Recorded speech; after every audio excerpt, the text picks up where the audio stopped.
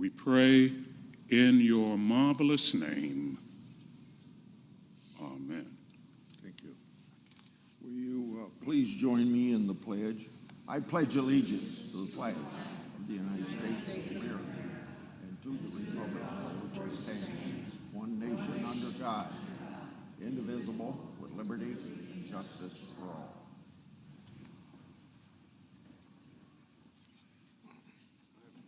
Next time I don't show up for the ice cream, just deliver it to the office. You got it, I will. I'm not going to give them 1 minute speech.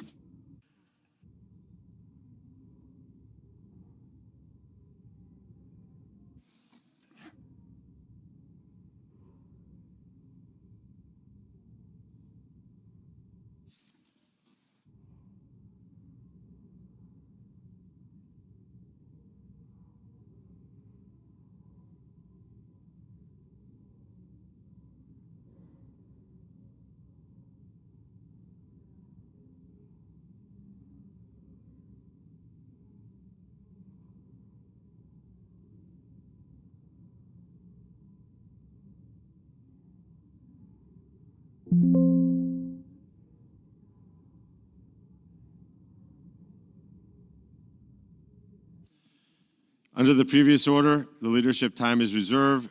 Morning business is closed. Under the previous order, the Senate will resume consideration of H.R. 1, which the clerk will report. Calendar number 107, H.R. 1, an act to provide for reconciliation pursuant to Title II of H. Conres 14.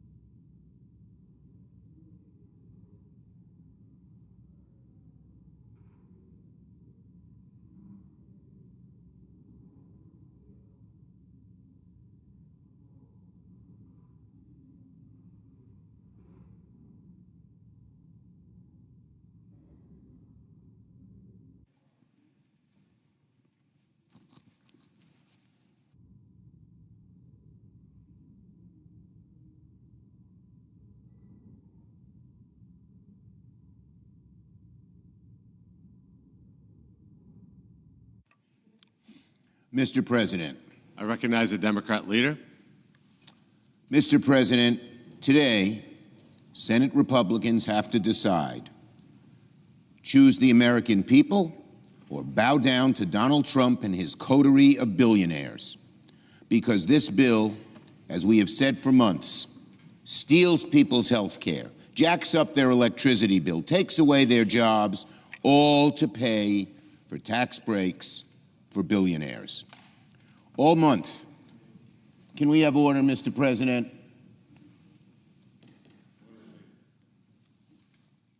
All month, Senate Democrats have put this bill on trial in the court of public opinion.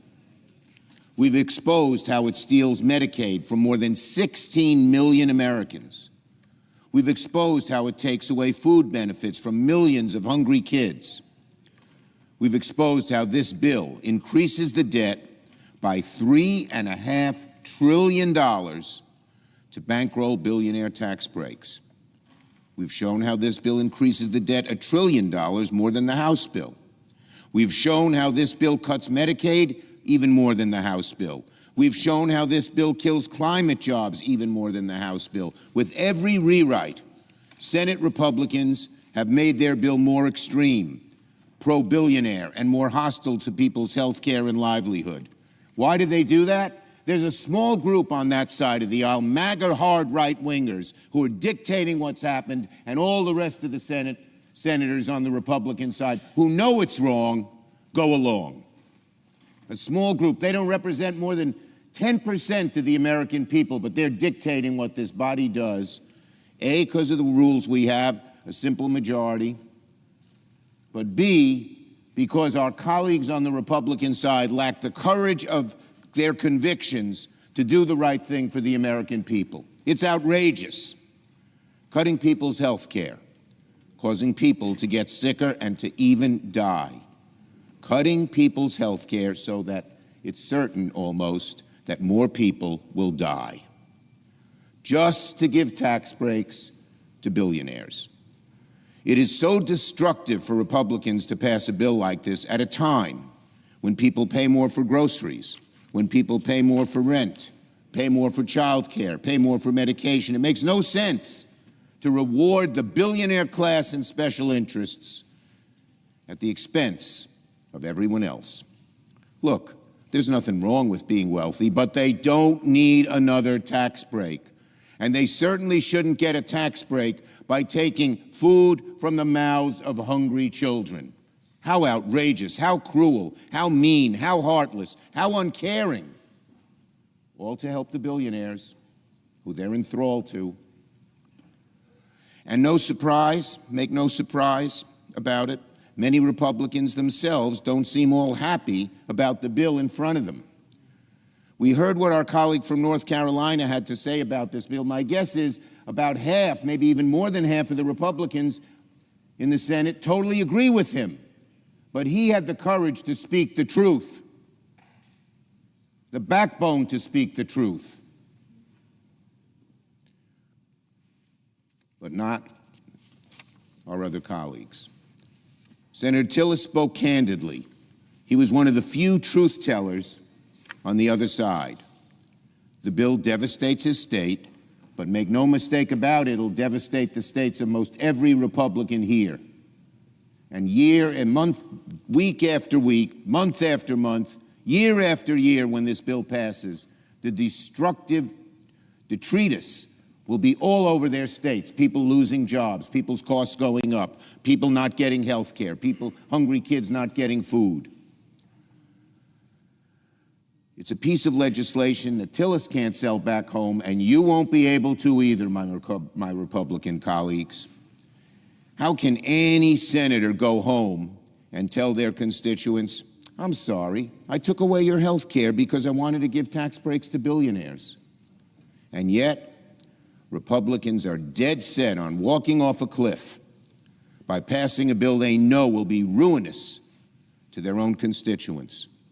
That's why Senate Democrats forced this chamber to read the bill cover to cover. That's why we debated all day yesterday.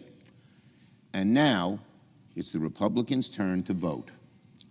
Later this morning, Very soon, we will begin the vote-a-rama process. Senate Democrats will bring one amendment after the other, again and again and again, to put Republicans on the record.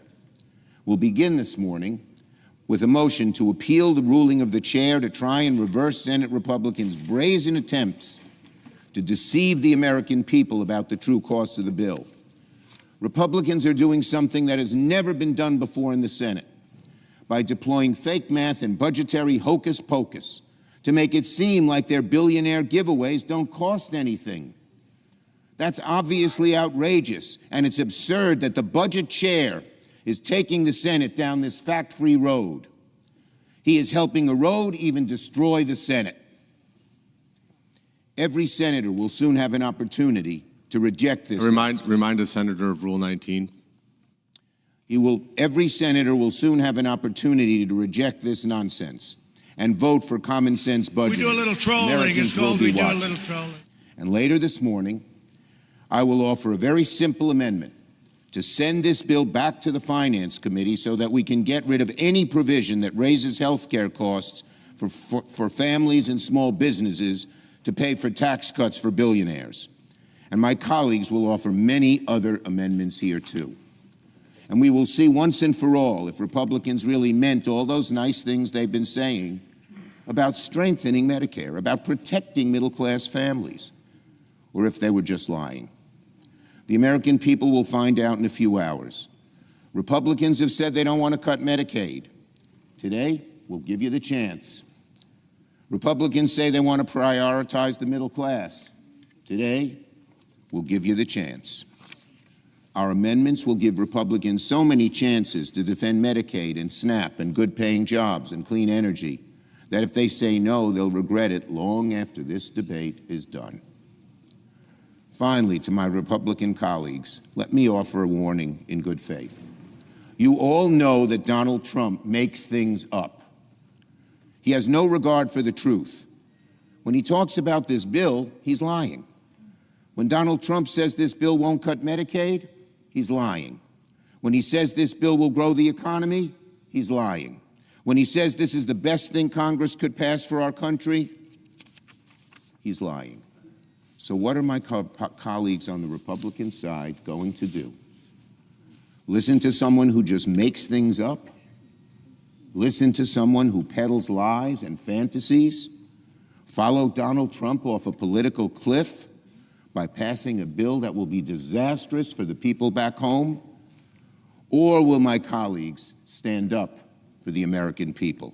Stand up to protect health care, good-paying jobs, middle-class families? The American people will not forget what Republicans do in this chamber today. Yield the floor. To my colleagues, it's going to be a long day, and I just want to remind everybody the rules of the Senate, Rule 19, no senator to debate shall directly or indirectly by any form of words impute to another senator or other senators any conduct or motive unworthy or unbecoming of a senator.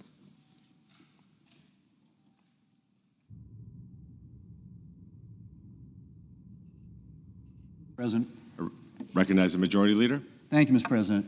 Mr. President, we're going to vote here real soon on a bill that's been worked on for many, many months. And I want to start by thanking the staff on the committees, the relevant committees, the floor staff, everybody that's been around that has to put in the hours and get us to where we are today. They are extraordinary people who are very dedicated to their jobs and to public service, and we're grateful for that. And I will say, too, because we went through the reading of the bill, which the Democrat leader just pointed out was important for people to hear, through the middle of the night, and, I don't think there was a big American audience for that. I think a lot of people were at their jobs, working their shifts. People like nurses and firefighters who are going to benefit under this bill. To think that they were sitting there in their jobs watching the bill be read on the floor for endless hours in the middle of the night, I'm not sure what that achieved, but I'll tell you what the senator said, the Democrat leader, back in 2021, when a Republican senator required that to be done. He said this, and I quote, "It will accomplish little more than a few sore throats for the Senate clerks who who work very hard day in, day out to help the Senate function, end quote. And those clerks are here today, and one of the reasons that we tried to give them a break last night is because they had to stay here the night before to read through the bill. In the dead of the night, nobody watching, but they did it. So hopefully they got a little bit of rest last night so we can start this off. Mr. President, the Tax Cuts and Jobs Act was one of the most successful economic policy pieces of legislation in history. And the data bears it out. You look at what happened after the Tax Cuts and Jobs Act passed, unemployment hit a 50-year low, poverty levels at record level lows, and incomes grew. Incomes and wages increased, most among lower income Americans. We started to narrow the wage gap as a result of the passage of the Tax Cuts and Jobs Act. So what is this about? This is about extending that tax relief so the same people that benefited from it back in 2017 and for the last 8 years don't end up having a colossal, massive tax increase hitting them in the face come January 1. Now, who are those people, Mr. President? It's people, it's families making less than $400,000 a year on whom the bulk of this would fall. $2.6 trillion of this tax hike that they're supporting would hit families making less than $400,000 a year. It would hit small businesses to the tune of $600 billion in tax increases. These are pass-through businesses, the businesses who are out there creating the jobs every day. If we don't do this, they're going to face a $600 billion tax increase. That's what we're talking about. And if you want to put it in plain terms, if you're one of those families making less than $400,000 a year, the child tax credit would be cut in half. The standard deduction would be cut in half. And you wouldn't get the benefit that many taxpayers are going to get under the legislation that we're going to be debating today, which would allow tips to go untaxed, allow overtime to go untaxed. So those nurses and those firefighters that are working the long shifts, not watching the bill be read here on the Senate floor, actually get something out of this that makes their families more able to cope with the challenges that they face every day. So the Tax Cuts and Jobs Act was a massive, by any stretch of the imagination, success. And probably no better evidence of that than the fact that the Congressional Budget Office, which has been quoted a lot here in the last few hours, actually underestimated the amount of revenue that would come into the federal government by $1.5 trillion. Estimated the amount of growth, underestimated, the amount of growth in the economy by 5.4%. Dramatically underestimated what it would generate in terms of revenue and what it would generate in terms of growth. So let's just say what this is. And by the way, billionaires next year will pay the same tax rate they're paying this year. The people who are going to get hit with a tax increase if we don't do something are those families making less than $400,000 a year, who are going to see their child tax credit cut in half, their standard deduction cut in half, their rates go back up to what they were in 2017. And in my state of South Dakota, the average family is going to pay $2,500 more if we don't do something to extend the tax relief that was passed in 2017. Now, the other thing that Democrat leader got up and talked about is, they're going to be cutting Medicaid. Mr. President, there are a lot of government programs that haven't been looked at in a long time. We all acknowledge that 75% now of federal spending is what we call mandatory spending, entitlement programs, things that Congress doesn't annually appropriate for. And it continues to grow at an uncontrollable rate. In fact, the growth in the rate of Medicaid spending in the last 5 years has been 50%. That's not sustainable. We know that's not sustainable.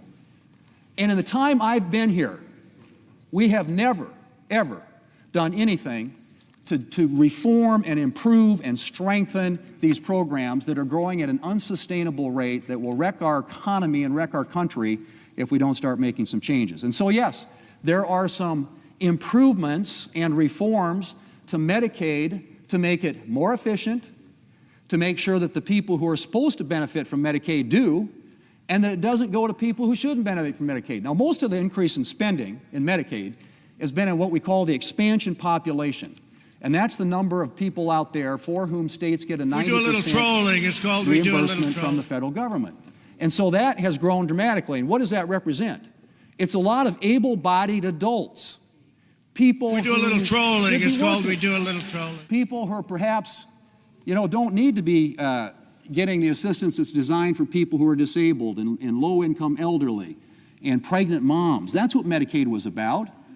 And states have, with the federal government, a partnership shared for the years at a traditional rate. The expansion population is 90% paid for by the federal taxpayers. And so what do states do? They game the system to get more federal money. They add more people to the rolls. And so you have people on the rolls today who are here illegally, you have people on the rolls here today who are not eligible for this program, and you have people here today for whom there is, in that program, for whom there's no work requirement. And so what this does, it makes some reforms, one of which includes work requirements. I don't think that's a novel concept. It certainly isn't a concept that I think most Americans would disagree with. In fact, it was a Democrat president. Back in the 1990s, there was something called welfare reform. Bill Clinton, a Democrat president, proposed work requirements for welfare recipients. And you want to know something? The work requirements in the Welfare Reform Act passed back in 1996 and signed into law by Democrat President Bill Clinton had stronger work requirements that are included in this bill. Stronger work requirements in a bill passed, signed into law by a Democrat president than what's in this bill, and proposed, I might add, by a Democrat president. So that's one of the reforms that we're making. And these are reforms, Mr. President, are going to make this program stronger, more effective, more efficient, improve it in a way that it gets the assistance to the people for whom it was intended and not to people who are gaming the system. And yes, we address the issue of provider taxes, which has been abused. No question about it. It's another way to leverage federal money, get more federal money into the state coffers, and the states have used it for things not just to cover people, but also for other reasons. And you like states like New York and California who've gamed the system. So the whole issue of what we're doing with the Medicaid program is to get rid of the waste, fraud, and abuse, make it work in the way in which it was intended, to cover the people for whom it was intended, and to make sure that we have work requirements included there. To the current policy baseline. Everybody got up last night and they were clamoring and yelling very animated speeches about how the Republicans they're using a current policy baseline. How could they ever do that? Well, you know what? Back in 2012, President Obama and one of the people who was working for him at the time, named Jeff Zients, used the current policy baseline to make permanent the Bush tax cuts.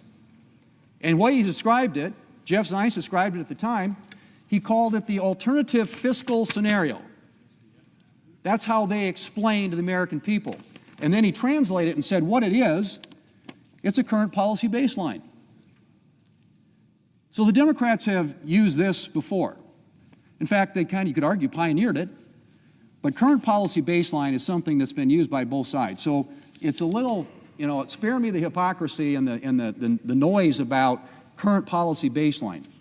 Alternative fiscal scenario, he called it, and then he went on to explain current policy baseline. Finally, with regard to the issue of the deficits, it is rich to hear Democrats all of a sudden concerned about debt and deficits. Really? I mean, I've been here a long time, and I've not been involved in a single spending debate and fight in which Republicans were trying to spend less and Democrats were trying to spend more, with one exception, and that's national security. Democrats are always willing to cut defense, but never want to cut anywhere else. That's my experience. And I think it was borne out a couple of years ago when Democrats had then what we have now, which is unified control of the government. They had House, Senate, and White House, and so they had an opportunity to use reconciliation, which they did twice. One of the bills cost $2 trillion. The other bill cost $1 trillion. And it was all spending. And that, ladies and gentlemen, is a fundamental difference between us here. And I understand that. We have different views about the role of government. Democrats like government, and one of the things we know about government is when you send money to Washington, money is power. And when you send money to Washington from the American taxpayers, that means Washington has more power. It has more control. And Republicans fundamentally have believed that it's better if you allow the American people to keep their own money, that you distribute power out of Washington, D.C., back to state and local governments who are closer to the people and can make better decisions that are more informed by what's actually happened in their individual states. And so when we use reconciliation to keep taxes low, and by the way, that's all we are doing here is extending current tax policy. We are preventing over a $4 trillion tax increase on the American people. And when you vote against this, that's what you'd be voting for. Now, a good example of this spending issue was the 2011 Budget Control Act, in which, authored by a number of people, including Senator McConnell, they created a super committee, equally represented on both sides of the aisle. And they met for a long time to try and come up with some ways that we could come up with ways to reform entitlement programs. And of course, what happened? They deadlocked, because every Democrat voted against it, every Republican voted for it, and it even included some revenue increases, which is something Democrats are always for. So getting up and talking about deficits all of a sudden, honestly, is kind of mind-blowing coming from this side of the aisle. What we are doing here is extending existing tax policy, using a current policy baseline which was used by the Democrats, President Obama, Jeff Zients, no less than a little more than 10 years ago. So, Mr. President, it's time to vote, and Democrats will get a chance. They'll offer all their amendments, and they'll attack this thing as cutting taxes for billionaires. What we are doing here is extending tax relief for the American people, keeping their rates low, making sure they don't have their child tax credit cut in half, their standard deduction cut in half, including new provisions that provide more relief for working Americans, which is what President Trump campaigned on. No tax on tips, no tax on overtime, lower taxes for seniors, for Social Security recipients. These are all targeted at working Americans. We do a little trolling. It's called we do a little trolling. That is first and foremost about what this is about. This, Mr. President, will make this country safer, stronger. We do a little trolling. It's called we do a little trolling. It addresses military modernization. It addresses securing our border. It addresses restoring energy dominance. It extends tax relief for the American people. We do a little trolling. It's called we do a little tax increase at the end of the year. And yes, it includes some savings associated with reforms that are made in a way we do a little trolling. It's called we do a little federal programs to where it was intended to go. And yes, we have work requirements that were initiated by Bill Clinton and the Clinton administration during welfare reform back in the 1990s. Only, I would say again, they're not as strong. The work requirements included in that legislation back in the 1990s, what we have in this bill, the work requirements here, are not as strong.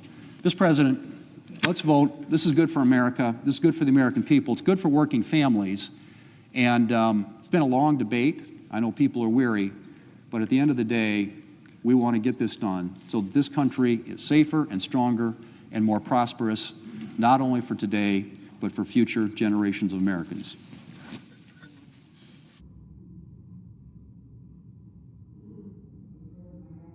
That there be 2 minutes equally divided prior to all roll call votes in relation to calendar number 107, H.R. 1. Without objection.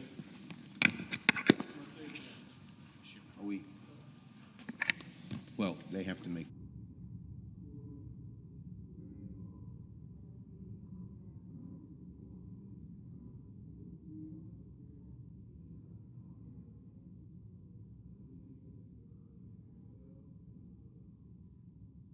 Okay, so I recognize the Democrat leader.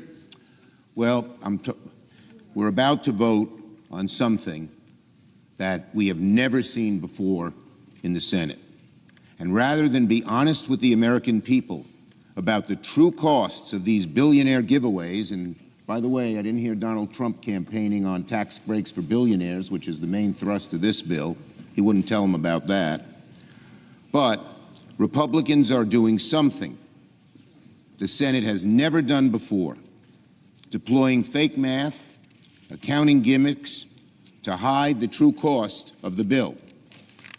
Look, Republicans can use whatever budgetary gimmicks they want to try and make the math work on paper, but you can't paper over the real-life economic consequences of adding tens of trillions to the debt, and that's what this does. Make no mistake about it, and it's the way we've always calculated things. So, to vote yes on this, make no mistake about it, my colleagues, will in a dramatic way further erode the Senate. I urge a no vote. Mr. President, I recognize the senator from South Carolina. as to being weary, I feel great. I've never felt better. I've been wanting to do this for like a long time, and our ship's about in. So I'm very happy, Budget Chairman. As to what we're talking about right now, we're not overruling the parliamentarian because she said it was up to the Budget Chairman to set the baseline. The chair made a decision that was right. The budget resolution gives me the authority that we all passed to do this. In 2008, Senator Conrad changed the baseline to accommodate the Farm Bill, and the Republican former chairman, Judge Gregg, said the chairman of the Budget Committee declared the new baseline under a new budget. The budget chairman has a right to do that. That's what I'm doing. In 2022, Senator Sanders directed CBO to write a new scoring rule, changing the baseline to get Head Start money into the budget. So this has been done. In 2012, in a bipartisan fashion, as the Bush tax cuts were about to expire, they extended them using current policy. Back home, what I'm trying to do, and I'm very happy about it, is make sure the tax cuts don't expire 10 years from now. I want you to be able to go to bed tonight and wake up tomorrow knowing the tax cuts you have today are permanent, unless one day my Democratic colleagues change it through resolution, through reconciliation. So if you're for open borders, this bill is your worst nightmare because we control the border. If you want higher taxes, which apparently they do, this bill is your nightmare because we're going to keep tax cuts low. If you want to have a weak military, this is a bad bill for you because we give the military $150 billion. If you think Washington should control spending, this is a good bill for you. If you think the government is running just perfectly and nothing can be changed, this is your nightmare. So for those big liberal folks who I like personally, this bill is a nightmare for you. This bill is good for the American people who work hard. People got to work when they can. That's a good thing. If you want taxes low, we deliver. If you want to secure the border like President Trump has done, we make it that way forever by having $175 billion spent to get it controlled forever, not just right now. This is a good bill. We're doing nothing that we haven't done before. Vote yes to uphold the ruling of the chair. We're starting a process that is long overdue in this town, controlling spending, keeping taxes down, making the military strong, and finally looking at a way to get efficiency in government. Vote yes.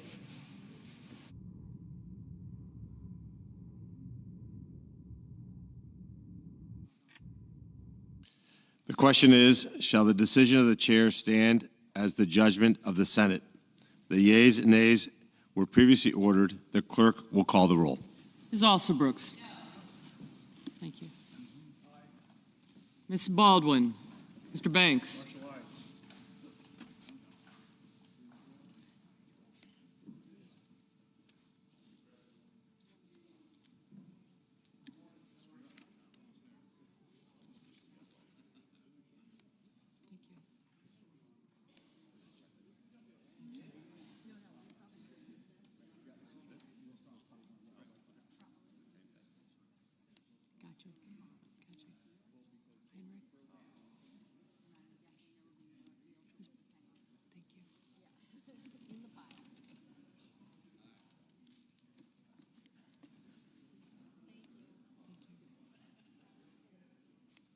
Thank you.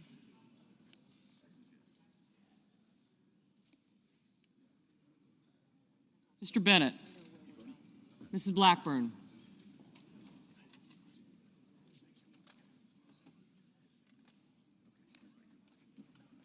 Mr. Blumenthal. Ms. Blunt Rochester. Mr. Booker. I got you. Mr. Bozeman. Thank you.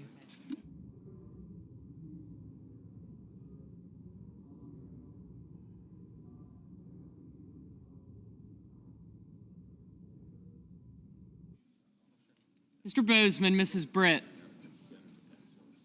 Mr. Budd. Ms. Cantwell. Mrs. Capito. Mr. Cassidy. Ms. Collins. Mr. Coons. Mr. Cornyn. Ms. Cortez Masto.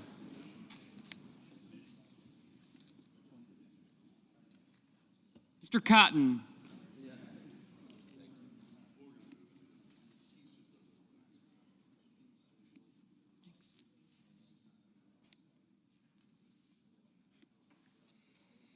Mr. Kramer, Mr. Crapo, Mr. Cruz, Mr. Curtis, Mr. Daines, Ms. Duckworth, Mr. Durbin, Ms. Ernst, Mr. Fetterman, Mrs. Fisher, Mr. Gallego, Mrs. Gillibrand, Mr. Graham, Mr. Grassley, Mr. Haggerty, Ms. Hassan, Mr. Hawley, Mr. Heinrich,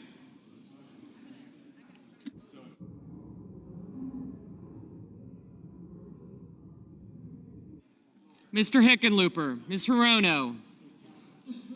Did you hear that? Mr. Hoven, Mr. Husted, Mrs. Hyde-Smith, Ms. Lummis,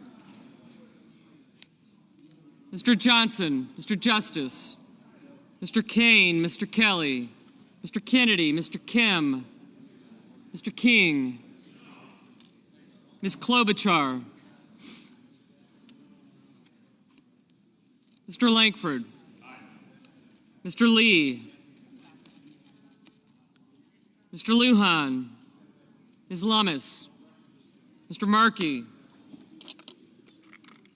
Mr. Marshall, Mr. McConnell, Mr. McCormick, Mr. Merkley, Mrs. Moody, Mr. Moran, Mr. Marino, We do a Mr. little Mullin, trolling. Ms. It's called we Murkowski, do a little trolling. Mr. Murphy, Mrs. Murray, Mr. Ossoff, Mr. Padilla, Mr. Paul, Mr. Peters, Mr. Reed, Mr. Ricketts, Mr. Risch, Ms. Rosen, Mr. Rounds, Mr. Sanders, Mr. Schatz, Mr. Schiff,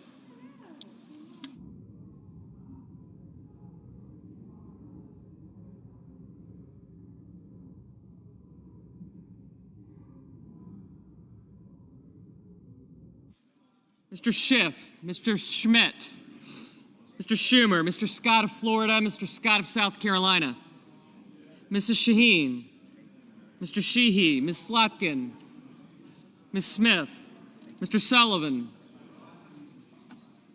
Mr. Thune, Mr. Tillis, Mr. Tuberville, Mr. Van Hollen. Gotcha. Mr. Warner, Mr. Warnock, Ms. Warren, Mr. Welch, Mr. Whitehouse, Mr. Wicker, Mr. Wyden, Mr. Young,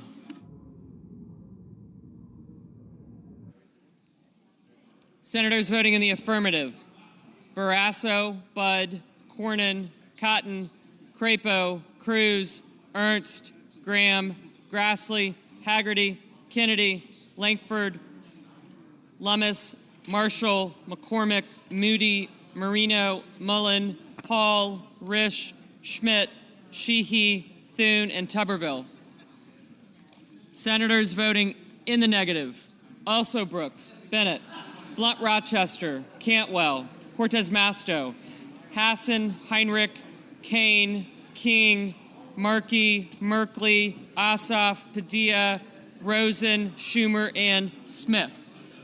Mr. Justice. Aye. Mr. Kramer. Aye. Mr. Lujan. No. Mr. Whitehouse. No. Mrs. Blackburn, aye.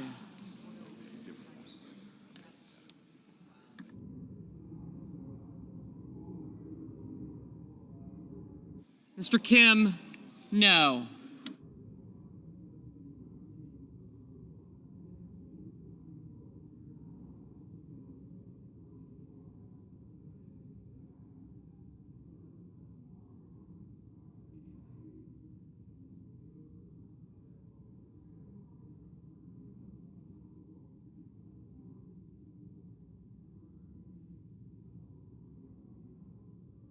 Mr. Durbin, no. Mrs. Capito, aye.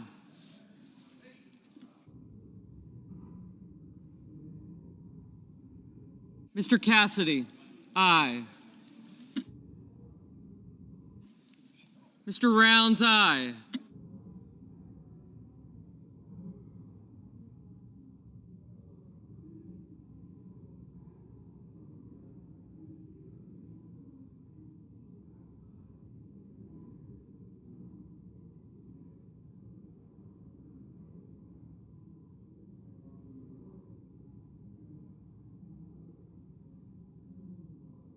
Mr. Peters, no.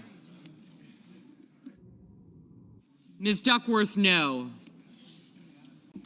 Mr. Schatz, no. Mr. Husted, aye.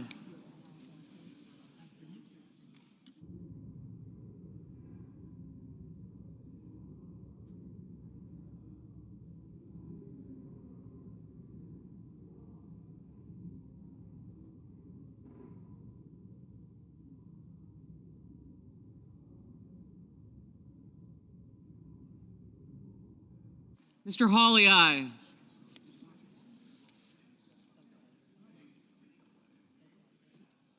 He said,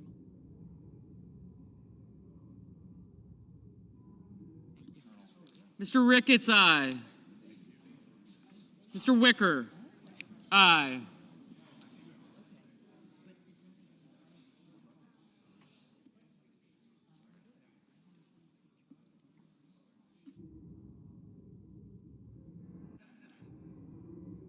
Mr. Gallego, no.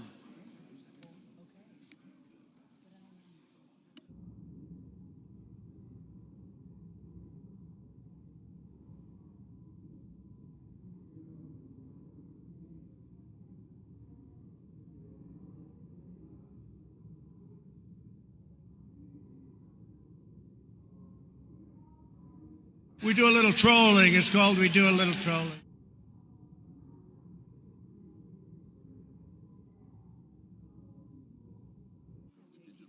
Ms. Klobuchar, no.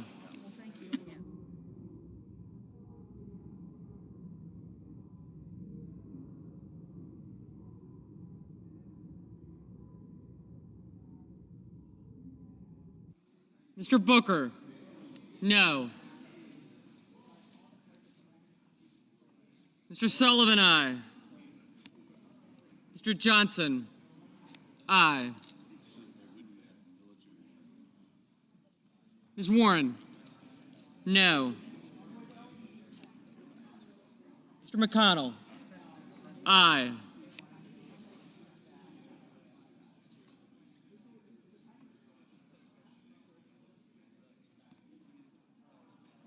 Yes.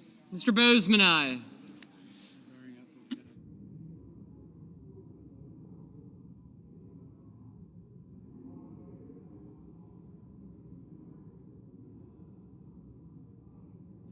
Ms. Hirono, no.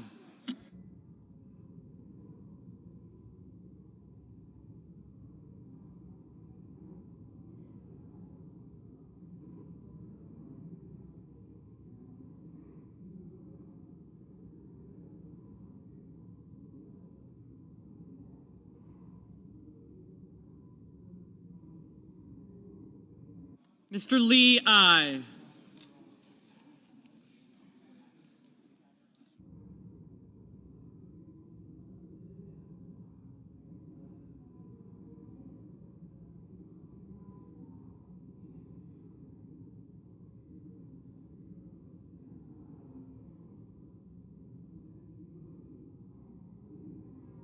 Mrs. Gillibrand, no.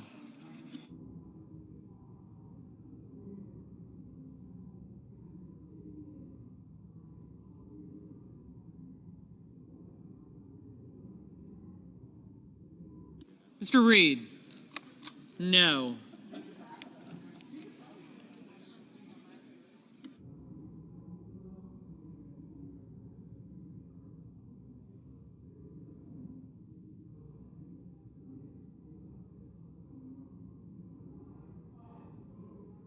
Mr. Wyden, no.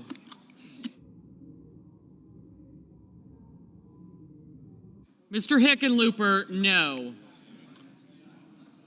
Mr. Scott of Florida, aye. Mr. Curtis, aye.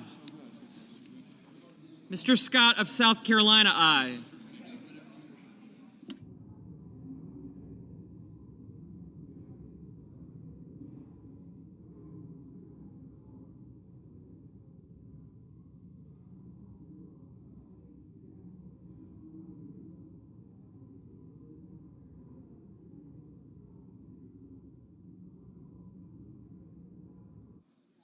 Mrs. Murray, no.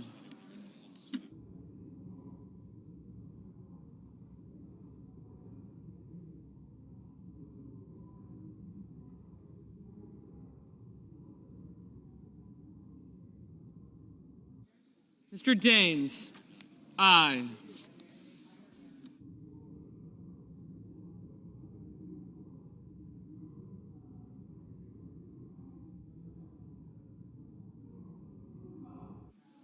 Mr. Welch, no.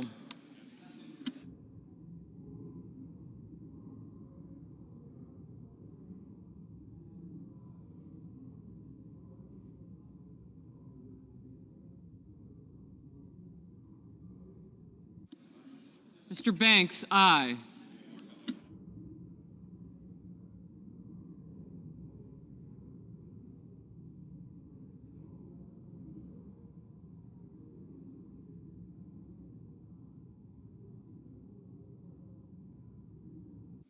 Ms. Baldwin, no.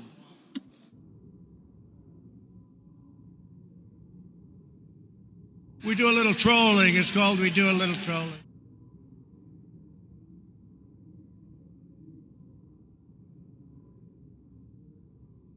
We do a little trolling. It's called we do a little trolling. Mr. Fetterman, no.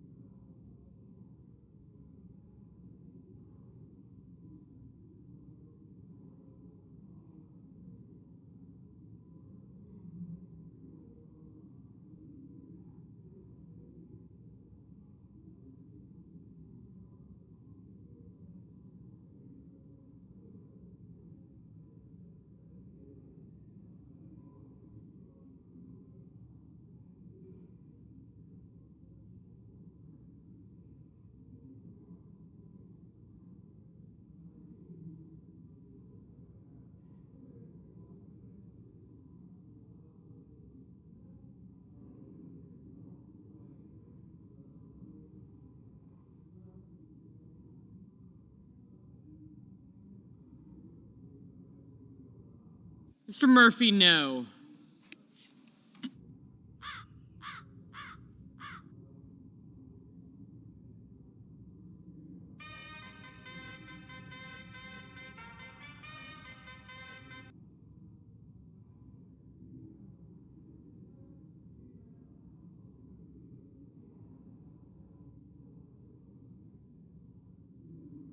Mrs. Britt, aye.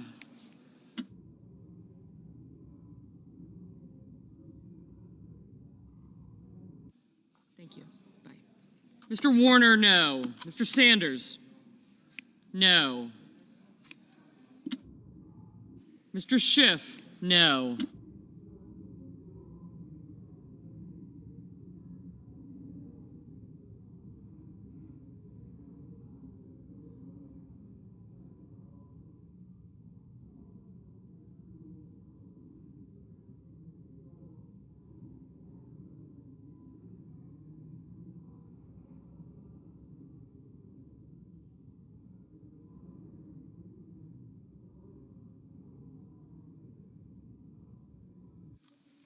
Ms. Collins, aye.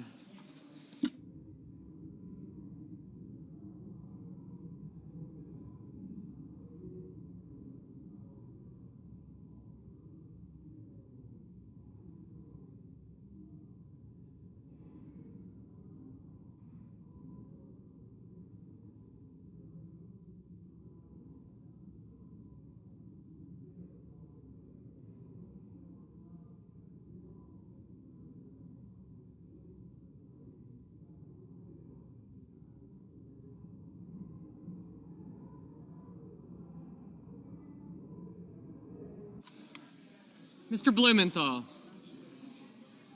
no. Ms. Slotkin, no.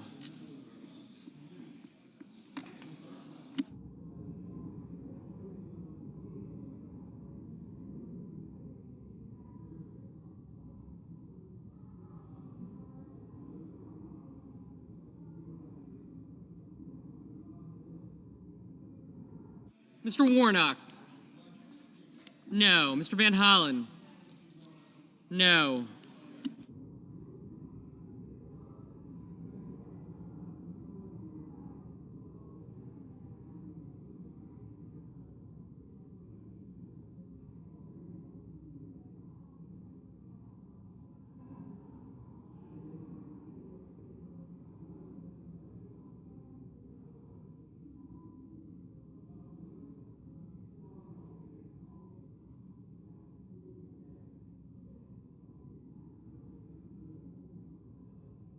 Mr. Tillis, aye.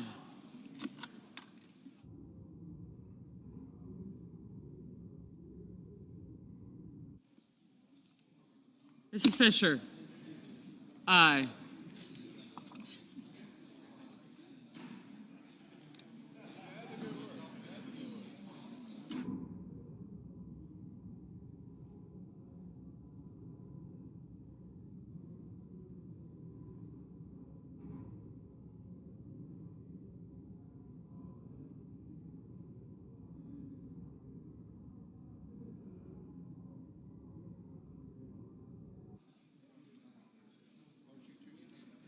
Mrs. Hyde-Smith, aye.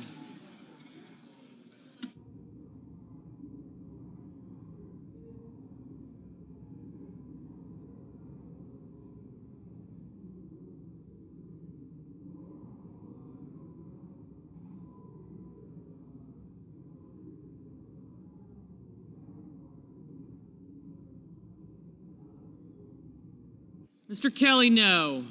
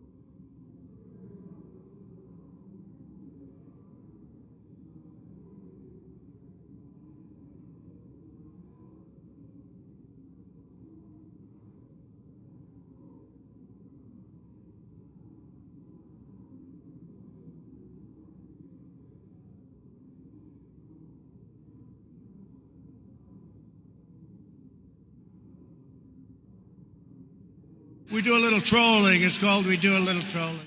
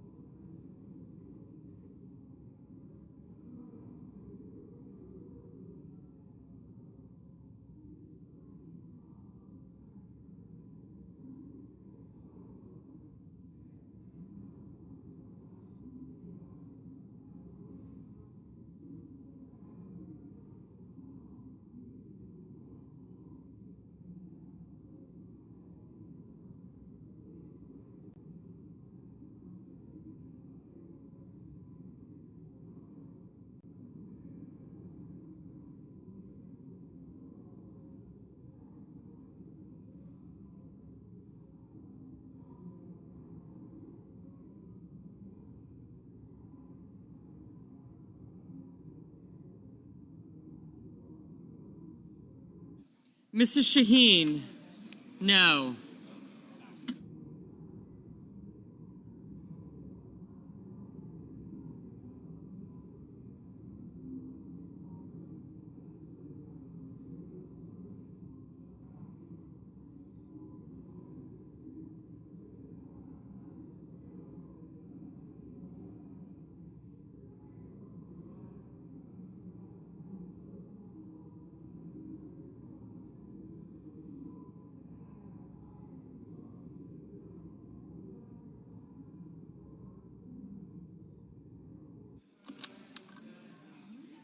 Mr. Moran, aye.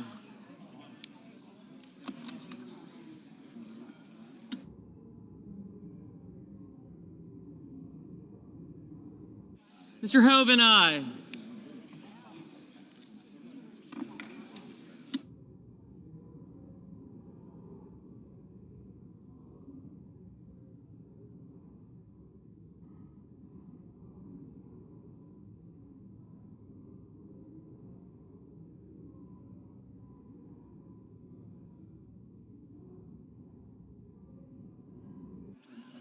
Ms. Murkowski, aye.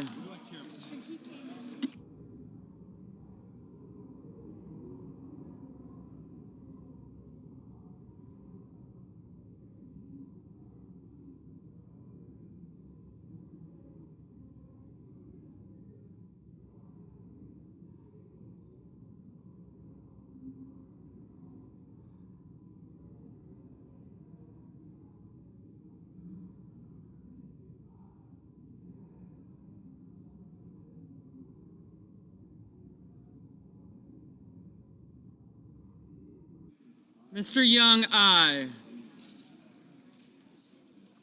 Just.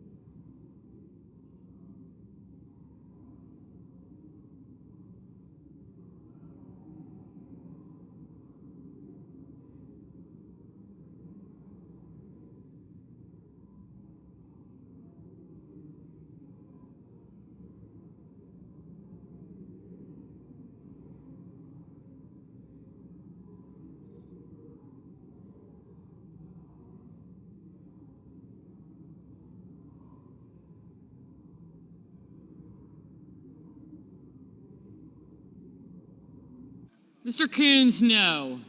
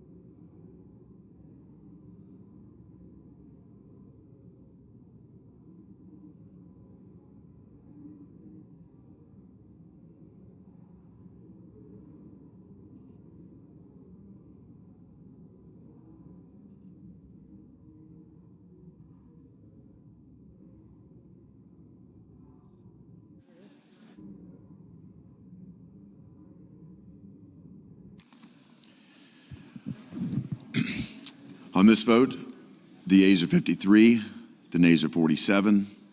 The decision of the chair stands as the judgment of the Senate. Mr. President. Majority Leader is recognized. Thank you, Mr. President. Mr. President, I ask unanimous consent that it be in order for the following senators to be recognized to offer amendments, motions, or points of order, that the amendments be reported by number with no amendments in order prior to a vote in relation to the amendments or motions. Schumer motion, number 1. Motion to commit on health care costs, Markey motion, and then Klobuchar motion. Point of order. Okay. Without objection. Mr. President, I make a point of order under Section 313B1B of the Congressional Budget Act against Title VII of Substitute Amendment Number 2360. Under the Congressional Budget Act and the precedents of the Senate, the chair must rely on determinations made by the Budget Committee in assessing the budgetary effects of the amendment. Section 312 of the Budget Act states, for purposes of this title and Title IV, the levels of new budget authority, outlays, direct spending, new entitlement authority, and revenues for a fiscal year shall be determined on the basis of estimates made by the committee on the budget of the House of Representatives or the Senate as applicable. Unless the Budget Committee, speaking to its chairman, asserts that the amendment causes a violation of the Budget Act, the chair will not so hold. Therefore, Mr. Leader, the point of order is not well taken. President. Senator from Oregon is recognized. I appeal the ruling of the chair, and I ask for the yeas and nays. Is there a sufficient second? There appears to be.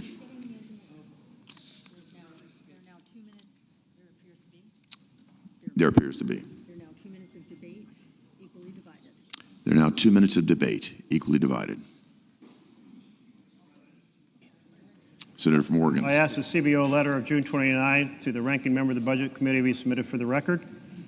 Without objection. And in this letter, it notes that the baseline was prepared, the alternative baseline, based on a request made by the chairman of the Senate Committee on the Budget. But the letter goes on to say this.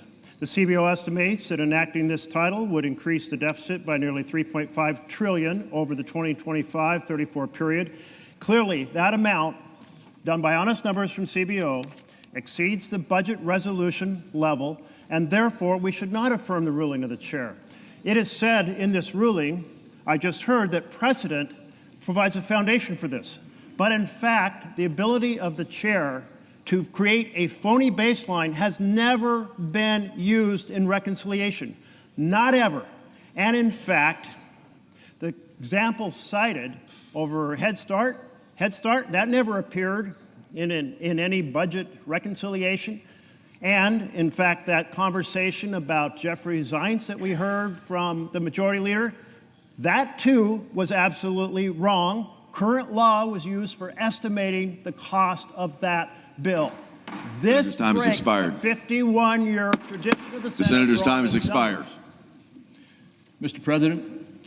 The leader is recognized. I'm sorry. Senator from Idaho is recognized. Sorry. Mr. President, we're just rehashing the same old arguments, but I want to make something really clear. This Congress, in the budget resolution for this reconciliation, adopted the current policy baseline. CBO scored that current policy baseline. It said that our bill generates a $506 billion deficit reduction. The ranking member for the Budget Committee asked them to give it a new score based on a different baseline, the current law baseline, which says that we have to say that if we don't raise people's taxes, that we're causing a deficit. They said they would, they always do. They give the scores that different members of Congress ask them to give, and they gave that score and said, well, if you raise taxes by $4 trillion, then you will have a $4 trillion increase in tax revenue. That's what the whole debate is about, folks. You can complain and use different words and deficits and all that stuff. There is a CBO score on the baseline adopted by this Congress on this resolution that sets the score at $506 or $507 billion of deficit reduction.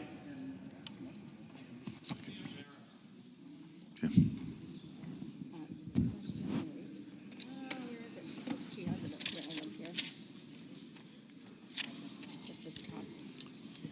Okay.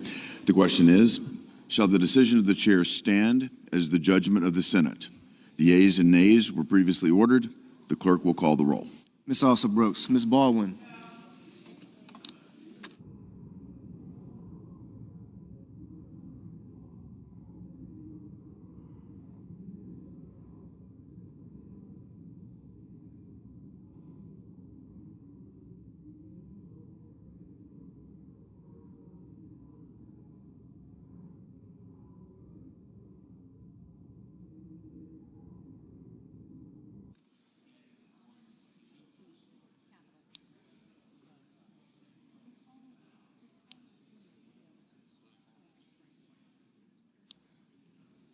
Mr. Banks, Mr. Barrasso,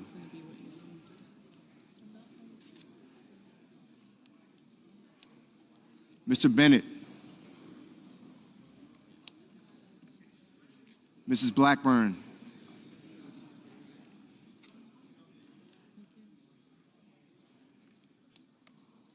Mrs. Blumenthal, Mr. Blumenthal,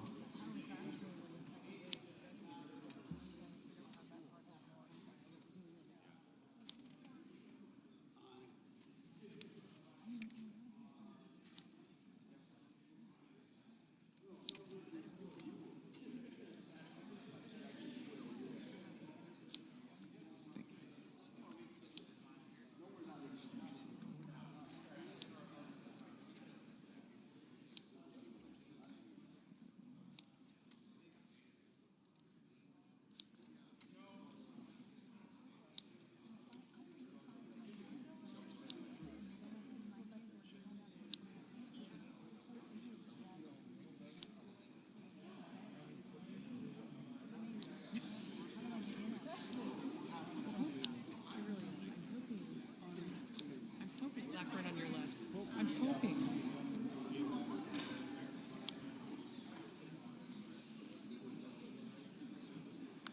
Ms. Blunt Rochester, Mr. Booker, Mr. Bozeman, Mrs. Britt, Mr. Budd, Ms. Cantwell, Mrs. Capito, Mr. Cassidy, Ms. Collins, Mr. Coons,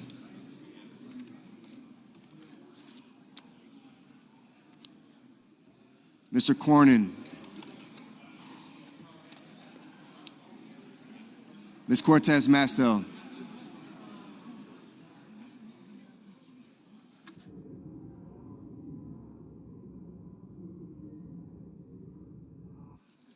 Mr. Cotton, Mr. Kramer,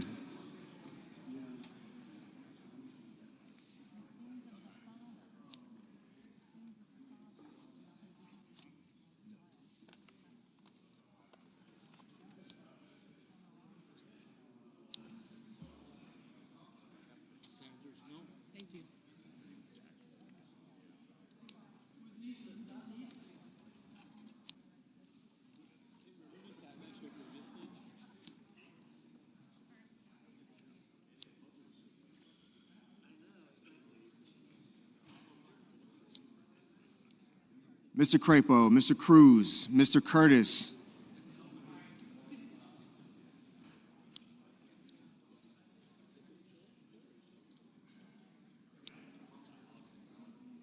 Mr. Daines,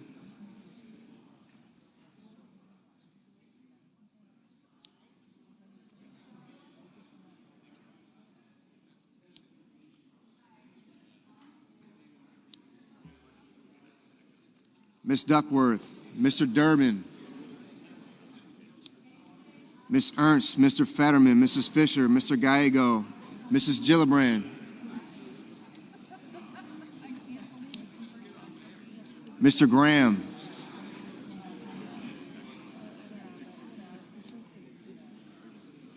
Mr. Grassley, Mr. Haggerty. Thank you, sir.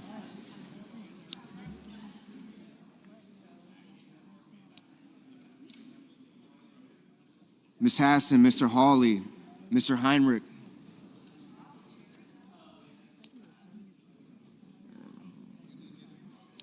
I got you, Senator.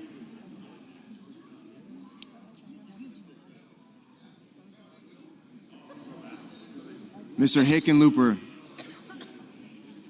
Ms. Hirono,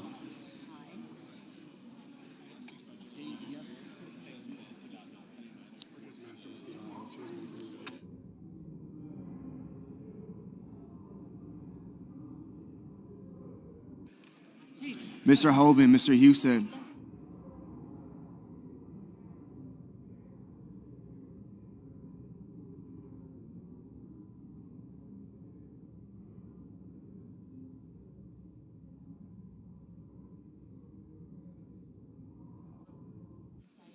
Mrs. Hyde Smith,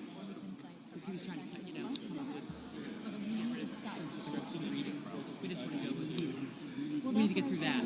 Yeah. Mr. Johnson, Mr. Justice, Mr. Kane, Mr. Kelly, I need Graham to say it. I don't need it on the paper. Mr. Kennedy, Mr. Kim, Mr. King, Ms. Klobuchar, Mr. Langford, Mr. Lee, Mr. Lujan, Ms. Lummis,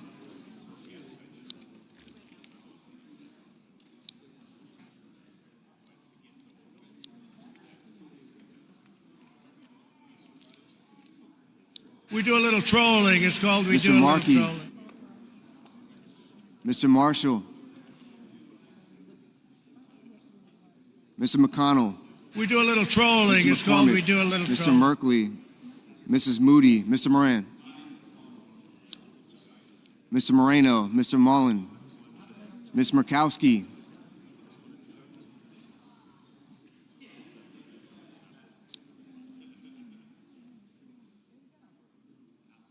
Mr. Murphy, Mrs. Murray, Mr. Ossoff, Mr. Padilla, Mr. Paul, Mr. Peters, Mr. Reed, Mr. Ricketts,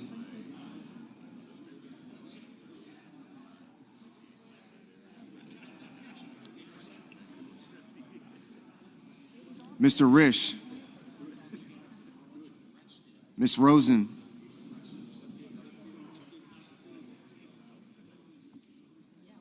Mr. Rounds, Mr. Sanders, Mr. Schatz, Mr. Schiff,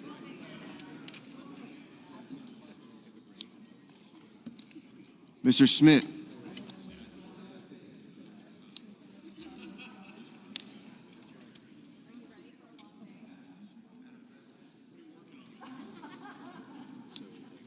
Mr. Scott of Florida, Mr. Scott of South Carolina, Mrs. Shaheen, Mr. Sheehy, Ms. Slotkin, Ms. Smith, Mr. Sullivan,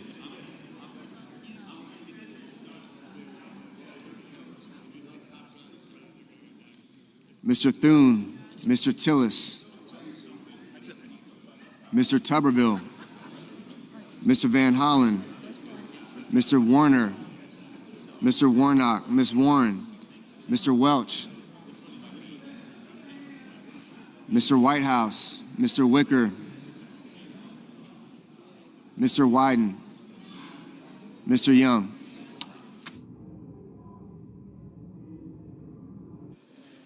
Senators voting in the affirmative: Banks, Barrasso, Blackburn, Britt, Budd, Cassidy, Kramer, Crapo, Cruz, Curtis, Daines, Ernst, Fisher, Graham, Grassley, Haggerty, Hawley, Hoven, Husted, Justice, Kennedy, Langford, Lee, Lummis, Marshall, Moody, Moran, Moreno, Mullen, Paul, Rounds, Scott of Florida, Sheehy, Thune, Tuberville, Wicker, Young.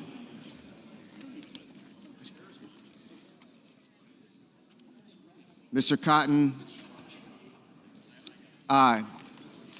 Senators voting the negative: also Brooks, Baldwin, Bennett, Blumenthal, Blunt Rochester, Booker, Coons, Cortez Masto, Duckworth, We do a little trolling. Durbin, It's called we Fetterman, do a little Gallego, trolling. Gillibrand, Hassan, Heinrich, Hickenlooper, Hirono, Kane, Kelly, Kim, King, Markey, Merkley, We Murphy, do a little trolling. Murray, It's called we do a Ossoff, little Padilla, trolling. Peters, Reed, Sanders, Schatz, Schiff, Schumer, Shaheen, Slotkin, Smith, Van Hollen, Warner, Warnock, Warren, Welch, and Wyden.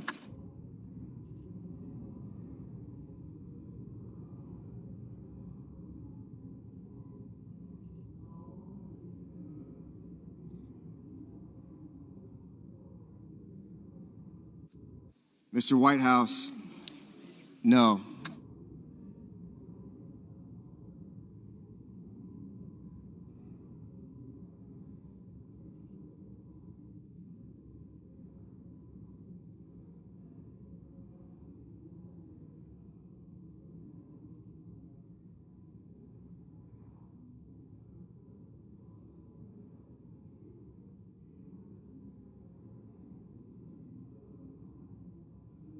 Mrs. Capito, aye.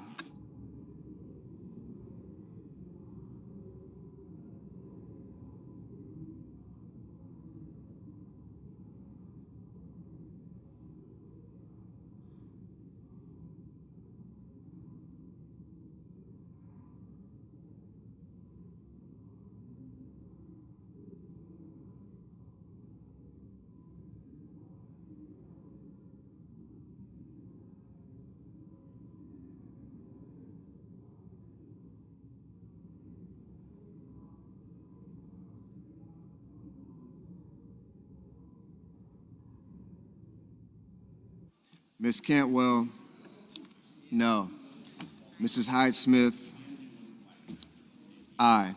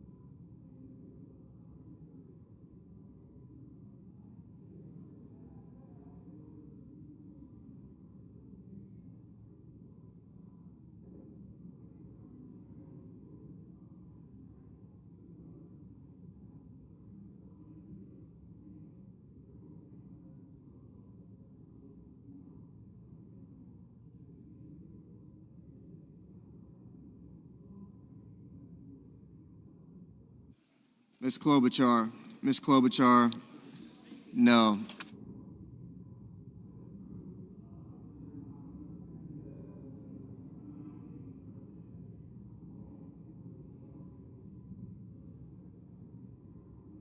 Ms. Collins, aye.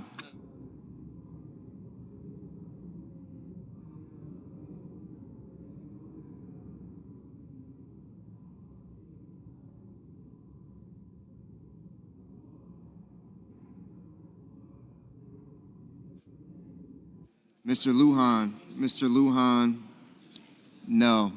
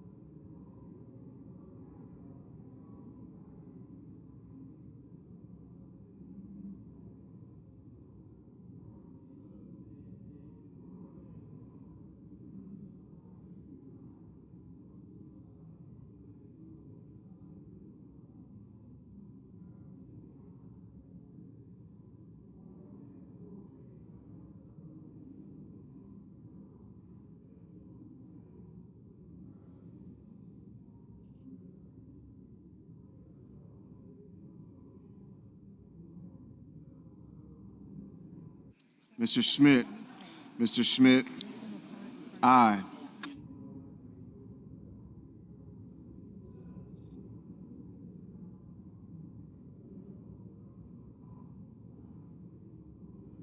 Ms. Rosen, no. Mr. Ricketts, aye. Mr. Risch, aye.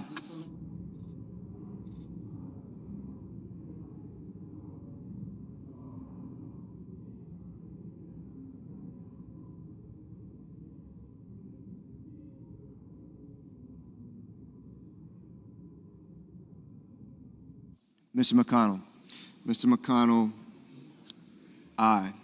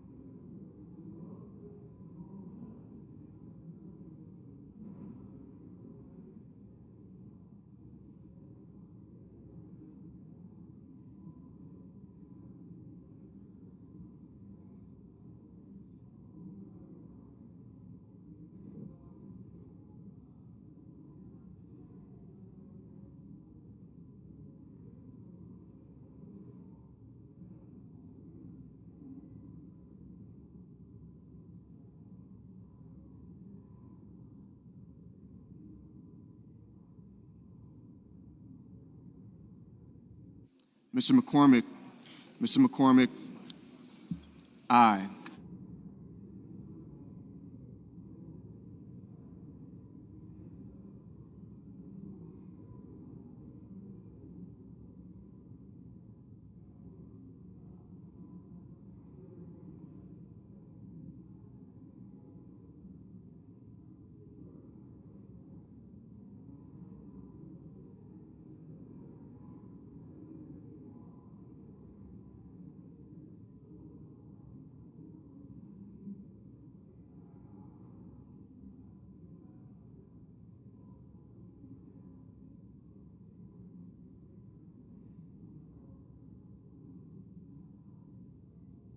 We do a little trolling. It's called we do a little trolling.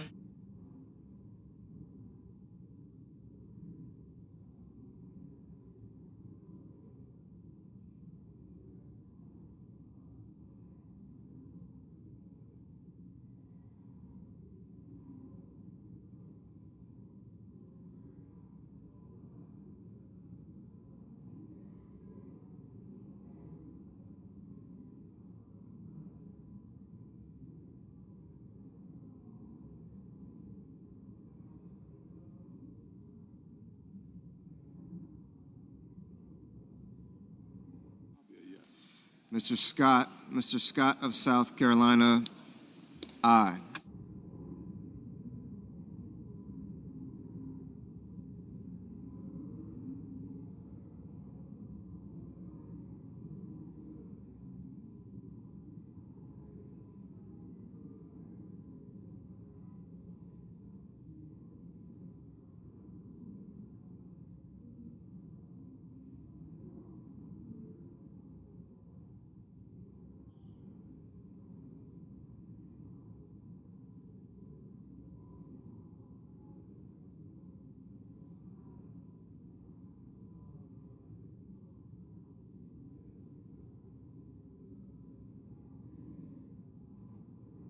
Mr. Johnson, aye.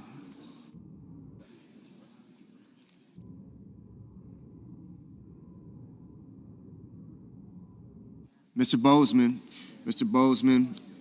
aye.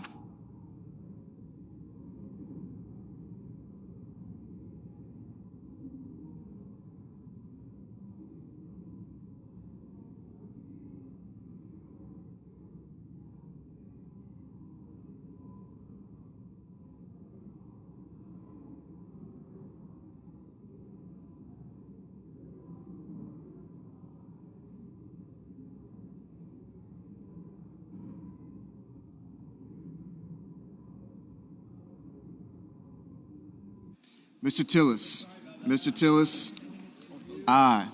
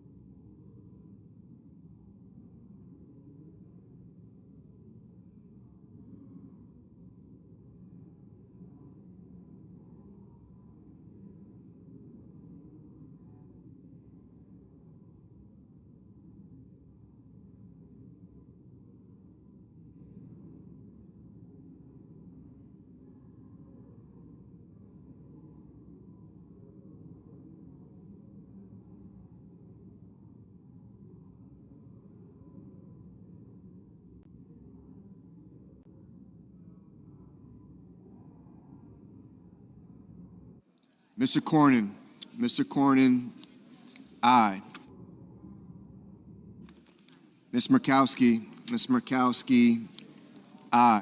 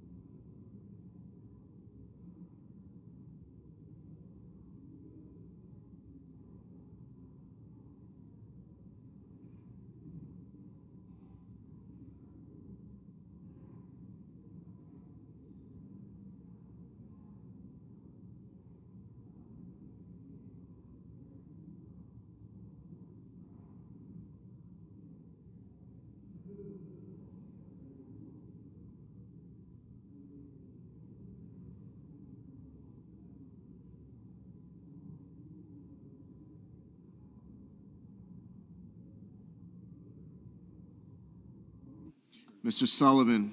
Mr. Sullivan, aye.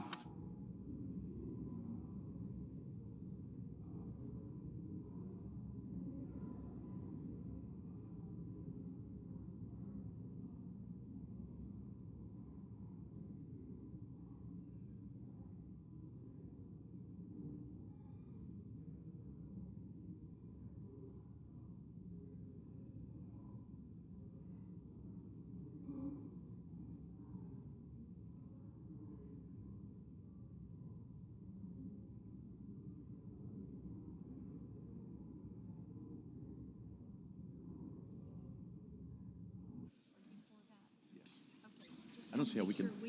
Yeah, I don't see how we cannot. Yeah. On this vote, the yeas are 53, the nays are 47. The decision of the chair stands as the judgment of the Senate. Mr. President. The senator from Idaho is recognized. Thank you, Mr. President. I ask unanimous consent that Senator Risch and I be permitted to speak for up to 1 minute each regarding the recent tragedy in our state. Without objection. Thank you, Mr. President. The Senate has important work to accomplish today to prevent a more than $4 trillion tax hike on American workers and families, and we will accomplish that goal. However, while business continues here, life for the North Idaho community of Coeur d'Alene remains at a very painful standstill as we mourn the horrific loss of 2 firefighters. Yesterday afternoon, firefighters from Coeur d'Alene and Kootenai County were responding to a fire on Canfield Mountain. Upon arrival, they were ambushed by gunfire. 2 brave firefighters were murdered. Another has already undergone surgery for gunshot wounds. As we continue our work today, I ask my colleagues to join me in sending your prayers for that firefighter's full recovery, for the deceased victims, for their families, and for the entire North Idaho community grieving this heinous act. Senator Risch. Thank you. Mr. President, fellow senators, while the Senate continues our important work to provide the American people with the largest tax cut in history today, we would be remiss if we did not pause for a moment and call attention to the tragic events that happened in Coeur d'Alene, Idaho yesterday. While responding to a fire, as my colleague indicated, two of North Idaho's brave firefighters were ambushed and murdered, and one is in serious to critical condition. This evil attack on the people who dedicate their lives to protecting and serving our communities is despicable, and it's not Idaho. I ask my Senate colleagues to join me, Senator Crapo, and all Idahoans in praying for the victims, their loved ones, and all who have been affected by this reprehensible act. Thank you, Mr. President. Senator from Washington is recognized. I stand with my Idaho colleagues. This is a very tight-knit community between Washington and Idaho. Many Washington police and responders participated in yesterday's activities. Our hearts go out to the people of Idaho, and yes, we want a moment of silence to remember these firefighters. Thank you, and thank you to Washington for your help. You did send a number of first responders there, which were very helpful. Thank you. Yes, Mr. Chairman. Mr. President. Senator from Washington is Mr. recognized. President, I too just want to stand and join with our colleagues from Idaho with our deep sorrow for everyone in those impacted communities. It is close to the border of Washington. Many of our responders joined with all of you, and our hearts and thoughts go and prayers go to everyone impacted. That community will be devastated for a long time to come. Thank you. And as we close, I would just like to thank my colleagues from Washington, as well as all of you. Many of you have come up and expressed your sentiments today. And I would say even the federal workers were there, the FBI and others. There was a huge influx of support from those who put their lives on the line every day, and some lost their lives yesterday. And so because of that, I just ask that you join us for just a moment of silence and prayer.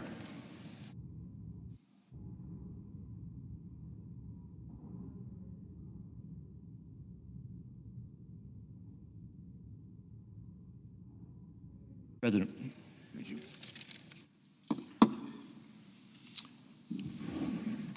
Mr. President. Senator from New York is recognized. I have a motion to commit at the desk. Clerk will report. The senator from New York, Mr. Schumer, moves to commit the bill H.R. 1 to the Committee on Finance, the Senate, with instructions to report the same back to the Senate in 3 days, not counting any day which the Senate is not in session. I ask that further reading of the motion be dispensed with. Without objection. Mr. President, can we have order, please? This amendment, the first we will offer, is simple. It undoes the travesty that is at the core of the Republican bill. Their bill, the so-called Big Beautiful Bill, which is really a big, ugly betrayal, cuts taxes for billionaires by taking away health care from millions of people. So my amendment simply says, if people's health care costs go up, the billionaire tax cuts vanish. Republicans, you can tell in their speeches already, are on the defensive. They know how bad this bill is for the American people. They know that Donald Trump is lying when he says it won't cut health care. I salute my colleague from North Carolina. We all heard what our colleague from North Carolina had to say yesterday about this bill. My guess is about half, maybe even more than half, of the Republicans in the Senate agree with him. But he had the courage to speak the truth. He said it himself.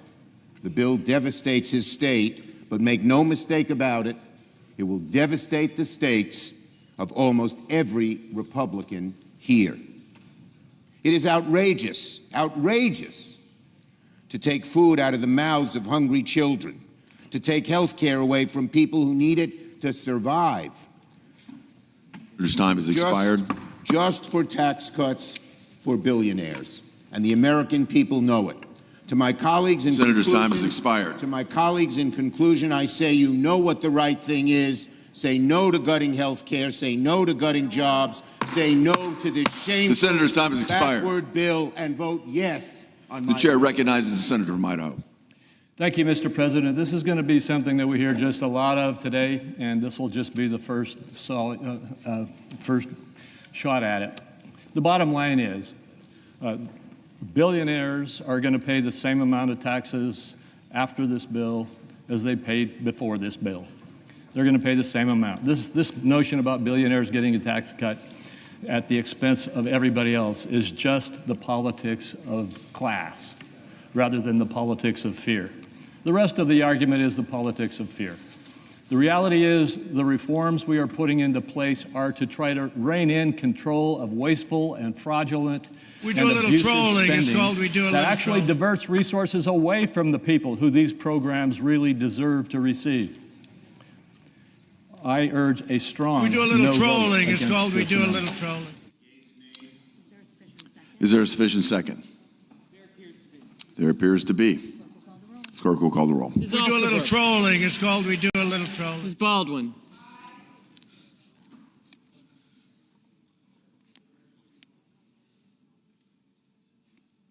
Mr. Banks. Thank you. Mr. Barrasso.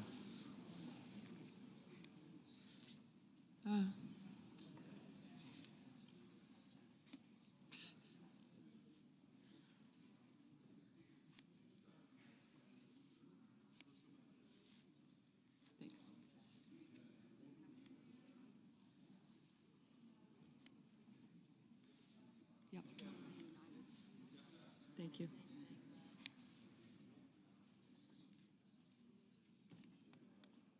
Mr. Bennett.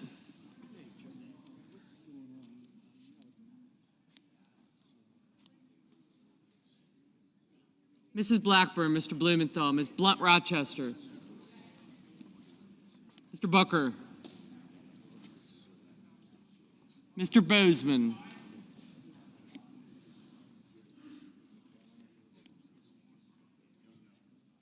gotcha.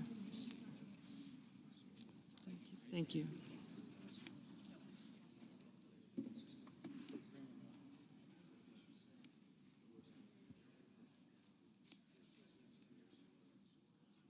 Mrs. Britt, Mr. Budd, Ms. Cantwell,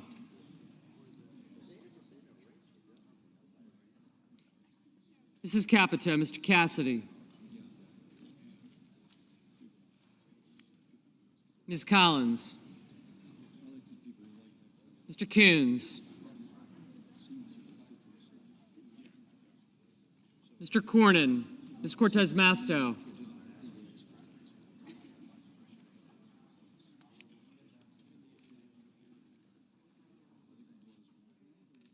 Mr. Cotton,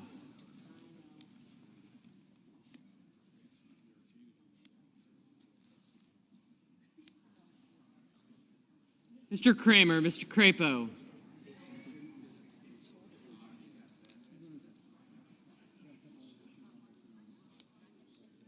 Mr. Cruz, Mr. Daines, Ms. Duckworth, Mr. Durbin,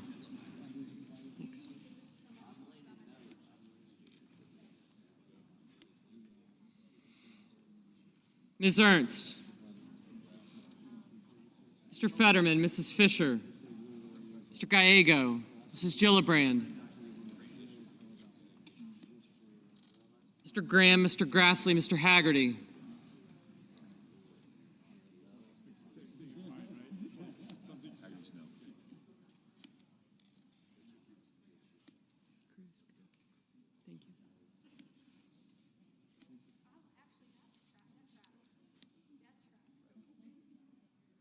Ms. Hassan, Mr. Hawley,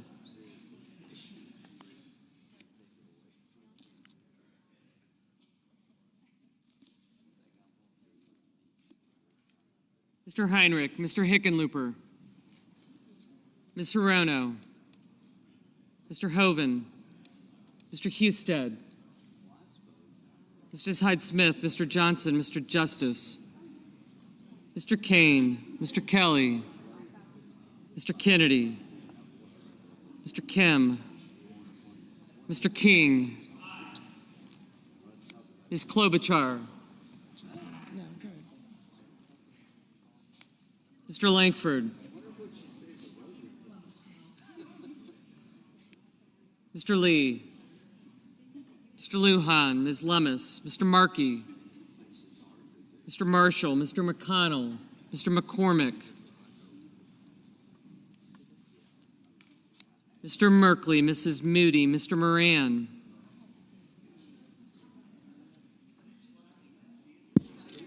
Mr. Marino, Mr. Mullen,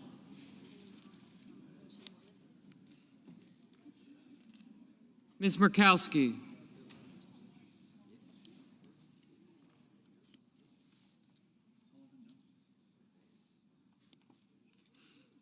Mr. Murphy, Mrs. Murray, Mr. Ossoff, Mr. Padilla, Mr. Paul, Mr. Peters, Mr. Reed, Mr. Ricketts, Mr. Risch, Ms. Rosen, Mr. Rounds, Mr. Sanders, Mr. Schatz, Mr. Schiff, Mr. Schmidt, Mr. Schumer, Mr. Scott of Florida, Mr. Scott of South Carolina, Mrs. Shaheen, Mr. Sheehy, Ms. Slotkin, Ms. Smith, Mr. Sullivan, Mr. Thune, Mr. Tillis, Mr. Tuberville, Mr. Van Hollen, Mr. Warner, Mr. Warnock, Ms. Warren, Mr. Welch, Mr. Whitehouse, Mr. Wicker, Mr. Wyden, Mr. Young,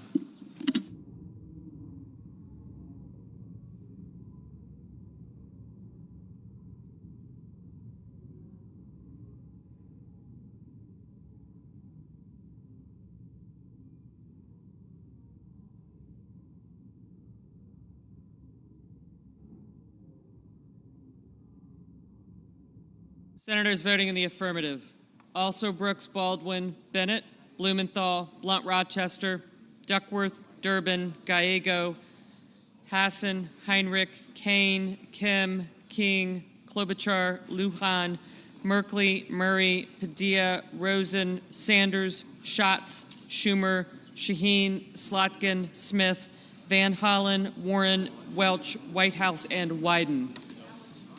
Senators voting in the negative: Blackburn, Bozeman, Britt, Capito, Cassidy, Cornyn, Cotton, Kramer, Cruz, Curtis, Daines, Ernst, Fisher, Graham, Grassley, Haggerty, Hyde-Smith, Johnson, Kennedy, Langford, Lummis, Marshall, Moody, Moran, Paul, Ricketts, Schmidt, Sheehy, Sullivan, Thune, Tillis, Tuberville, and Young.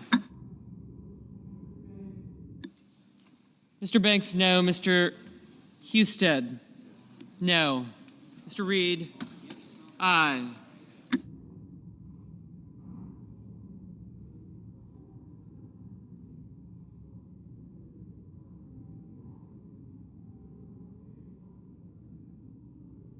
Mr. Peters, aye.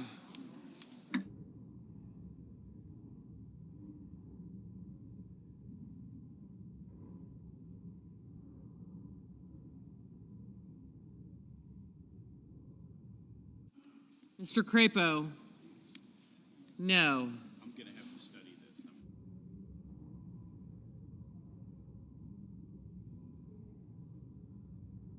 this. Mr. Budd, no.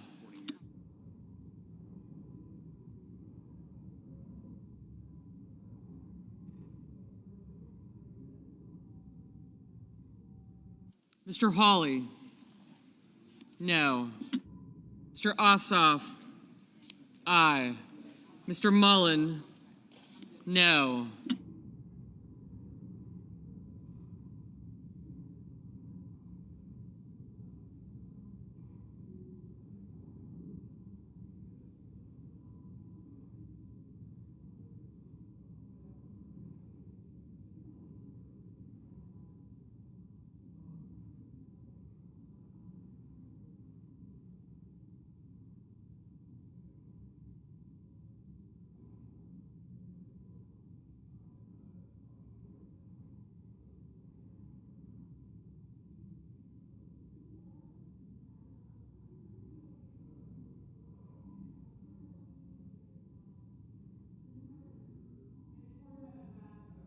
Ms. Cortez Masto, aye.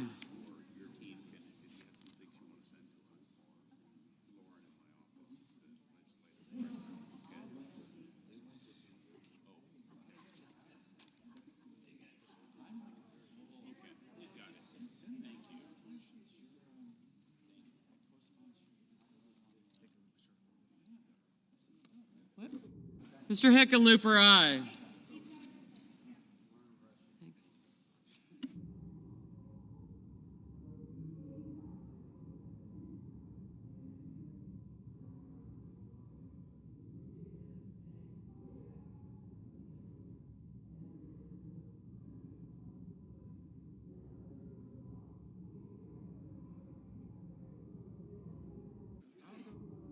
Mr. Justice? No.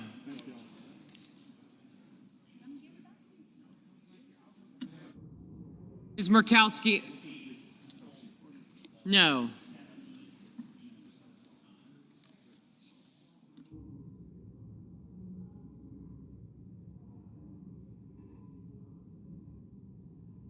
We do a little trolling. It's called we do a little trolling.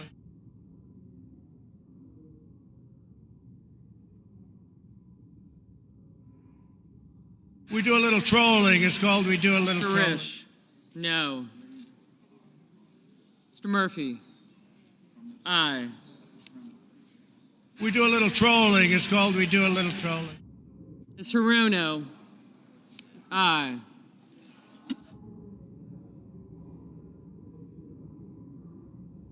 Mr. Warnock, aye.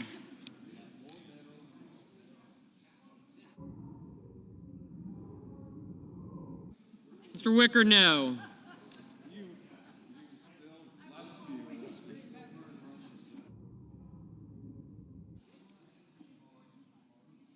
Mr. Sullivan? No. Oh.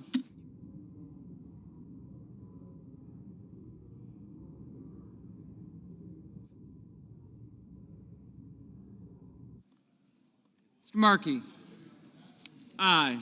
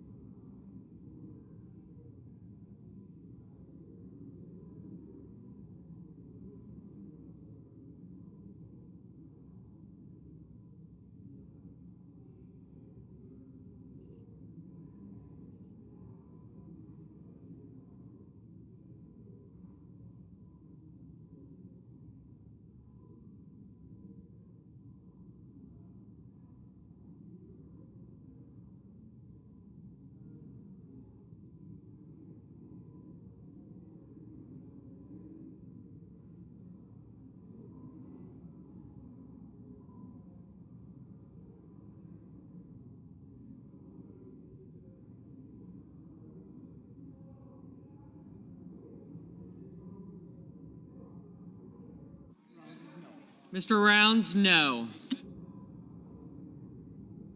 Mr. Marino, no.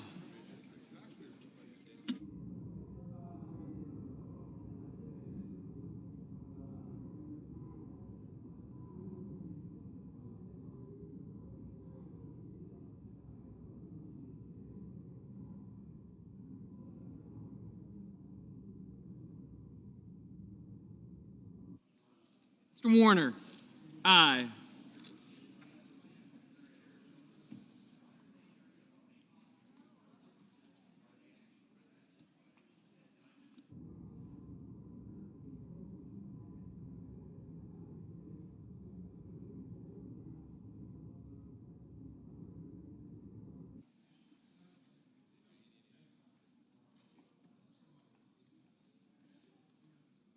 Mr. McCormick, no. Mr. Schiff, aye. Mr. Lee, no. Ms. Cantwell, aye. Mr.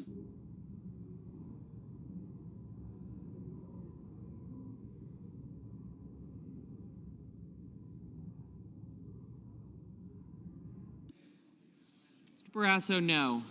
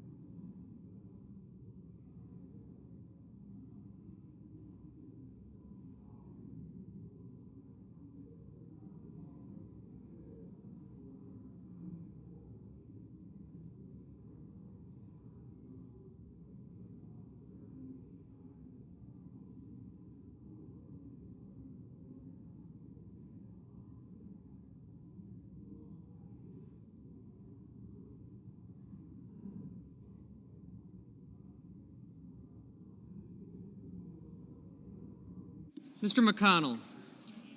No.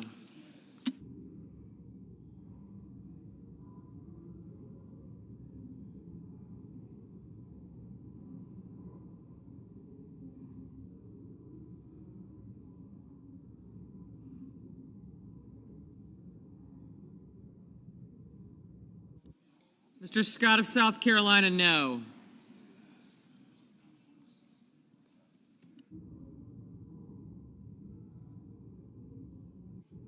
Mr. Hoven, no.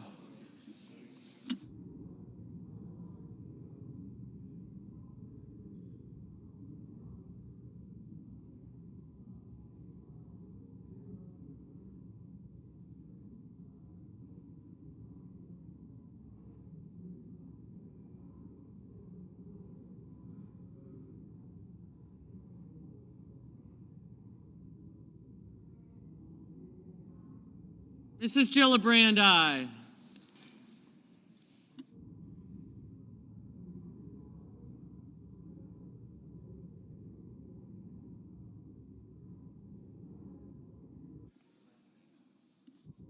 Mr. Coons, aye. Ms. Collins, no.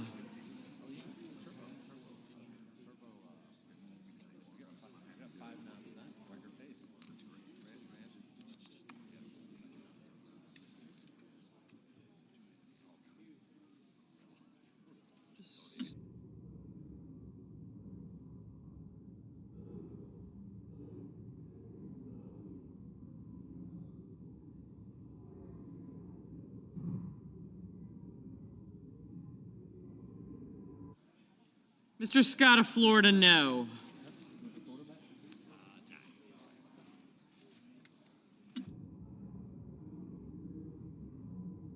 Mr. Fetterman, aye.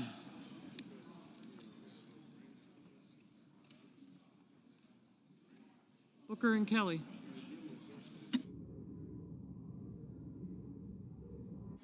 Mr. Booker, aye.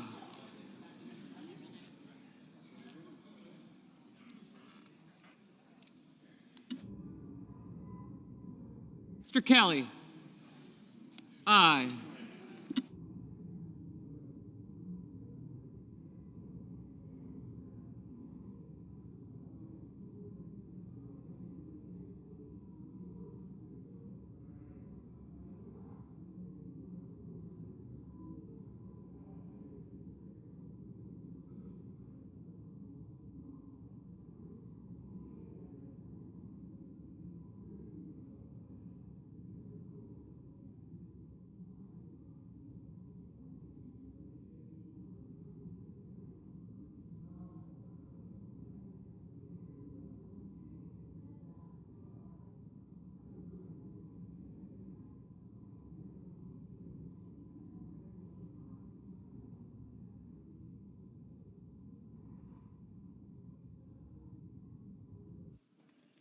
On this motion, the yeas are 47, the nays are 53. The motion is not agreed to. I recognize the senator from Massachusetts. Mr. President, I have a motion to commit at the desk. The clerk will report. The senator from Massachusetts, Mr. Markey, moves to commit the bill H.R. 1 to the Committee on Finance of the Senate with instructions to report the same back to the Senate in 3 days. I further ask further reading of the motion be dispensed with. Without objection. I rise today to cut any part of this big, ugly bill that would force rural hospitals to limit their services or actually close their doors. I have released a list of more than 300 rural hospitals across the country at risk of closing or stopping services because of any major cuts to Medicare and Medicaid. Today, that's what we Republicans do a little trolling. are It's called we do a guaranteeing. little With a $1 trillion cut to our healthcare system, they would create in this bill. My Republican colleagues' so-called Medicaid cuts replacement fund is like giving aspirin to a cancer patient. It is not enough. It is pathetically inadequate to deal with the health care crisis Republicans are creating here today on the Senate floor. No billionaire tax break or Donald Trump pat on the back is worth the risk of people's lives. Vote yes on this motion. Stop these health care cuts. Mr. President. I recognize the senator from Idaho. Mr. President, more of the politics of fear. Rural hospitals and providers not only deliver essential health care services in their communities, but also strengthen local economies, employing hundreds of individuals and supporting regional business development. Unfortunately, for far too long, some rural hospitals have struggled to achieve financial stability, even with a wide range of targeted payment enhances. These issues predate the consideration of the reforms that we are including in the legislation today. Let me be clear. This amendment is intended to derail this very bill. The Finance Committee has a long tradition of coming together on bipartisan issues, like bolstering our rural health care system, and I look forward to working with all my colleagues to advance permanent solutions to provide rural providers from telehealth to innovative reimbursement models. Today, we need to pass this essential legislation, and I oppose this amendment. The question is on the motion. Is there a sufficient second? There appears to be. The clerk will call the roll. Ms. Also Brooks, Ms. Baldwin,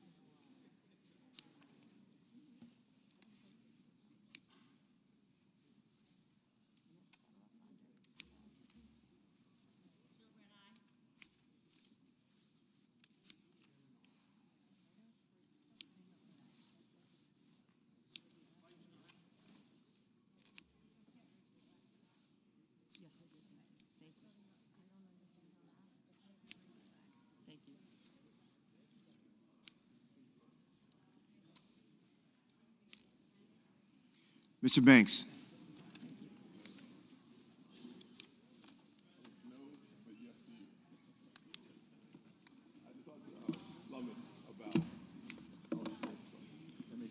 Mr. Barrasso, Mr. Bennett, Mrs. Blackburn, Mr. Blumenthal. Somebody will be up in just a second. Okay.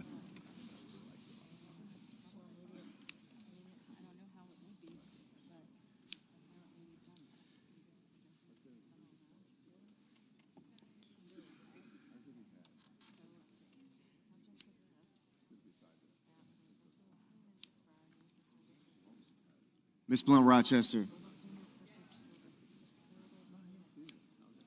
Mr. Booker, Mr. Bozeman.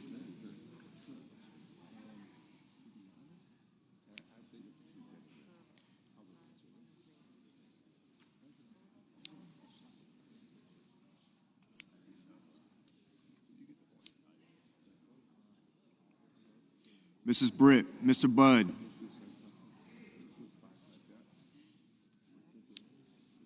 Ms. Cantwell.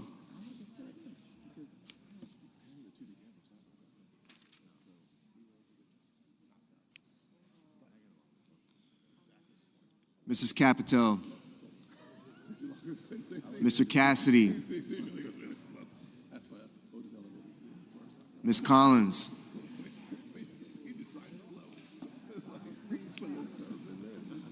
Mr. Coons, Mr. Cornyn, Ms. Cortez Masto, Mr. Cotton, Mr. Kramer, Mr. Crapo, Mr. Cruz, Mr. Curtis,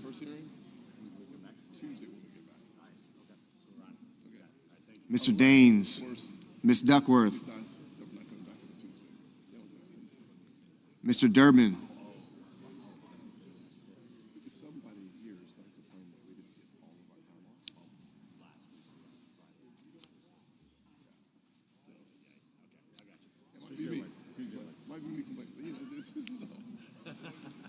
Ms. Ernst.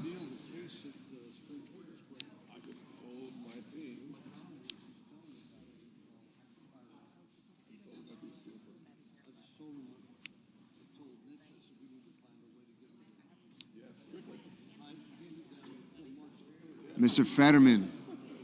Mrs. Fisher.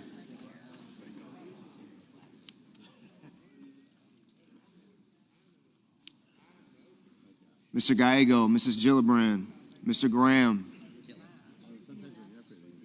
Mr. Grassley,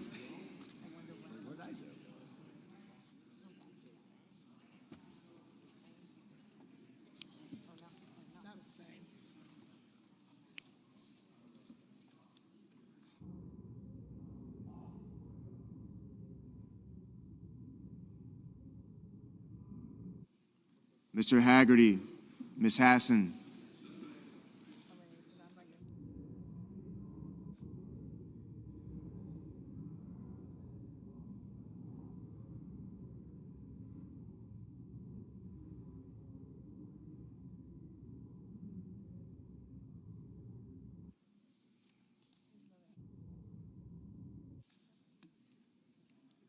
Mr. Heinrich,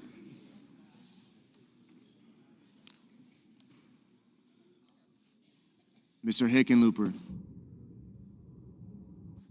Ms. Hirono,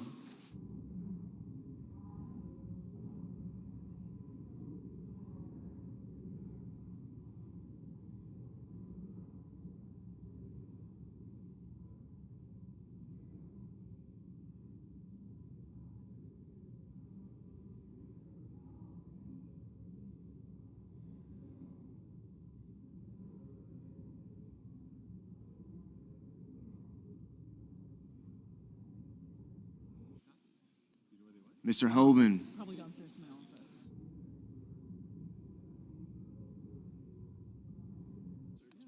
Mr. Husted, Mrs. Hyde-Smith,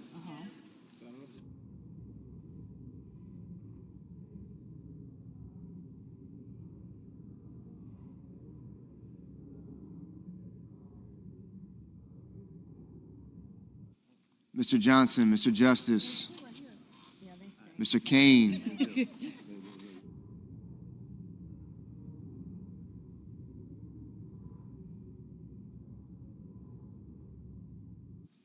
Mr. Kelly, Thank you, sir. Mr. Kennedy, Mr. Kim, Mr. King,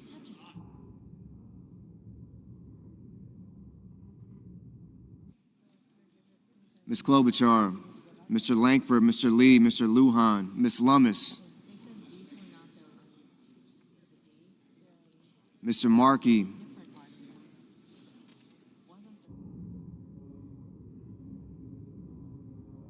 Mr. Marshall,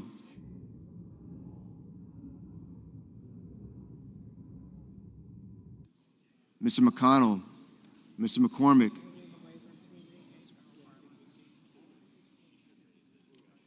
Mr. Merkley, Mrs. Moody, Mr. Moran, Mr. Moreno,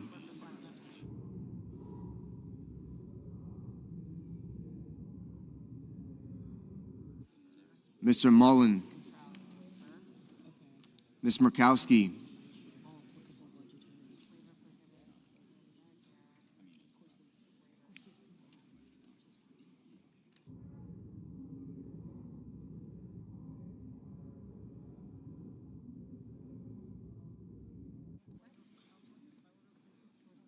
Mr. Murphy, Mrs. Murray,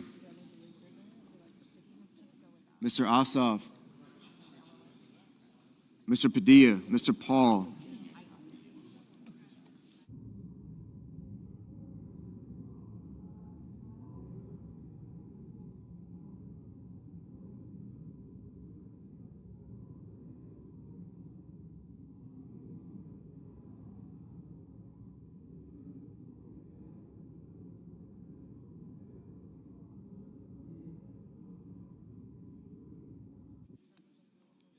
Mr. Reed, Mr. Ricketts,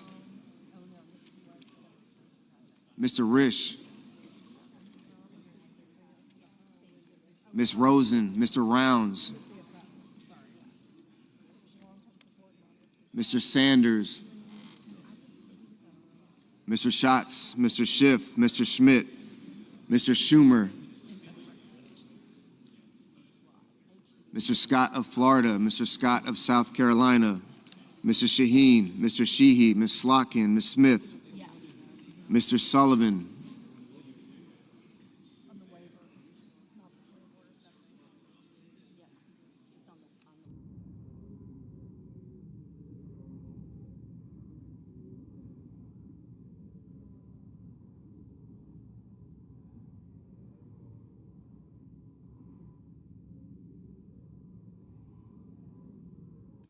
Mr. Thune, Mr. Tillis, Mr. Tuberville,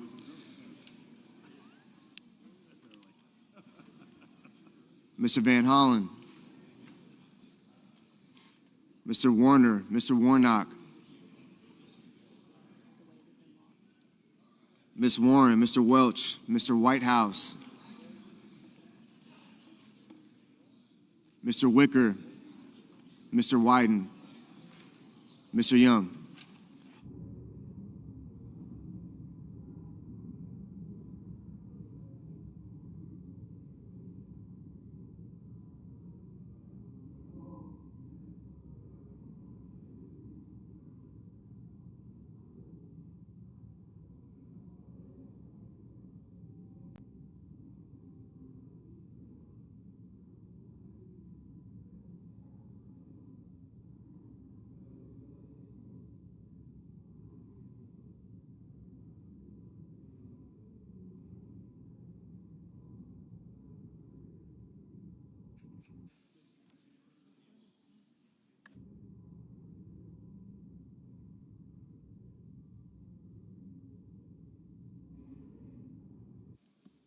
Senators voting the affirmative: Also Brooks, Baldwin, Blumenthal, Blunt-Rochester, Booker, Cantwell, Coons, Cortez Masto, Duckworth, Durbin, Fetterman, Gallego, Gillibrand, Hassan, Heinrich, Hickenlooper, Hirono, Kane, Kim, King, Klobuchar, Lujan, Markey, Merkley, Murkowski, Ossoff, Padilla, Reed, Rosen, Sanders, Schatz, Schiff, Shaheen, Slotkin, Smith, Warner, Warren, Welch, Whitehouse, Wyden. Senators voting in the negative: Banks, Barrasso, Blackburn, Britt, Budd, Capito, Cornyn, Cotton, Kramer, Crapo, Cruz, Daines, Ernst, Fisher, Graham, Grassley, Haggerty, Husted, Hyde-Smith, Johnson, Justice, Kennedy, Lankford, Lee, Lummis, Marshall, Moody, Moran, Moreno, Mullen, Paul, Schmidt, Scott of Florida, Scott of South Carolina, Sheehy, Thune, Tillis, Tuberville, and Wicker. Mr. Bennett, aye. Mr. Peters, aye.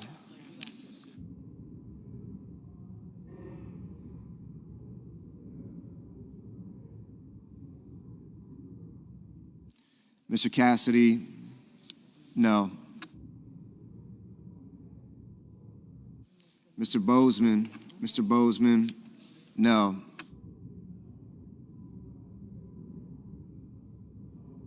Mr. Van Hollen, aye.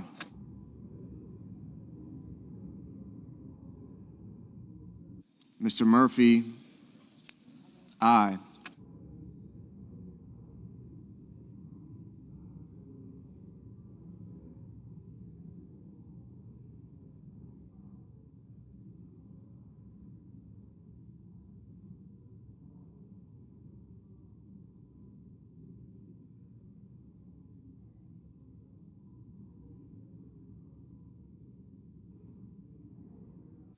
Mrs. Murray, aye.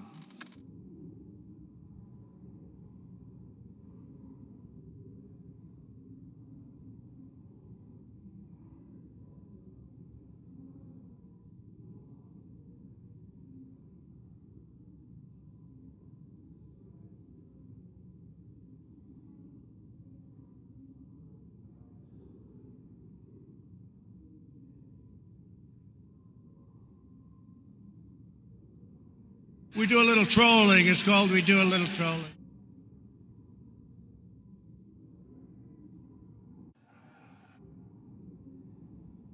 We do a little trolling. It's called we do a little trolling.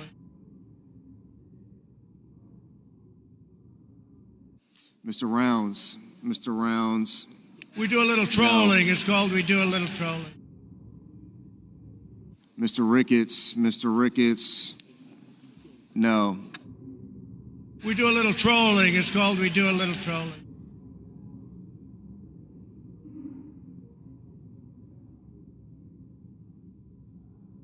We do a little trolling. It's called we do a little trolling.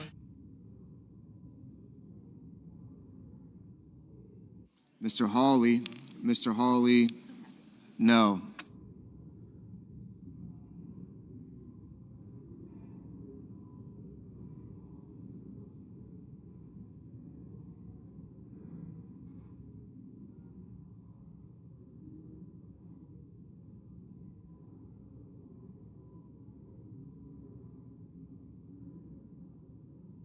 Mr. Kelly.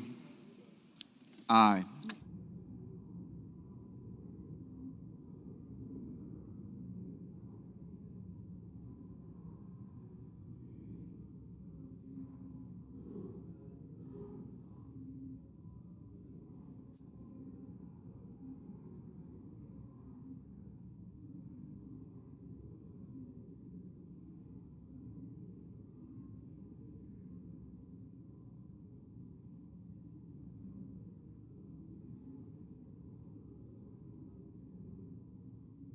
Mr. Young? No. Mr. Schumer? Aye. We do a little trolling. It's called we do a little trolling.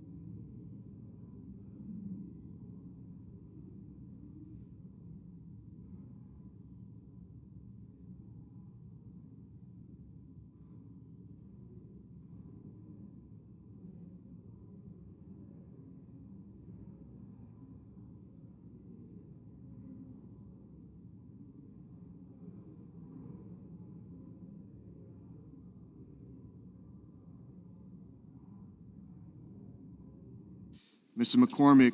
Mr. McCormick? No.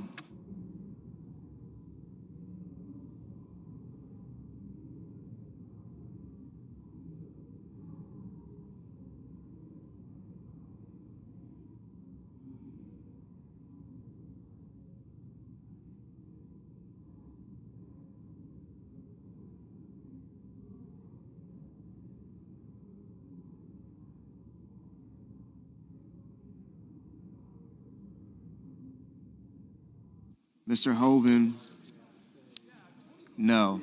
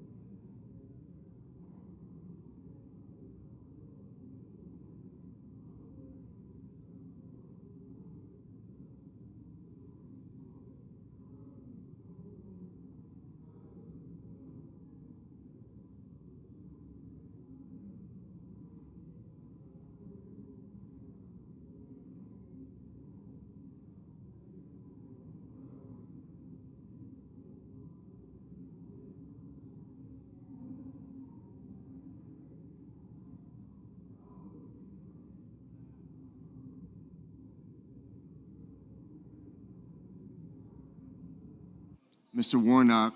Mr. Warnock. Aye. Mr. McConnell. Mr. McConnell. No.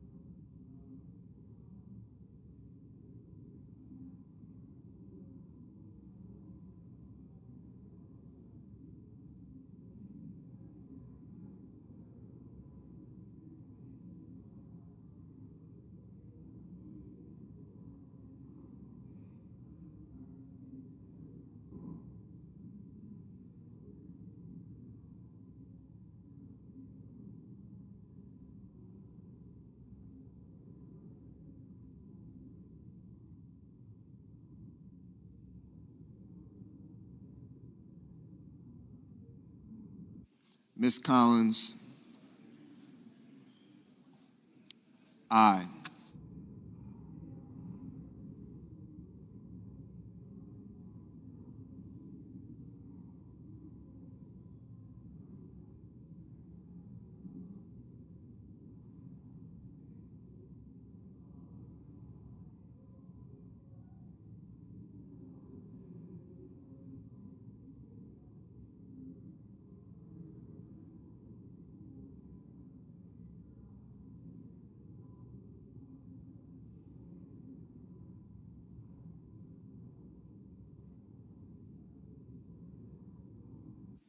Mr. Sullivan.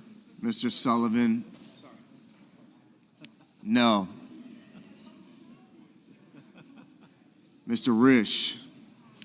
No.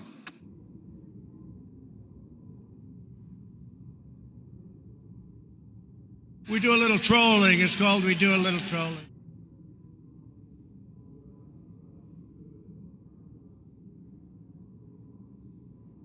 We do a little trolling. It's called we do a little trolling.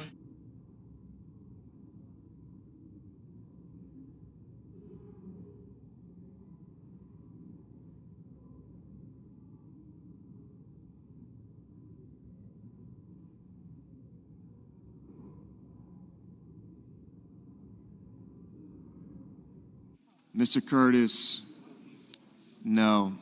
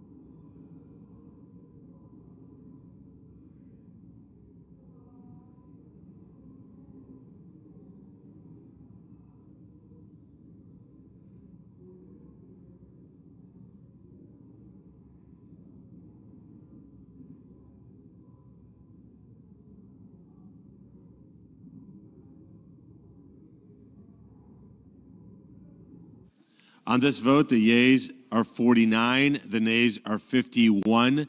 The motion is not agreed to. Mr. President. I recognize the Majority Leader. Thank you, Mr. President. Mr. President, I ask unanimous consent that it be in order for the following senators to be recognized to offer amendments, motions, or points of order, that the amendments be reported by number with no amendments in order prior to a vote in relation to the amendments or motions. Wyden. Motion to commit. Coons. Motion to commit.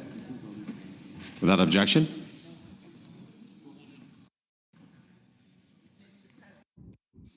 I recognize the senator from Minnesota. Mr. President, I make a point of order that the pending measure contains an unfunded intergovernmental mandate, and thus it violates Section 425A2 of the Congressional Budget Act of 1974. We do a little trolling. It's called we do a little nutrition assistance alone. This bill shifts tens of billions of dollars onto the states, creating chaos for state budgets. We do a little and trolling. hardship It's for called families. we do a little trolling. CBO score for this bill says this: the non-tax provisions of the substitute amendment would impose intergovernmental and private sector mandates as defined in the Unfunded Mandates Reform Act, and that the SNAP cost shift provisions would impose the largest intergovernmental mandate. Seriously, the largest shift in this whole bill, the largest unfunded mandate, is on the backs of kids and veterans and seniors and people with disabilities. $64 billion over to the states. 44 of them have balanced budget amendments. You know they can't pay for this. It's hurting local grocery stores.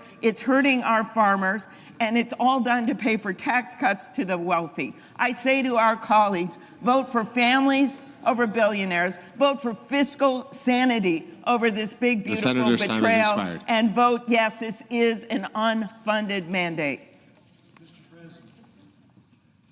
I recognize the senator from Arkansas. I rise to waive the point of order raised by my colleague from Minnesota. I urge my colleagues to vote to waive the point of order. In 2023, the SNAP payment error exceeded 11%, amounting to more than $10 billion in misspent taxpayer dollars.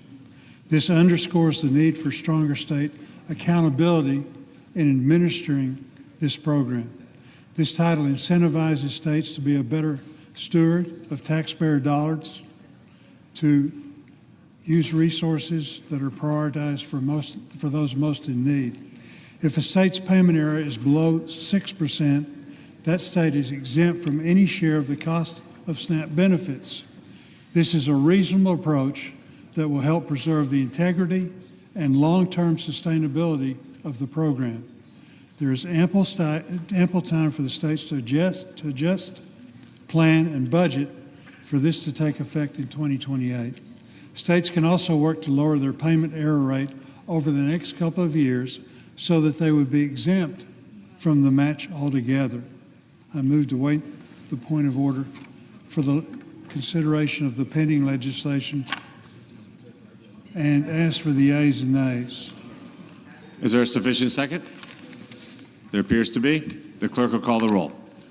Ms. Alsor-Brooks, Ms. Baldwin. Johnson. Thank you, ma'am.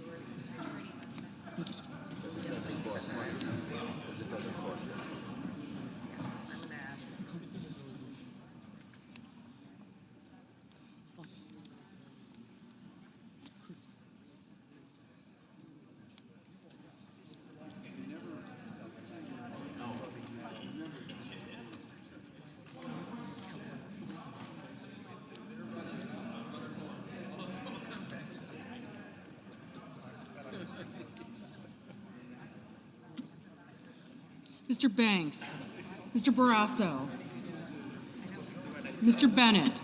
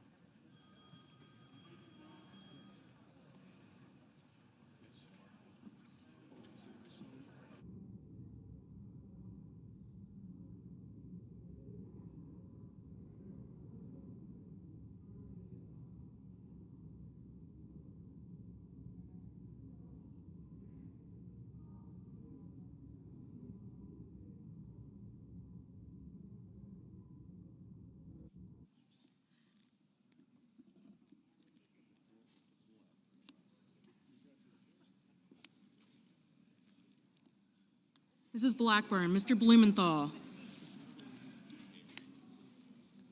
Ms. Blunt-Rochester, Mr. Booker, Mr. Bozeman, Mrs. Britt, Mr. Budd, Ms. Cantwell, Mrs. Capito, Mr. Cassidy, Ms. Collins, Mr. Coons, Mr. Cornyn, Ms. Cortez Masto. We do a little trolling. It's called we do a little trolling. Sullivan, aye. Bud, thank you.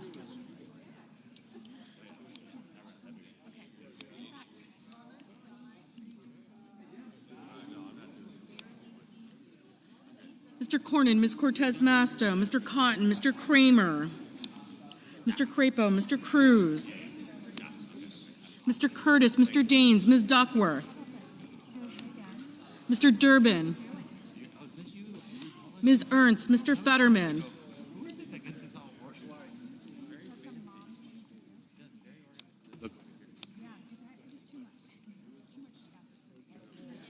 Ms. Ernst, Mr. Fetterman, Mrs. Fisher, Mr. Gallego,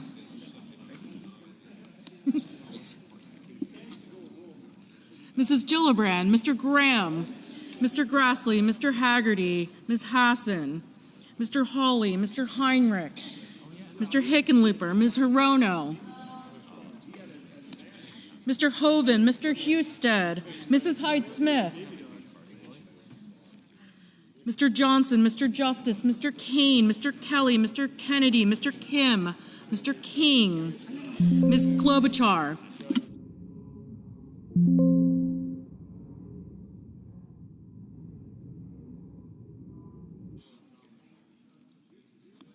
Mr. Langford, Mr. Lee, Mr. Lujan,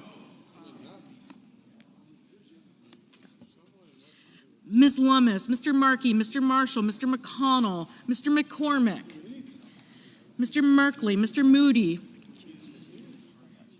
Mrs. Moody, Mr. Moran, Mr. Moreno,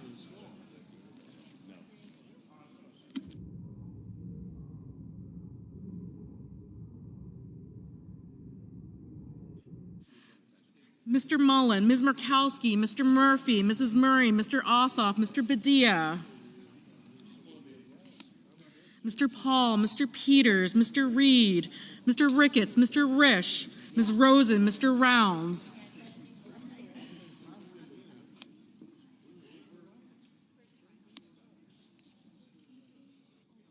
Mr. Sanders, Mr. Schatz, Mr. Schiff, Mr. Schmidt, Mr. Schumer, Mr. Scott of Florida, Mr. Scott of South Carolina, Mrs. Shaheen, Mr. Sheehy, Ms. Slotkin, Ms. Smith,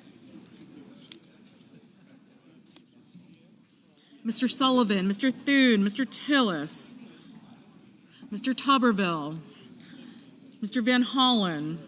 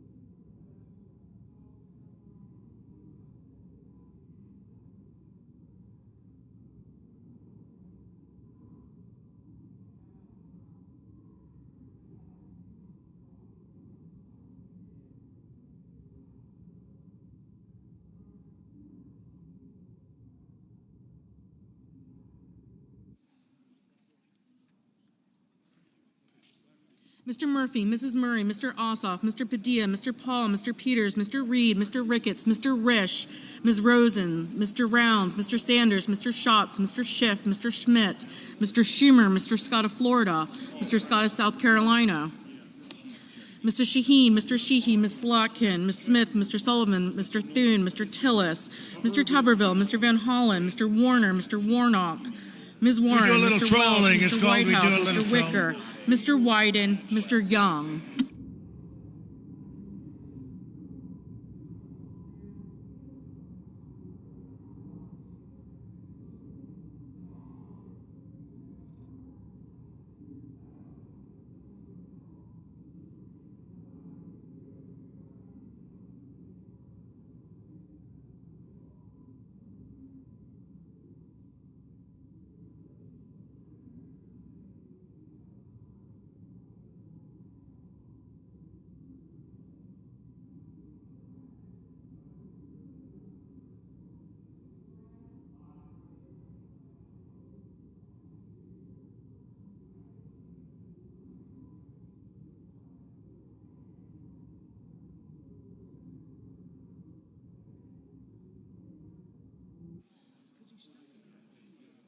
Senators voting in the affirmative: Banks, Blackburn, Bozeman, Britt, Budd, Capito, Cassidy, Cornyn, Cotton, Kramer, Crapo, Cruz, Curtis, Daines, Ernst, Fisher, Graham, Grassley, Hoven, Husted, Johnson, Justice, Langford, Lee, Lummis, Marshall, McConnell, McCormick, Moody, Moran, Moreno, Mullen, Paul, Ricketts, Rounds, Schmidt, Scott of Florida, Sheehy, Sullivan, Thune, Tillis, Tuberville, and Young. Senators voting in the negative: Alsobrooks, Baldwin, Bennett, Blumenthal, Blunt-Rochester, Cortez Masto, Durbin, Gallego, Hassan, Heinrich, Hickenlooper, Hirono, Kane, Kelly, Kim, King, Klobuchar, Lujan, Markey, Merkley, Murkowski, Murphy, Murray, Ossoff, Padilla, Peters, Reed, Rosen, Sanders, Schatz, Schumer, Shaheen, Slotkin, Smith, Warner, Warnock, Warren, Welch, Whitehouse, and Wyden. Mr. Wicker, aye.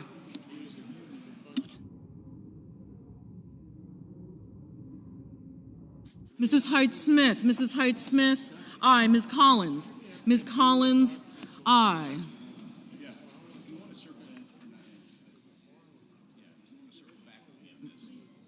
Mr. Risch, aye.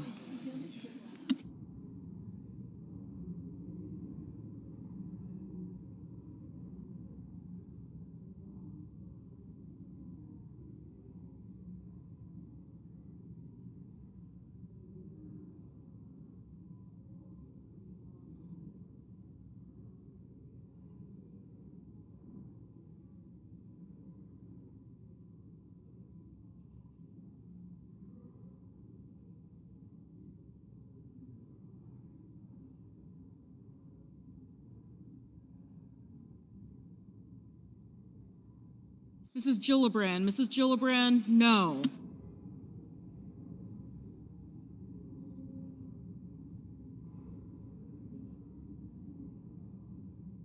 Mr. Coons, no. Ms. Duckworth, no. Mr. Schiff, no.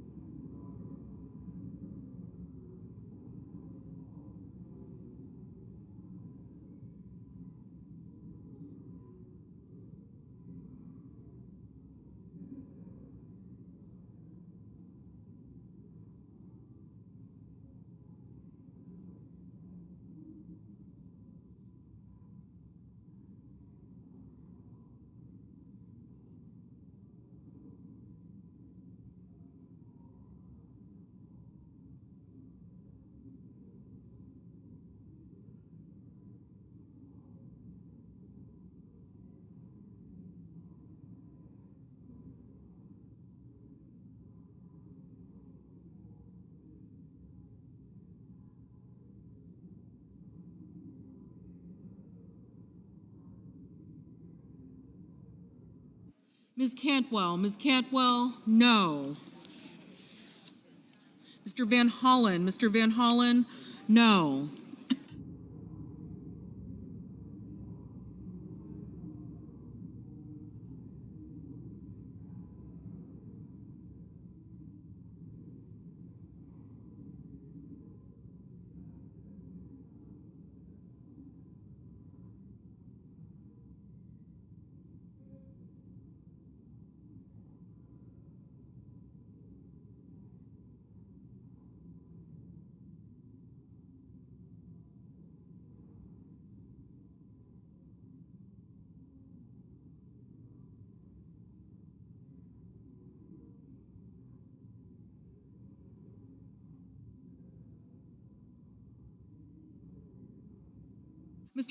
Mr. Hawley, aye.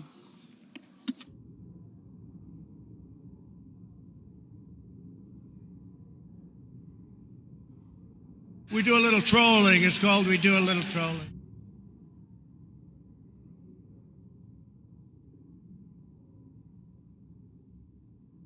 We do a little trolling. It's called we do a little trolling.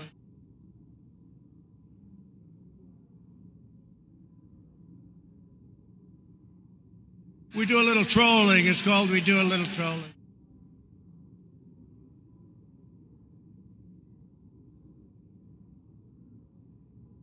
We do a little trolling. It's called we do a little trolling.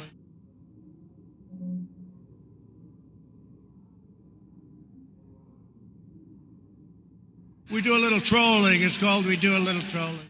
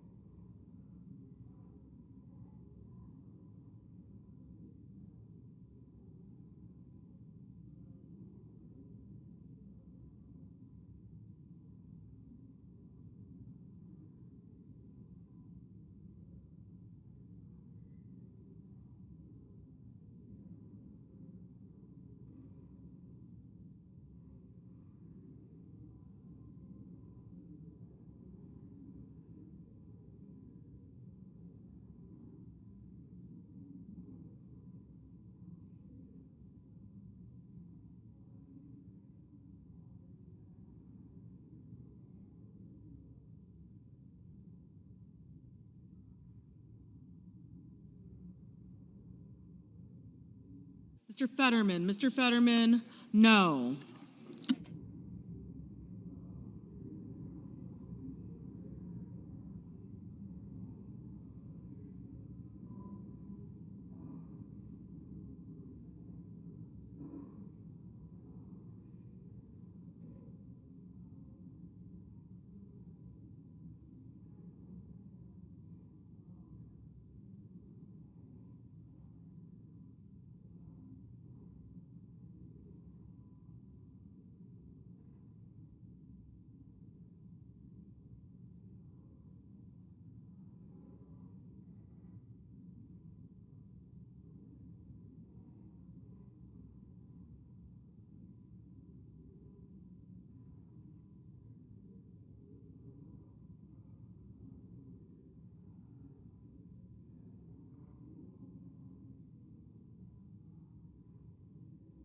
Mr. Kennedy, aye.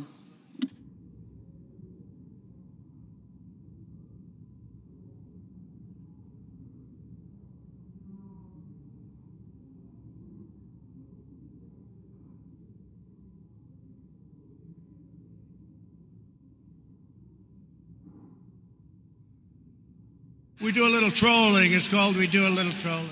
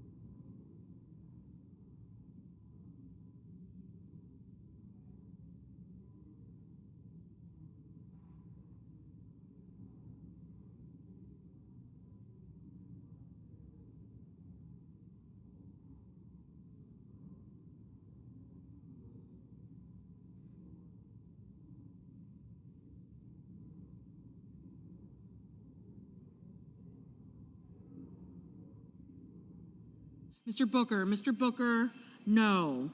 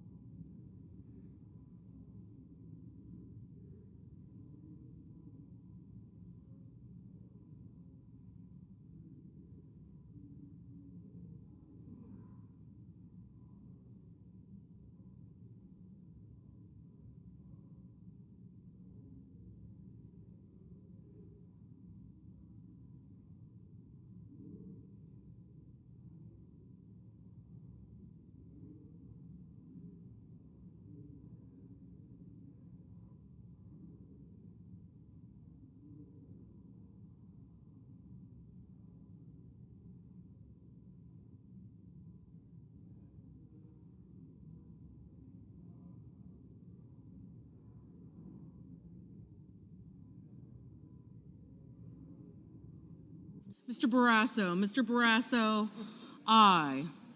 Mr. Haggerty, aye.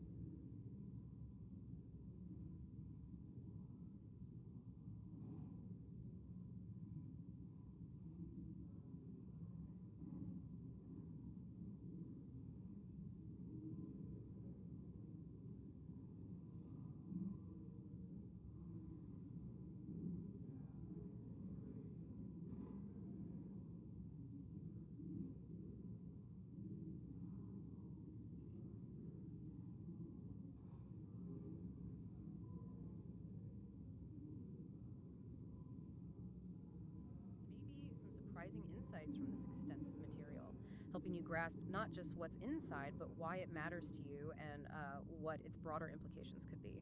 That's right. Think of us as your expert guides, kind of navigating the often dense language of Capitol Hill, translating the legalese into those crucial aha moments. This bill, reported by Mr. Arrington from the Committee on the Budget, is truly a legislative behemoth. It touches on an incredible array of topics. You mentioned nutrition, national defense, student loans, energy policy, even, believe it or not, how you might pay for your car in the future. We do a little trolling. It's called We Do a Little Trolling. Learners striving to be well-informed in, well, a world of information overload. Let's find out. We'll explore key provisions. We do a little trolling. It's called We Do a Little Trolling. Dates and the potential implications as described within the text itself. Our goal is to provide a clear, impartial understanding. We do a little trolling. It's called We Do a Little Trolling. Well-informed on its wide-ranging proposals, giving you, a firm grasp of the forest, even if we dip into the details of a few specific trees. We do a little trolling. It's called We Do a Little Trolling. You hear the name, the One Big Beautiful Bill Act. What exactly is this, and why the big and maybe beautiful moniker? Beyond the catchy name, what makes H.R. 11 such a significant piece of legislation? Well, the HR in H.R. 11, that just stands for House Resolution. It means it started in the House of Representatives. Simple enough, but the big part, it really lives up to its name. The bill itself states its purpose is to provide for reconciliation pursuant to Title II of H-Con Restos 14. Now, what does reconciliation mean in this context? It's a special legislative process. Yeah. It allows certain budget-related legislation to pass the Senate with just a simple majority rather than the usual 60-vote threshold needed to... On this vote, the yeas are 51, the nays are 48. The motion is agreed to. President. I recognize the senator from Oregon. Mr. President, I have a motion to commit at the desk. The clerk will report. Senator from Oregon, Mr. Wyden, moves to commit the bill H.R. 1 to the Committee on Finance with instructions to report back forthwith. Mr. President, I ask that further reading of the motion be dispensed with. Without objection. Mr. President, this is a motion supported by all finance Democrats to send the bill back to the Finance Committee to strike all the Medicaid cuts and ensure that big corporations and the ultra-wealthy pay their fair share in taxes. It is now clear that there is bipartisan opposition in the Senate to the Medicaid cuts in this bill. That's because it's the biggest Medicaid cut in history and represents the largest transfer of wealth in history. It is caviar over kids, hedge funds over health care, Mar-a-Lago over the middle class. These Medicaid cuts are going to reach down into every corner of our nation's health care system. As we've heard from rural America, rural hospitals will close their doors. Seniors are going to lose care at home and be left with fewer nursing homes and fewer nurses. Kids with disabilities will lose health care. We saw them on the steps of the Capitol last night. Never have I seen legislation Senator's time's expired. focused on denying health care to eligible Americans. This Senator's time amendment is is expired. an opportunity to take these awful Medicaid cuts off the table and find another way forward. I yield back. Mr. President.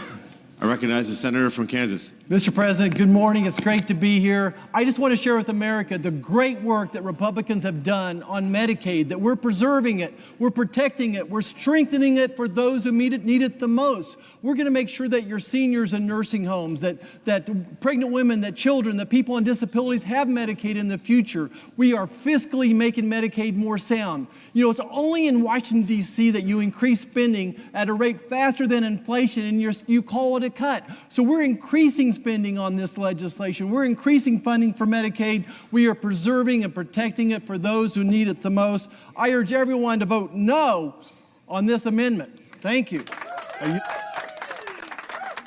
The questions on the motion. Is there a sufficient second? There appears to be. The clerk will call the roll. Ms. Alston-Brooks, Ms. Baldwin.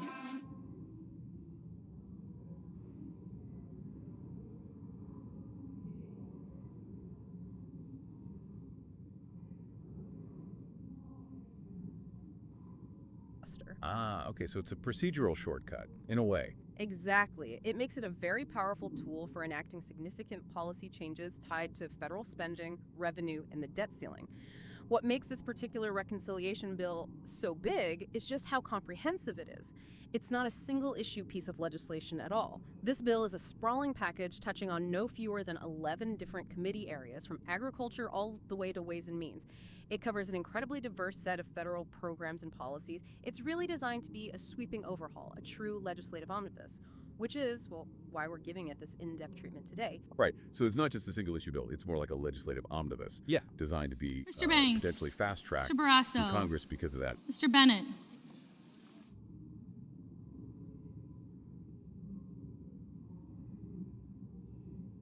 Reconciliation status. And just look at the sheer volume and the table of contents, you can immediately see it covers an incredible amount of ground, almost every aspect of federal policy.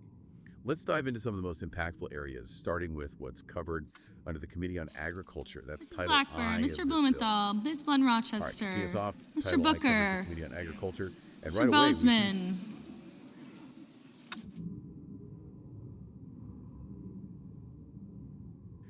pretty notable changes to nutrition programs and farm Mrs. policy. Brett, Mr. For our Budd, Ms. listeners, what's Cantwell, standing Mrs. out here, Capito, particularly Mr. regarding how Cassidy, federal food Ms. assistance Collins, might Mr. Coons, Mr. Cornyn. A foundational change is proposed to the Thrifty Food Plan in Section 1011. Now, this plan, for those maybe unfamiliar, it's the basis for calculating food stamp benefits officially, SNAP benefits, Supplemental Nutrition Assistance Program. It's designed to represent a low-cost, nutritious diet for different household sizes, and, well, any adjustments to it can directly impact the benefit levels for millions of Americans who rely on SNAP. Okay, so changes to that base calculation. Exactly. Beyond that, there are significant revisions to the able-bodied adults without dependents work requirements, often called ABOWD requirements for the Food and Nutrition Act of 2008. That's in Section 1002.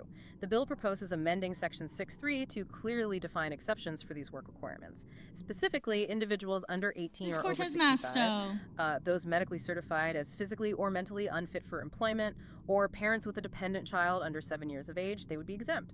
But it also includes a sunset provision. It states that certain other existing exceptions, beyond these new ones, will cease to have effect on October 1st, 2030.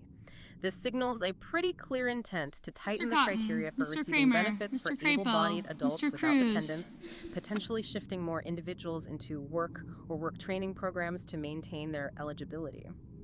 So the bill is aiming for stricter definitions around who needs to work to receive benefits while still providing some, key exemptions. That sounds like a significant policy shift. What about how states manage these requirements? How might that impact beneficiaries? Well, Section 1003... We do a little trolling. It's called we do a little trolling. Adults without dependents waivers. It seems to give states specific, maybe more stringent parameters for requesting and receiving these waivers from We do a little trolling. It's called we do a little trolling. These waivers in areas with high unemployment or, not enough jobs, but this bill seems to be limiting that flexibility. And Section 1004 addresses a rather granular but potentially impactful detail. Ms. Duckworth, Mr. Durbin, availability of Ms. standard Ernst, utility Mr. allowances Fetterman, based on receipt Mrs. of Fisher, energy assistance. Mr. Gallego, This modifies how Mrs. utility allowances Gillibrand, are calculated Mr. for Graham, households receiving Mr. third-party energy Grassley. assistance, like from LIHEAP, the Low-Income Home Energy Assistance Program. Okay. Crucially, it creates a differentiation between households with and without an elderly or disabled member. This means the rules for counting utility costs when determining food assistance eligibility would be more tailored. It could impact benefit levels for different household compositions, and while it aims to prevent a household from sort of double dipping on utility benefits if they're already getting energy assistance. Interesting. Mr. So Haggerty, even the seemingly smaller Hassan, details like utility Mr. allowances Hawley, are getting a fine-tooth Heinrich, comb. It highlights a push Mr. for Hickenlooper, maybe precision Ms. in Hirono, benefit calculation. And I see Mr. something Hoven, about internet expenses Mr. too. That feels like a Husted, relatively new Mrs. area Hyde for federal Smith, assistance programs. Mr. Johnson, You're right, it is. Section Mr. Justice, 1005 includes Mr. Kane, restrictions on internet expenses Mr. Kelly, related to the federal Mr. share Kennedy, of allotment costs. Mr. Kim, For fiscal years Mr. 2026 King, and 2027, the federal share for these expenses is set at 100%. So the federal government covers the full cost initially. Okay. However, this then drops to 95% for fiscal year 2028 and each fiscal year after that. This isn't just a minor tweak, it implies a planned shift in financial responsibility over time.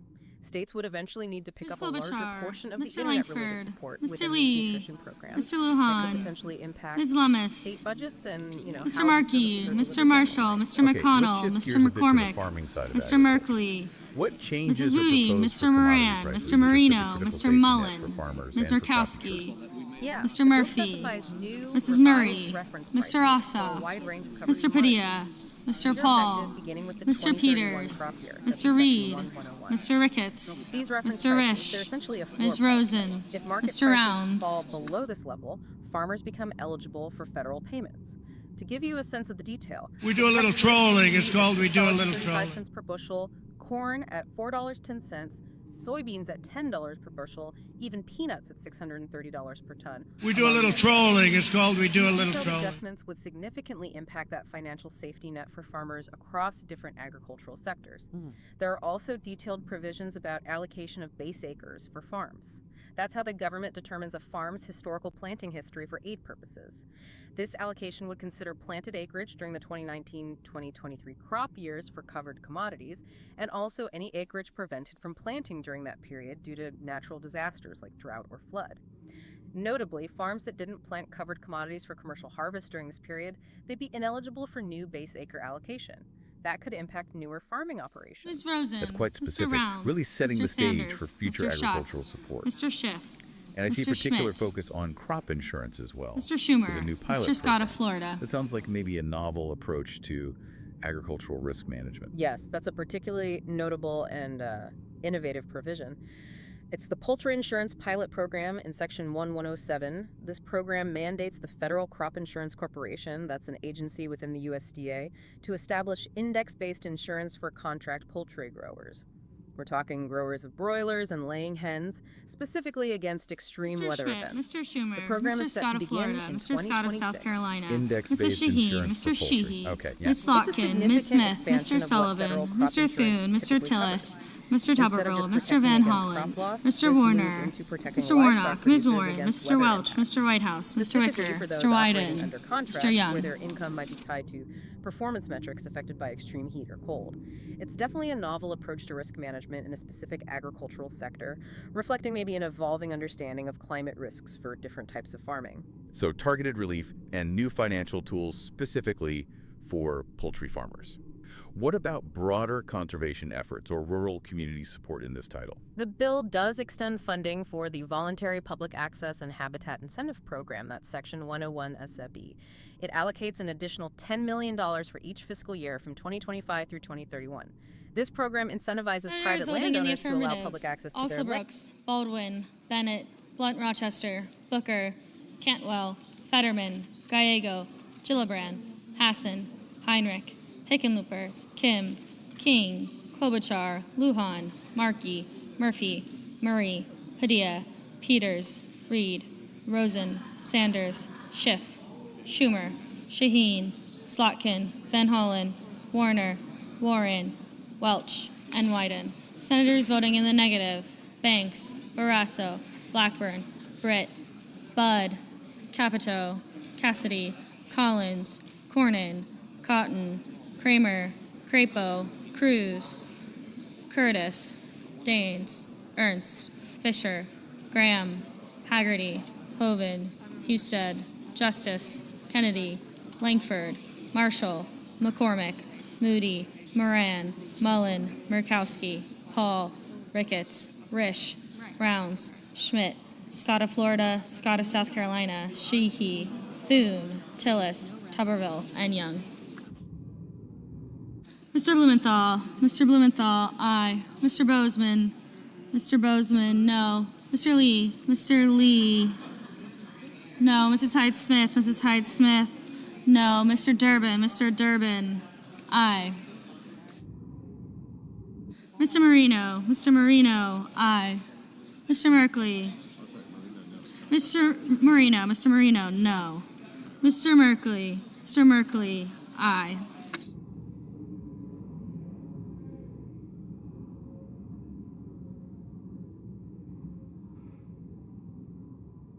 Ms. Cortez Masto, aye.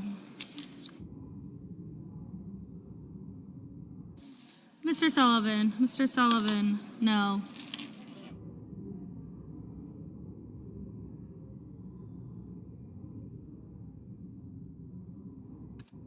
Mr.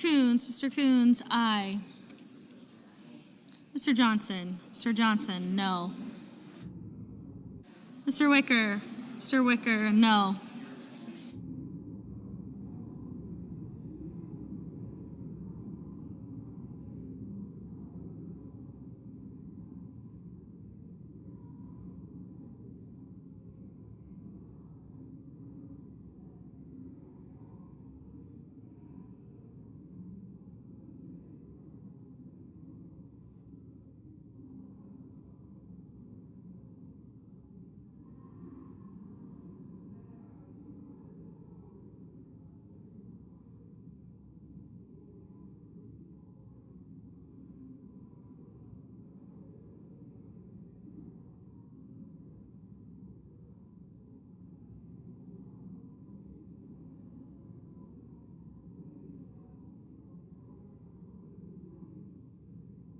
$1 million for improving the overall budgetary and programmatic infrastructure of the Office of the Secretary. Mr. Ono, aye.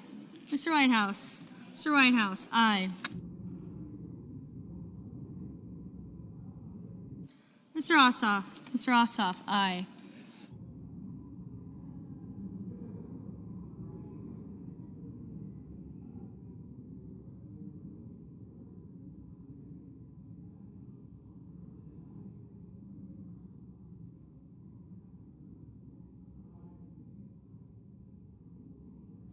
Mr.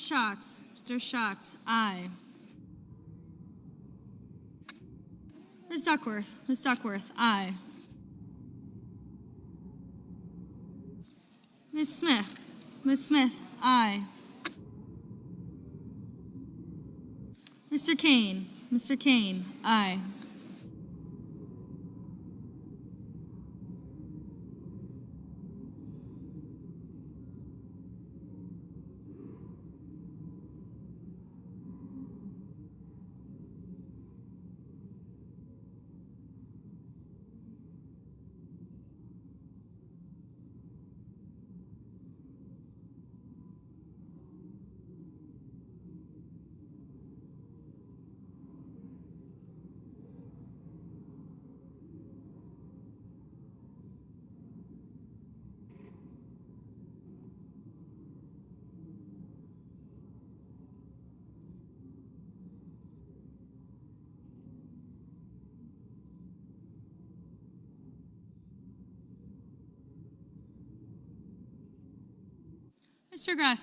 Mr. Grassley, no.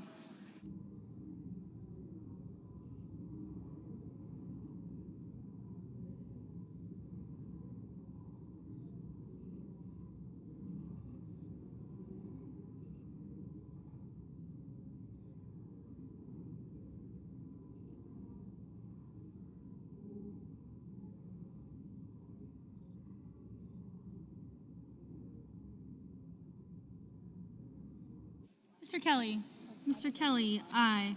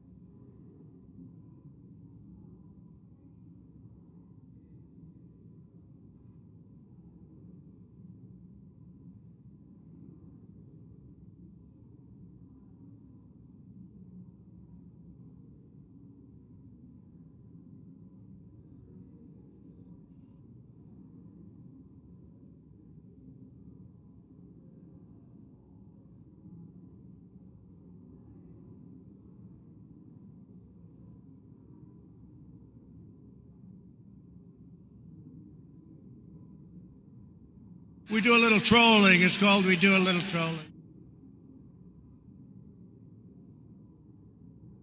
Mr. Hawley, no. We do a little trolling. It's called we do a little trolling.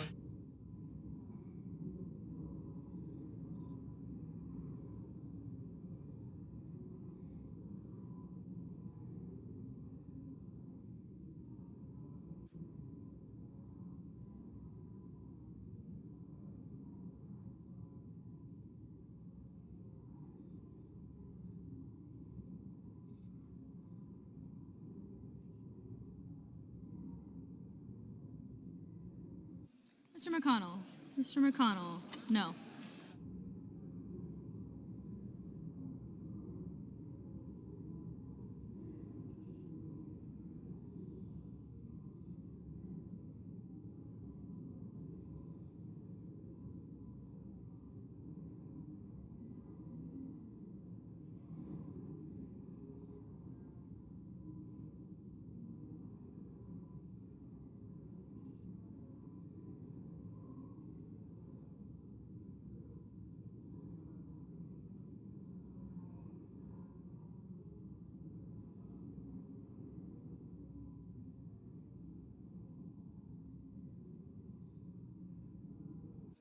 Ms. Lummis. Ms. Lummis, no.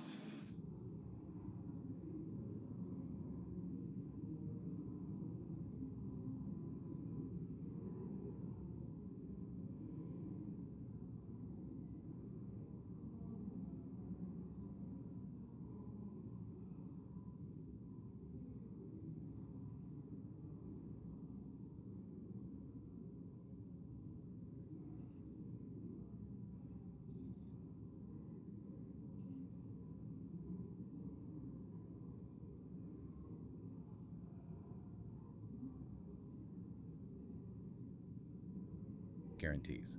That sounds intriguing, almost like the bill is trying to tackle the issue of rising college costs head on. This is a truly new concept introduced in the bill, detailed in Section 30032, and it does aim directly at that core problem of unpredictable college costs. For award year 2028, 2029, and succeeding years, promise grants would be awarded to eligible institutions that provide a maximum total price guarantee for programs of study. A price guarantee? A price guarantee. And this isn't just some vague promise. This guarantee must be clearly published on the institution's website and marketing materials. It applies for a minimum guarantee period, which is tied to the average completion time for the program. The intent here seems to be to bring unprecedented predictability and transparency to college costs for students and families, so they know exactly what they'll pay for a degree program from start to finish, hopefully removing the fear of those year-over-year tuition hikes. A literal price guarantee for college. That is a fascinating and potentially game-changing concept for families. How do institutions qualify for these grants? And what happens if students don't complete their programs, or, if the education doesn't lead to good outcomes? Right, that's where the accountability piece comes in. Institutions have to meet specific requirements, including verifying student income and family size to ensure the grants target the intended beneficiaries.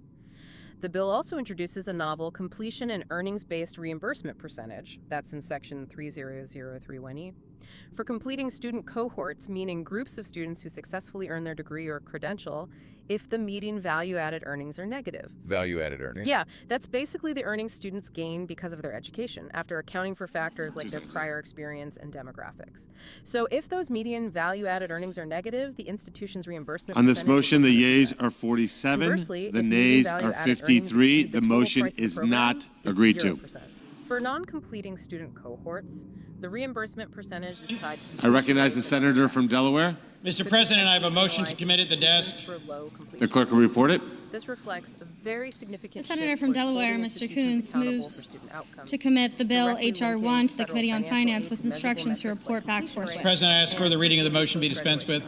Without objection. So, linking federal Colleagues, the funds directly ugly to truth success about metrics this like completion so-called and big, earnings beautiful is a bill clear signal that the is that it Department will of kick Education is looking 17 for million maybe a Americans return on off their investment health for care. federal aid dollars. This What about bill cuts regulatory almost relief $1 in the trillion Are there efforts from to Medicaid reduce and the other health care bureaucratic burden programs on institutions? by tying people up That's in another red key tape. component here. Republicans Subtitle will F, tell you Section they're trying to improve 30051 provides Medicaid, for regulatory but the truth relief. is they're not. Subtitle G, It Section is cruel and 30061 dishonest specifies to a bury limitation on parents, authority kids, of the and secretary to seniors propose or issue in regulations paperwork and then and blame them when they lose their health care, all to further rig our tax code for the very wealthiest. This week, I met with 30 nurses from Delaware. Their patients couldn't come to D.C., so they did. They care for seniors and newborns, families, and the disabled. And their ask to us, don't take health care away from tens of thousands of Delawareans and millions of Americans.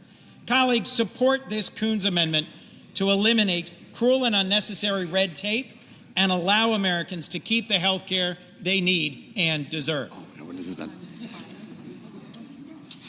Mr. President, I recognize the senator from Kansas. as I look at this, the senator's motion is on work requirements. You know, back home we had a saying for people that had an aversion to work. We called it an allergy to work. But my question is, don't you think a job brings value, that it brings dignity? Do you not think that a job brings purpose and meaning to life?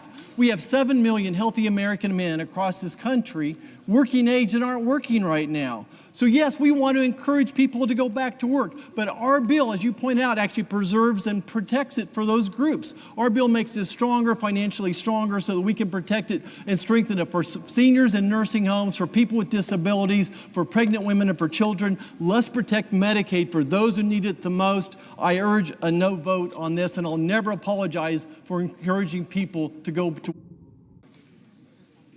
The question occurs on the motion. Is there a sufficient second? There appears to be. The clerk will call the roll. Ms. Alsor-Brooks, Ms. Baldwin, Mr. Banks, Mr. Barrasso, Mr. Bennett, Mrs. Blackburn, Mr. Blumenthal,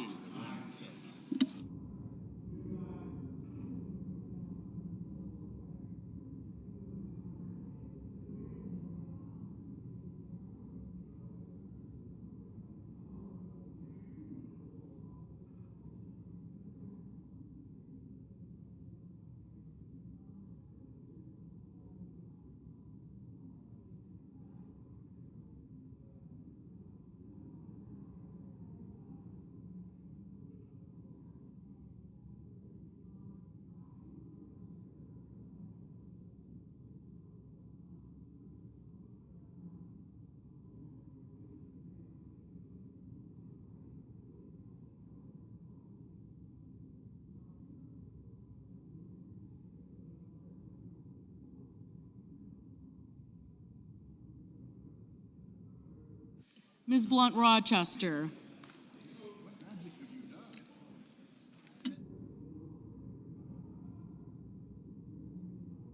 Mr. Booker,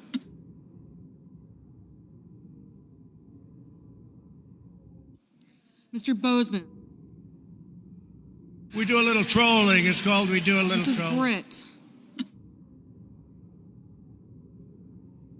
Mr. Budd, Ms. Cantwell, Mrs. Capito, Mr. Cassidy, Ms. Collins, Mr. Coons, Mr. Cornyn, Ms. Cortez Masto, Mr. Cotton, Mr. Kramer, Mr. Crapo,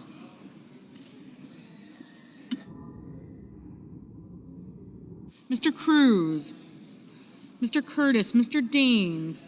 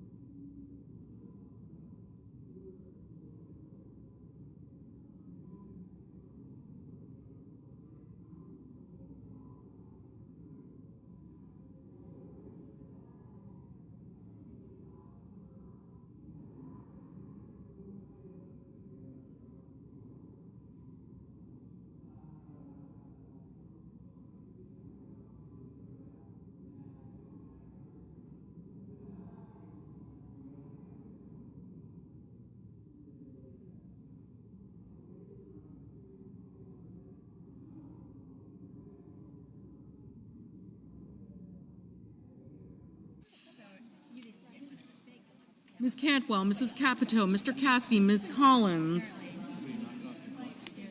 Mr. Cornyn, Ms. Cortez Masto, Mr. Cotton, Mr. Kramer, Mr. Crapo, Mr. Cruz, Mr. Curtis, Mr. Daines, Ms. Duckworth, Mr. Durbin, Ms. Ernst, Mr. Fetterman, Mrs. Fisher, Mr. Gallego, Mrs. Gillibrand, Mr. Graham, Mr. Grassley, Mr. Haggerty, Ms. Hassan, Mr. Hawley, Mr. Heinrich, Mr. Hickenlooper, Ms. Hirono, Mr. Hoven, Mr. Husted, Mrs. Hyde-Smith, Mr. Johnson, Mr. Justice,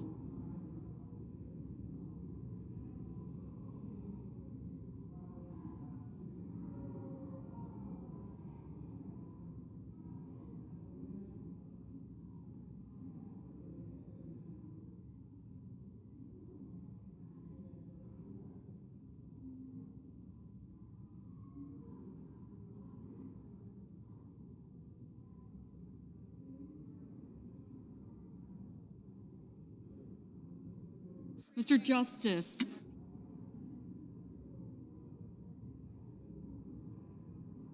Mr. Kane, Mr. Kelly, Mr. Kennedy. Mr. Kim.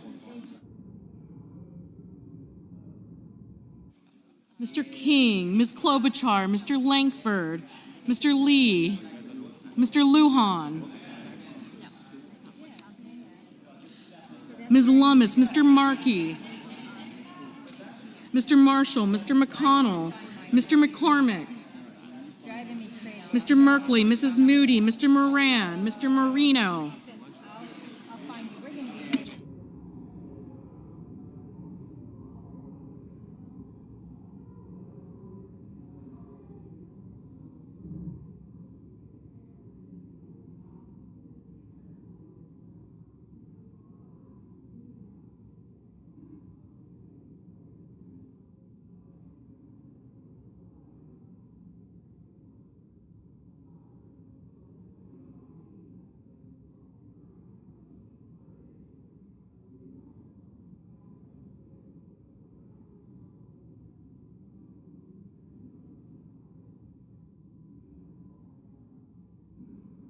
Mr. Merkley, Mrs. Moody, Mr. Moran, Mr. Marino, Mr. Mullen, Ms. Murkowski,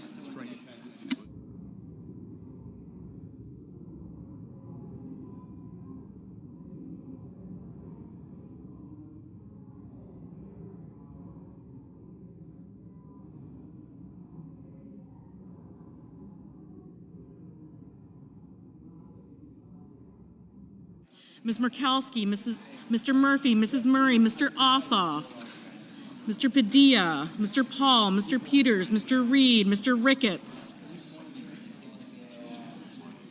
Mr. Risch, Ms. Rosen, Mr. Rounds, Mr. Sanders, Mr. Schatz, Mr. Schiff,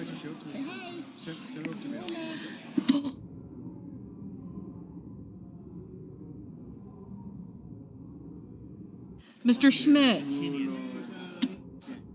Mr. Schumer, Mr. Scott of Florida, Mr. Scott of South Carolina, Mrs. Shaheen, Mr. Sheehy, Ms. Slotkin, Ms. Smith, Mr. Sullivan, Mr. Thune, Mr. Tillis, Mr. Tuberville, Mr. Van Hollen, Mr. Warner, Mr. Warnock, Ms. Warren, Mr. Welch, Mr. Whitehouse, Mr. Wicker, Mr. Wyden, Mr. Young.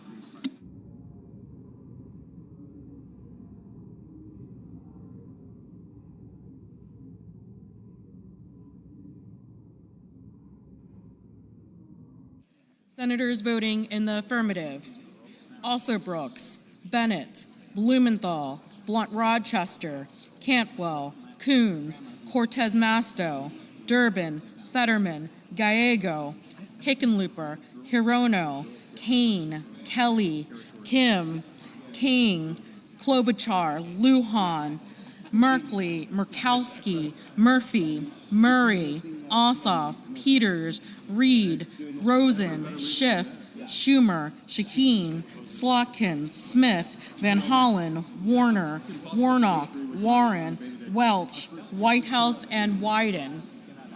Senators voting in the negative: Banks, Bozeman, Britt, Budd, Cotton, Crapo, Cruz, Curtis, Ernst, Graham, Haggerty, Hawley, Husted, Johnson, Kennedy, Lee, Lummis, Marshall, McConnell, Moody, Moran, Paul, Ricketts, Risch, Rounds, Scott of South Carolina, Sullivan, Thune, Tillis, and Tuberville. Ms. Baldwin, aye.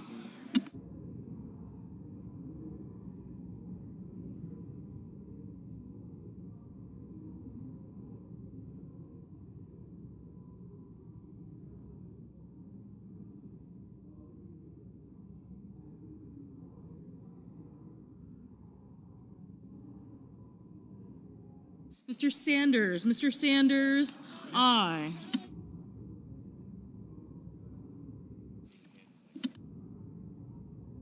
Mr. Barrasso, no. Ms. Hassan, aye.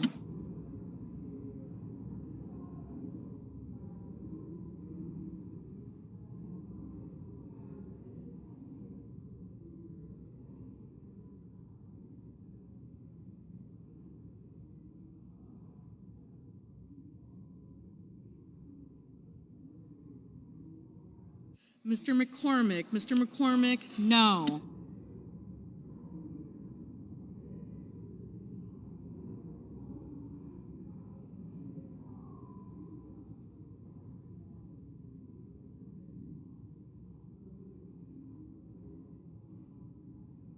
Mr.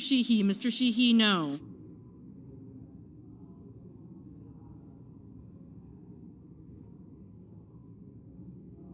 Mrs. Blackburn, no. Mr. Cassidy, no.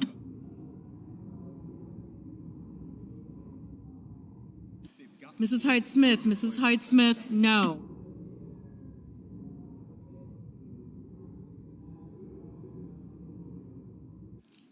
Ms. Duckworth, aye. Mr. Daines, no. Mr. Heinrich, aye. Mr. Padilla, aye.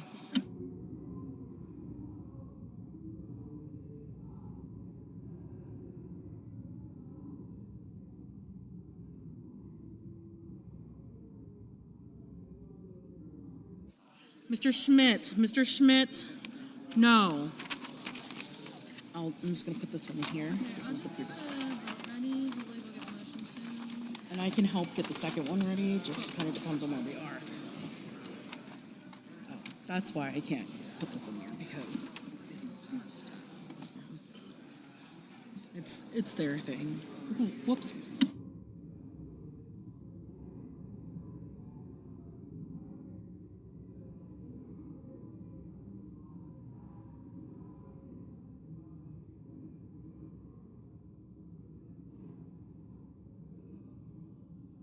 Mr. Markey, aye.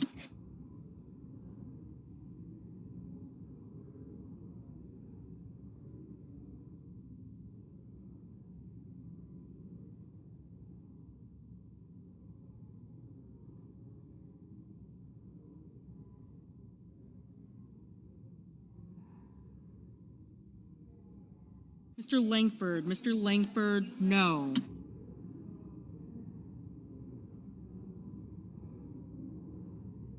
Mr. Marino, no.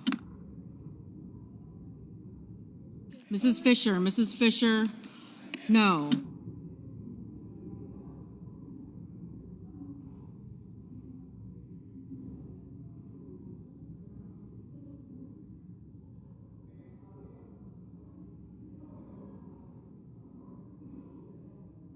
Ms.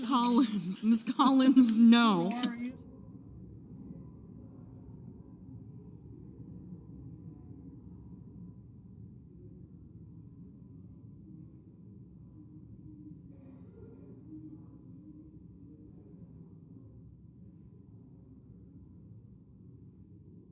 Mr.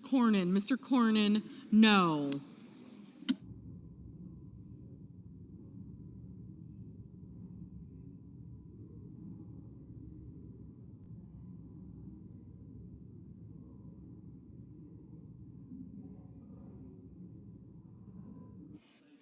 Mrs. Gillibrand, aye.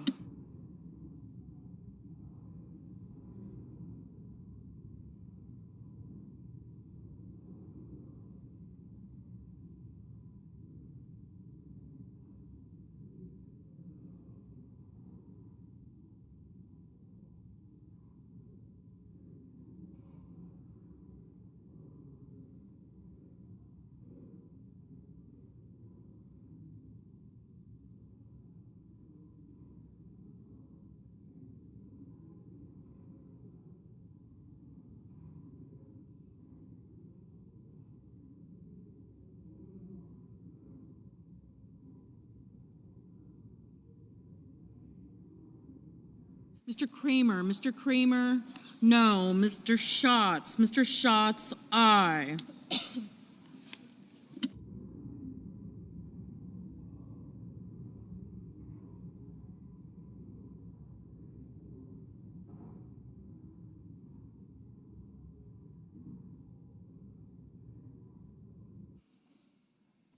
Mr. Scott of Florida, no.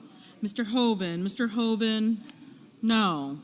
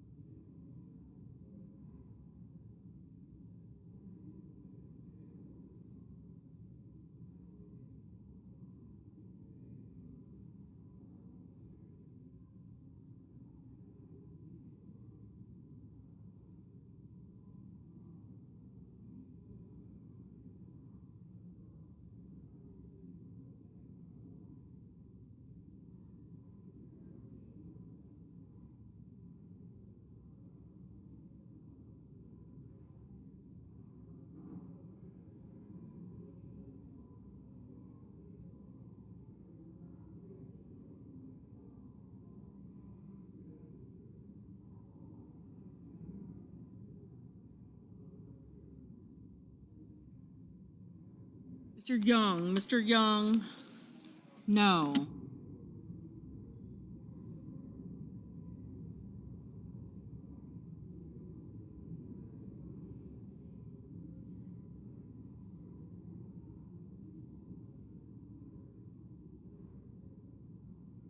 Mr. Justice, no.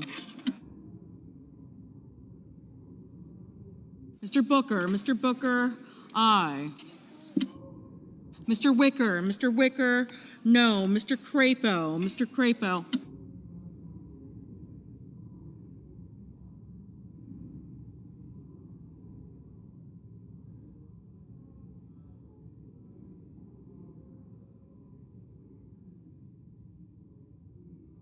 We do a little trolling. It's called we do a little trolling.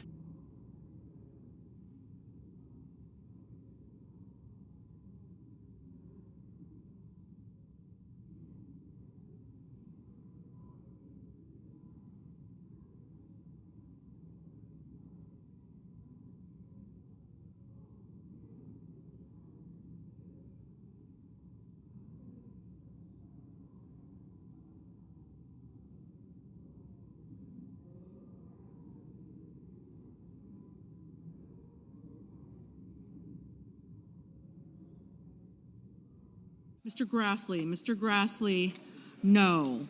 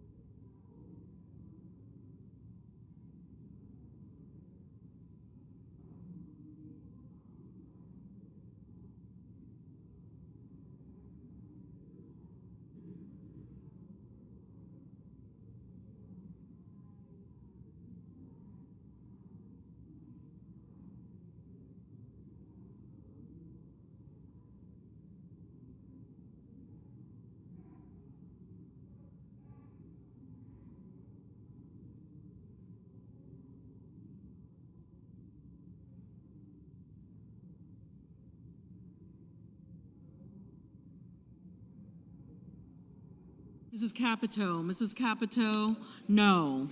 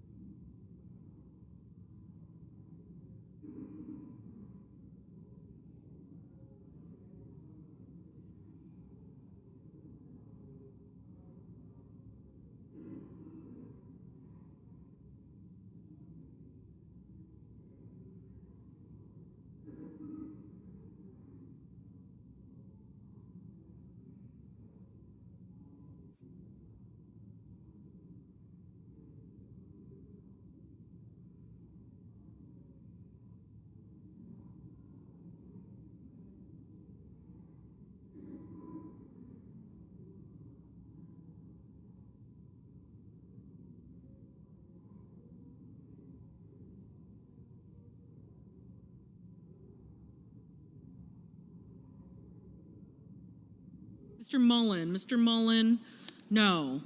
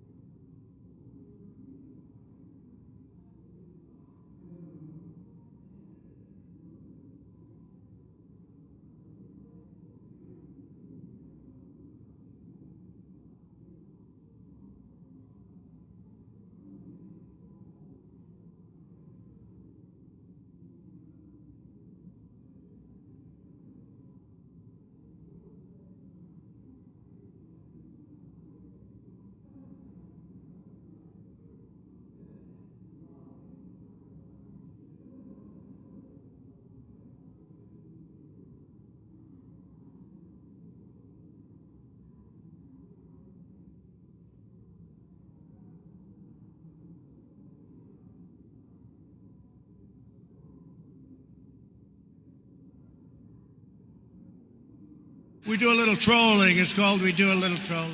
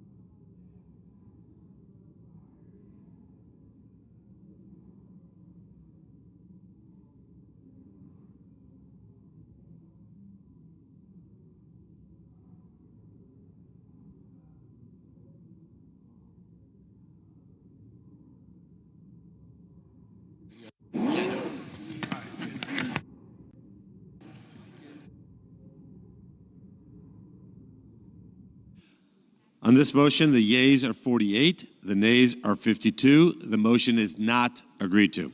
Mr. President. I recognize the majority whip. Mr. President, I ask unanimous consent that to be in order for the following senators to be recognized to offer amendments, motions, or points of order, that the amendments be reported by number, with no amendments in order prior to a vote in relation to the amendments on the motion or motions. Number 1, Lujan, motion to commit. Number 2, Reed, motion to commit. Without objection. Yield the floor. I recognize the senator from New Mexico. I have a motion to commit at the desk. The clerk will report. Senator from New Mexico, Mr. Lujan, moves to commit the bill H.R. 1 to the Committee on Finance with instructions to report back forthwith. Mr. President, recently a Republican colleague said regarding this bill's SNAP cuts, quote, "If we don't watch out, people are going to get hurt." He's right. People are going to get hurt. For the past 50 years, the United States of America has maintained a bipartisan promise to feed our children, our veterans, our seniors, and our working families. This bill betrays that promise. It cuts more than $1 trillion from Medicaid and SNAP, cuts that will harm all of our constituents. With this motion, I'm offering my colleagues the opportunity to step away from these devastating cuts, to show our fellow Americans that in this country, we care for our friends, family, and neighbors who need support. I hope my colleagues on both sides of the aisle can agree that this is a promise worth keeping. I yield back. Mr. President. I recognize the senator from Arkansas. Thank you, Mr. President. I rise in opposition to the motion raised by my colleague from New Mexico.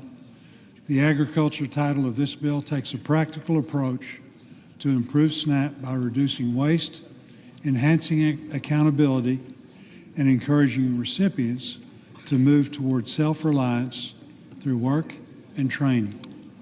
SNAP spending has nearly doubled since 2018, putting this vital program on an unsustainable path wrought with mismanagement and waste.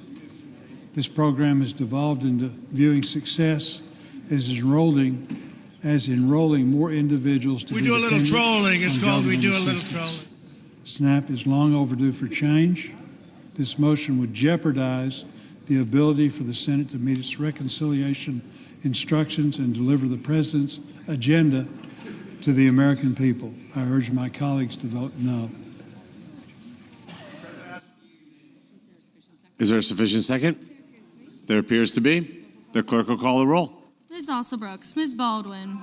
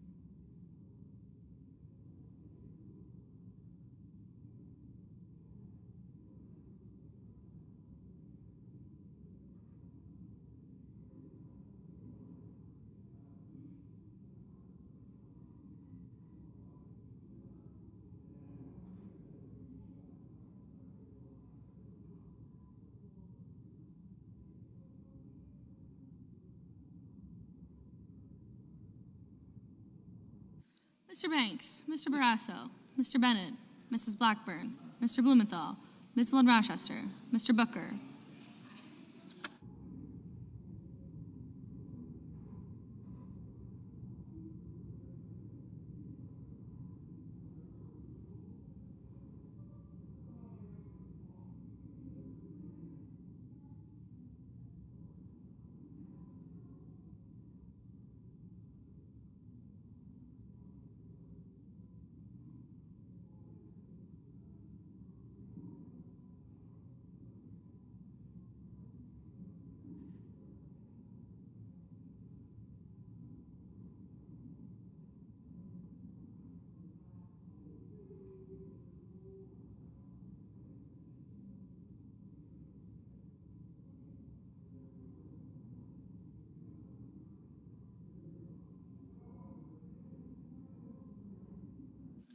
Mr. Booker, Mr. Bozeman, Mrs. Britt, Mr. Budd, Ms. Cantwell, Mrs. Capito, Mr. Cassidy, Ms. Collins, Mr. Coons, Mr. Cornyn, Ms. Cortez Masto.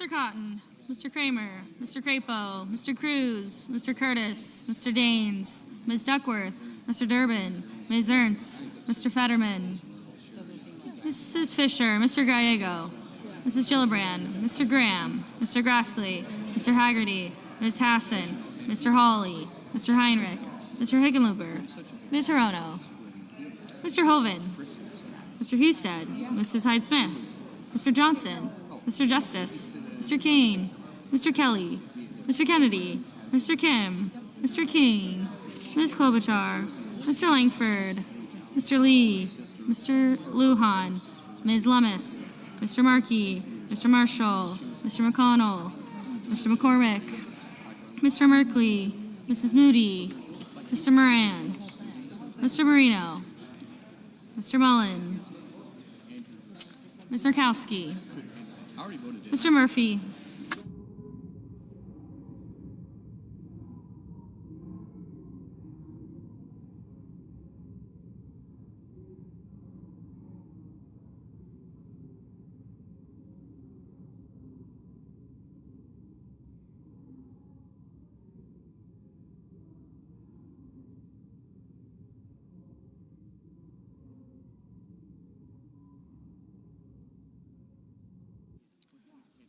Mr. Murphy, Mrs. Murray, Mr. Ossoff, Mr. Padilla, Mr. Paul, Mr. Peters, Mr. Reed, Mr. Ricketts, Mr. Risch.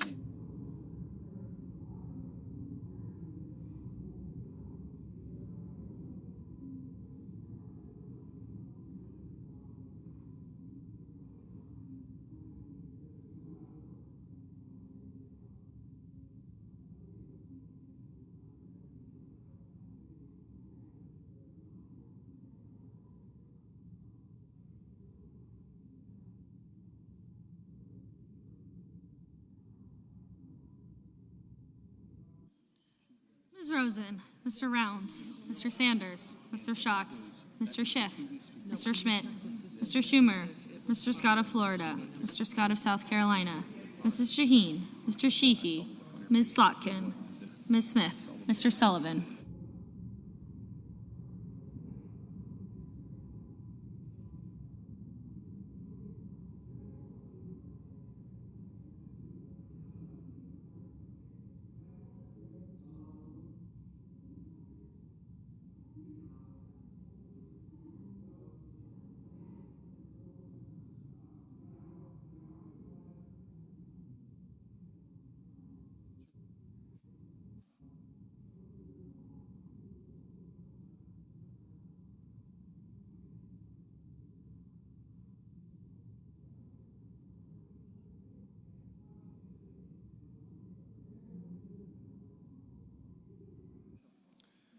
Mr. Sullivan, Mr. Thune, Mr. Tillis, Mr. Tuberville, Mr. Van Hollen, Mr. Warner, Mr. Warnock, Ms. Warren, Mr. Welch, Mr. Whitehouse, Mr. Wicker, Mr. Wyden, Mr. Young.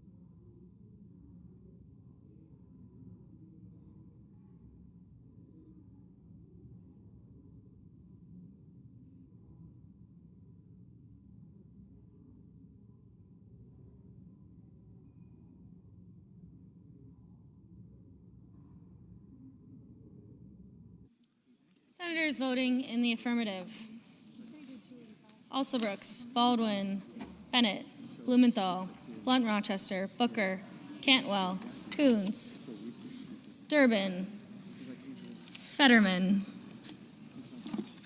Gallego, Hassan, Hirono, Kelly, Kim, Klobuchar, Lujan, Merkley, Murphy, Murray, Padilla, Peters, Reed, Rosen, Sanders, Schatz, Schiff, Schumer, Shaheen, Slotkin, Smith, Van Hollen, Warner, Warnock, Welch, Whitehouse, and Wyden. Senators voting in the negative: Banks, Barrasso, Blackburn, Britt, Capito, Collins, Cornyn, Cotton, Kramer, Crapo, Cruz, Curtis, Daines, Ernst, Fisher, Graham, Grassley, Haggerty, Hawley, Hoven, Husted, Hyde-Smith, Johnson, Kennedy, Langford, Marshall, McConnell, McCormick, Moody, Moran, Marino, Mullen, Paul, Ricketts, Rounds, Schmidt, Scott of Florida, Sheehy, Tillis, and Wicker. Mr. Heinrich, aye. Mr. King, aye.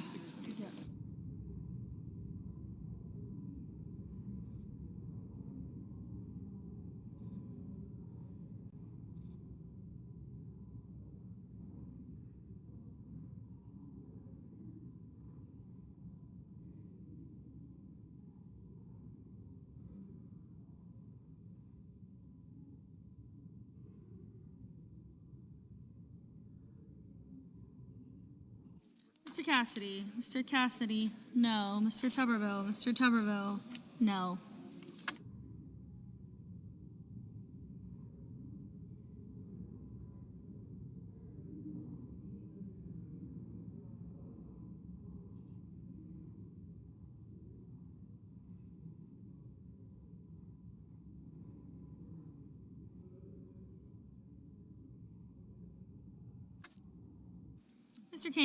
Mr. Kane, aye.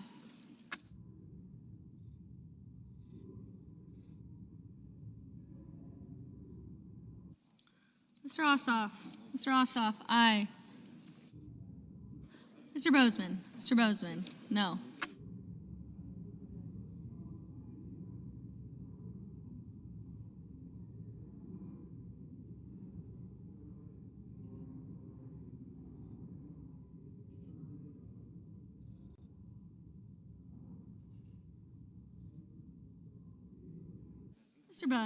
Mr. Budd, no.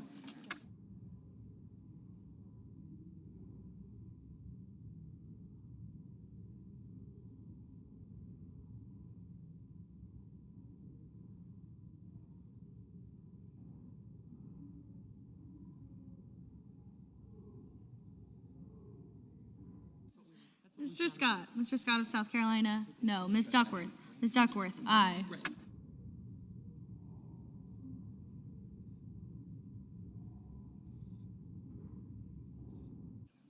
Mr. Lee. Mr. Lee, no.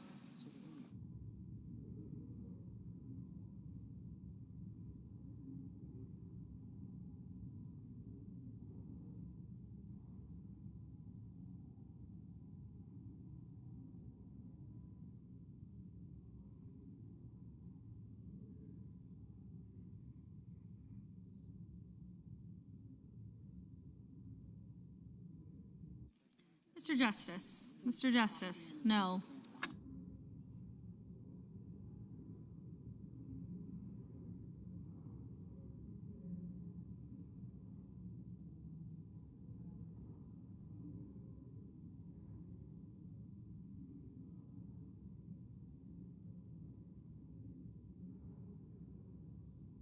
Mr. Markey. Mr. Markey, aye. Mr. Risch. Mr. Risch, no.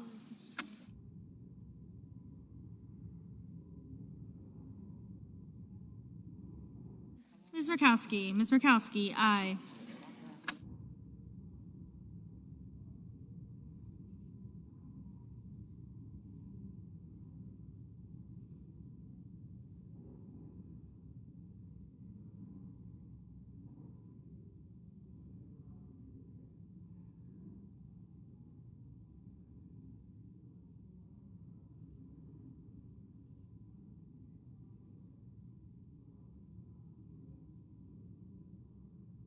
Mr. Young. Mr. Young, no.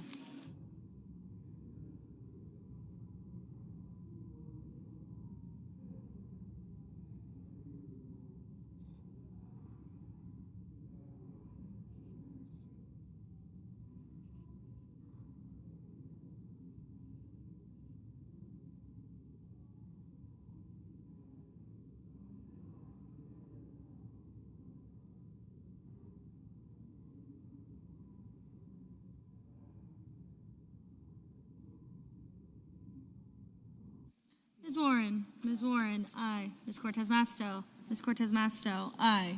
Mr. Hickenlooper. Mr. Hickenlooper, aye.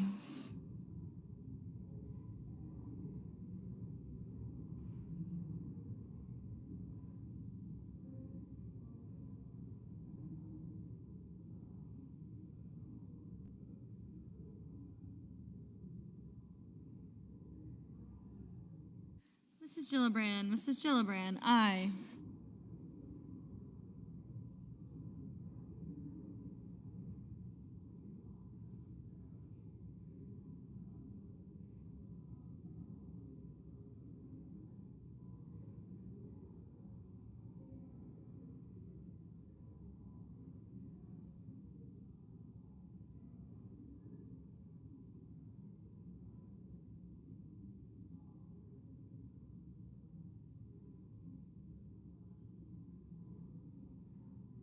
Mr. Thune. Mr. Thune, no.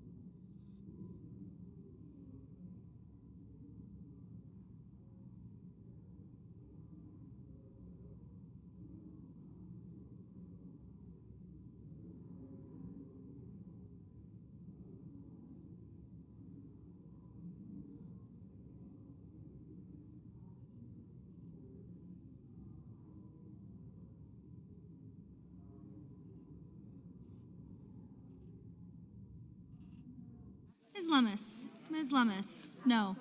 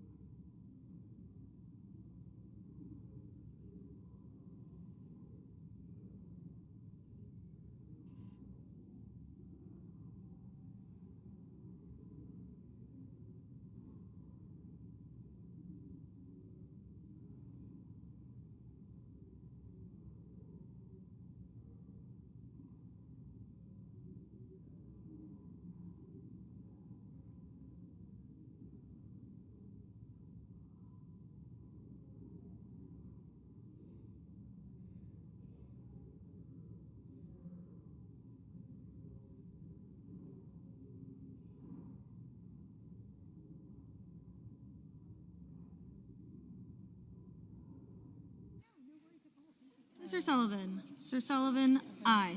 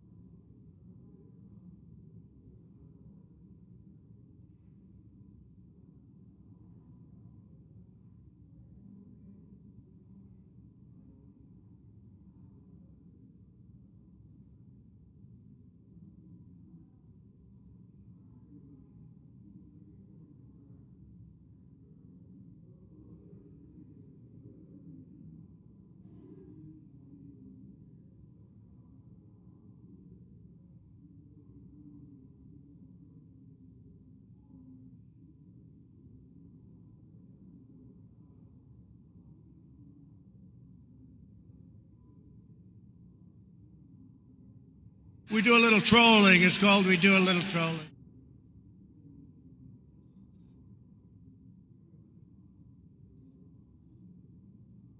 We do a little trolling. It's called we do a little trolling. On this vote, the yeas are 49, the nays are 51, and the motion is not agreed to. We do a little trolling. It's called we do a little trolling. The senator from Rhode Island. Madam President, I have a motion to commit at the desk. The clerk will report. Senator from Rhode Island, Mr. Reed, moves to commit the bill H.R. 1 to the Committee on I ask that further reading of the motion be dispensed with. Without objection. Madam President, Medicaid is a lifeline for seniors.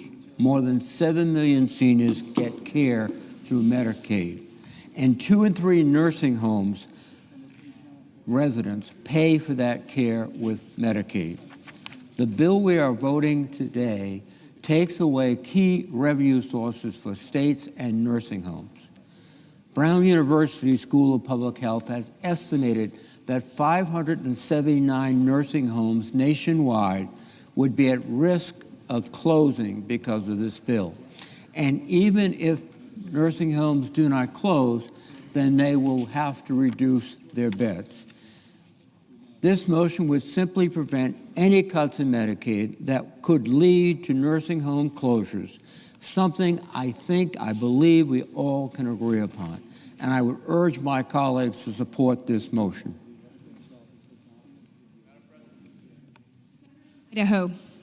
Madam President, Republicans are restoring integrity to the Medicaid program by closing loopholes and preventing states from exploiting Medicaid federal match rates. States' provider taxes for nursing homes and immediate care facilities are not phased down under this bill. Additionally, the bill repeals the harmful Biden administration's nursing home staffing rule that would have forced the closure of nursing homes and long-term care facilities. I urge my colleagues to vote against this amendment. Madam President, I ask the yeas and nays. Is there a sufficient second? There appears to be. The clerk will call the roll. Ms. Alsobrooks, Ms. Baldwin, Mr. Banks, Mr. Barrasso, Mr. Bennett, Mrs. Blackburn, Mr. Blumenthal, Ms. Blunt-Rochester, Mr. Booker, Mr. Bozeman, Mrs. Britt. No. No. Oh,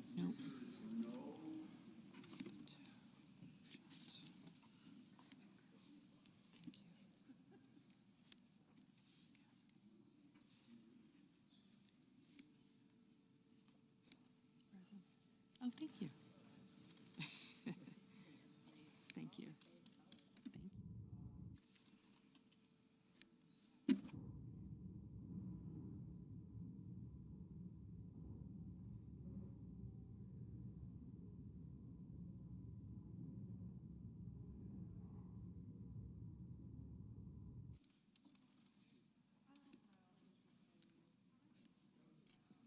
Mr. Budd. Ms. Cantwell.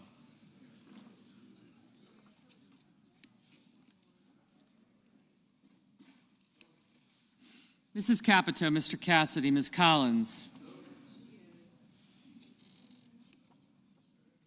Mr. Coons. Thank you. Thank you. Mr. Cornyn, Ms. Cortez Masto, Mr. Cotton.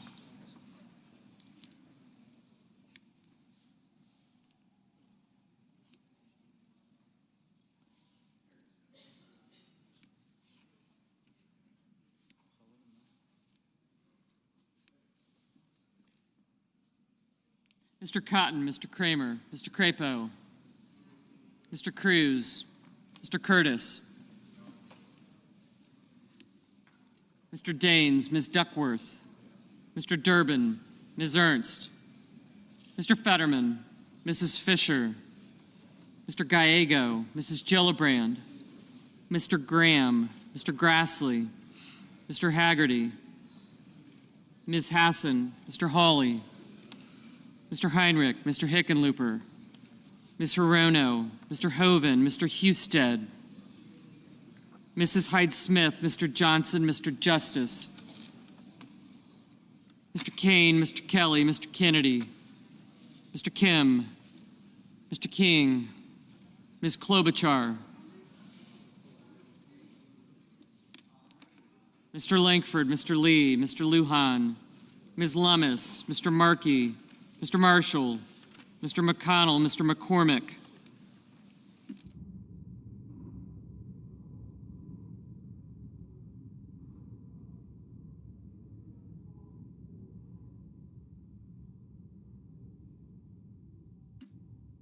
Mr. Merkley, Mrs. Moody, Mr. Moran, Mr. Marino, Mr. Mullen,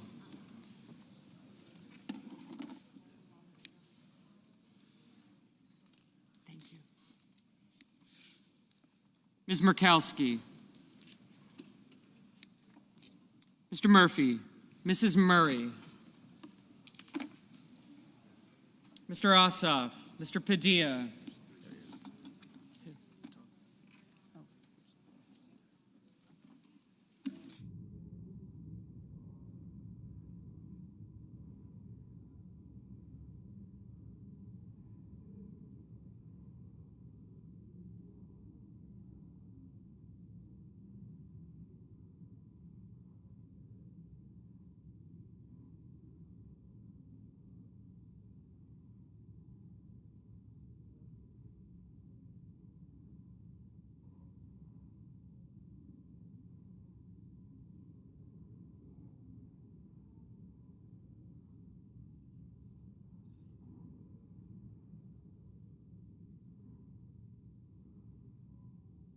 Mr. Murphy, Mrs. Murray, Mr. Ossoff, Mr. Padilla, Mr. Paul, Mr. Peters, Mr. Reed, Mr. Ricketts, Mr. Risch, Ms. Rosen, Mr. Rounds,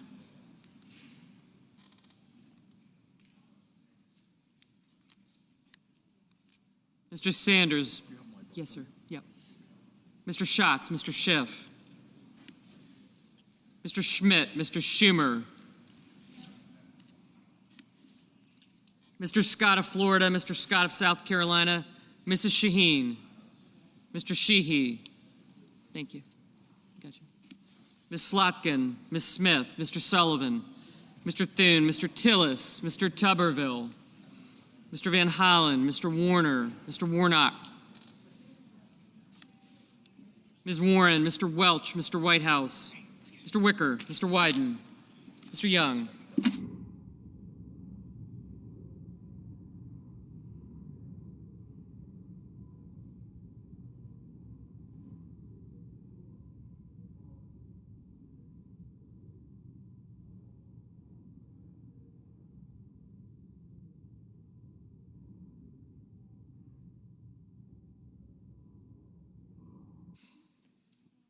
Senators voting in the affirmative: also Brooks, Baldwin, Bennett, Cantwell, Cortez Masto, Duckworth, Fetterman, Hickenlooper, Kane, Kim, Padilla, Peters, Reed, Rosen, Sanders, Schatz, Schiff, Warner, and Whitehouse. Ms. Collins, aye. Senators voting in the negative: Blackburn, Britt, Budd, Capito, Cassidy, Cotton, Haggerty, Johnson, Justice, Kennedy, Lee, Moran, Scott of South Carolina, Sheehy, Sullivan, Thune, and Wicker. Mr. Heinrich, aye.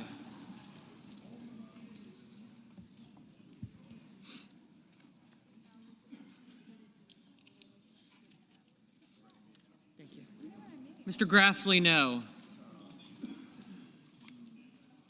Ms. Smith, aye. Mr. Merkley, aye.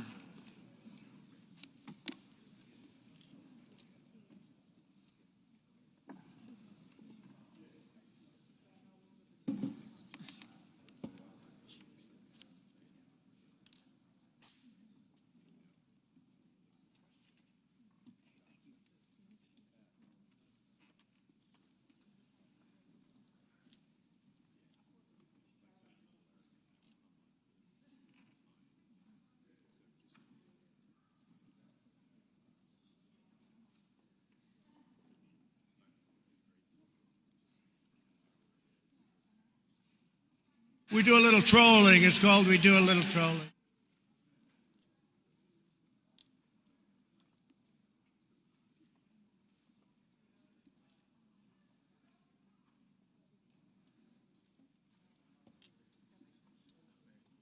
Mr. Banks, no.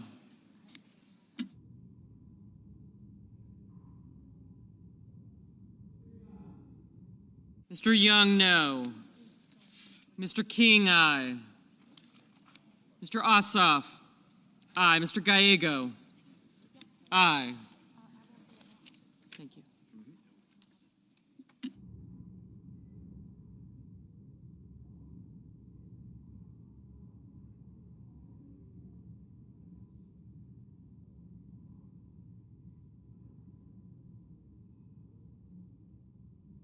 Ms. Blunt Rochester, no. Whenever. Ms. Blunt Rochester, aye.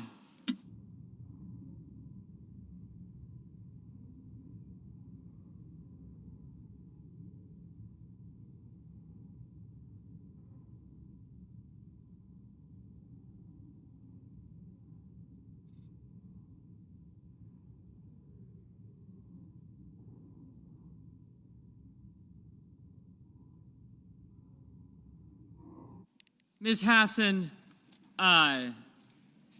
Dan Tinsley?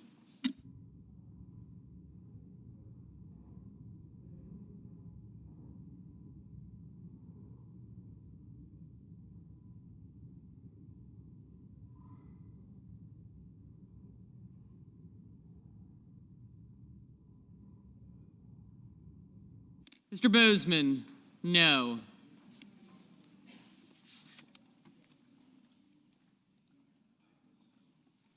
Mr. Markey, aye.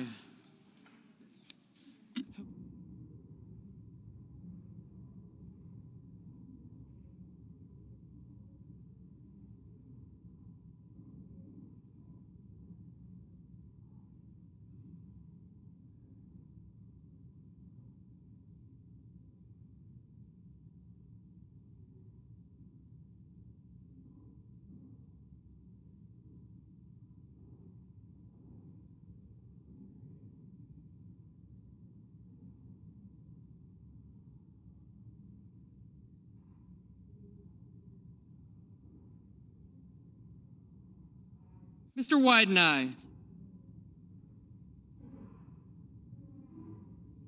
Mrs. Gillibrand, aye.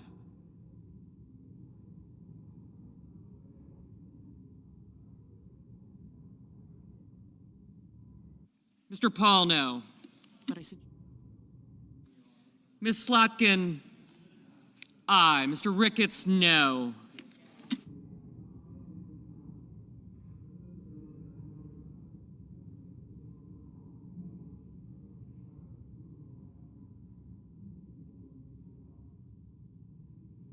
Mr. Durbin, aye. Mr. Hoven, no. Mr. Cornyn, no. Mrs. Moody, no.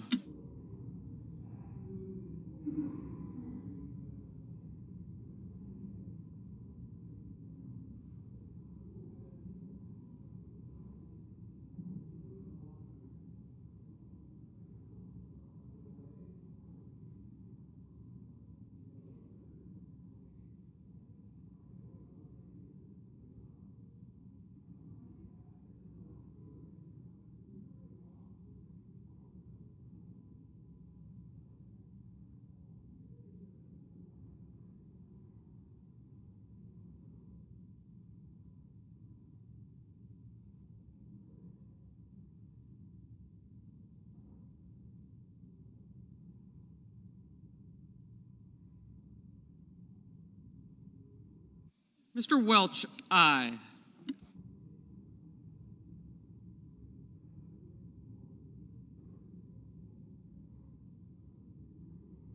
Mr. Marshall, no. Mr. Murphy, aye.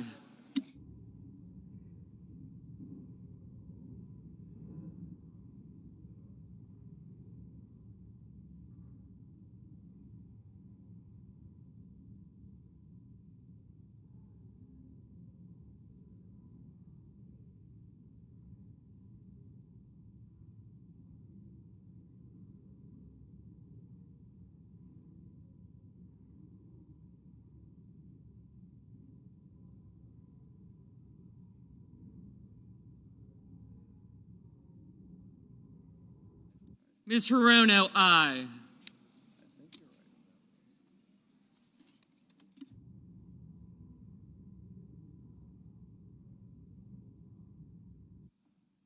Mrs. Murray, aye.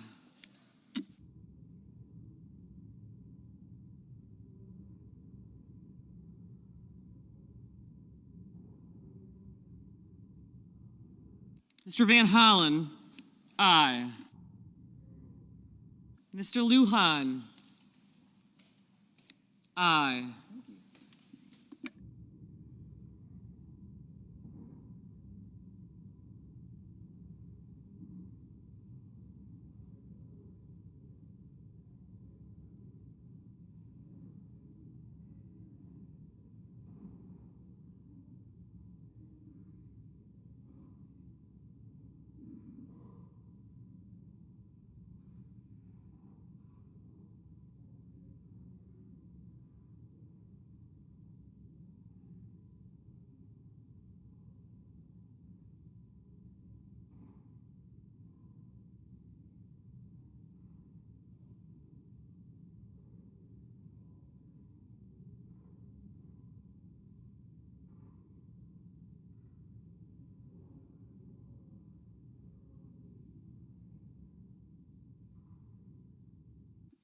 Mr. Husted, no. Mr. Langford, no. Mr. Marino, no. Mr. Hawley, no. Mrs. Fisher, no.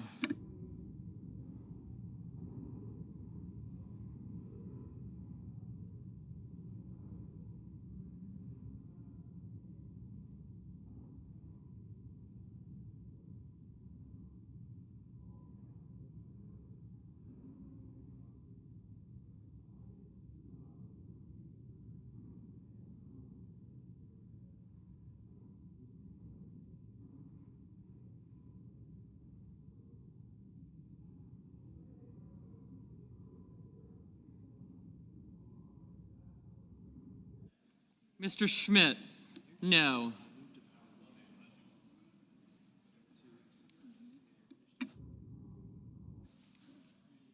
Mr. Tillis, no.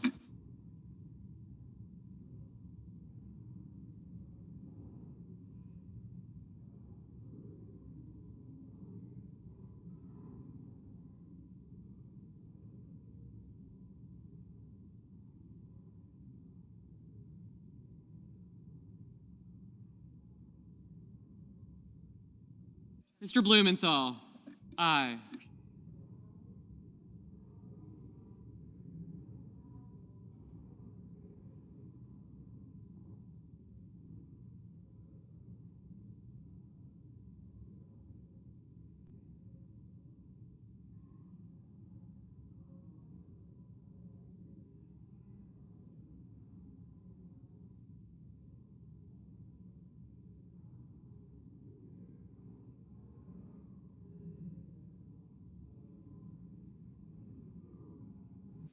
Mr. Curtis, no.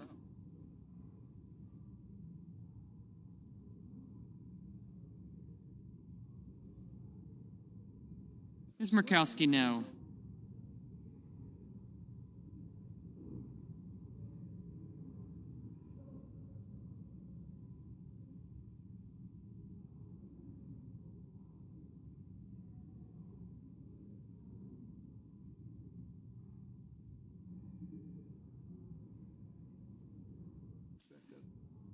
Mr. Scott of Florida, no.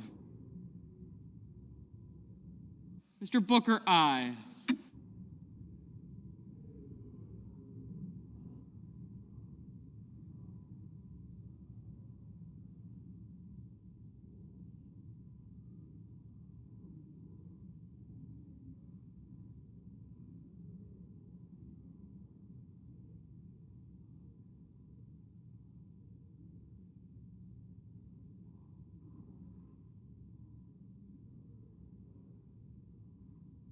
Mr. Booker, no. Mr. Kelly, aye. Mr. Booker, aye. Mr. Cruz, no. Mr. Kelly, aye.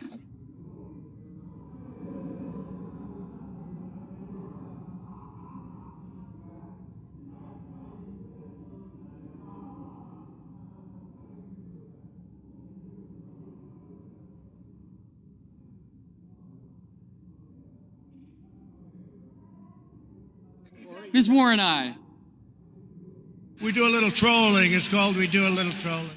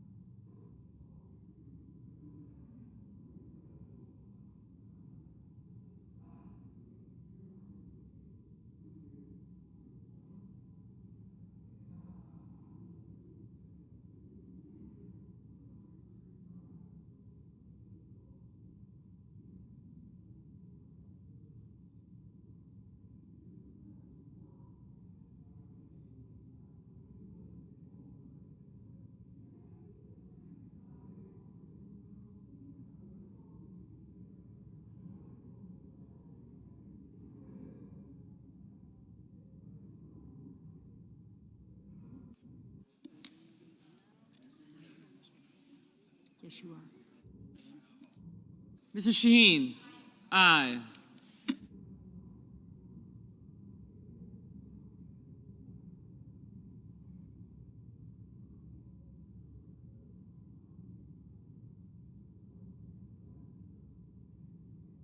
Mr. Mullen, no.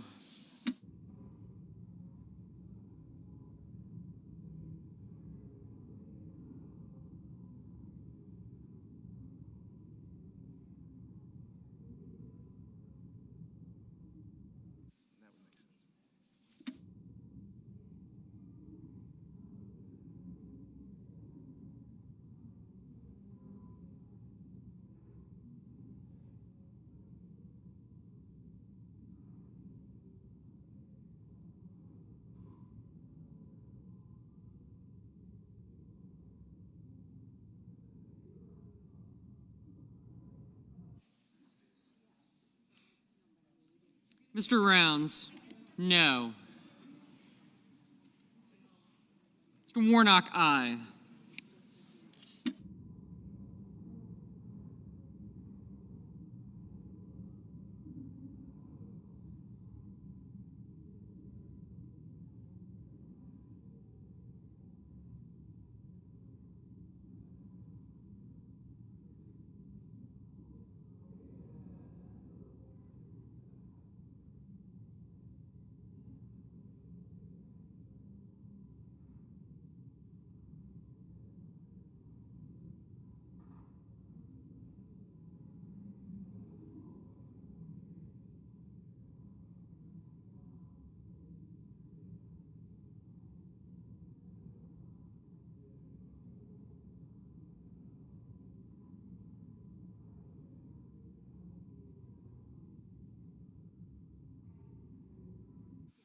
Mrs. Hyde-Smith, no. Mr. McCormick, no.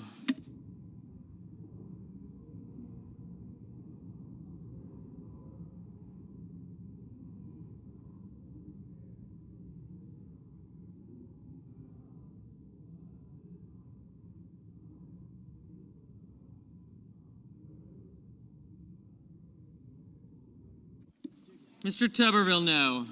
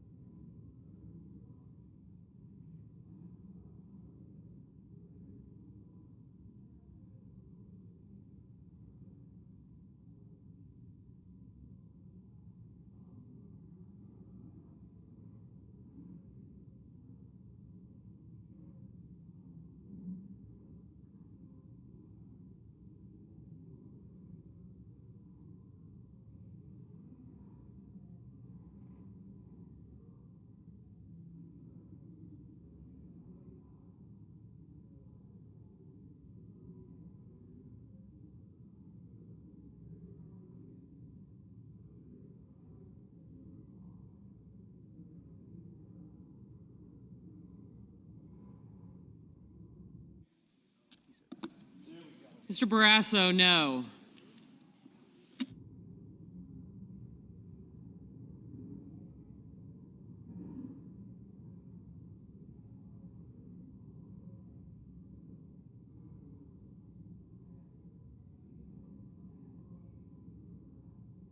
Ms. Klobuchar, aye.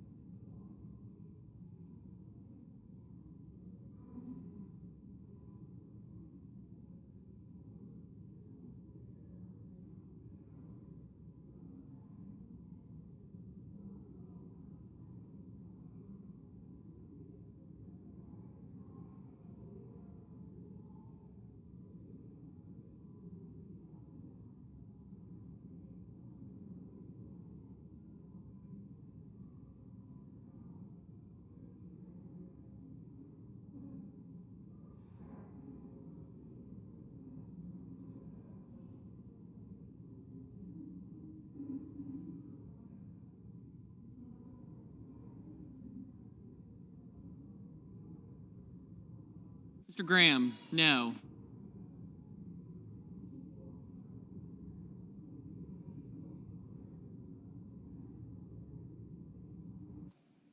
Mr. Risch, no. Oh, absolutely.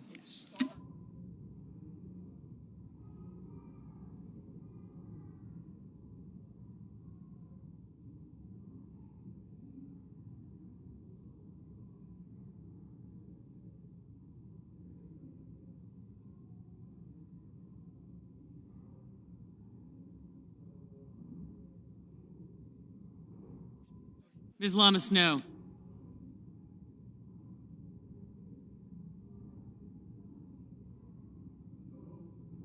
Mr. Coons, aye.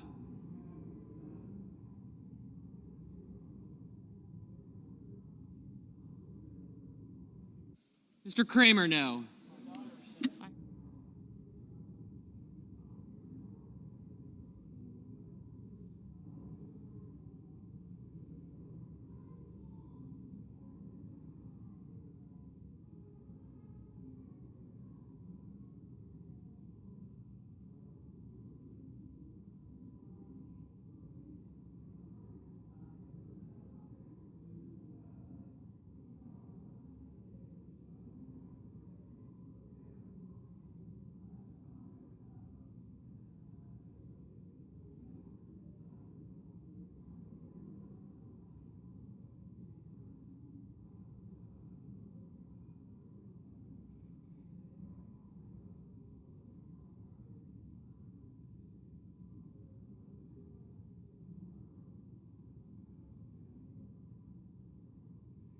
Mr. Schumer, aye.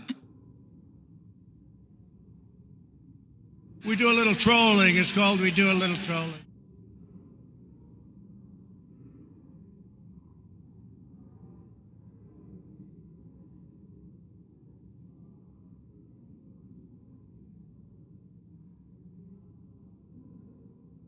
Mr. Wyden, aye.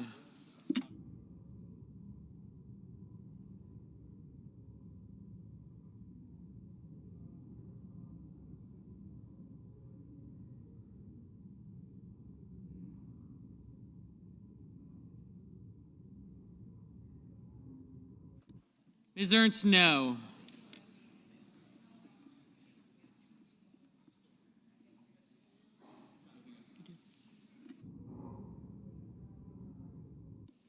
Mr. McConnell, no.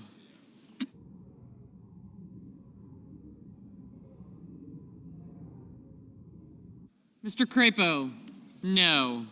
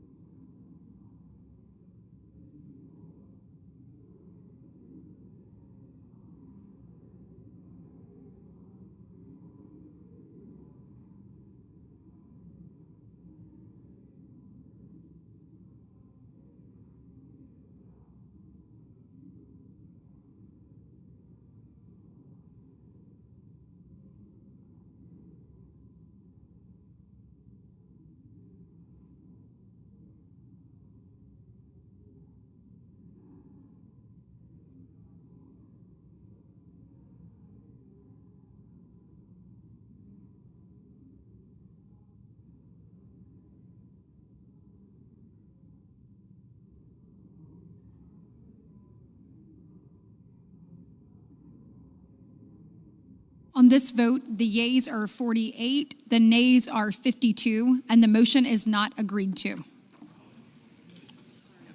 Madam President. The majority whip. Madam President, I ask unanimous consent that it be in order for the following senators to be recognized to offer amendments, motions, or points of order. The amendment be reported by number with no amendments in order prior to a vote in relation to the amendment or motions, and that is OSOF 2696. Without objection. Madam President. The senator from Georgia. Madam President, I call up my amendment 2696 and ask that it be reported by number. The clerk will report. The senator from Georgia offers an amendment number 2696 to amendment number 2360. Madam President, instead of adding trillions to the debt and tax cuts for the rich while destroying Medicaid and renewable energy, I propose we help our constituents afford health insurance. If we allow Affordable Care Act benefits to expire, as this bill would, more than 1 million Georgians will pay more for health insurance next year. A family of 4 in Clayton County making $65,000 a year, that's a $2,600 increase. Dougherty County, $2,200. Chattahoochee County, $2,300. We do a little trolling. It's called we do a little trolling. Liberty County, $2,600. Macon-Bibb County, $2,700. The AJC, our paper, reports 300,000 Georgians would lose insurance altogether. And that's on top of the cuts to Medicaid and hospitals. A vote against this amendment is a vote to gut the Affordable Care Act and raise health insurance premiums. I urge a yes vote. The majority whip. Madam President, this amendment would disproportionately hit our successful job creators throughout the country, harming workers, consumers, and local economies.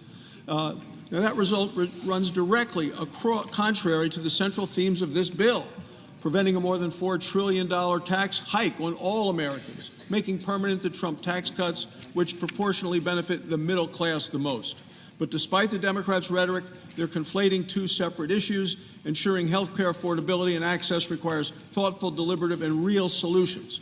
Unfortunately, our colleagues on the other side of the aisle enacted costly and uncapped enhanced premium tax credits that use taxpayer dollars to mask underlying issues in the ACA market, such as declining value and fraudulent enrollment.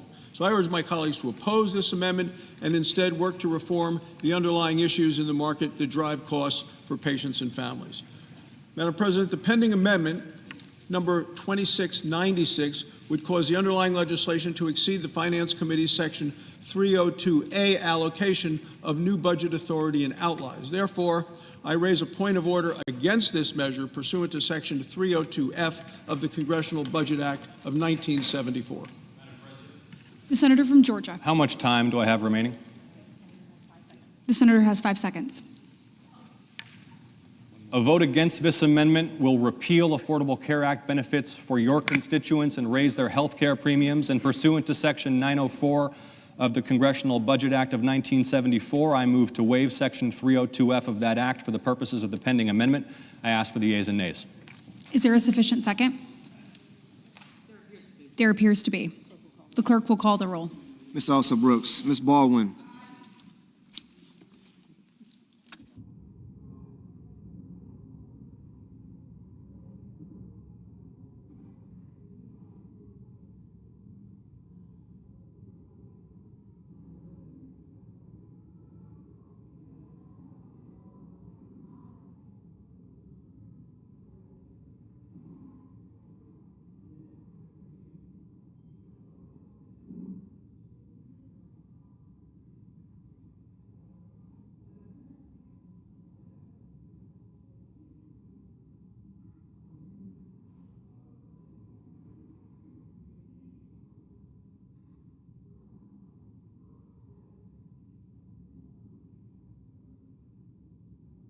Bluetooth connected. Mr. Banks.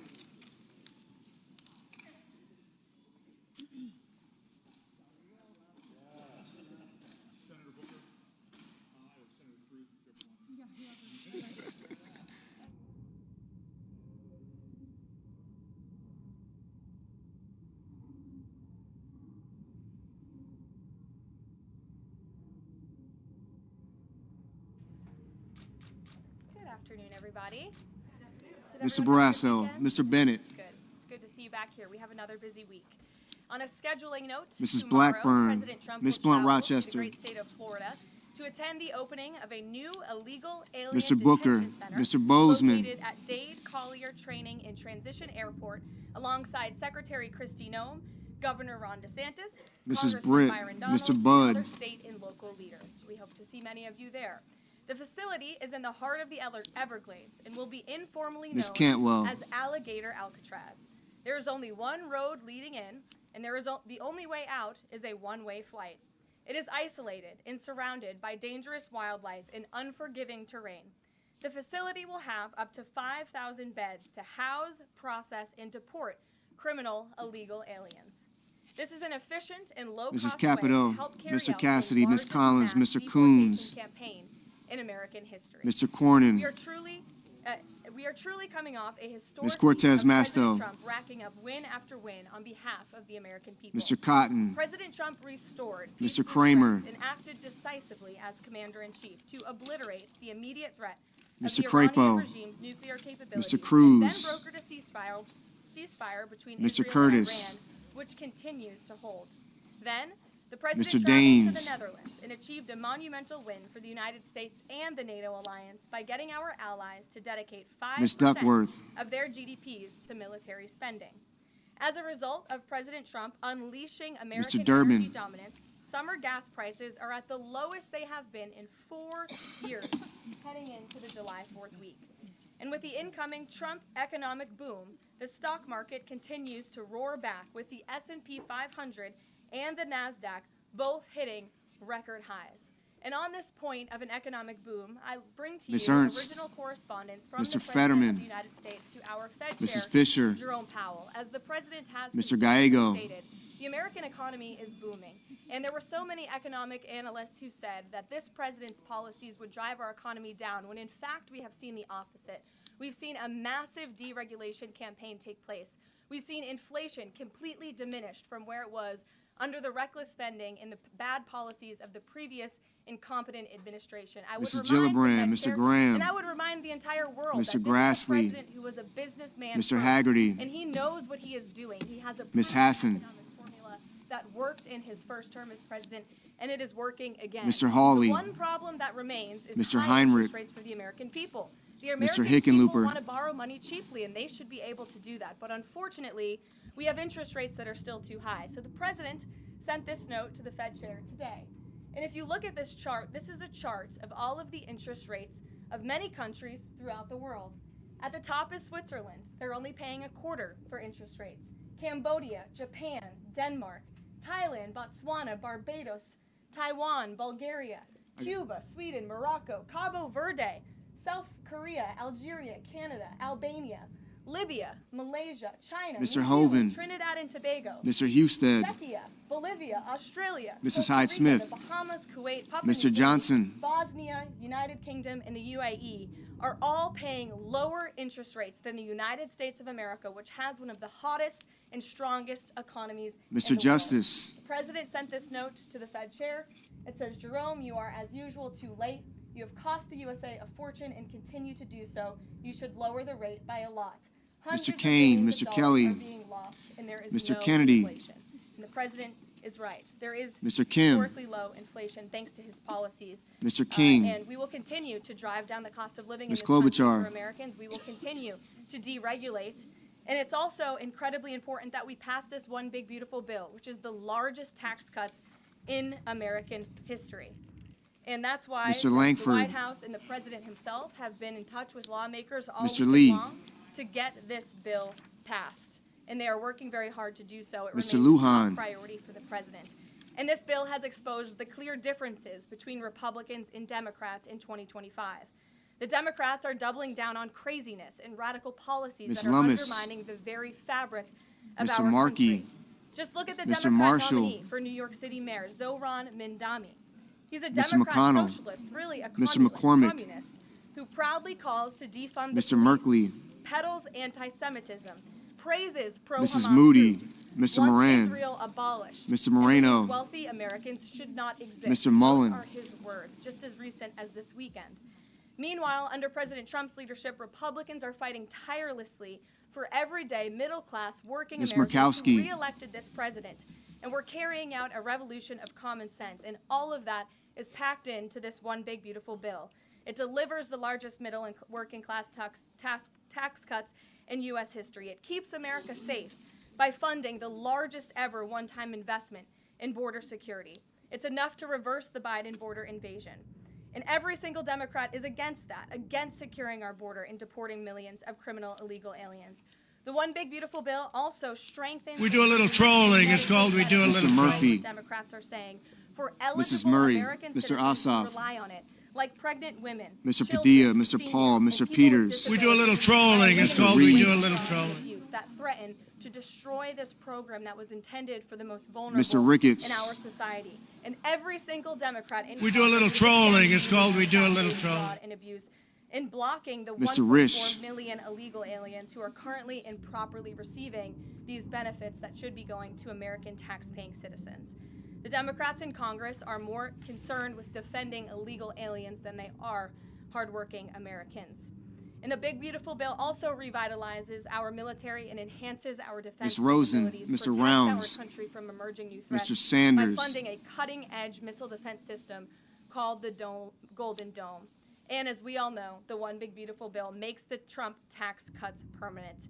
The White House and the president are adamant that this bill is passed and that this bill makes its way to his desk. Republicans need to stay tough and unified during the home stretch. Mr. Schatz, and Mr. we are Schiff, counting on them Mr. to get the Schmidt. job done. So, with that, we will take Mr. up questions. Schumer, John Frederick, Mr. in our Scott committee of today. Florida, John, thanks for being Mr. here. Scott of South Carolina, Thank you, Caroline. Let's get to the one big. Mrs. Shaheen, It appears now Mr. that Sheehy, at least 50 votes in this. Ms. Slotkin, Ms. Smith, Mr. Sullivan, the Mr. president's Thune, confidence level in getting 280 Mr. Tillis, votes in the House by the end of Mr. this week, Tuberville, decided on Friday. Well, look, we are very well Mr. aware, Van and Hollen. The president is very well aware that this bill needs to not only pass out of the Senate, but it needs to go back to the House, and we need Mr. the full Warner, weight of Mr. the Republican Warnock, Conference to get behind this bill, and we expect Ms. them to, Warren, and we are confident that they will. The president Mr. has been Welch, working hand in hand with Senate Majority Leader Thune, Mr. Whitehouse, and also our House Republican leader, or the Speaker Mr. of the Wicker, House, I'm sorry, Mike Johnson. Mr. Both Wyden, will be at the White House today Mr. to Young. meet the president yet again. I believe they were here this morning, actually. I have one follow-up. Sure. You outlined, Senators voting in the affirmative. Jerome Powell and the Also Brooks, Baldwin, Blumenthal, Blunt Rochester, Booker, Cantwell, Cortez Masto, Duckworth, Heinrich, Kane, Kelly, Kim, King, Lujan, Markey, Merkley, Murray, and put in somebody that is going to lower rates. Ossoff, Padilla, Peters, Rosen, Sanders, Schatz, Schumer, Shaheen, Slotkin, Warren, Welch, Whitehouse, Wyden. Our country. But Jerome Powell cut rates numerous times ahead of the election. Ms. Hassan, when Joe Biden was in this Oval aye. Office, but now he refuses to, and the economy is Ms. in a much better Mrs. place. Gillibrand, So there really is aye. a good Ms. Hirono, explanation for that, and the president is aye. rightfully calling attention to it. Mr. Murphy, On Iran, aye. the president posted on his Senators voting the negative. not Banks, even talking Barrasso, about anymore. Blackburn, Britt, Budd, Capito, Cassidy, Collins, Cornyn, Kramer, Crapo, Cruz, Daines, Ernst, Fisher, Graham, Grassley, Hovind, Husted, Hyde-Smith, Johnson, Langford, Marshall, McConnell, Moody, Moran, Mullen, Paul, Ricketts, Risch, Rounds, Schmidt, Scott of Florida, Sullivan, Thune, Tuberville, and Wicker. Thank you, Caroline. Mr. Kennedy. Does President Trump want Zoran No. Mamdani? Mr. Hickenlooper. I haven't heard Aye. him say that. Mr. I Sheehy. haven't heard him call for that. But certainly he No. does not want this individual Ms. to be Alsa elected. Brooks. I was just speaking to him about Aye. it and his radical policies that will completely crush New York City, which is obviously a city that the president holds near and dear to his heart. There's this Congressman Andy Ogles. He wants the Attorney General Bondi to explore denaturalization proceedings because he thinks Ms. Mamdani, Lummis. Ms. Lummis. misrepresented or concealed No. material support for terrorism based on rap lyrics he wrote in 2017. Does President Trump think this is a worthwhile use of the Attorney General? Mr. Gallego. Well, Mr. let the Gallego. president speak to that. I have not Aye. seen those claims, but Mr. clearly, Cotton. if they are Mr. true, Cotton. then that should be investigated. No. Would President Trump see himself, you said you just talked to him about this. Mr. Could he see Schiff. himself working Mr. with Schiff. the mayor Mamdani, somebody who, on Meet the Press Aye. this weekend, was given 3 chances to condemn the phrase globalize the intifada, but he couldn't. Yeah, look, the president is always willing to work with everyone. He's working with Democrats across the country, Democrat governors, and he said he'll work with people on the far left. He works with Republicans. He works with people in the middle. He wants to do what's right for America, but surely someone who holds these values and is quite literally a communist and condemns every value Mr. Lee, that makes Mr. this Lee, country great. Common sense, no. law and order, low taxes, working hard, and earning your keep in this country. He's against all of that, and I think the president would find it difficult to work with someone like that. If he is elected, I'm sure you'll hear more from the president on that, but we'll have to see. Hopefully the voters of New York City choose wisely. Sure. Thanks, Caroline.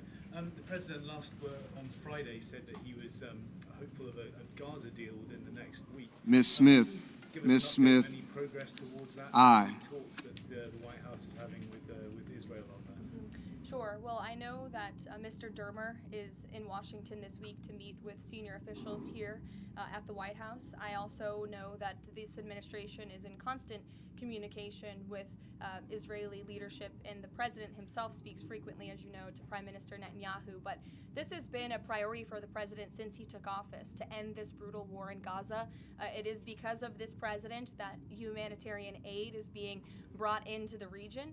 It's heartbreaking to see the images that have come out from both Israel and Gaza throughout this war, and the president wants to see it end. He wants to save lives, and however, the main priority for the president also remains to bring all of the hostages home out of Gaza. As you know, his tireless effort has brought home many of the hostages, including all of the Mr. American Tillis, hostages who were Mr. held there. So Tillis, he wants to see both things no. happen and work Mr. continually. Warnock, Mr. Warnock, aye. Yeah, thanks, Caroline.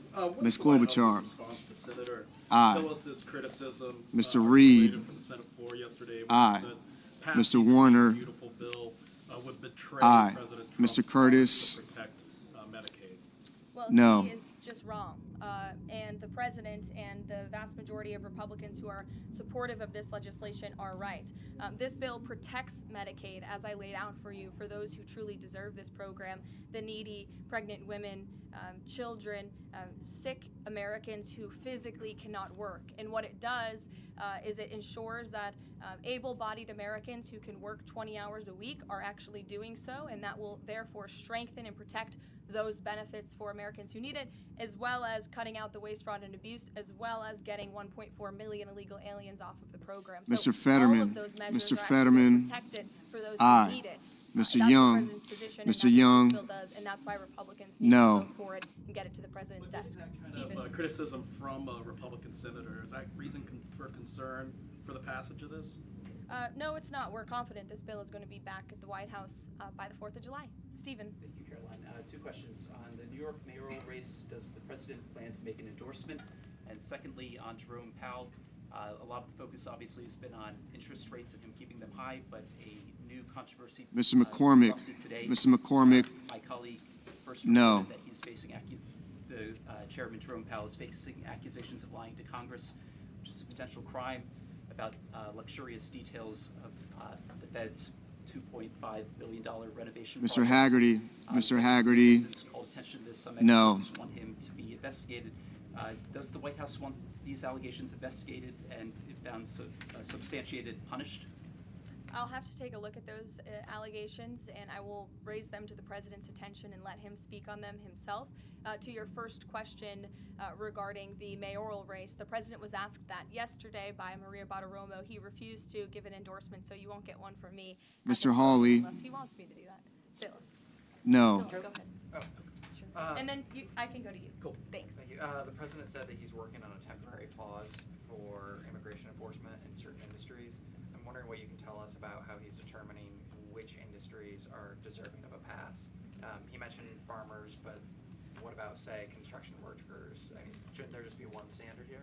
I don't have any more details to read out for you, but what I can tell you is that the White House is working closely every day with the Department of Agriculture as well as the Department of Homeland Security when it comes to workforce enforcement, worksite enforcement, I'm sorry.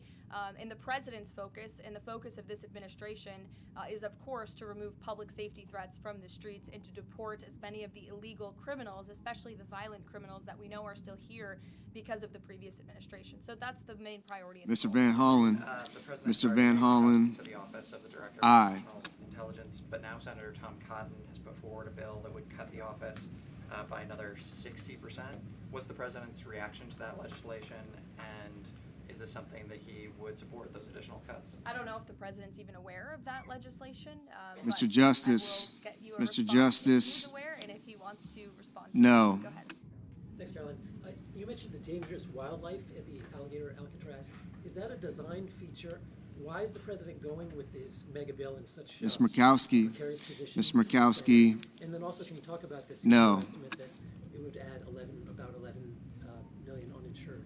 Well, look, when you have illegal murderers and rapists and heinous criminals in a detention facility surrounded by alligators, yes, I do think that's a deterrent for them to try to escape. We do know that some of these illegal criminals have escaped from other detention facilities, like one in New Jersey, which I know was recently reported on. So, of course, we want to keep the American people safe, and we want to remove these public safety threats from our streets, and we want to effectively detain them as best as we Mr. can. Coons. As for why the Mr. president Coons. is going, I think his trip to this detention Aye. facility actually underscores the need to pass the One Big Beautiful Bill, because we need more detention facilities across the country. The last administration let in nearly 20 million illegal people Mr. Bennett. from all over the Mr. world. Bennett. This administration is focused on Aye. arresting and detaining them. But in comparison to that 20 million illegal criminal population in our country, we only have 7,000 ICE agents in the interior who are doing this very important work. And so we obviously need more personnel, we need more resources, and that's why we need to pass the One Big Beautiful Bill. On the CBO's Go ahead. Yes, in the pink. Oh, thank you, Caroline. Can you please share some details of China trade deal? Has Mr. the Durbin. US agreed to Mr. Durbin. some export, Aye. technology export restrictions? Sure. Well, the final language that was agreed upon in both Geneva and Mr. in Scott. London, Mr. was Scott signed of this South past week. Carolina. We can get you that final text of the No. Go ahead. Thank you, Caroline. Eamon, and then behind you. Okay, thanks, Caroline. So on Jay Powell, has the president got a short list of who he wants to see as Jay Powell's successor, and is he going to name a successor as early as this summer? I won't get ahead of the president on any announcements on that. Does he like Scott Besson for the job? Again, I won't get ahead of the president. And on TikTok, if you could, real quick, he said yesterday he's got a buyer, but the question there is, does he have a seller? Do you have any indication from the Chinese government that they've authorized a sale of TikTok to the U.S. or to U.S. buyers? What I can tell you is that these discussions with China regarding the sale of TikTok have been ongoing at the highest level, and they will continue. As you know, we have another 90-day extension, and it's just to continue to work out this deal and make sure that TikTok stays on for the American people. That's the president's main goal in this, while protecting Mr. Moreno. Mr. Moreno. No. The president has been calling for a deal in Gaza for 2 days and many posts. Who is blocking the deal? And one other thing, when he posted on Netanyahu's trial, also he said it interferes with the negotiations on Iran and on Gaza. What did he mean by that? I'm sorry, to your second question? When he posted about the Israeli Prime Minister trial, he Yes. said it interferes with the negotiations on Gaza and on Iran. What did he mean by that? It interferes because it physically and logistically was interfering. The prime minister was slated to go to court last week when he's in the middle of negotiating a peace deal and bringing hostages out of a war-torn region. And so the president was simply, I think, emphasizing his empathy that he has for Bibi Netanyahu and seeing him go what he's going through with his own judicial system in the state of Israel. Clearly, the president knows that very well.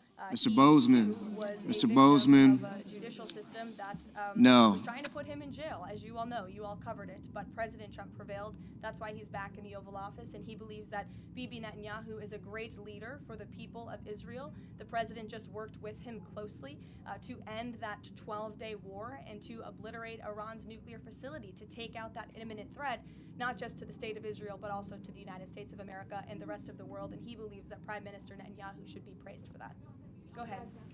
Ms. Caroline, on the mega bill and the amendment that would limit Medicaid expansion under the Affordable Care Act, does the president want that amendment to pass? The president wants this bill to pass. Meredith. Hey, thanks, Caroline. On trade, we have this looming July 9th deadline coming up. We heard the Treasury Secretary say that he expects to wrap up these trade deals by Labor Day, but when President Trump was asked yesterday about any extensions by July 9th, he said, I think that would be necessary. So is the President ruling out any extensions on trade for any nations, even if they're negotiating in good faith? Well, you heard from him directly. He said he did not think that it would be necessary. He is going to set the rates for many of these countries if they don't come to the table to negotiate in good faith. And he is meeting with his trade team this week to do that. Mary.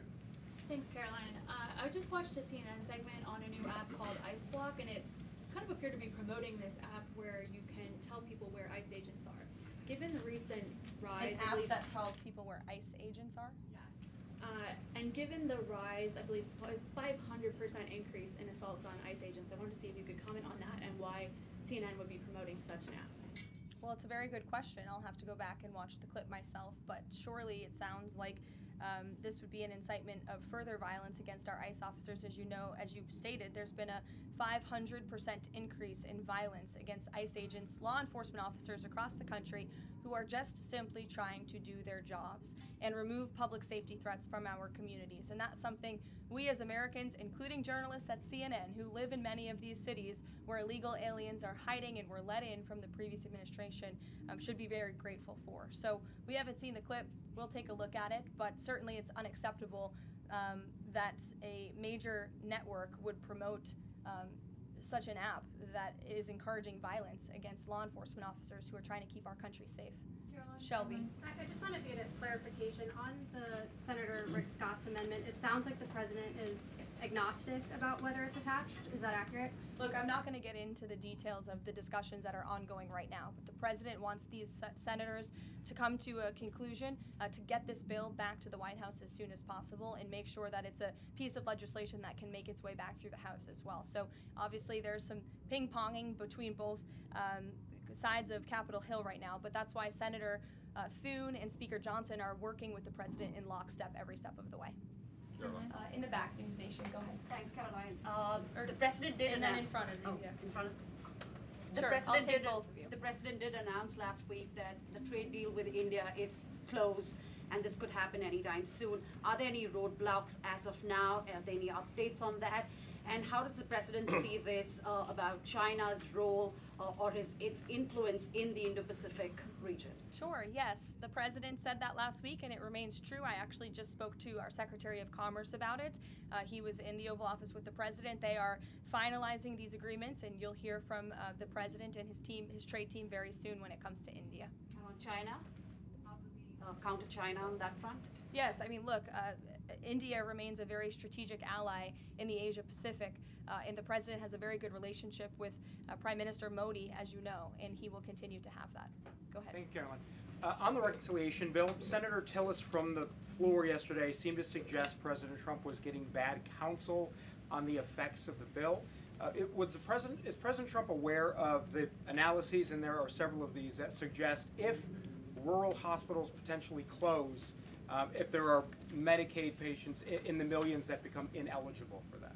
Yes, and that claim is just simply untrue. Rural hospitals comprise 7% of all hospital spending on Medicaid, and that illustrates that they have not benefited from the massive increase of waste, fraud, and abuse under the Biden administration. So this bill strengthens Medicaid. It will protect those benefits that hardworking Americans need, and that's why the president wants this bill to pass. The senator was wrong. The president put out a Truth Social post addressing it, and then the senator announced he's no longer running for office anymore. So I think that case has been closed, and the White House is continuing to focus on getting this legislation to the president's desk for his signature. Go ahead.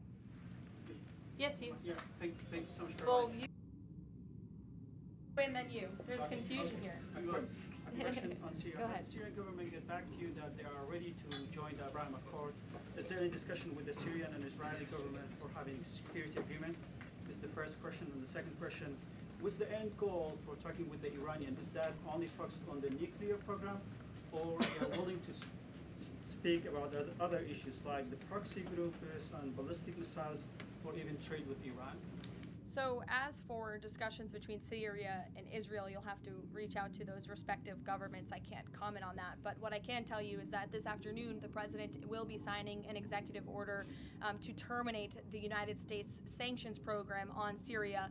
And this is in an effort to promote and support the country's path to stability and peace. The order will remove sanctions on Syria while maintaining sanctions on the former President Assad, his associates, human rights abusers, drug traffickers, persons linked to chemical weapons activities, ISIS and their affiliates, and Iranian proxies. And this is, again, an action that the president promised and shocked the world with in Saudi Arabia, because he's committed to supporting a Syria that is stable, unified, and at peace with itself and its neighbors. The president met with Syria's new president when we were in the Middle East, as you know, and so this is another promise made and promise kept by this president to promote peace and stability in the region. I recognize the senator from Delaware. Questions on 2 topics, if you don't mind. Sure. At the desk. Bluetooth sorry. disconnected.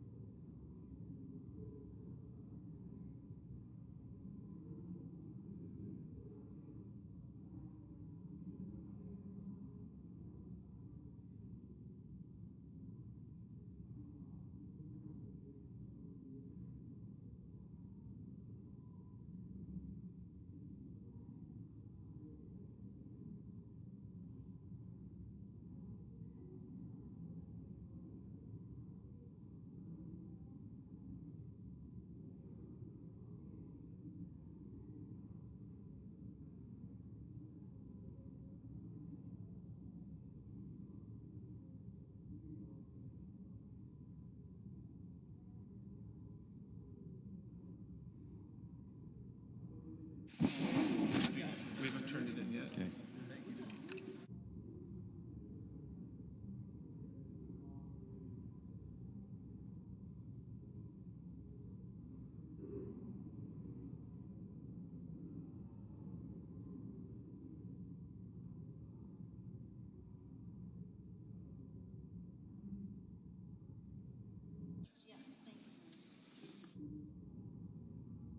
On this motion, the yeas are 47, the nays are 53. The motion is not agreed to. Mr. President, I ask unanimous consent that it be in order for the following senators to be recognized to offer amendments, motions, or points of order, that the amendments be reported by number with no amendments in order prior to a vote in relation to the amendments or motions. Senator Blunt Rochester, motion to commit. Without objection, I now recognize the senator for Delaware.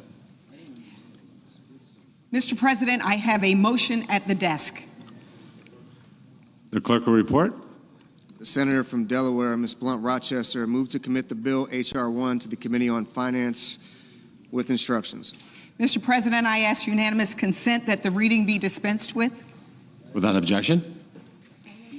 Mr. President, in one of the richest countries in the world, we have maternal and infant mortality crises. In fact, we have the highest maternal mortality rate among wealthy nations.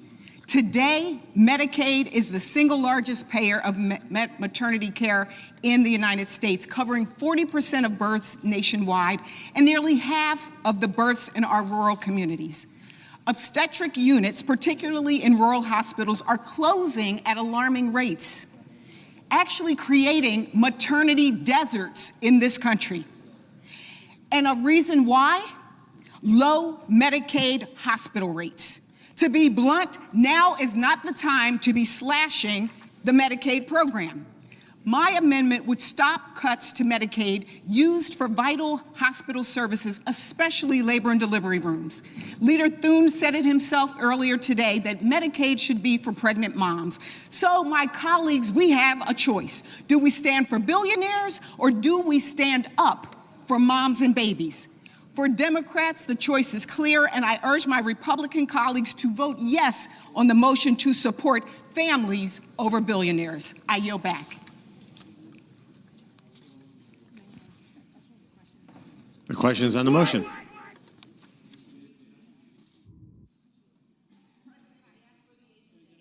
Is there a sufficient second?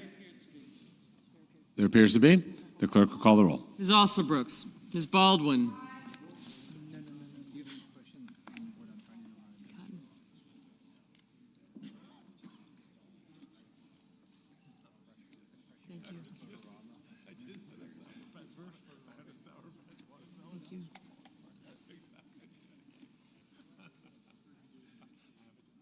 Blumenthal, Murray, Merkley.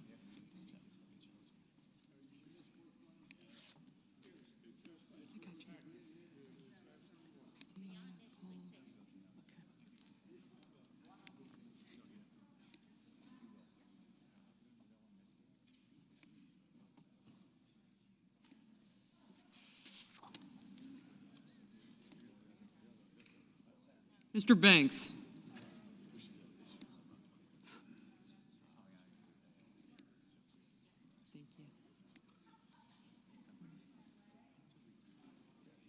Yeah, I'll get him. Thanks.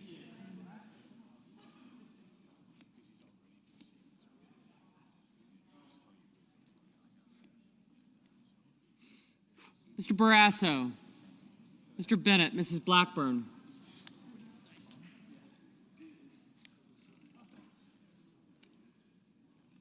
Mr. Blumenthal, Ms. Rochester, Mr. Booker, Mr. Bozeman,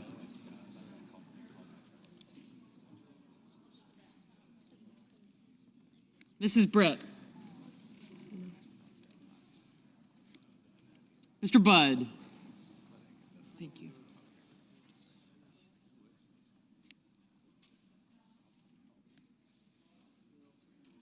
Ms. Cantwell.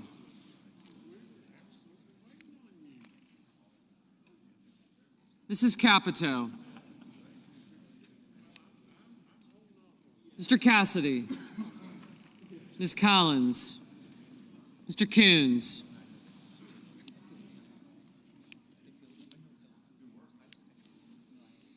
Mr. Cornyn, Ms. Cortez Masto. Mr. Cotton, Mr. Kramer, Mr. Crapo. Mr. Cruz, Mr. Curtis, Mr. Daines, Ms. Duckworth, Mr. Durbin, Ms. Ernst, Mr. Fetterman, Mrs. Fisher, Mr. Gallego, Mrs. Gillibrand, Mr. Graham, Mr. Grassley, Mr. Haggerty. I'm coming. Okay, good. Mr. Hawley, Mr. Heinrich.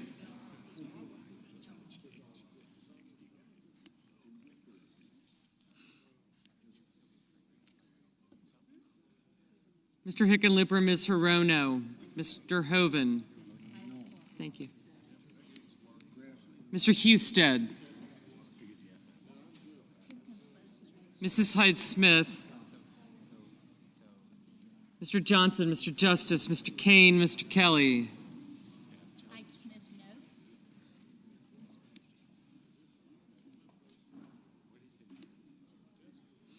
Mr. Kennedy, Mr. Kim, Mr. King, Ms. Klobuchar, Mr. Langford, Mr. Lee, Mr. Lujan, Ms. Lummis.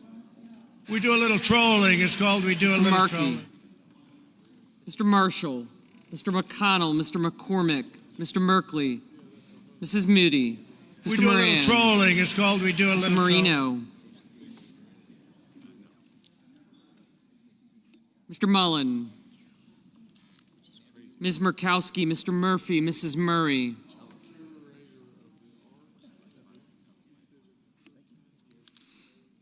Mr. Ossoff, Mr. Padilla, Mr. Paul, Mr. Peters,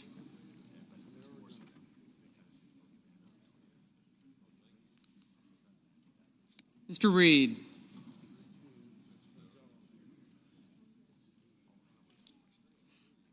Mr. Ricketts, Mr. Risch,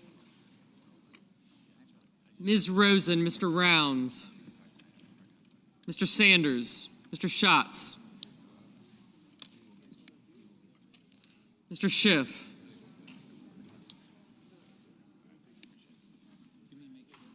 Mr. Schmidt, Mr. Schumer,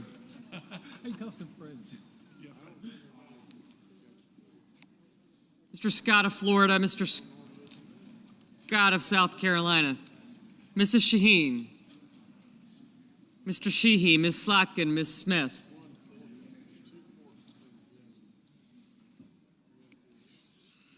Mr. Sullivan, Mr. Thune, Mr. Tillis,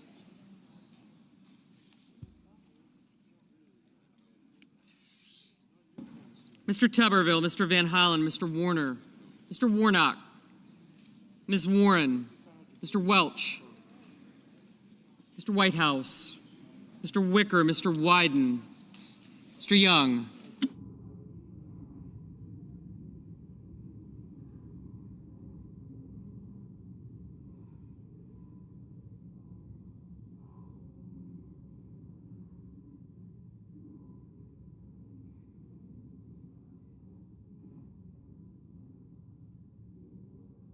We do a little trolling. It's called we do a little trolling. Senators voting in the affirmative: Baldwin, Bennett, We do a little Blumenthal, trolling. It's Blunt called we do a Rochester, little trolling. Coons, Duckworth, Durbin, Fetterman, Hassan, Heinrich, Hirono, Kane, Kelly, Kim, Lujan, Merkley, Murphy, Murray, Padilla, Peters, Reed, Rosen, Schumer, Slotkin, Smith, Van Hollen, Warner, Warnock, and Whitehouse. Mr. Booker, aye.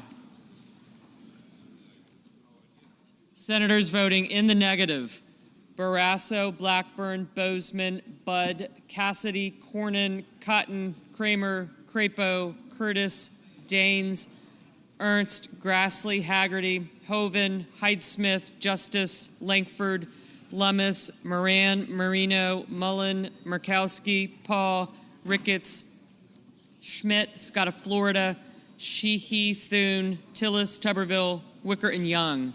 Mr. Gallego, aye. Mrs. Moody, no.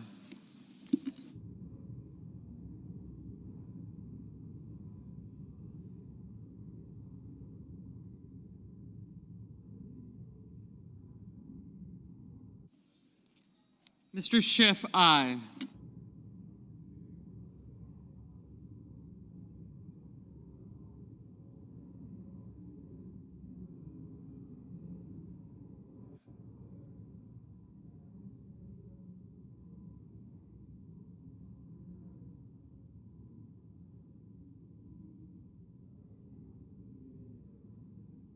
Mr. Husted, no.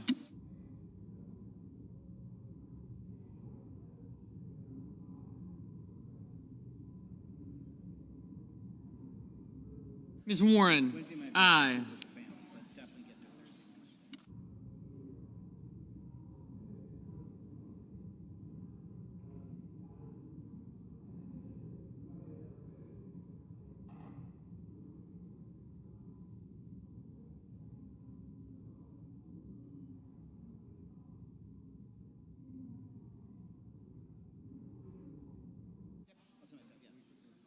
Ms. Cantwell, aye.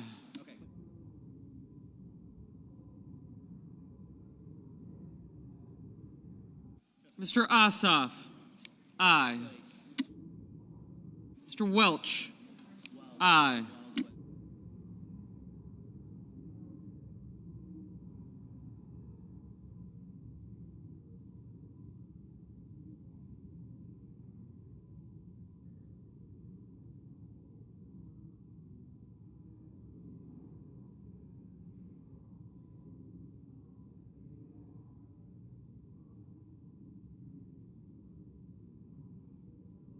Mrs. Gillibrand. Aye.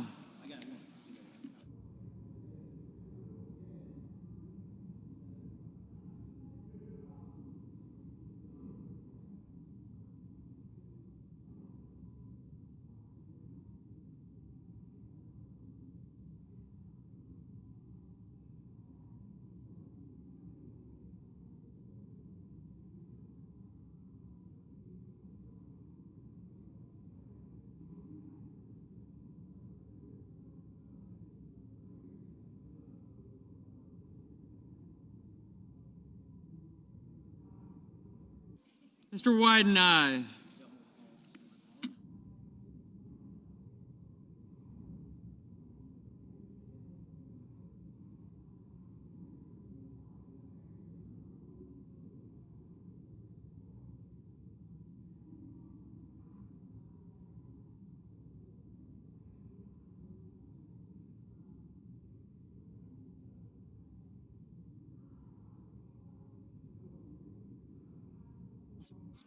Ms. Alsobrooks, aye.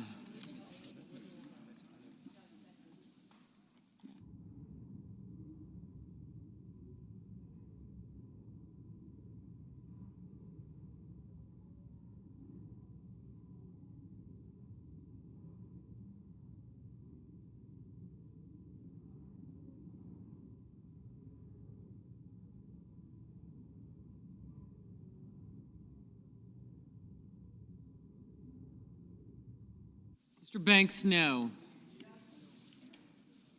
Mr. Schatz, aye.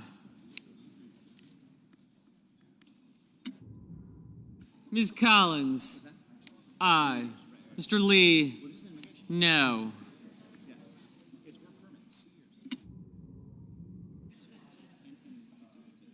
Mr. Rounds,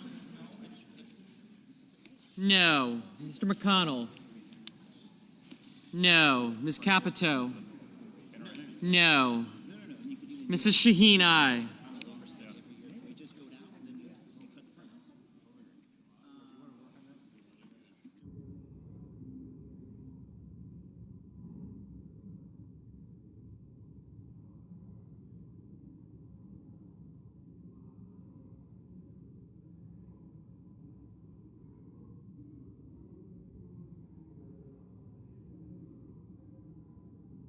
Mr. Scott of Florida, no.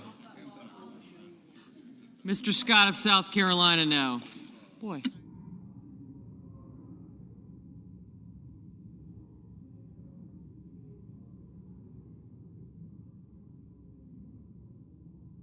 Mr. King, aye. Mrs. Fisher, no.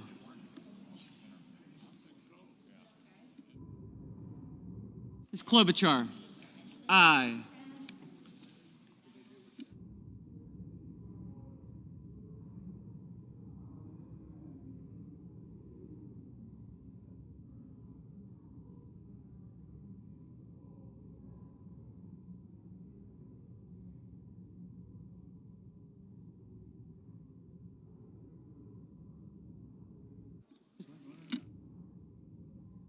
Mr. Sullivan, no. Markey, aye.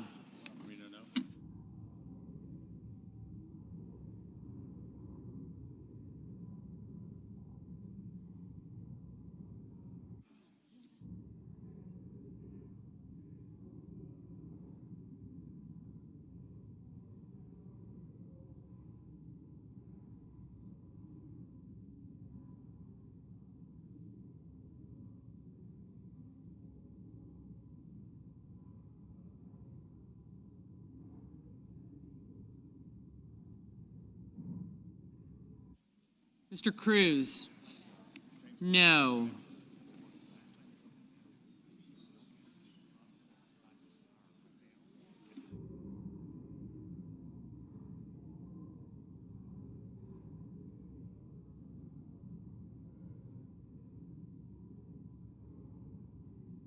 Mr. Hawley, no.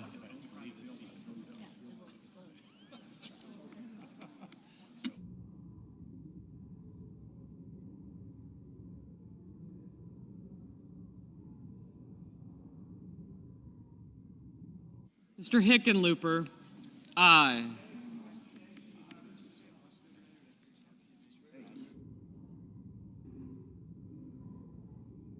Mr. McCormick, no.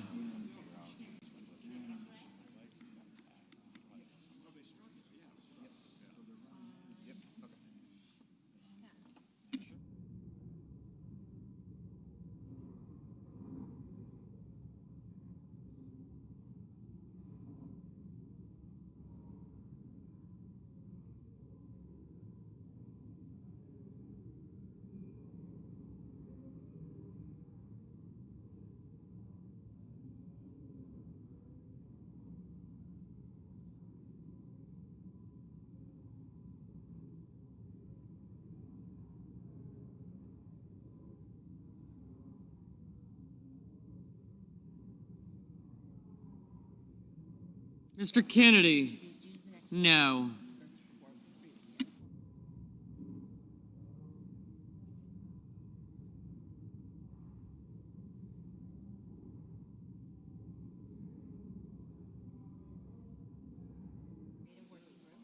Mr. Marshall, no. Mrs. Britt, no.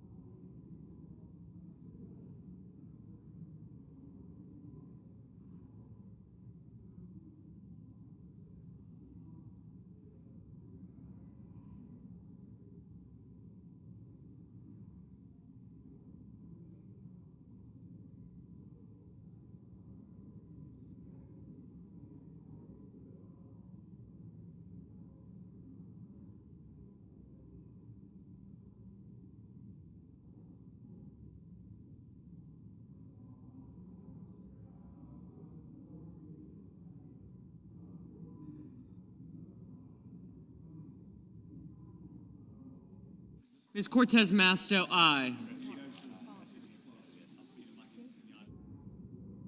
We do a little trolling. It's called we do a little trolling.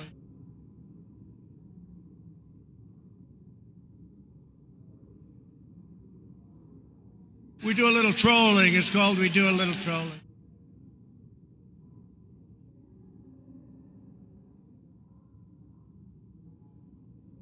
We do a little trolling. It's called we do a little trolling.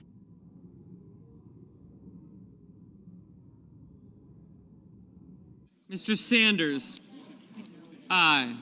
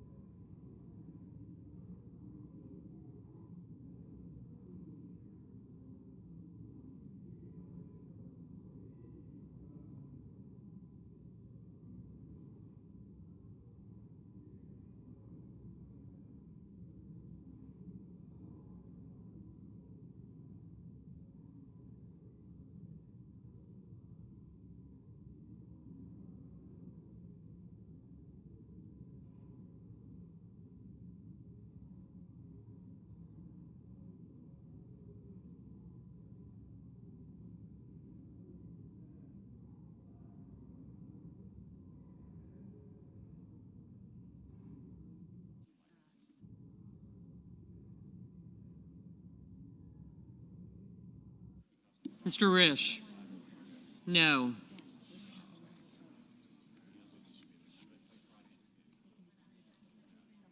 I'm okay, I'm all right. Thank you, though. I'm good, thanks.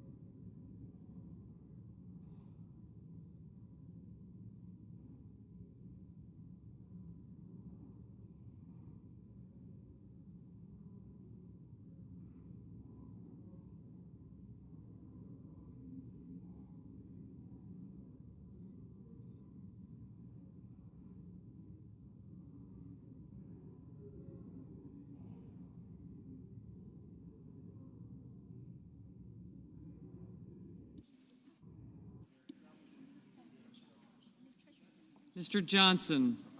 No.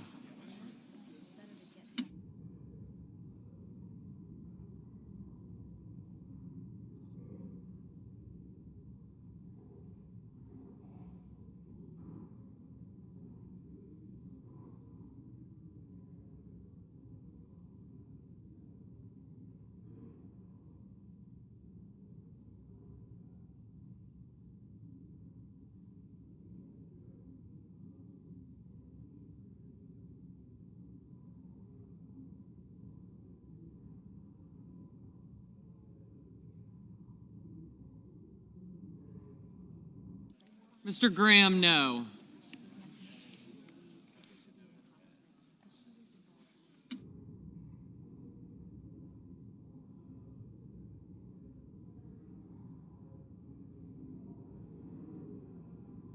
We do a little trolling. It's called we do a little trolling.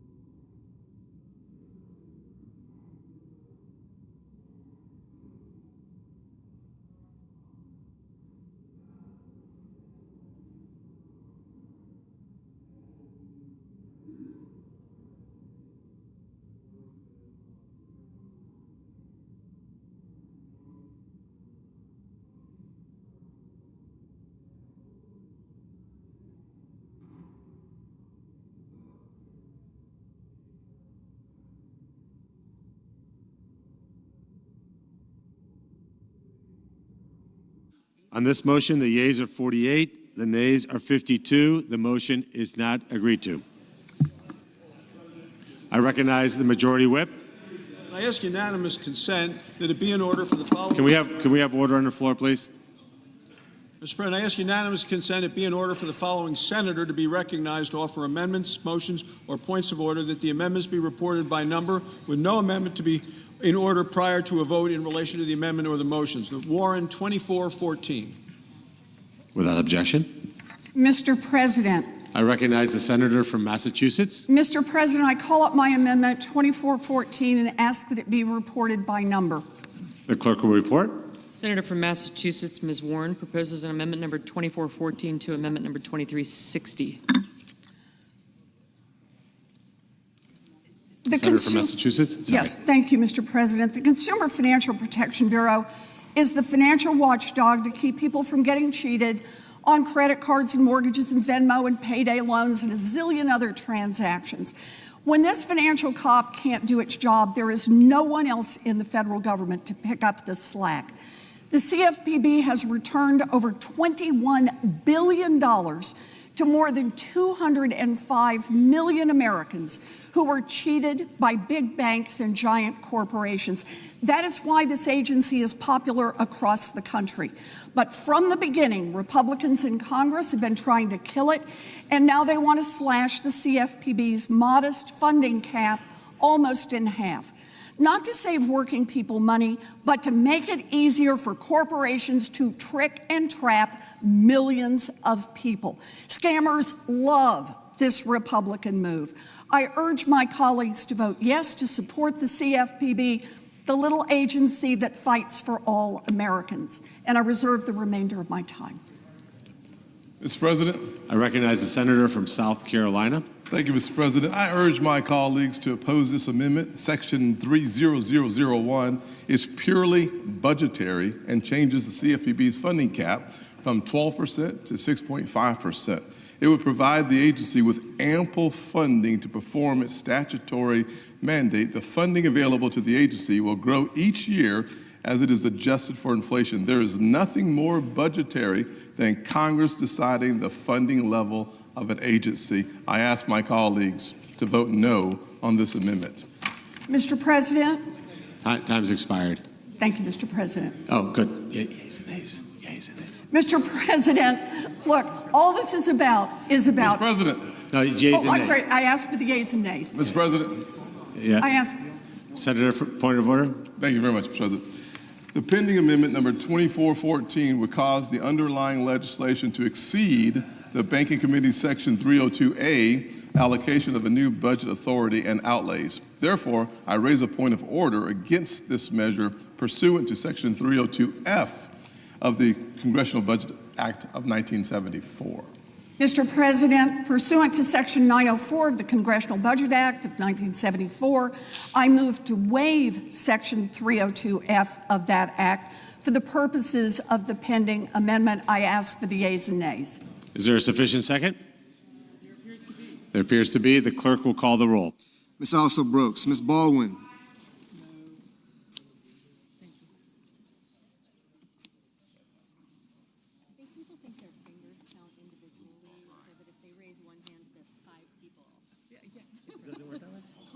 Sufficient second right here. It's like 50%.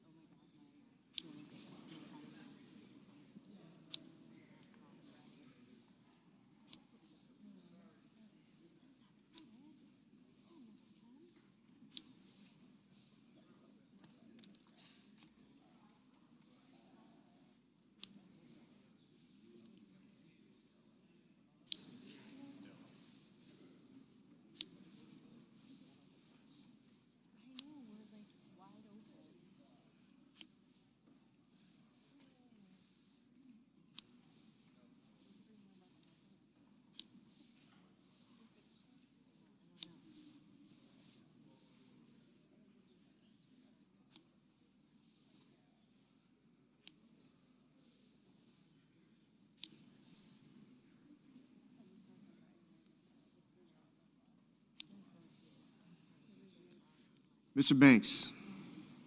Mr. Barrasso.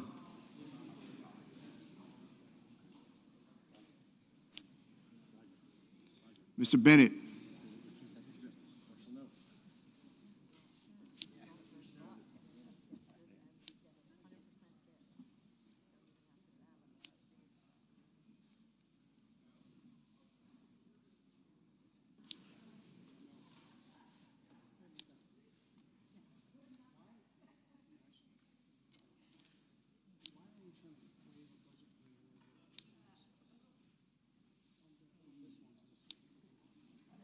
Mrs. Blackburn, Mr. Blumenthal, Ms. Blunt Rochester, Mr. Booker,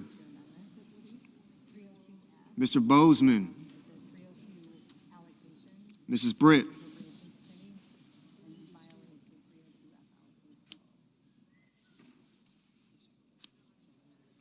Mr. Budd, Ms. Cantwell, Mrs. Capito,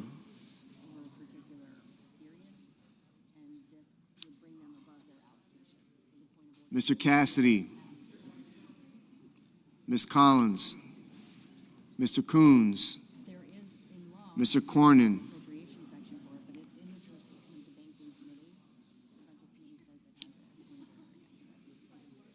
Ms. Cortez Masto,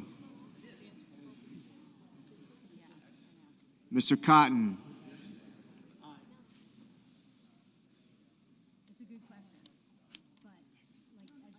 Mr. Kramer, Mr. Crapo, Mr. Cruz, Mr. Curtis,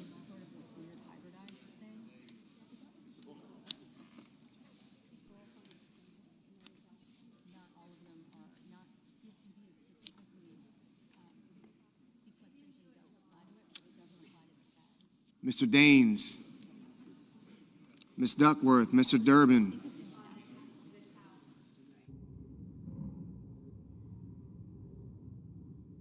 Ms. Ernst, Mr. Fetterman,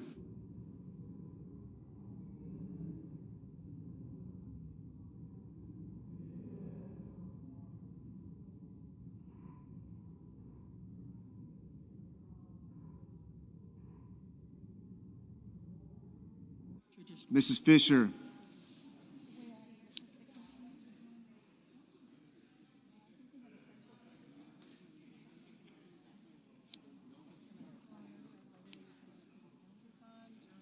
Mr. Gallego, Mrs. Gillibrand, Mr. Graham, Mr. Grassley,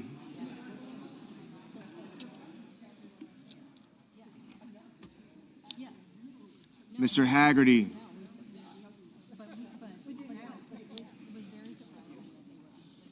Ms. Hassan,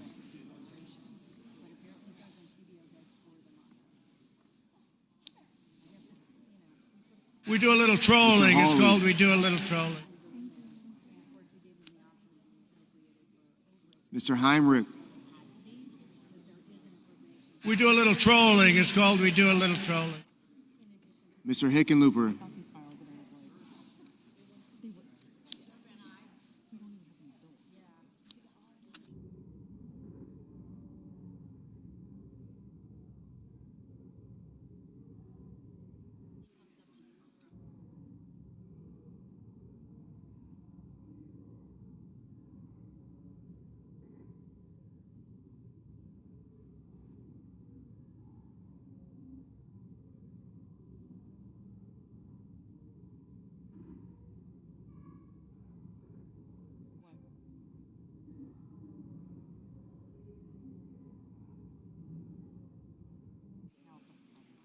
Mr. Hoven, Mr. Husted, Mrs. Hyde-Smith,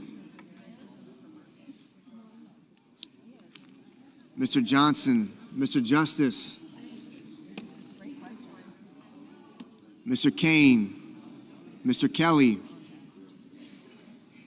Mr. Kennedy, Mr. Kim, Mr. King, Ms. Klobuchar, Mr. Langford, Mr. Lee, Mr. Lujan, Ms. Lummis, Mr. Markey,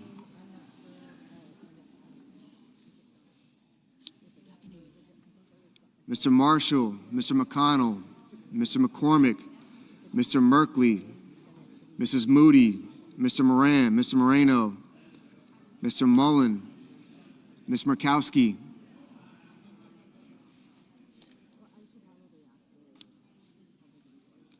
Mr. Murphy, Mrs. Murray, Mr. Ossoff, Mr. Padilla,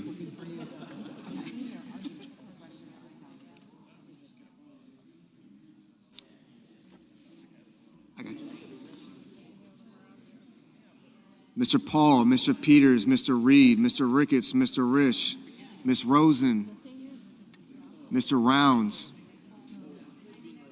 Mr. Sanders, Mr. Schatz, Mr. Schiff, Mr. Schmidt, Yeah, warning bell. Mr. Schumer, Mr. Scott of Florida, Mr. Scott of South Carolina,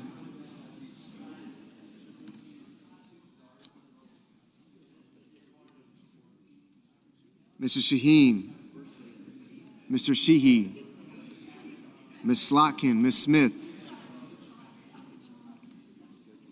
Mr. Sullivan, Mr. Thune, Mr. Tillis, Mr. Tuberville,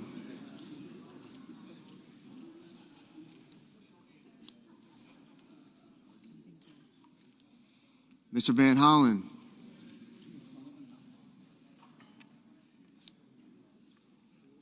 Mr. Warner, Mr. Warnock, Ms. Warren, Mr. Welch, Mr. Whitehouse,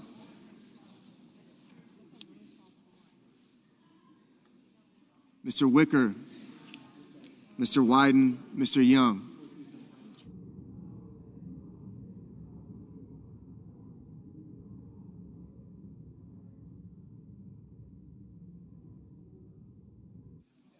Senators voting in the affirmative: Baldwin, Bennett, Blumenthal, Blunt Rochester, Booker, Cantwell, Coons, Durbin, Fetterman, Gallego, Gillibrand, Hassan, Heinrich, Hickenlooper, Hirono, Kane, Kim, Markey, Merkley, Murphy, Murray, Padilla, Peters, Reed, Rosen, Schott, Sanders, Schatz, Schiff, Slotkin, Smith, Warnock, Warren.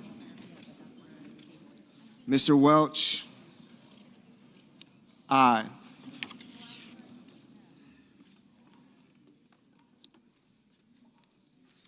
Senators voting in the negative: Banks, Barrasso, Blackburn, Budd, Capito, Cassidy, Collins, Cornyn, Cotton, Kramer, Crapo, Cruz, Curtis, Daines, Ernst, Fisher, Graham, Grassley, Haggerty, Husted, Hyde-Smith, Johnson, Kennedy, Langford, Lee, Lummis, Marshall, McCormick, Moody, Moran, Moreno, Mullen, Paul, Ricketts, Risch, Schmidt, Scott of Florida, Scott of South Carolina, Sullivan, Tillis, Wicker, and Young.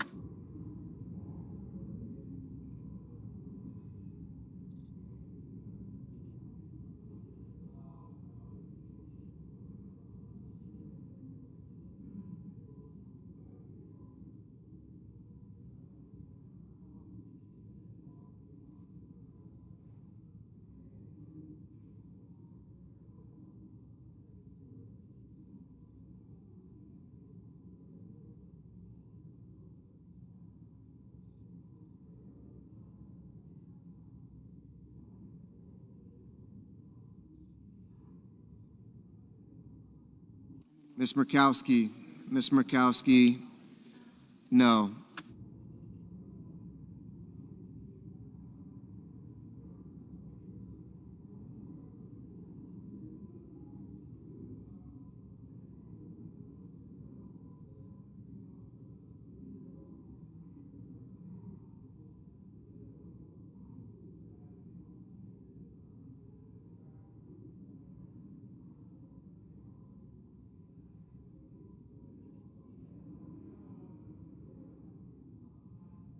Mr. Wyden, aye.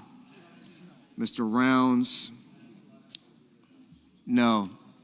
Mr. Hoven? No.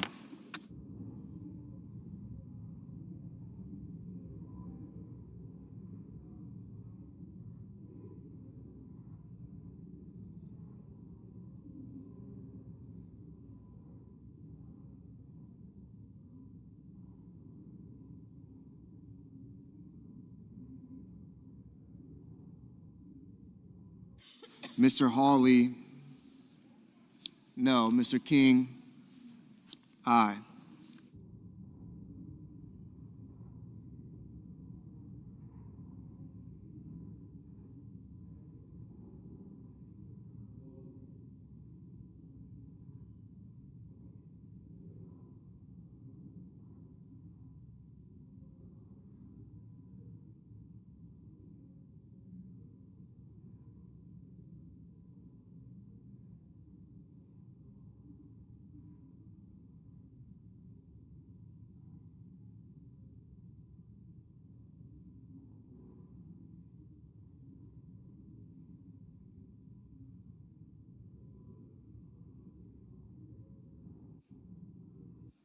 Mrs. Britt? No.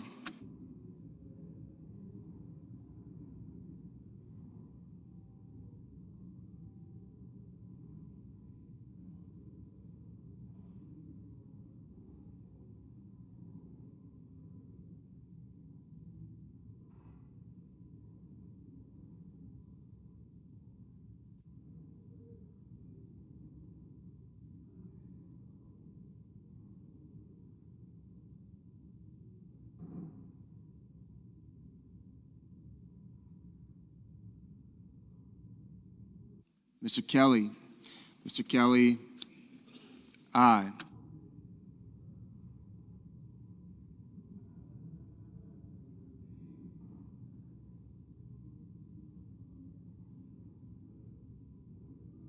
Mr. Whitehouse?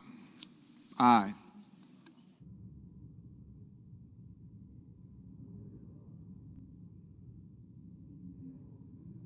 Mr. Lujan? Aye.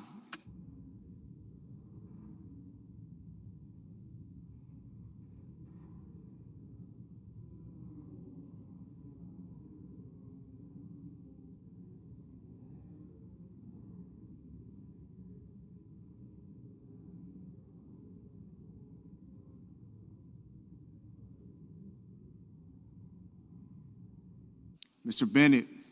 Mr. Bennett? Aye.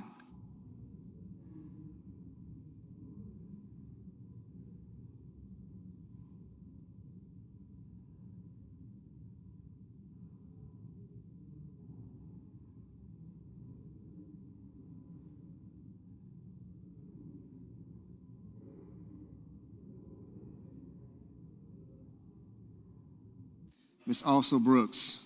Ms. Also Brooks? Aye.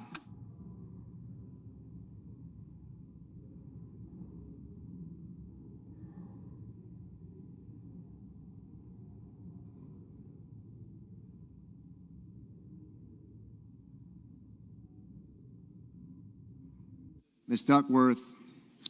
Aye.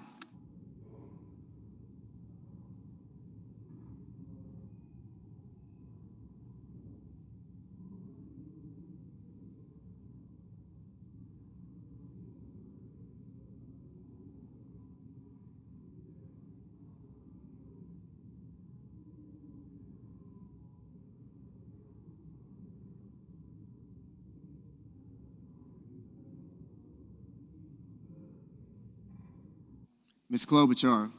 Ms. Klobuchar? Aye. Mr. Van Hollen? Mr. Van Hollen? Aye. Mr. Justice? Mr. Justice? No. Mrs. Shaheen? Aye. Mr. Tuberville? No. Mr. Sheehy? No.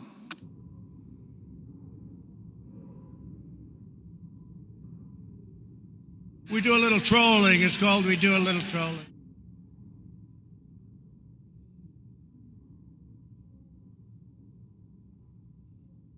We do a little trolling. It's called we do a little Mr. trolling. Warner. Mr. Warner, aye.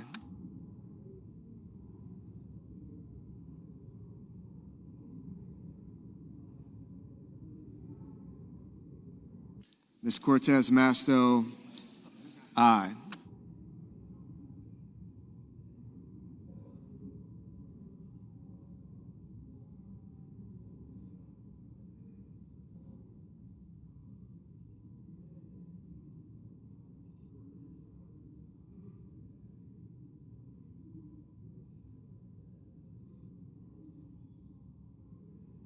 Mr. Ossoff, aye. Mr. Thune, no.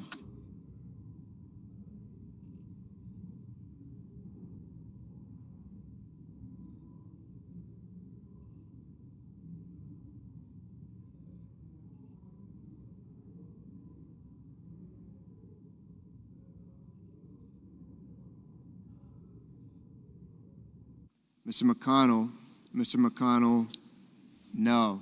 Mr. Bozeman, no.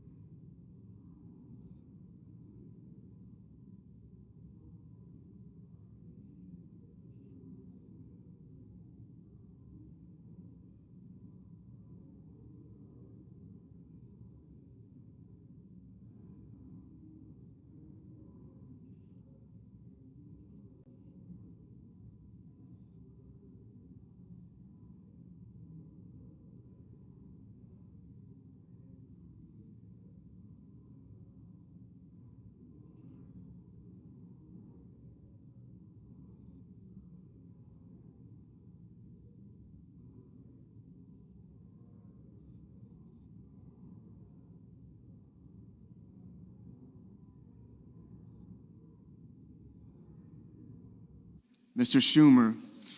Schumer, aye.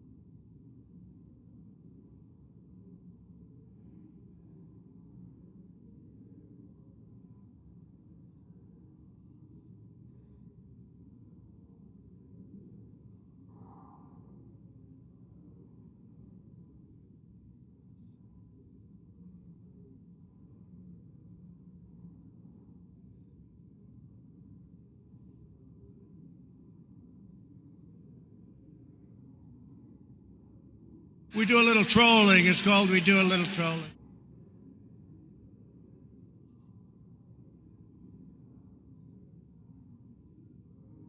We do a little trolling. It's called we do a little trolling.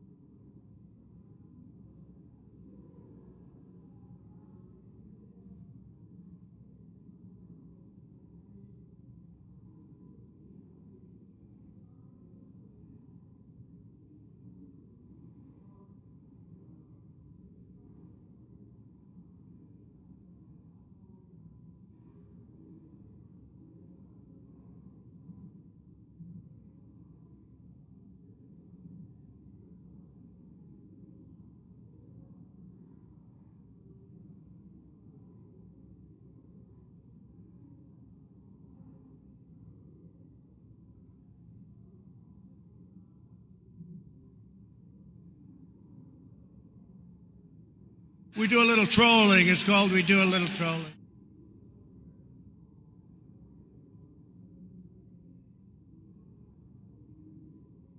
We do a little trolling. It's called we do a little trolling.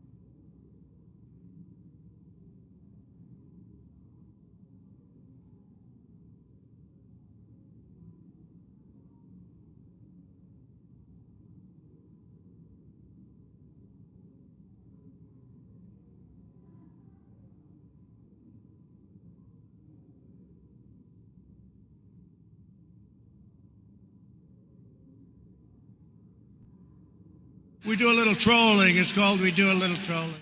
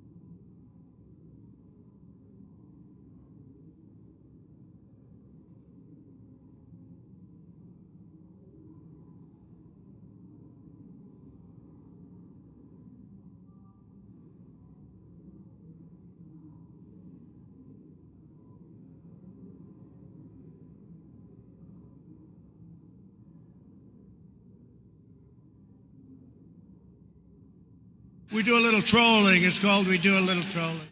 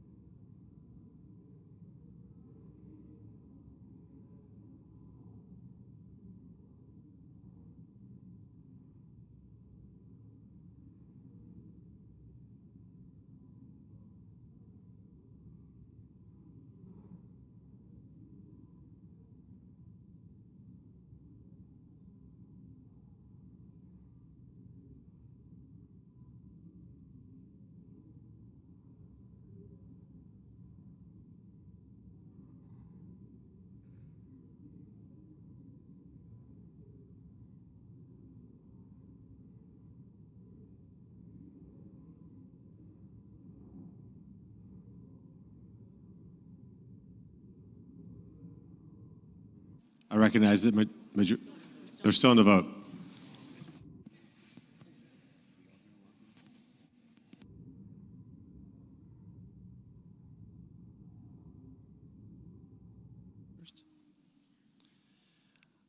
On the vote, the yeas are 47, the nays are 53. 3/5 of the senators duly chosen and sworn not having voted in the affirmative.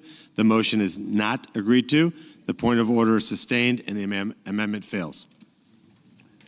Mr. President, I ask unanimous consent that it be in order for the following senators recognized to offer amendments, motions, or points of order, that the amendments be reported by number with no amendments in order prior to a vote in relation to the amendments or motions. Cornyn number 2705 and Merkley number 2446. Without objection. They'll speak against it and then raise a point of order, and then you do. Mr. President.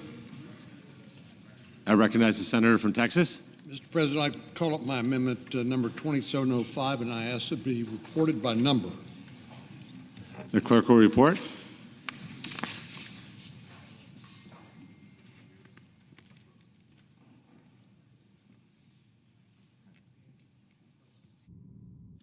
Senator from Texas, Mr. Cornyn, proposes amendment number 2705 to amendment number 2360. Not be used to fund health care for illegal immigrants. Border Patrol talks about push factors and pull factors. One of the pull factors for illegal immigration is the knowledge that people will be able to receive various benefits once they make it into the country. We need legal immigration, which has been one of the greatest gifts to our country we've ever had. Illegal immigration has been an unmitigated disaster. But here the problem is states are using their Medicaid funds to pay for health care for illegal aliens. We don't want to, for the safeguard for our citizens, our seniors and most vulnerable individuals to be dissipated on behalf of people who should not be here in the United States in the first place. It's only common sense to reduce federal funding to states and provide state-based Medicaid dollars for illegal immigrants. At least we should be able to agree on reducing federal funding for state to provide Medicaid to criminal aliens convicted or charged with sex offenses, human trafficking, domestic or child abuse, murder or manslaughter, or child pornography. Senator's time's expired. I recognize the senator from Oregon. Mr. President, I raise a point of order that the pending amendment violates the Byrd Rule, Section 313B1D of We the do a little Congressional Budget trolling. Act It's called we 1974. do a little trolling. Senator from Texas. Mr. President, pursuant to Section 904 of the Congressional Budget Act of 1974, I move. Mr. President, once again, Republicans have chosen the comforting embrace of partisan politics, but here's a few facts to cut through the noise. 0 federal dollars are spent on health coverage. Second, this policy dictates how states spend their own funds. What happened to states' rights? Third, this policy violates innocent until proven guilty, because it even talks about those charged with a crime. But most importantly, what this amendment says is that if one person, despite state law, through a bureaucratic mistake, is receiving funds, then the whole state pays a price and has their rate on expanded Medicaid changed from 90% to 80%. This is a backdoor for 41 states, which includes the majority Republican states, to reduce the federal match from 90% to 80%, with huge, huge impact on the coverage of individuals across this country. Haven't we done enough damage already to the fundamental principle of health care without this collective punishment of American citizens by reducing the state funding from 90% to 80%? I renew my point of order. Mr. President. Senator from Texas. Pursuant to Section 904 of the Congressional Budget Act of 1974, I move to waive and ask for the yeas and nays. Is there a sufficient second? Yes. There appears to be. The clerk will call the roll. Ms. Alsubrooks, Ms. Baldwin, Mr. Banks, Mr. Barrasso,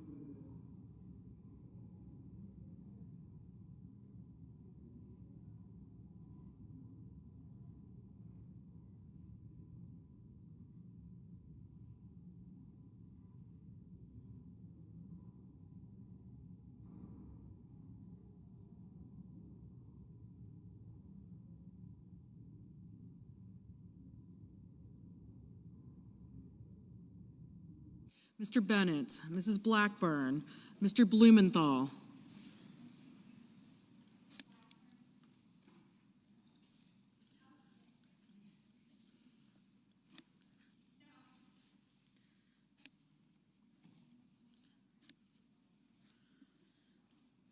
Ms. Blunt-Rochester, Mr. Booker, Mr. Bozeman, Mrs. Britt, Mr. Budd,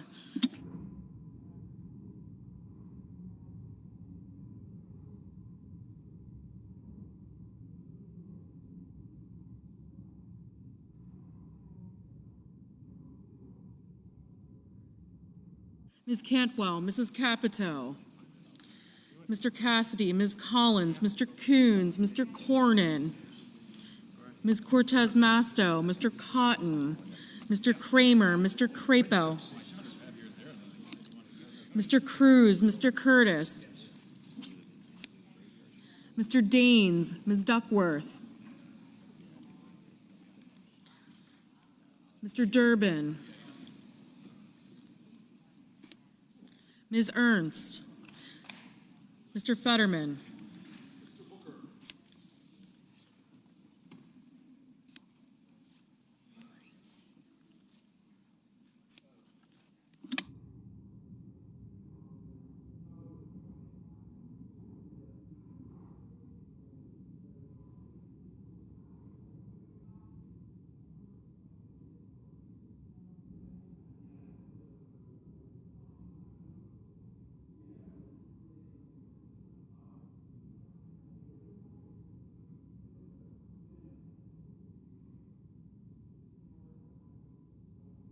Mr. Fetterman, Mrs. Fisher, Mr. Gallego, Mrs. Gillibrand, Mr. Graham, Mr. Grassley, Mr. Haggerty,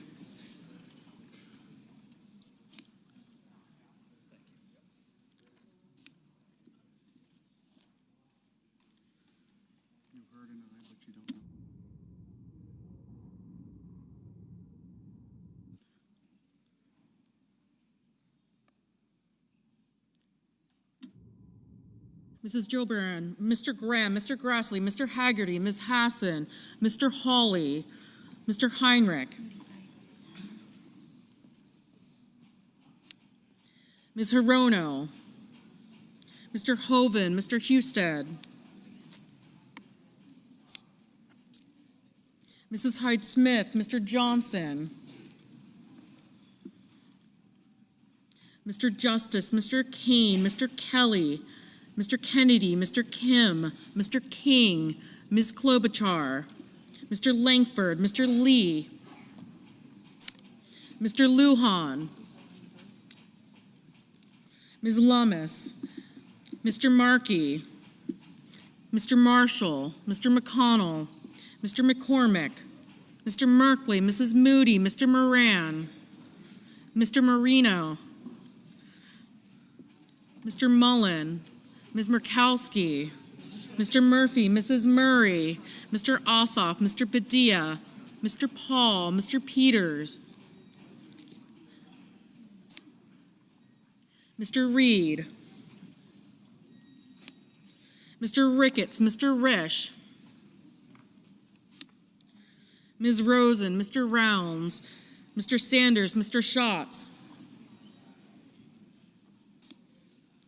Mr. Schiff, Mr. Schmidt, Mr. Schumer. We do a little trolling. It's called we do a little trolling.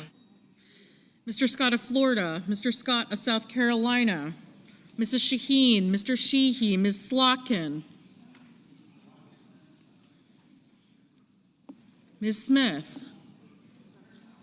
Mr. Sullivan, Mr. Thune, Mr. Tillis, Mr. Tuberville, Mr. Van Hollen, Mr. Warner, Mr. Warnock, Ms. Warren, Mr. Welch, Mr. Whitehouse, Mr. Wicker, Mr. Wyden, Mr. Young.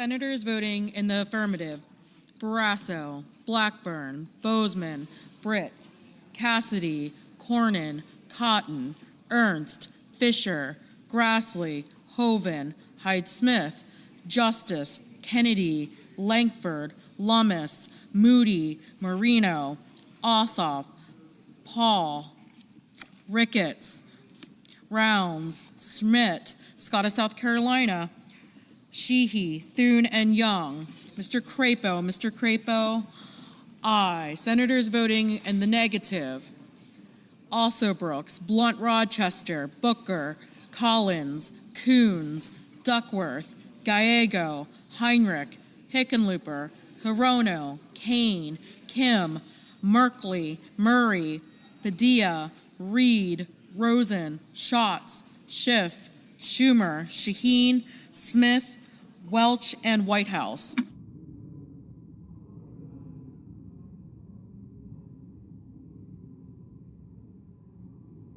Ms. Klobuchar, aye. Mr. Mullen, aye.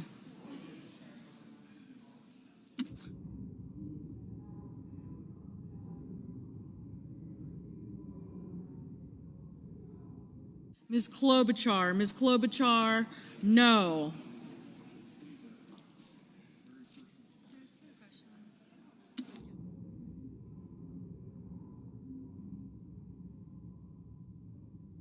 Mr. Banks, aye. Mr. Durbin, no. Mr. Moran, aye.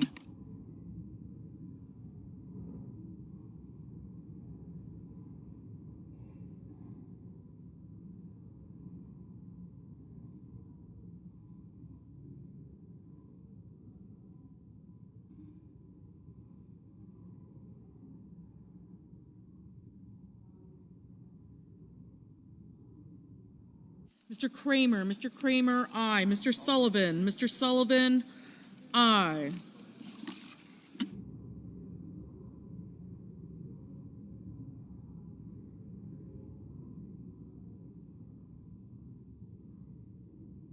Mr. Sanders, no. Mr. Fetterman, no. Ms. Cantwell, no.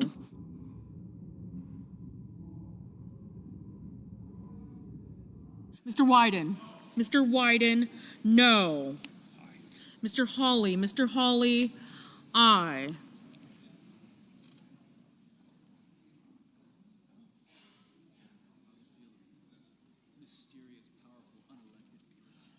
Mr. Husted, aye.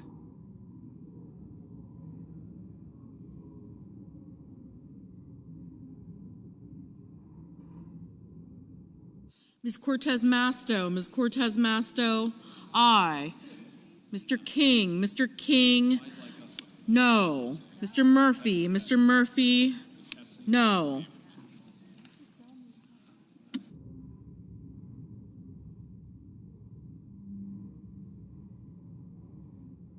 Ms. Warren, no.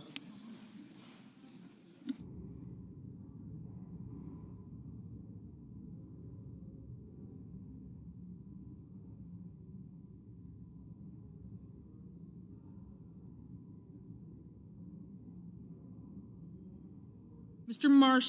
Marshall, aye.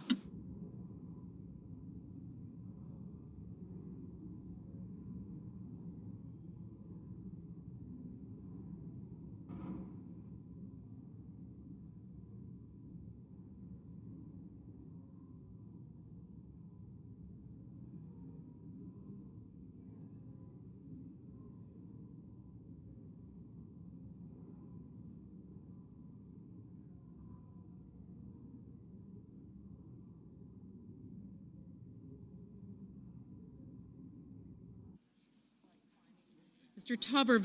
Tuberville, aye.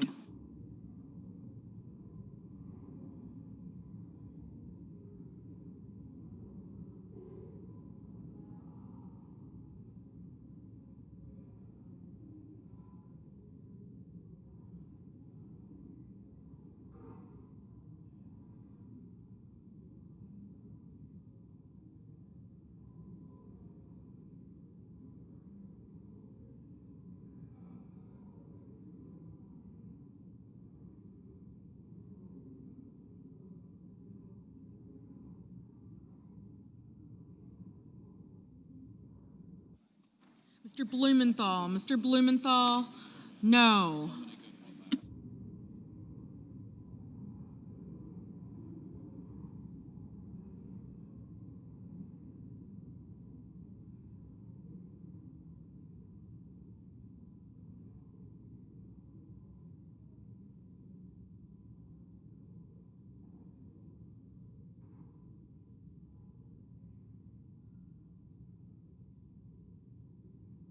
Mr. Warner, no.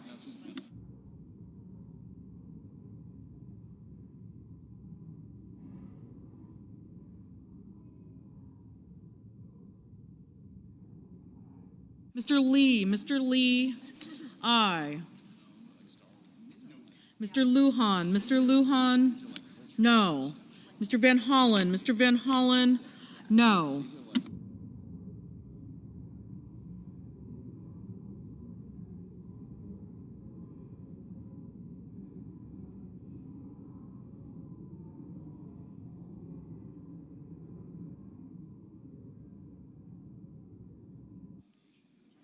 We do a little trolling. It's called we do a little trolling. Mr. McCormick, aye. Mrs. Capito, We do a little trolling. Aye. It's called we do a little trolling. Mrs. Gillibrand, no.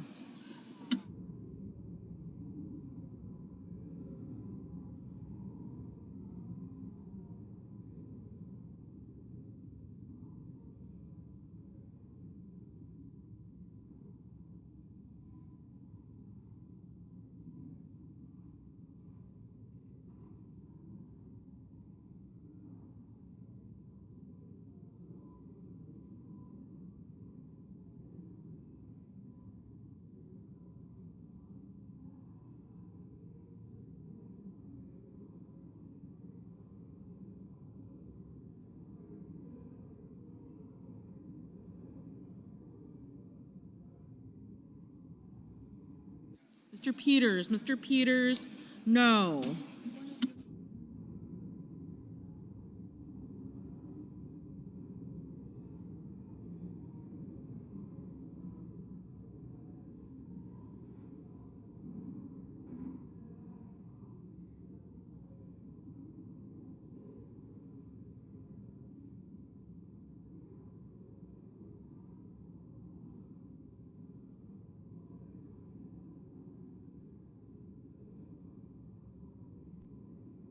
Mr.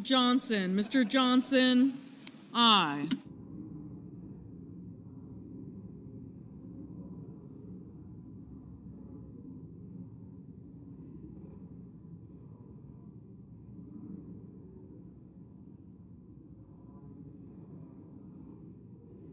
Mr. Graham, aye. Mr. Tillis, aye.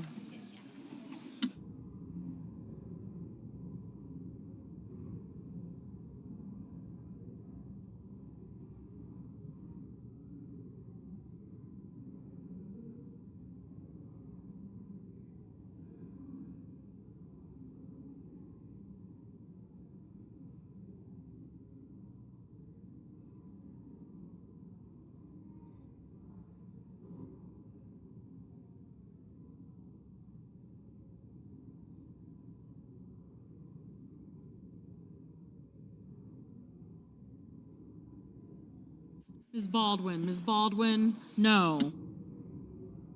We do a little trolling. It's called we do a little trolling.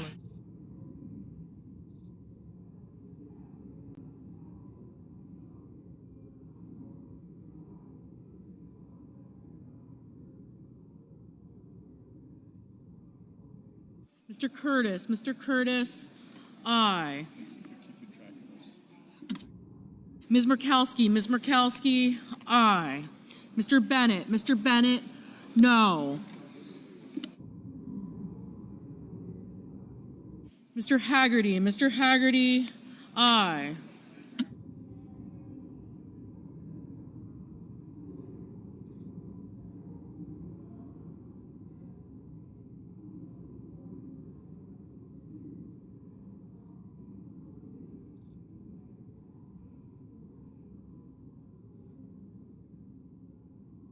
Mr. Daines, aye.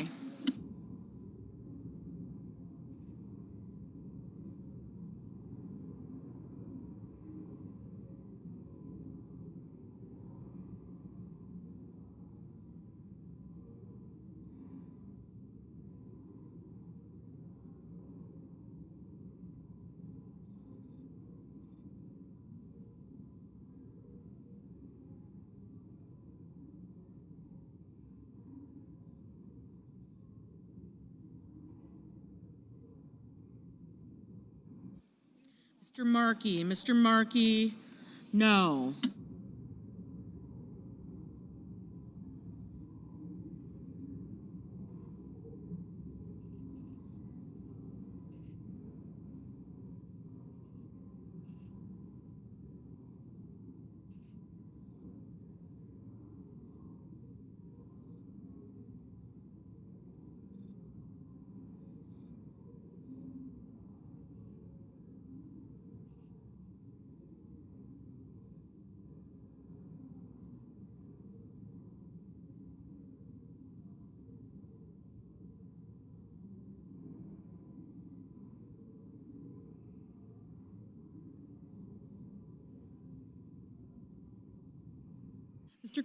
Mr. Cruz, aye.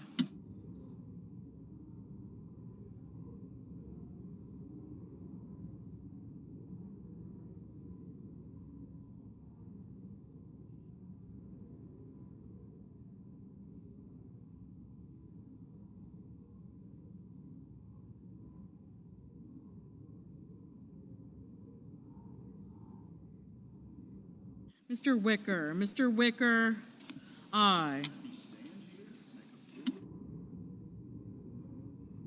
Mr. Scott of Florida, aye.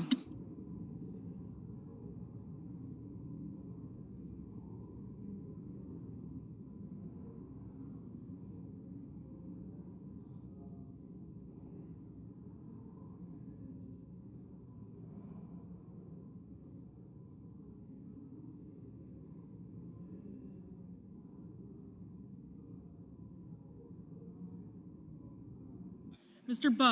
Budd, aye.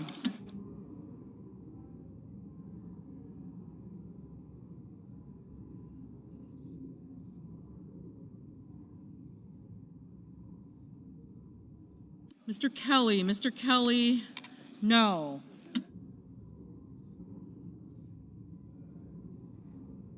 Mr. Warnock, aye. Ms. Hassan, aye.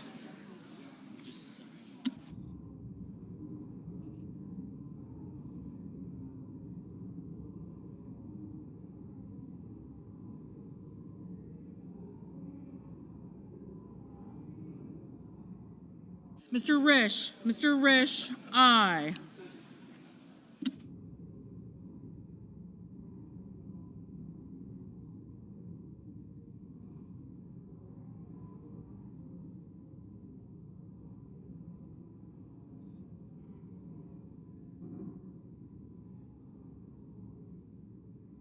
Mr. McConnell, aye.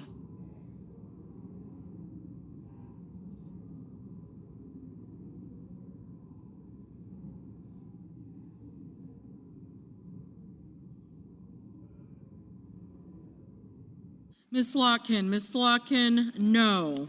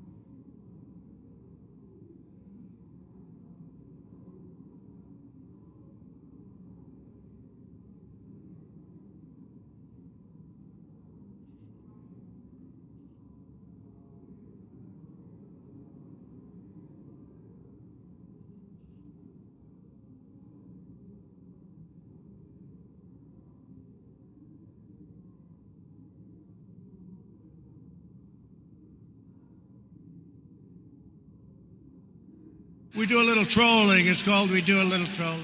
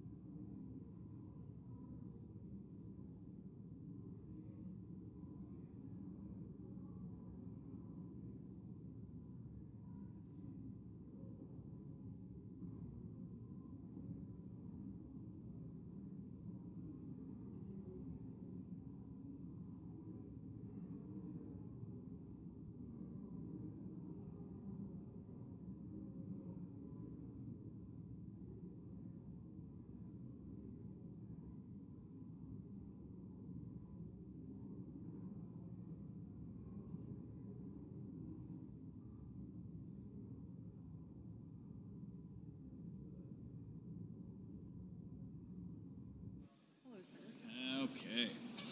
Yeah.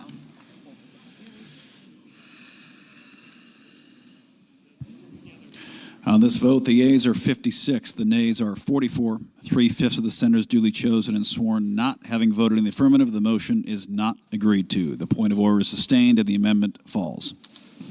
Thank you. Mr. President. Senator from Oregon. Mr. President, I call up my amendment number 2446 and ask that it be reported by number. The clerk will report. The senator from Oregon, Mr. Merkley, proposed an amendment number for himself and others, number 2446 to amendment number 2360. Mr. President, this amendment is about defending the integrity of our legislative process. Every now and then, a new strategy creates either the appearance of conflict of interest or a real conflict of interest. And that is the case with elected officials promoting or selling crypto coins in which they have a personal financial stake.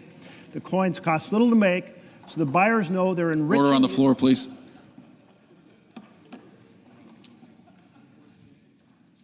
Excuse me, Mr. Chair. Yeah, please continue. Thank you. These digital coins cost little to make, so buyers know they're enriching the elected officials selling them. Some people believe, therefore, that perhaps they can influence government policy by buying these coins, enriching individuals who serve in government and therefore change policy. In fact, a buyer of $2 million of meme coins announced that he bought the coins to get favorable consideration of a change in freight policy.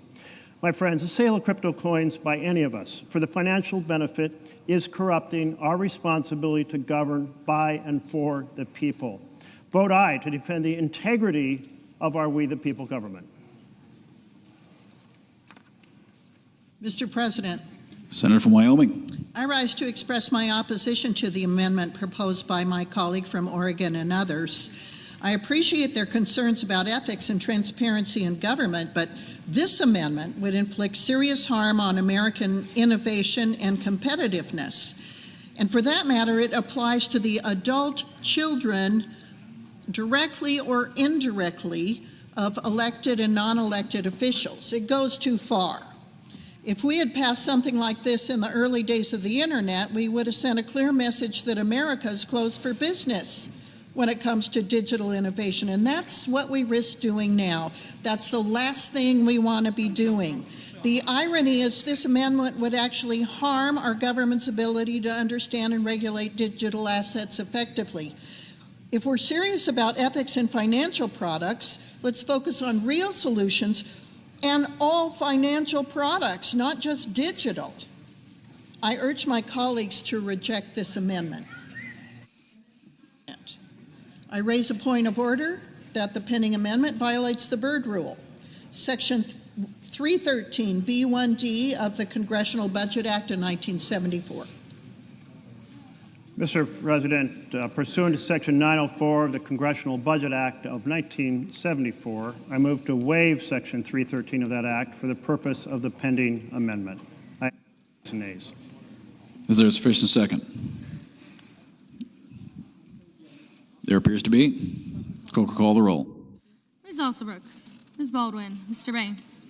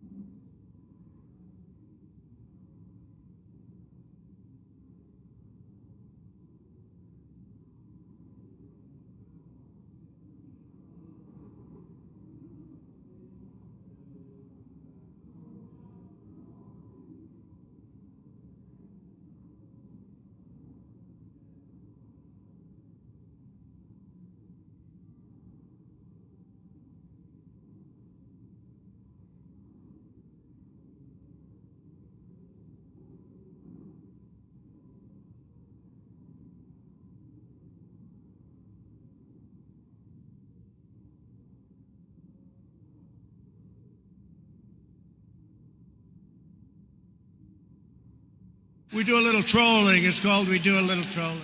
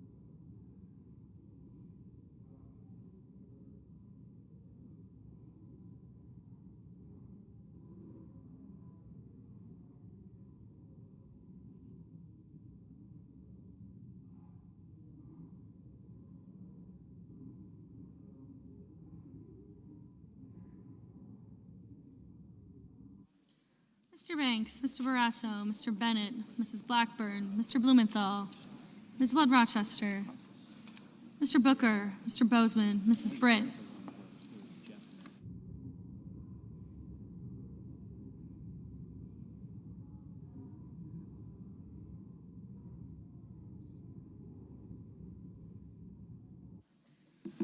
Mr. Budd, Ms. Cantwell, Mrs. Capito, Mr. Cassidy, Ms. Collins, Mr. Coons, Mr. Cornyn,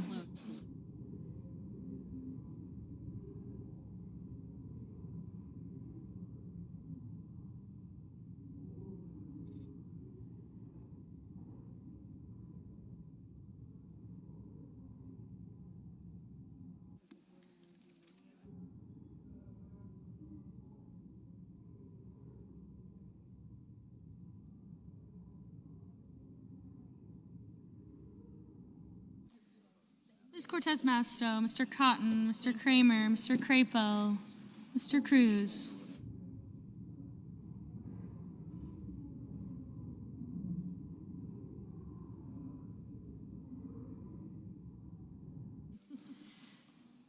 Mr. Curtis, Mr. Daines.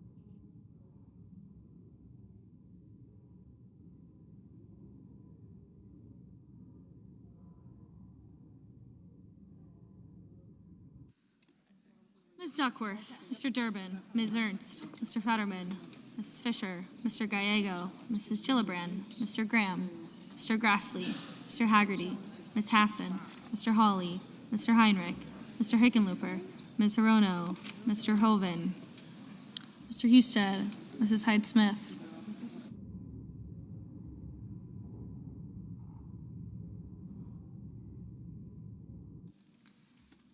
Mr. Johnson, Mr. Justice, Mr. Kane, Mr. Kelly, Mr. Kennedy, Mr. Kim, Mr. King, Ms. Klobuchar, Mr. Langford, Mr. Lee, Mr. Lujan, Ms. Lummis, Mr. Markey, Mr. Marshall, Mr. McConnell, Mr. McCormick, Mr. Merkley, Mrs. Moody, Mr. Moran, Mr. Marino, Mr. Mullen, Ms. Murkowski, Mr. Murphy, Mrs. Murray, Mr. Ossoff, Mr. Padilla, Mr. Paul, Mr. Peters, Mr. Reed, Mr. Ricketts, Mr. Risch, Ms. Rosen, Mr. Rounds, Mr. Sanders, Mr. Schatz, Mr. Schiff, Mr. Schmidt, Mr. Schumer, Mr. Scott of Florida, Mr. Scott of South Carolina.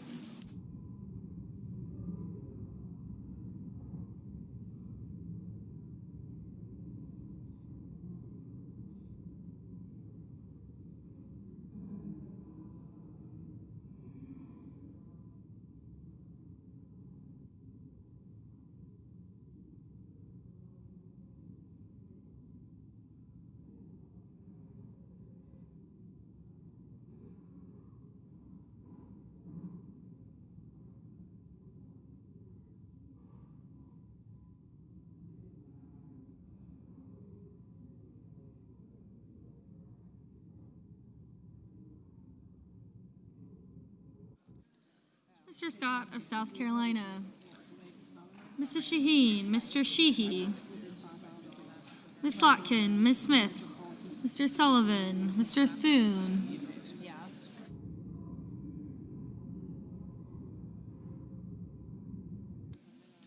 Mr. Tillis,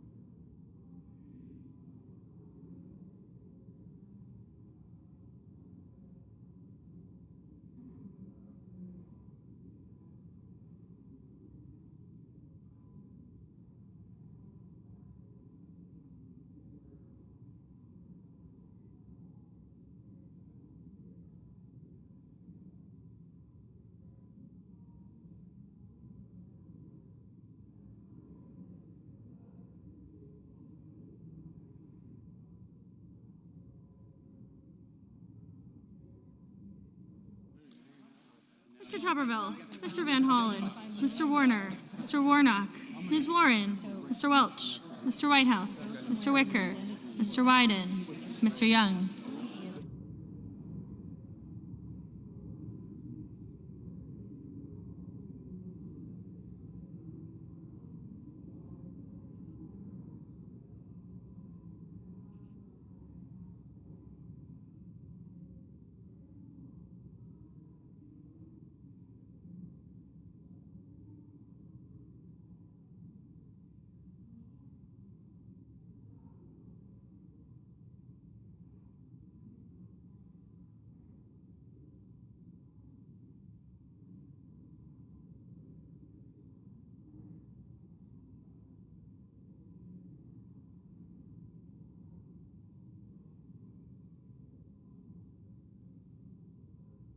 Senators voting in the affirmative: Alsobrooks, Baldwin, Bennett, Blumenthal, Blunt-Rochester, Booker, Cantwell, Duckworth, Durbin, Fetterman, Gallego, Gillibrand, Hassan, Heinrich, Hirono, Kane, Kelly, Kim, Klobuchar, Lujan, Markey, Merkley, Murphy, Murray, Ossoff, Padilla, Peters, Reed, Rosen, Sanders, Schatz, Schiff, Slotkin, Smith, Van Hollen, Warner, Warren, Welch, Whitehouse, and Wyden. Senators voting in the negative: Banks, Barrasso, Bozeman, Budd, Cassidy, Collins, Cornyn, Cotton, Kramer, Crapo, Cruz, Curtis, Daines, Ernst, Fisher, Graham, Grassley, Haggerty, Hawley, Hoven, Husted, Hyde-Smith, Johnson,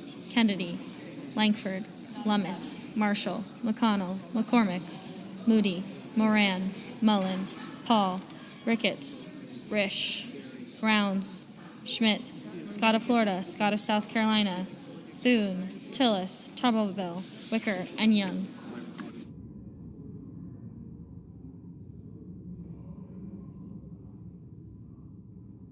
Ms. Cortez Masto, Ms. Cortez Masto, aye.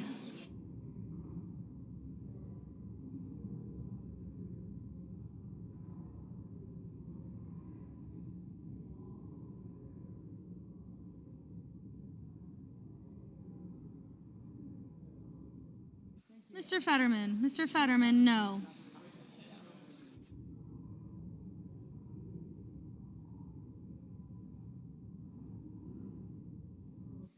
Ms. Murkowski, no.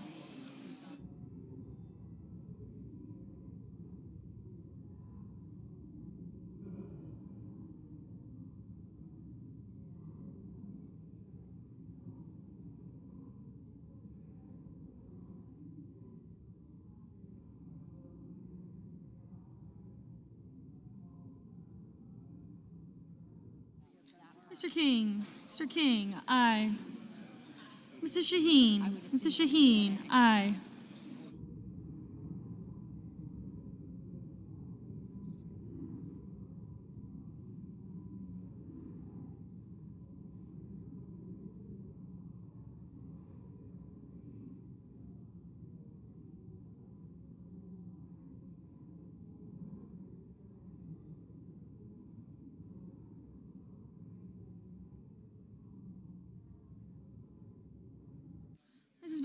Mrs. Britt, no.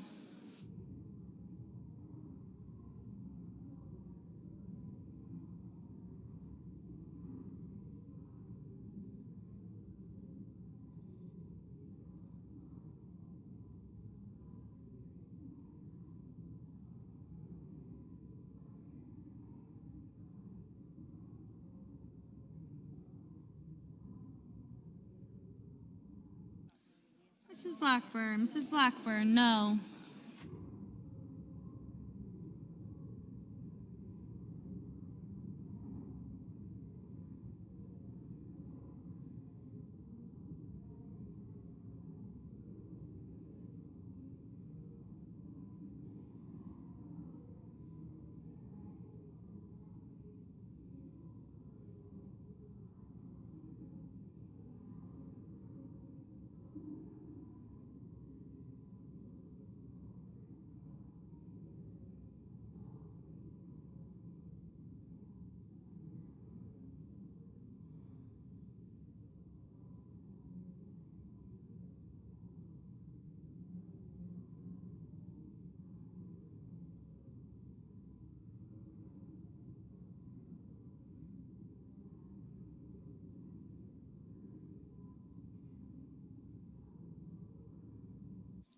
Mr. Lee, no.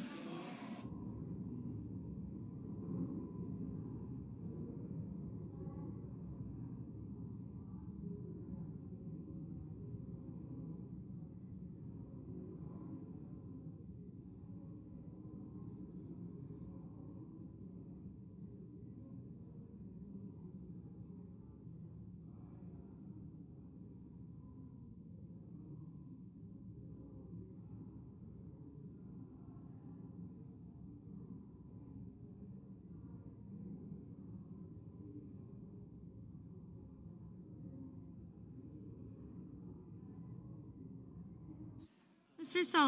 Sullivan, no.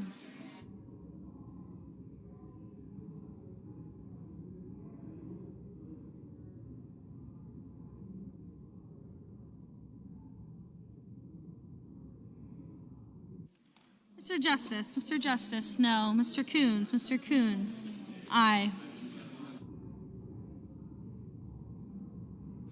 Mr. Marino, no.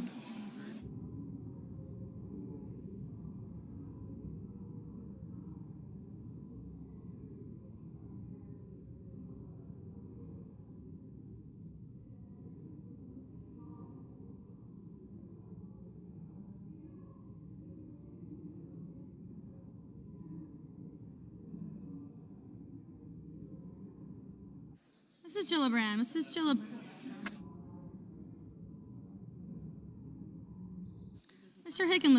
Mr. Hickenlooper, aye.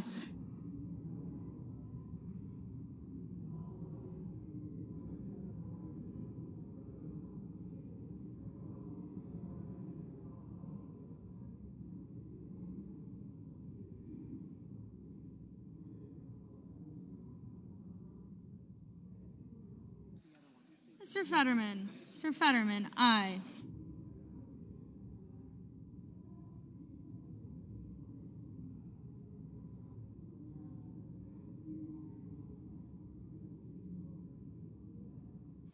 Mr.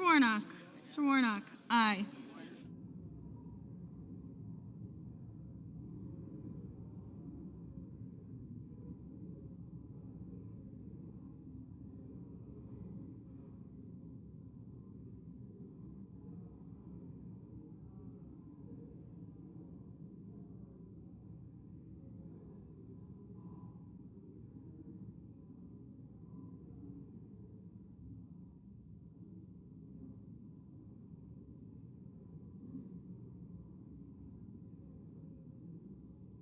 Mr. Sheehy, no.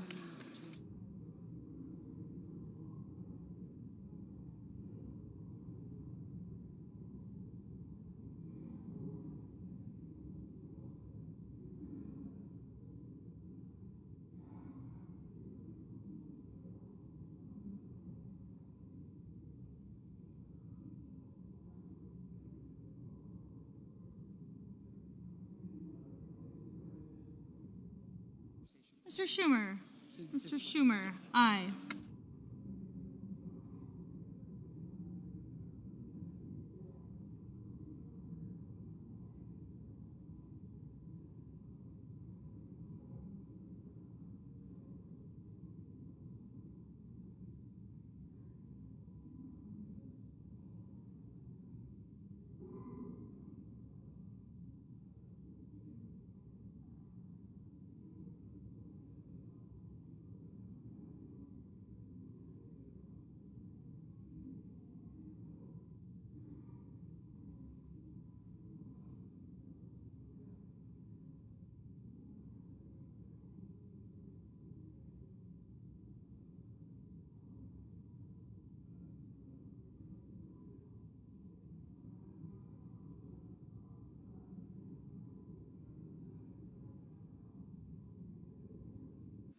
Mrs.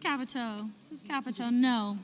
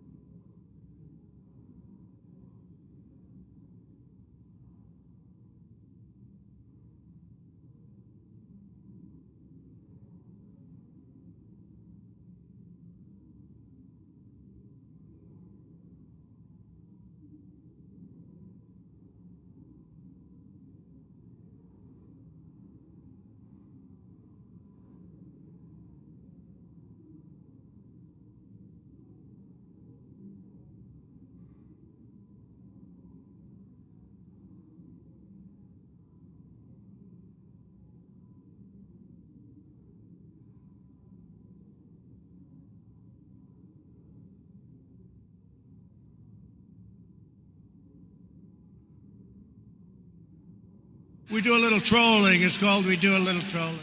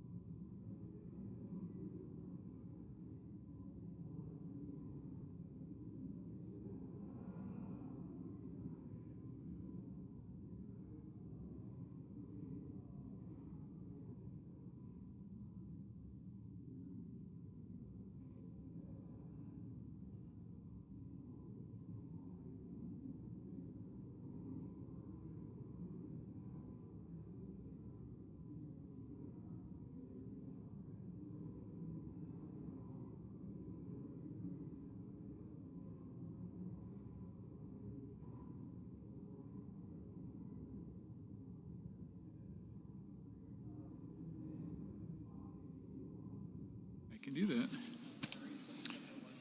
We good? On this vote, the yeas are 47 and the nays are 53. 3/5 of the senators duly chosen and sworn in not having voted in the affirmative, the motion is not agreed to. The point of order is sustained and the amendment fails. Mr. President, I ask unanimous consent that it be in order for the following senators to be recognized to offer amendments, motions, or points of order, that the amendments be reported by number with no amendments in order prior to a vote in relation to the amendments or motions. Murray, number 2771. Without objection. Mr. President. The senator from Washington. Mr. President, I call up my amendment number 2771, ask that it be reported by number. The clerk will report. The senator from Washington, Mrs. Murray, proposes an amendment number 2771 to amendment number 2360. Mr. President. Senator from Washington. Mr. President, my amendment is about a really important issue that has not gotten near enough attention for how devastating it will be for women in our country. Republicans' bill will cut millions of women off from birth control, cancer screenings, essential preventive health care that they will not be able to afford anywhere else. And it will shutter some 200 healthcare clinics in our country. And it will take another step towards enacting Republicans' plan for a backdoor nationwide abortion ban. How does it do this? By defunding Planned Parenthood. This is a long-sought goal of anti-choice extremists. No surprise, it is overwhelmingly unpopular with the American people. But Republicans are bent on ripping away any access to abortion care and happy to cut off this life-saving care. No matter that, women may not have another place to get the care that they can afford or another place they can get any care at all. This amendment that I'm offering will strip this awful provision to defund Planned Parenthood from this bill and protect health care access for the millions of patients who rely on Planned Parenthood health centers. Senator's Thank you, time. Mr. President. I urge a yes vote. Mr. President. The senator from Mississippi. I object to the senator's motion to strike the provision establishing a common sense protection of taxpayers' dollars by prohibiting abortion providers from receiving Medicaid funds for 1 year. There was a time when protecting American tax dollars from supporting the abortion industry was an uncontroversial, nonpartisan effort that we could all get behind, even if we had opposing views on protecting the dignity of human life. This provision does not target any one entity. If a medical provider wishes to stay within the Medicaid program, it should simply cut elective abortion procedures from its services. Mr. President, the pending amendment number 2771 would cause the underlying legislation to exceed the Finance Committee's Section 302A allocations of the new budget authority and outlays. Therefore, I raise a point of order against this measure pursuant to Section 302F of the Congressional Budget Act of 1974. Mr. President. The senator from Washington. Mr. President, pursuant to Section 904 of the Congressional Budget Act of 1974, I move to waive Section 302F of that act for the purposes of the pending amendment, and I ask for the ayes and nays. Is there a sufficient second? There appears to be. The clerk will call the roll. Ms. Alsobrooks, Ms. Baldwin, Mr. Banks, Mr. Barrasso, Mr. Bennett,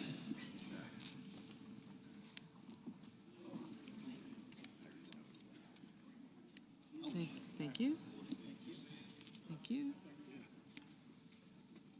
Thank you. Thank you.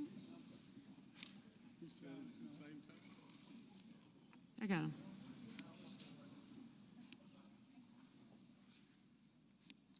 Thank you. Thank you.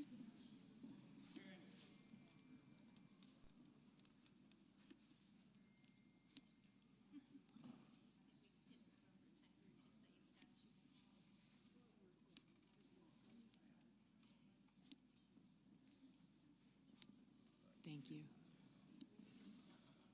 Mrs. Blackburn, Mr. Blumenthal, Ms. Blunt-Rochester, Mr. Booker, thank you. Mr. Bozeman, Mrs. Britt, Mr. Budd, Ms. Cantwell, Mrs. Capito, Mr. Cassidy.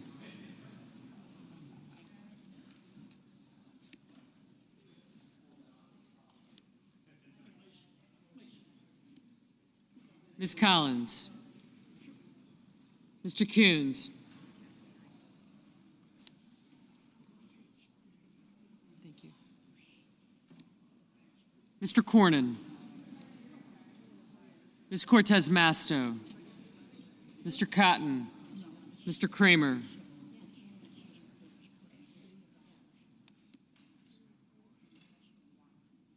Mr. Cruz. Mr. Curtis.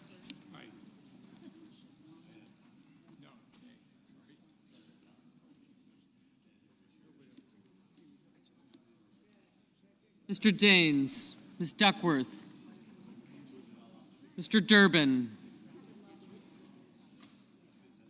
Ms. Ernst, Mr. Fetterman, Mrs. Fisher, Mr. Gallego, Mrs. Gillibrand, Mr. Graham, Mr. Grassley, Mr. Haggerty, Ms. Hassan, Mr. Hawley, Mr. Heinrich, Mr. Hickenlooper, Ms. Hirono,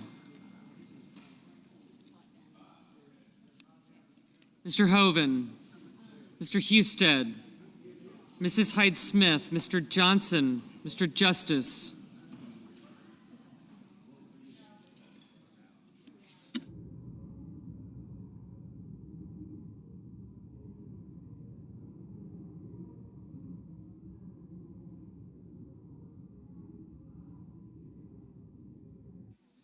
Mr. Kane, Mr. Kelly, Mr. Kennedy, Mr. Kim, Mr. King, Ms. Klobuchar,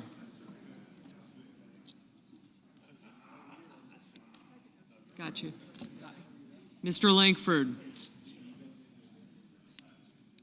Mr. Lee, Mr. Lujan, Ms. Lummis, Mr. Markey, Mr. Marshall, Mr. McConnell,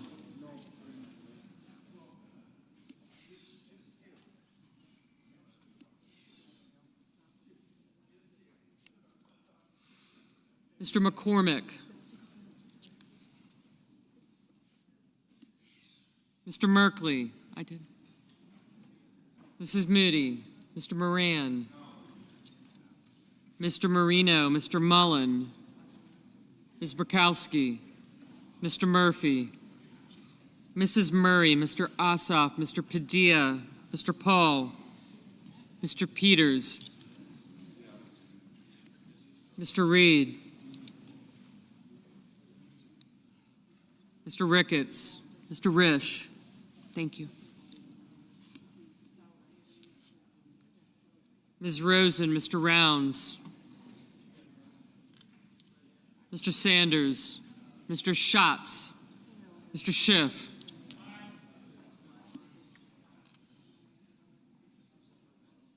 Mr. Schmidt, Mr. Schumer, Mr. Scott of Florida, Mr. Scott of South Carolina, Mrs. Shaheen, Mr. Sheehy, Ms. Slotkin, Ms. Smith, Mr. Sullivan, Mr. Thune, Mr. Tillis, Mr. Tuberville, Mr. Van Hollen, Mr. Warner, Mr. Warnock, Ms. Warren, Mr. Welch,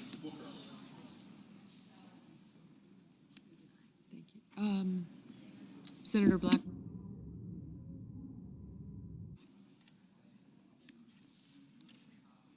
Mr. Wicker, Mr. Wyden, Mr. Young. Senators voting in the affirmative: Baldwin, Bennett, Blunt Rochester, Booker, Cantwell, Coons, Durbin, Gallego, Heinrich, Hirono, Kane, King, Murkowski, Murray, Ossoff, Padilla, Peters, Rosen, Sanders, Smith, Warren, Welch, and Wyden. Senators voting in the negative: Barrasso, Blackburn, Bozeman, Budd, Capito, Cornyn, Cotton, Kramer, Crapo, Curtis, Daines, Ernst, Fisher, Haggerty, Husted, Hyde-Smith, Justice, Kennedy, Lummis, Marshall, Moody, Moran, Marino, Mullen, Rounds, Scott of Florida, Thune, Tillis, and Tuberville. Ms. Collins. Aye. Mr. Kim. Aye. Ms. Alsobrooks. Aye. Mr. Johnson. No. Mr. Blumenthal. Aye. Mr. Schiff. Aye. Mrs. Britt, no. Mr. Murphy, aye.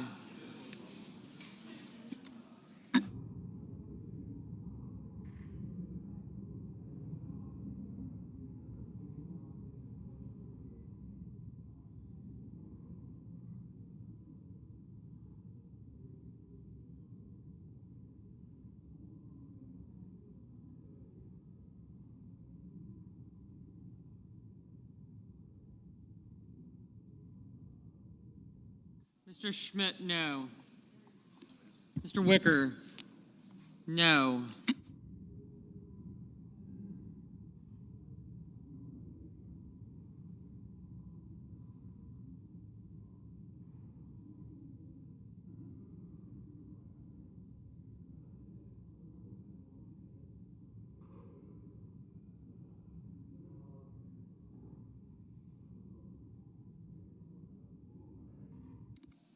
Mr. Grassley, no. Ms. Cortez Masto, aye.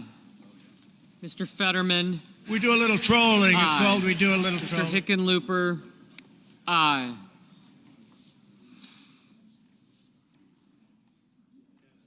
Mr. Paul, no.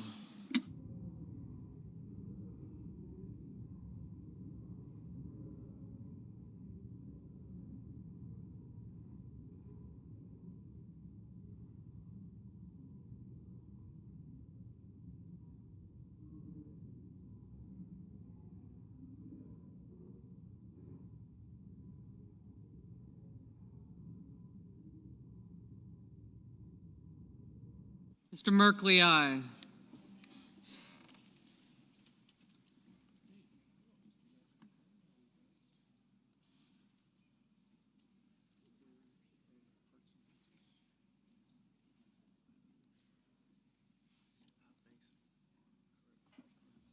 Mr. Banks, no.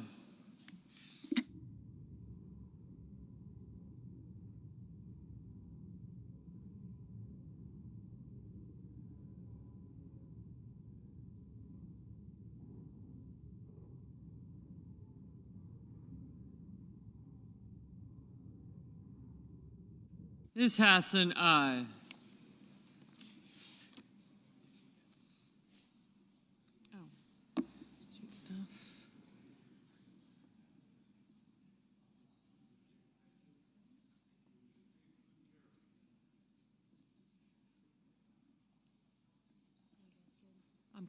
No, could I have a, yeah, do you mind? Thank you.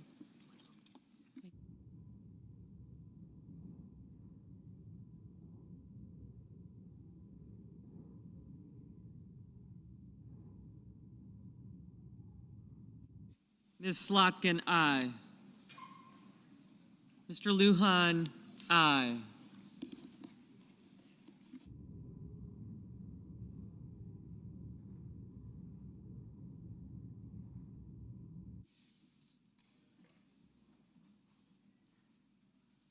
Mr. Reed, aye.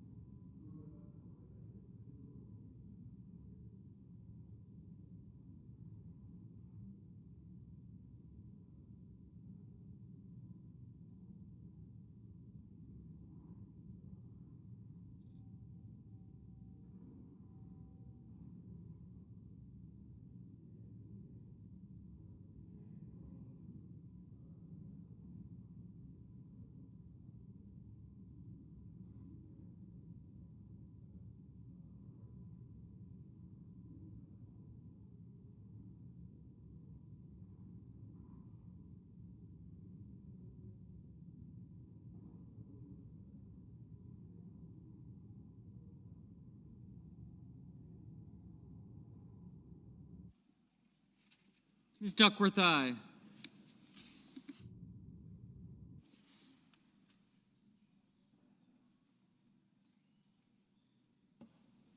Mr. Markey? Aye.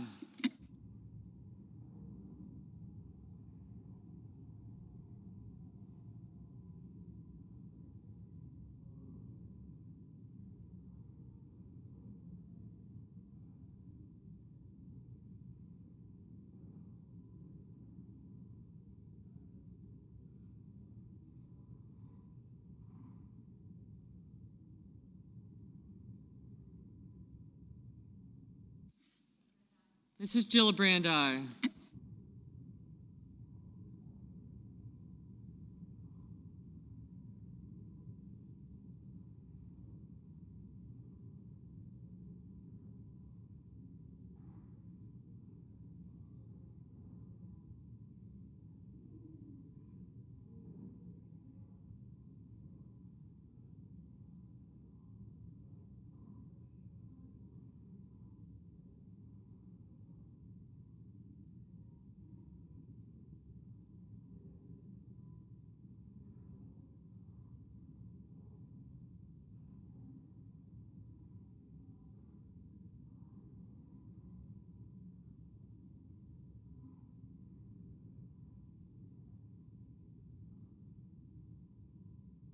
Mr. Hawley, no. Mr. Graham, no.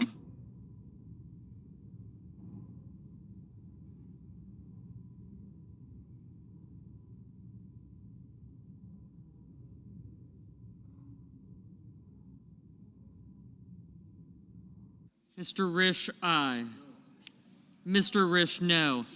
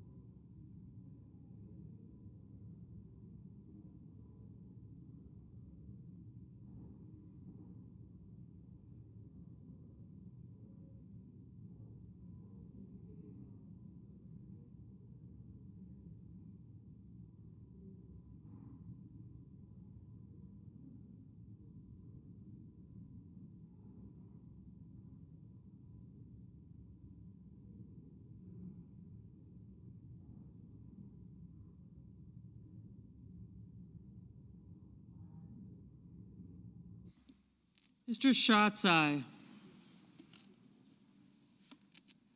Mr. Warnock, aye. Mr. Warner, aye.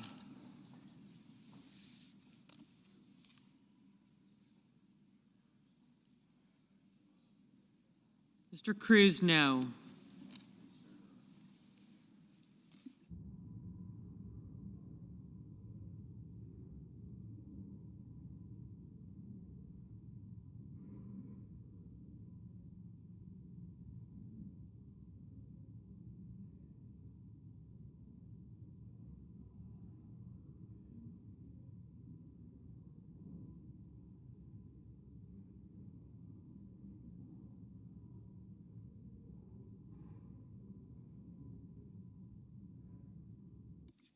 Mr. Van Hollen, aye. Mr. Langford, no.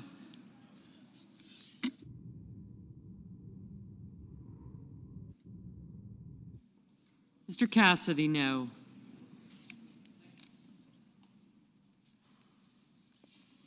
Mr. McCormick, no. Mr. Sheehy, no.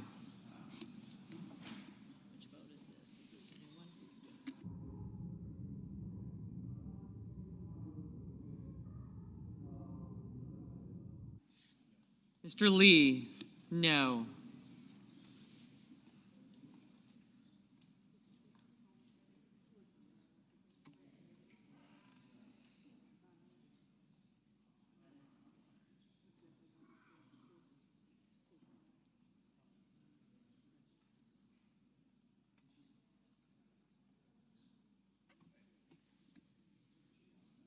Mr. Young, no.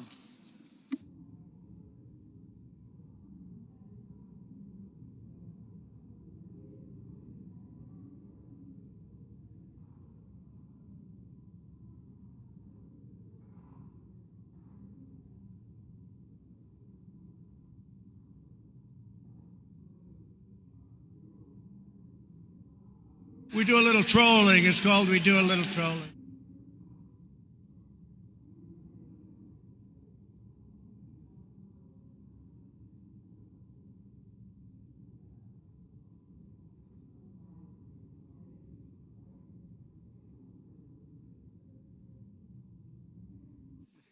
Mrs. Shaheen, aye.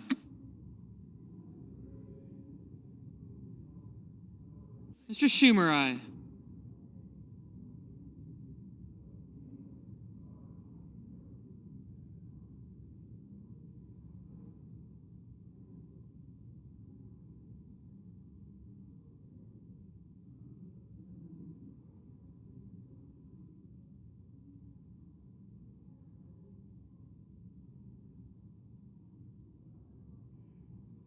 Mr. McConnell, no.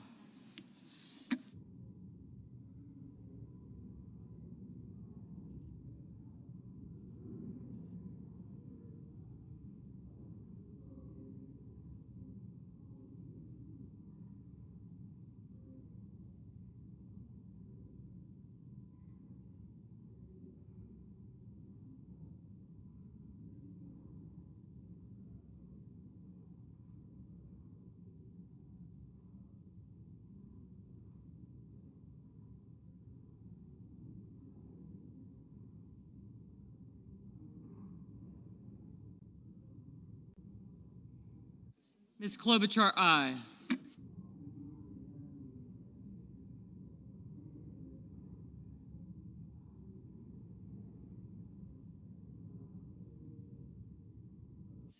Mr. Scott of South Carolina, no.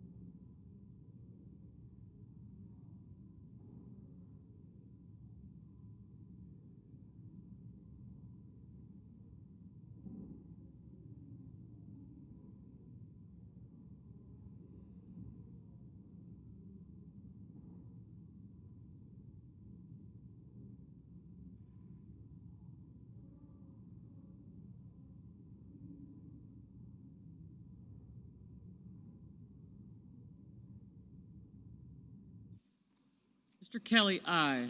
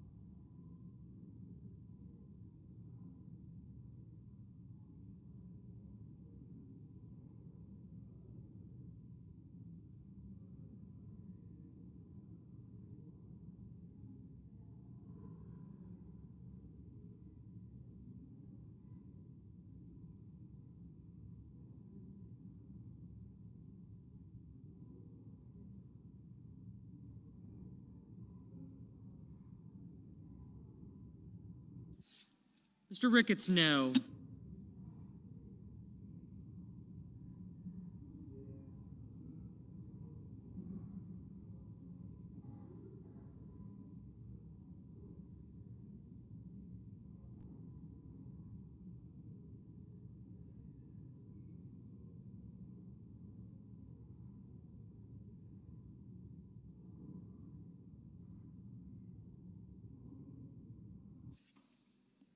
Mr. Sullivan, no.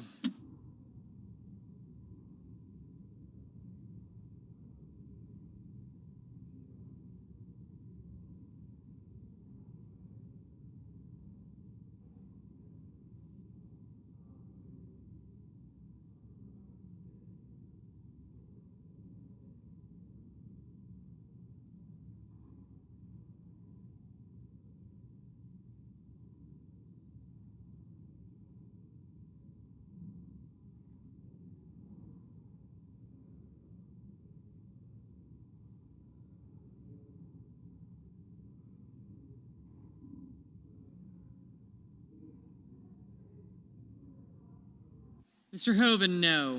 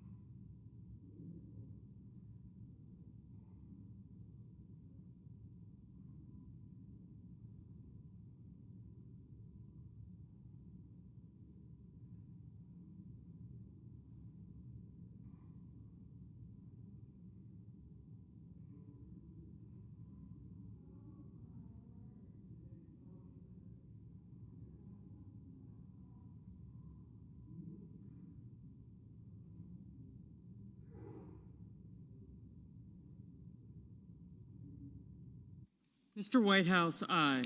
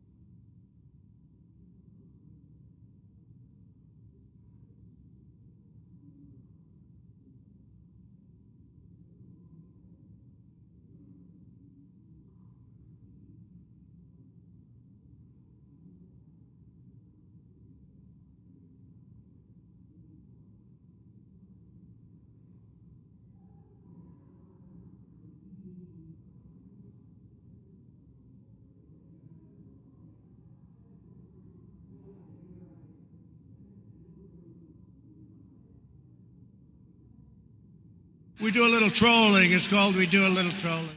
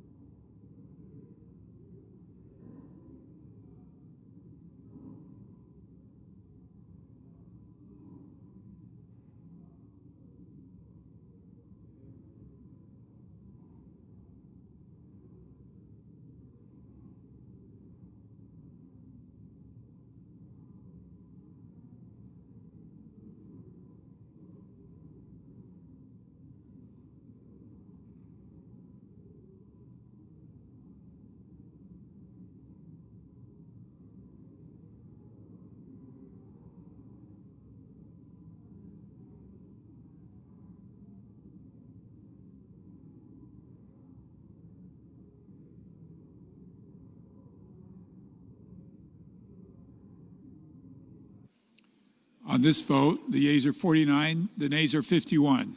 3/5 of the senators duly chosen and sworn not having voted in the affirmative, the motion is not agreed to. The point of order is sustained and the amendment fails. Mr. President, I ask unanimous consent that it be in order for the following senators to be recognized to offer amendments, motions, or points of order, that the amendments be reported by number with no amendments in order prior to a vote in relation to the amendments or motions. Blackburn, number 2401. Is there an objection? Without objection. Mr. President, I call up my amendment. Senator from Tennessee. I call up my amendment number 2401 and ask that it be reported by number. The clerk will report. The senator from Tennessee, Mrs. Blackburn, proposes an amendment number 2401 to amendment number 2360.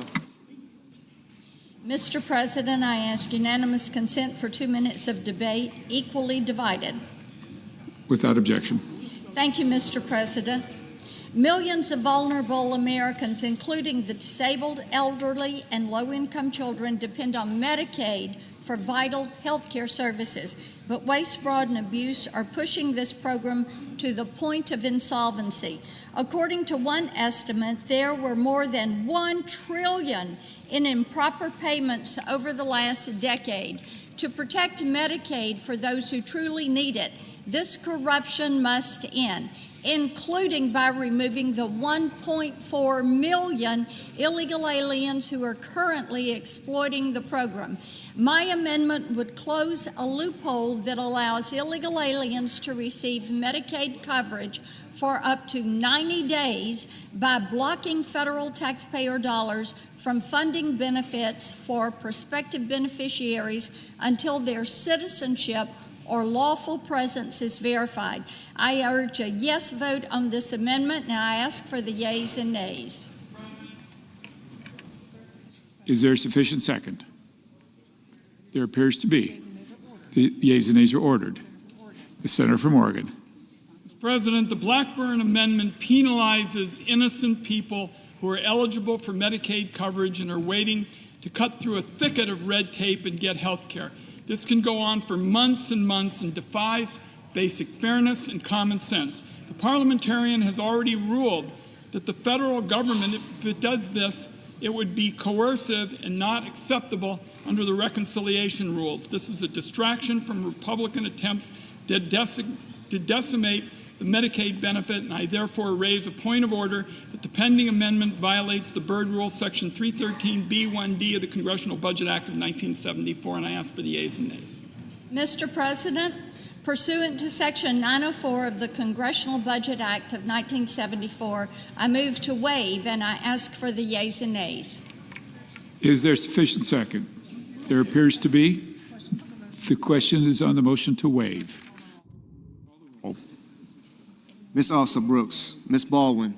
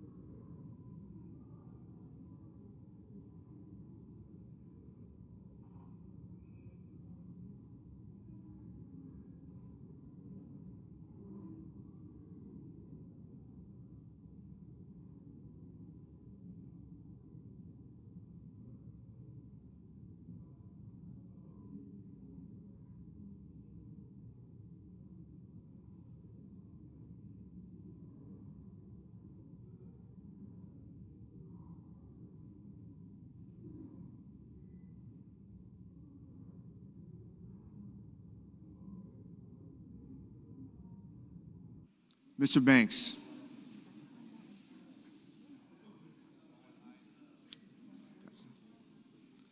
Mr. Barrasso,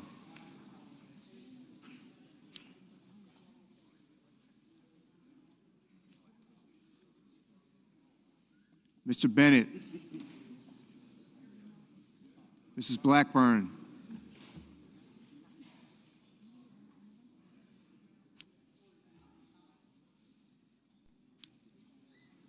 Mr. Blumenthal,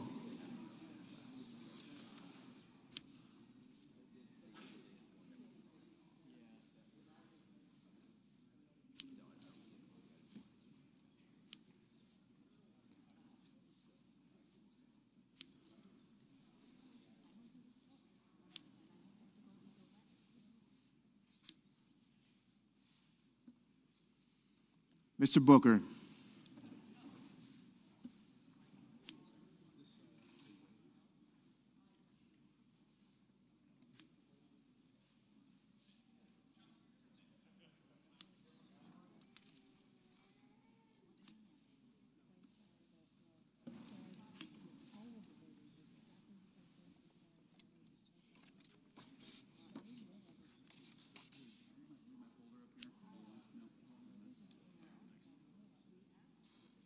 Mr. Bozeman,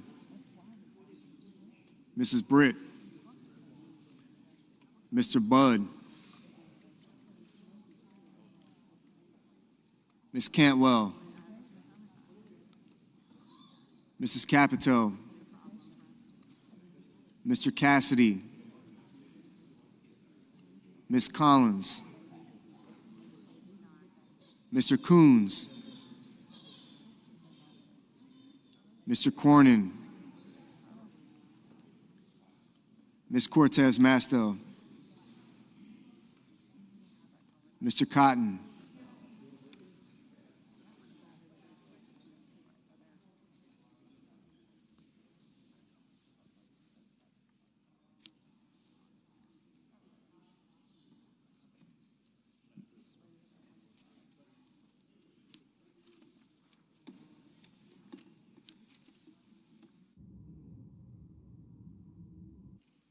Mr. Kramer, Mr. Crapo,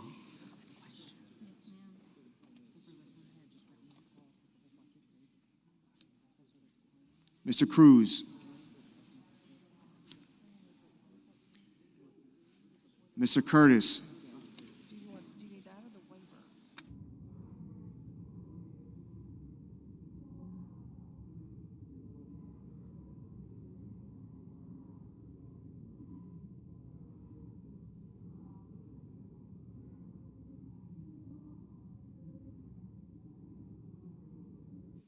Mr. Daines, Ms. Duckworth, Mr. Durbin, Ms. Ernst,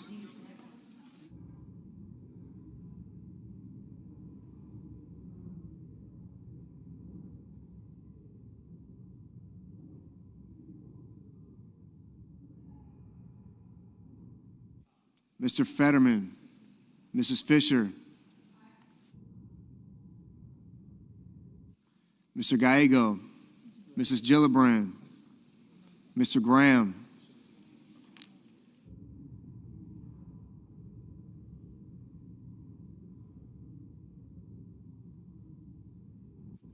Mr. Grassley, Mr. Haggerty,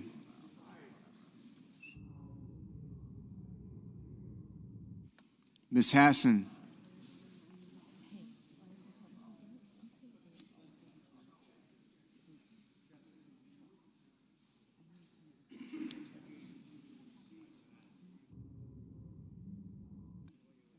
Mr. Heinrich, Mr. Hickenlooper, Ms. Hirono,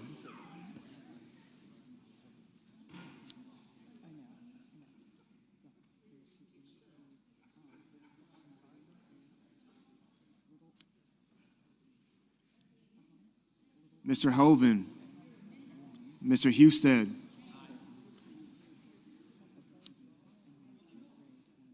Mrs. Hyde-Smith,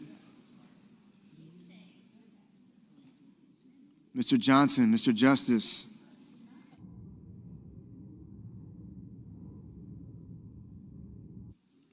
Mr. Kane,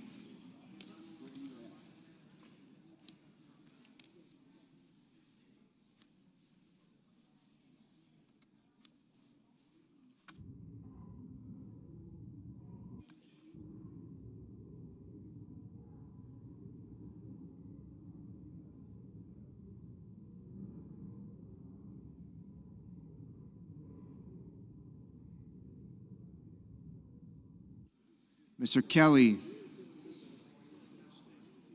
Mr. Kennedy, Mr. Kim,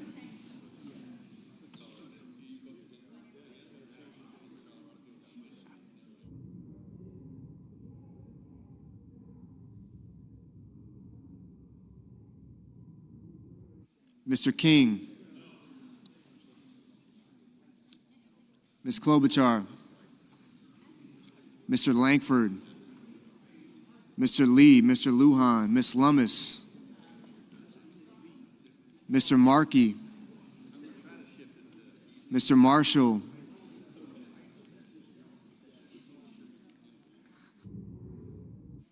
Mr. McConnell, Mr. McCormick, Mr. Merkley, Mrs. Moody, Mr. Moran, Mr. Moreno, Mr. Mullen, Ms. Murkowski,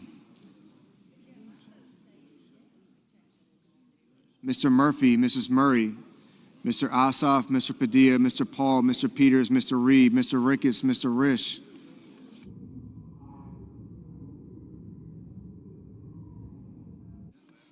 Ms. Rosen, Mr. Rounds, Mr. Sanders, Mr. Schatz, Mr. Schiff, Mr. Schmidt, Mr. Schumer, Mr. Scott of Florida, Mr. Scott of South Carolina,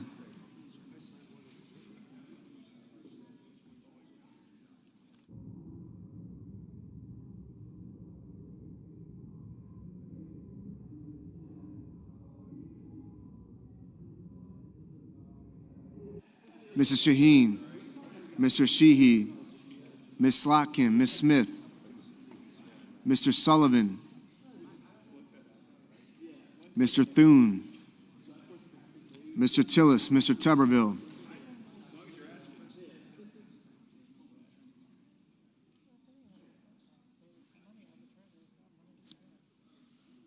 Mr. Van Hollen, Mr. Warner, Mr. Warnock, Ms. Warren, Mr. Welch, Mr. Whitehouse, Mr. Wicker, Mr. Wyden,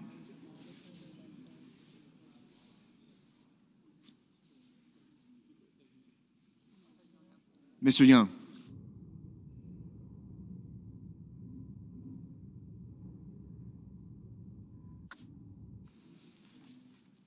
Senators voting in the affirmative: Barrasso, Blackburn, Britt, Budd, Capito, Cassidy, Cornyn, Cotton, Kramer, Crapo, Cruz, Curtis, Daines, Fisher, Graham, Grassley, Haggerty, Hoven, Husted, Hyde-Smith, Johnson, Justice, Lee, Lummis, Moody, Moran, Moreno, Mullen, Paul, Ricketts, Risch, Rounds, Schmidt, Scott of Florida, Sheehy, Thune, Wicker, Young.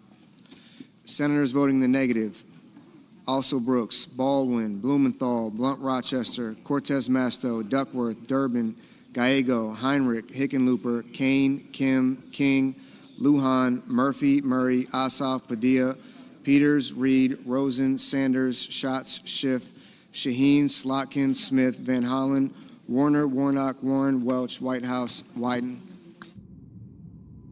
Ms. Hirono, no. Mr. Bozeman, aye. Mr. McCormick, aye.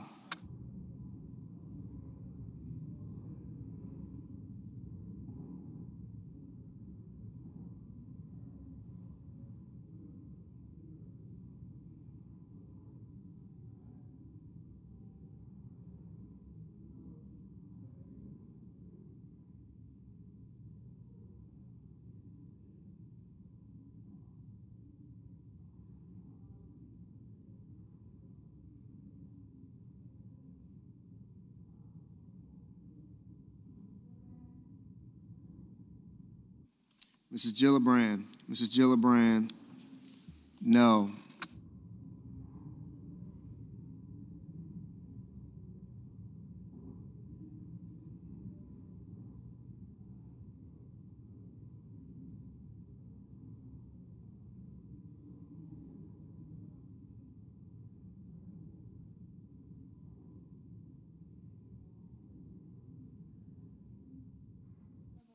Mr. Tillis. Aye.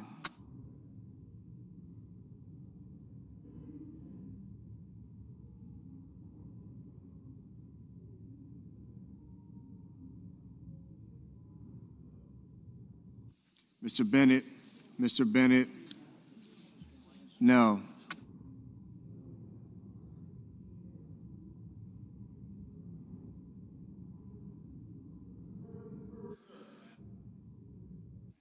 Mr. Booker. No. Mr. Langford. Aye. Mrs. Capito. Aye.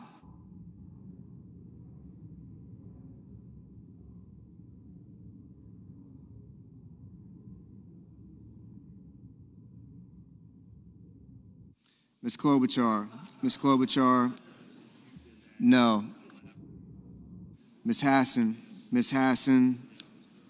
No.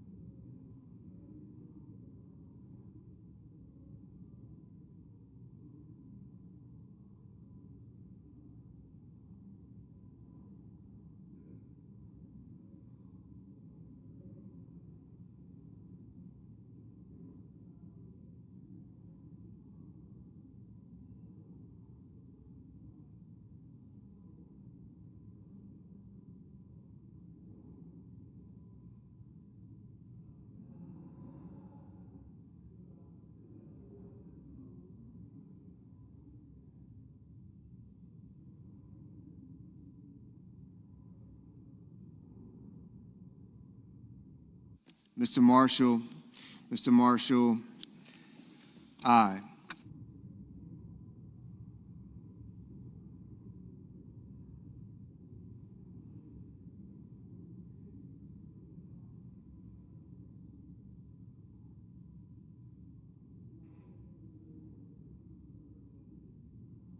Ms. Collins. Ms. Collins. Aye. Mr. Markey. Mr. Markey. No.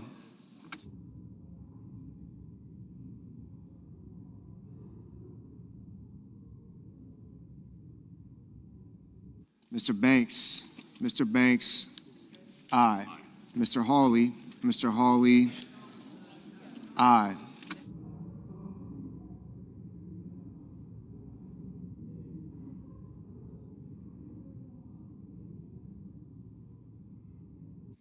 Mr. Merkley. Mr. Merkley. No.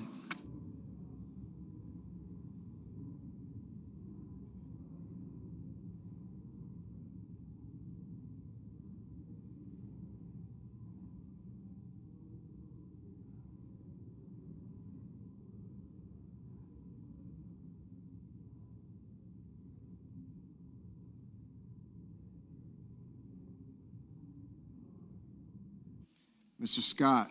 Mr. Scott of South Carolina. Aye.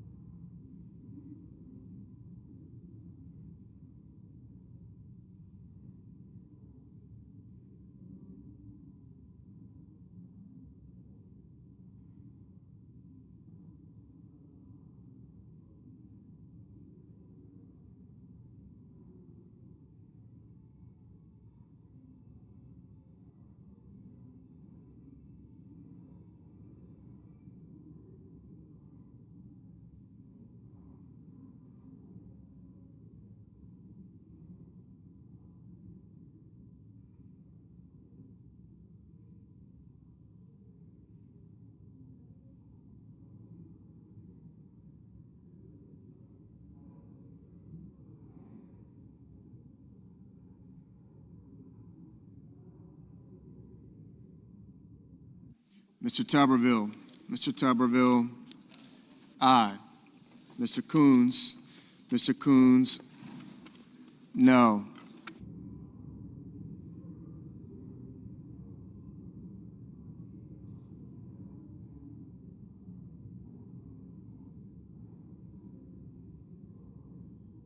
Mr. Fetterman. Mr. Fetterman, no.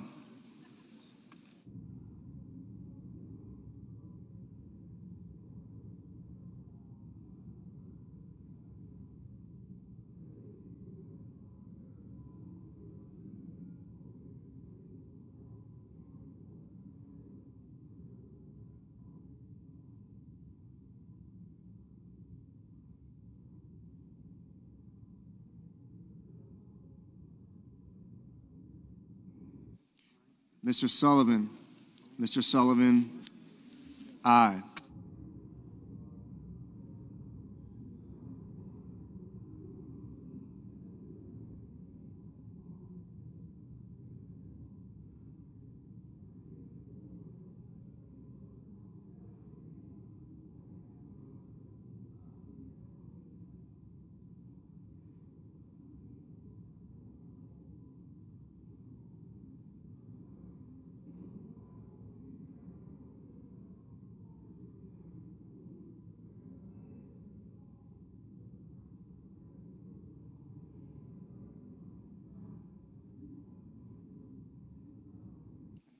Mr. Kennedy, aye.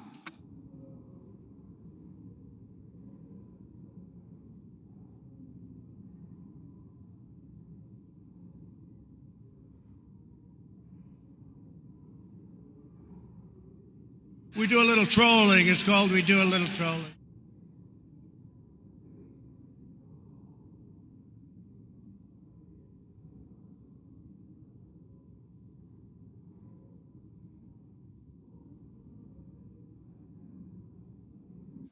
Mr. Kelly. Mr. Kelly, no.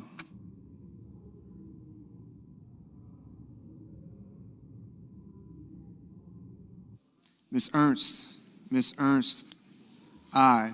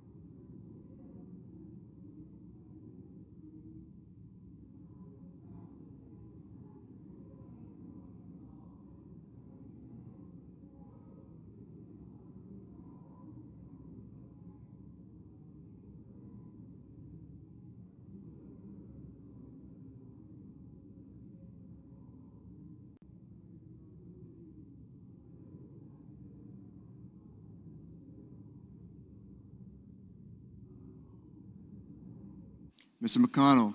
Mr. McConnell, aye.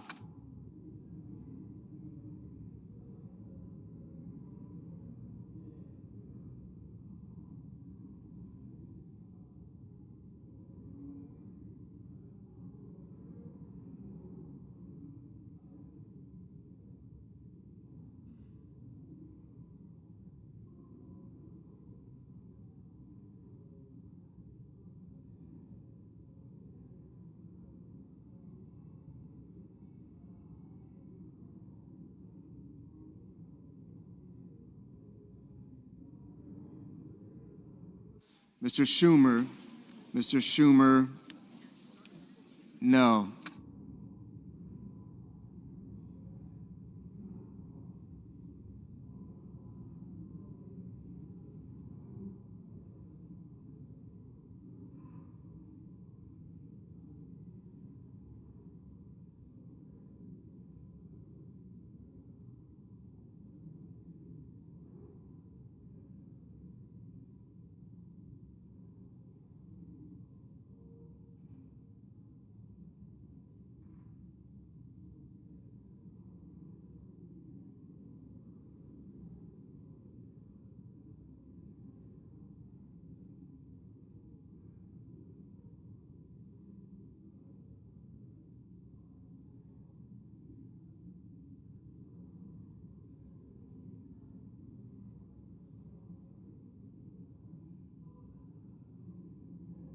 Ms. Cantwell.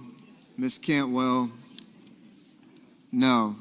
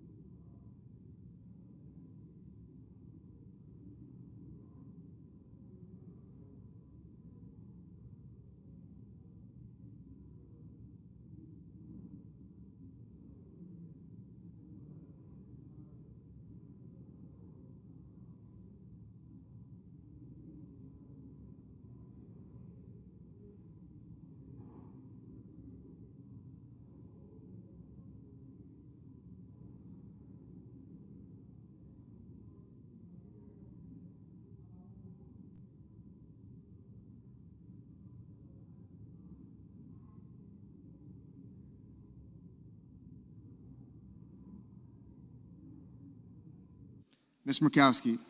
Ms. Murkowski, aye.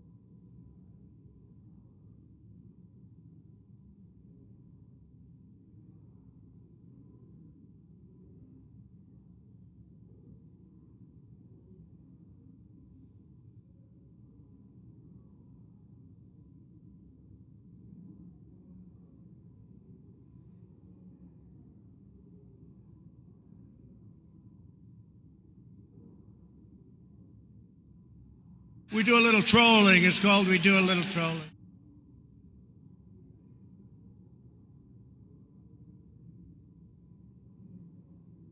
We do a little trolling. It's called we do a little trolling.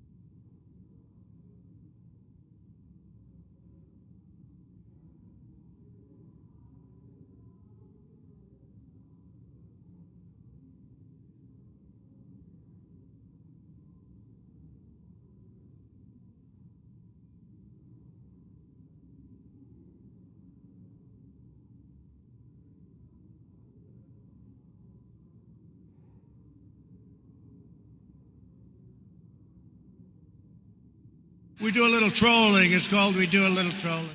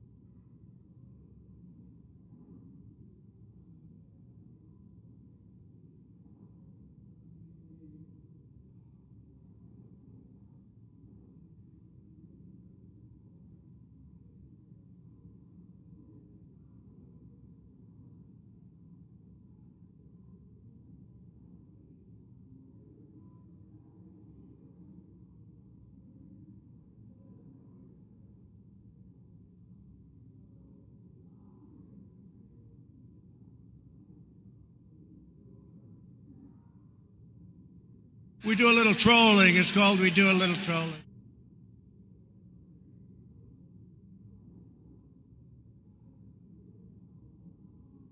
We do a little trolling. It's called we do a little trolling.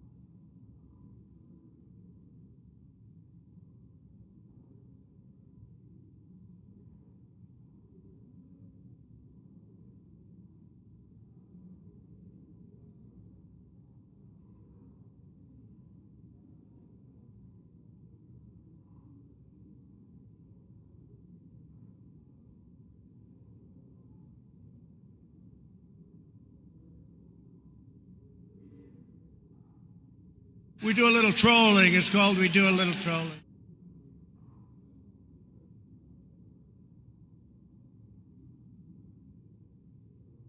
We do a little trolling. It's called we do a little trolling.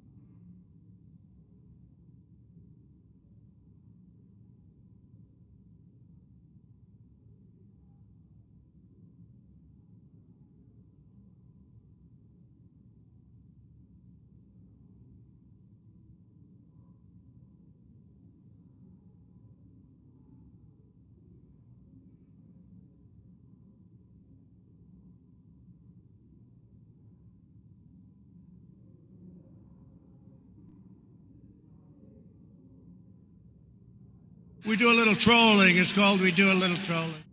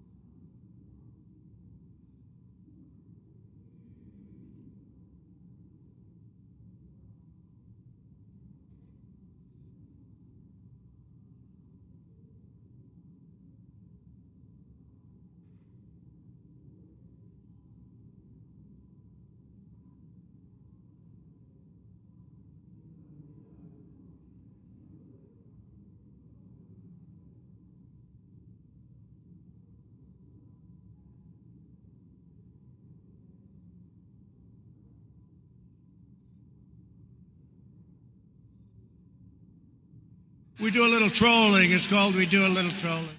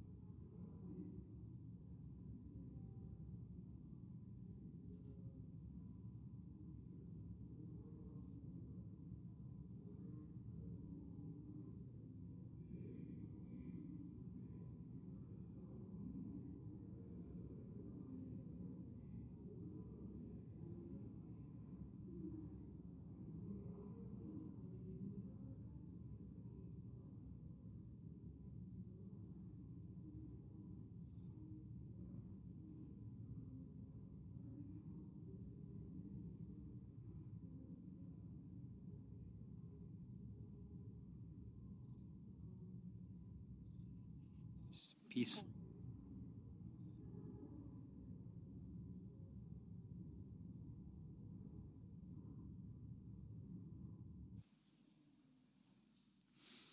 On this vote, the yeas are 53 and the nays are 47. 3/5 of the senators duly chosen and sworn not having voted in the affirmative, the motion is not agreed to. The point of order is sustained and the amendment fails. Mr. President, I ask unanimous consent that it be in order for the following senators to be recognized to offer amendments, motions, or points of order, that the amendments be reported by number with no amendment in order prior to a vote in relation to the amendments or motions. Kane, motion to commit, and Blumenthal, motion to commit. Without objection. I have a motion to commit at the desk. Clerk will report.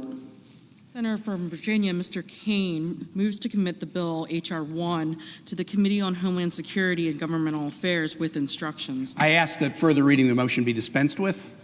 Without objection. Mr. President, 30% of the federal workforce is veterans, compared with only 6% of the overall workforce. The Trump administration has fired more veterans than any administration in the history of the United States.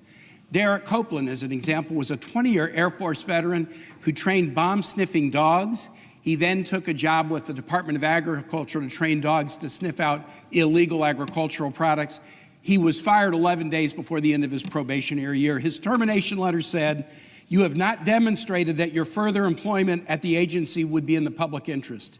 He said, "I gave blood, sweat, and tears to this country for 20 years to continue service to the federal government. I feel like I've been thrown out like a piece of trash." My motion hits pause on this bill and would stop mass firing of veterans because it's wrong, and I would ask my colleagues to support my motion. Mr. President. Chair recognizes Senator from Montana. Well, I thank my colleague, the other Tim, for his concern for our veterans. I feel compelled to note that this motion alone would stop the big, beautiful bill in its tracks. I've been asking for months, where was the Democrat outrage similarly when we laid off tens of thousands of veterans and contractors during the COVID vaccine hesitancy pandemic? There were no due process and no consideration for their service was given. Democrats trying to nitpick and derail this bill by disguising the fact that they are advocating for the largest tax increase in the history of mankind, a $4 trillion tax increase. That's what they're really advocating for. This is also completely unnecessary. Federal law requires the Office of Personnel Management to consider military preference in hiring within our federal workforce. We have to stop using veterans as political pawns. The best thing we can do for veterans is have a strong, capable federal government that is fiscally sound. I urge a no vote on this amendment. Do I have remaining time? 6 seconds. We can stop this, and we should. President Trump's only been in office 6 months, and he's already fired more veterans than any president in American history. Please vote yes. The question is on the motion. Is there a sufficient second? There appears to be. The clerk will call the roll. Ms. Also Brooks, Ms. Baldwin,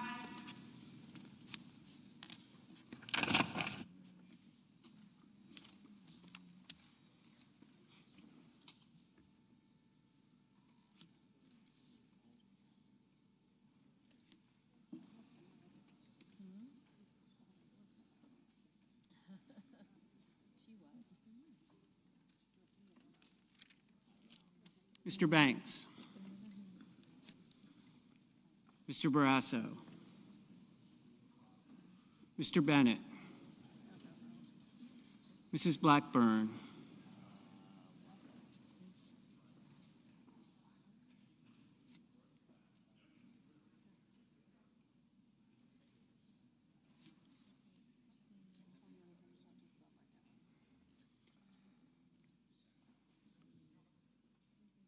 Mr. Blumenthal,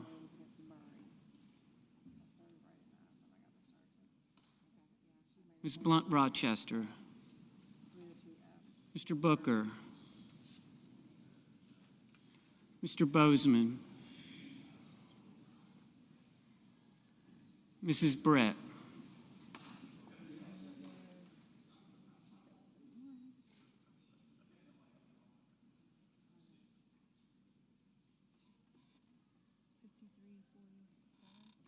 Mr. Budd,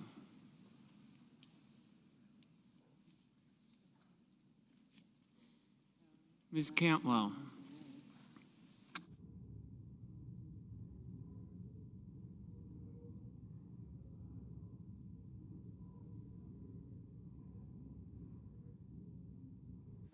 Mrs. Capito.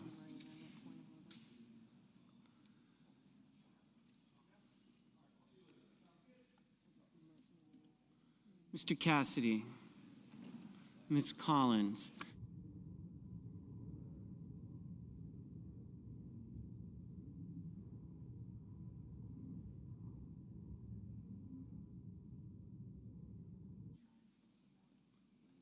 Mr. Cassidy, Ms. Collins, Mr. Coons, Mr. Cornyn,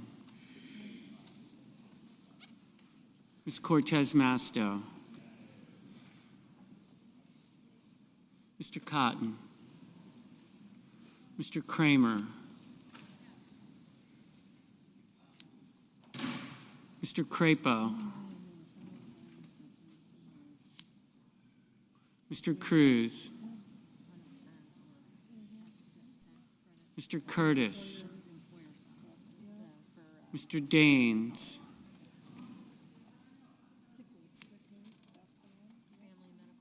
Ms. Duckworth, Mr. Durbin, Ms. Ernst, Mr. Fetterman, Mrs. Fisher, Mr. Gallego, Mrs. Gillibrand, Mr. Graham, Mr. Grassley, Mr. Haggerty. We do a little trolling. It's called we do a little trolling. Ms. Hassan. Mr. Hawley.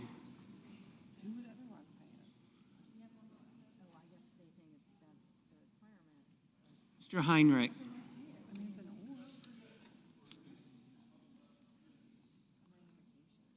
Mr. Hickenlooper.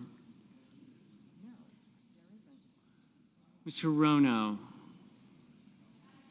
Mr. Hoven.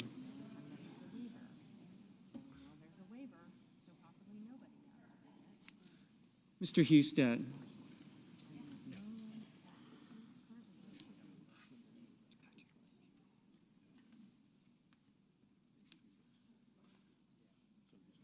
Mrs. Hyde-Smith.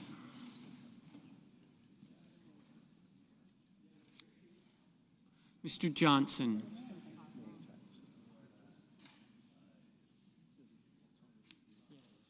Mr. Justice.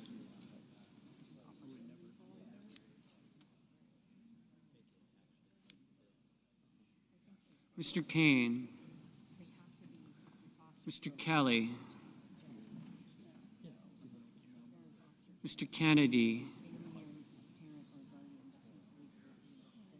Mr. Kim.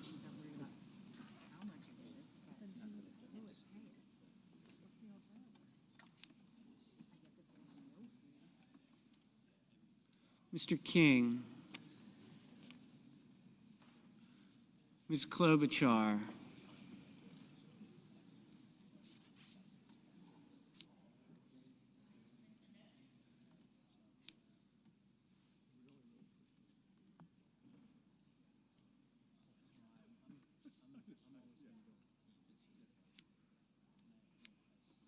Mr. Langford, Mr. Lee, Mr. Lujan, Ms. Lummis, Mr. Markey, Mr. Marshall, Mr. McConnell,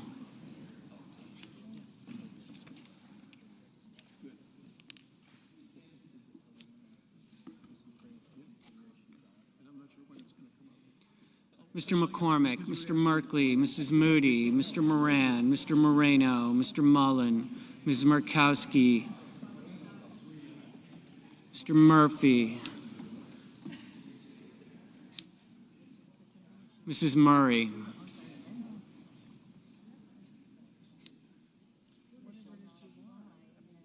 Mr. Ossoff, Mr. Padilla, Mr. Paul, Mr. Peters, Mr. Reed, Mr. Ricketts, Mr. Risch, Ms. Rosen, Mr. Rounds, Mr. Sanders, Mr. Schatz, Mr. Schiff, Mr. Schmidt, Mr. Schumer, Mr. Scott of Florida, Mr. Scott of South Carolina, Mrs. Shaheen, Mr. Sheehy, Ms. Slotkin, Ms. Smith, Mr. Sullivan,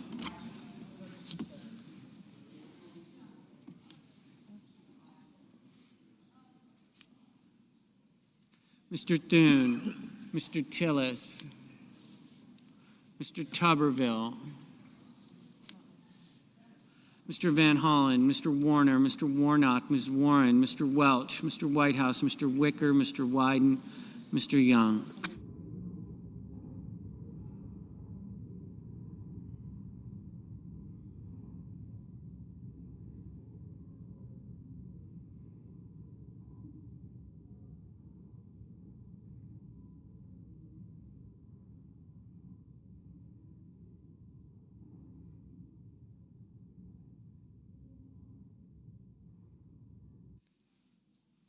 Senators voting in the affirmative: also Brooks, Baldwin, Booker, Cortez Masto, Durbin, Gillibrand, Hassan, Hirono, Kane, Kelly, Lujan, Merkley, Ossoff, Padilla, Reed, Rosen, Sanders, Schumer, Slotkin, Smith, Warnock, Warren, Whitehouse, Wyden.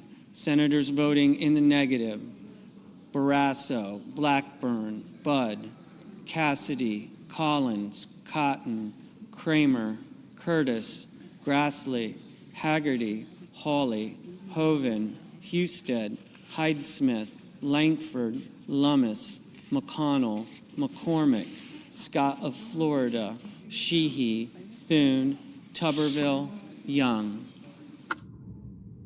Mr. Marshall, no.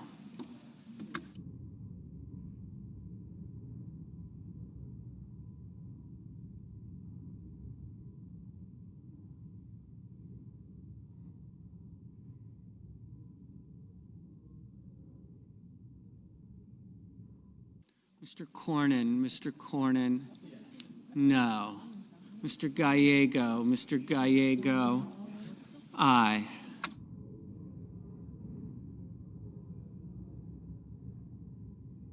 Mr. Warner, aye. Mr. Banks, no. Mr. Peters, aye.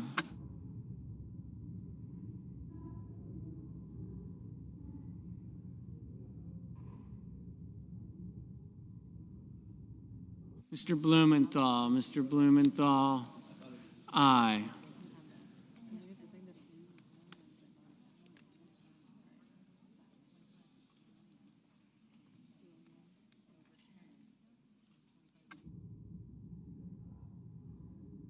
Mr. Kim,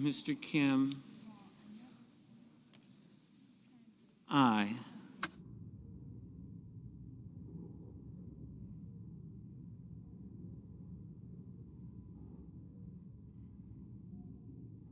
Mr. Tillis, no. Mr. Hickenlooper, aye.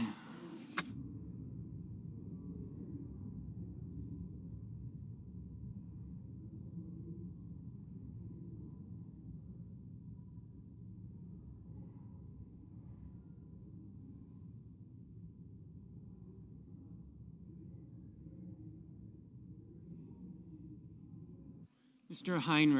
Heinrich, aye.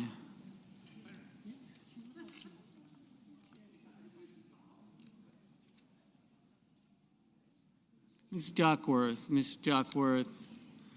aye. Mr. Risch, no. Mr. King, aye.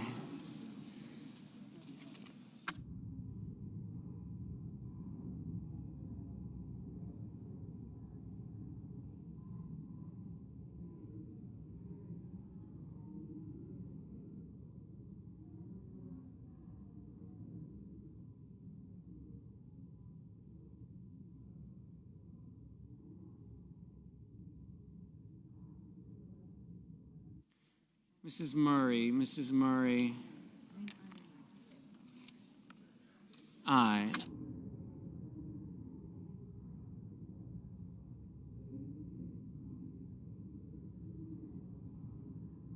Mrs. Capito, no.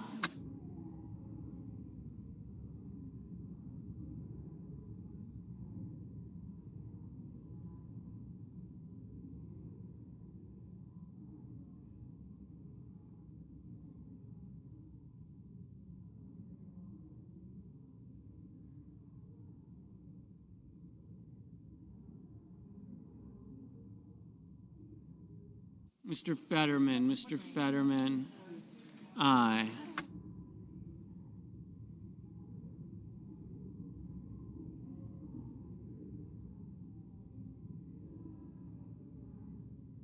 Ms. Klobuchar, aye. Mr. Murphy,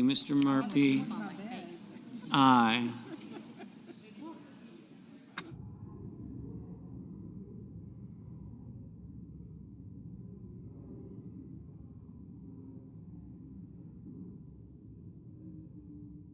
Ms. Ernst, no. Mr. Graham, no.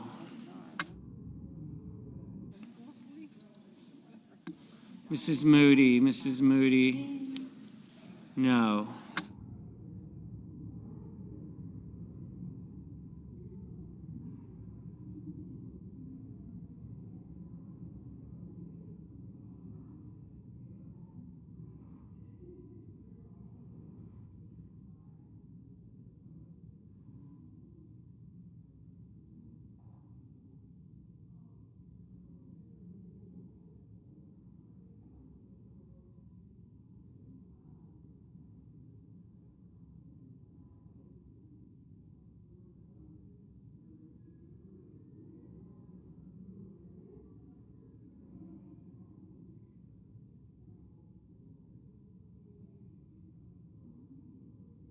Mr. Rounds,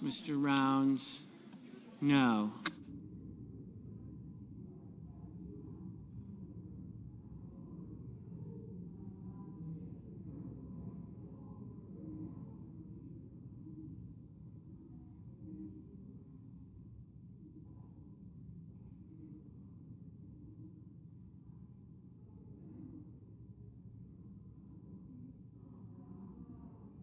Mr. Moran, no. Mr. Van Hollen, aye. Mr. Welch, aye.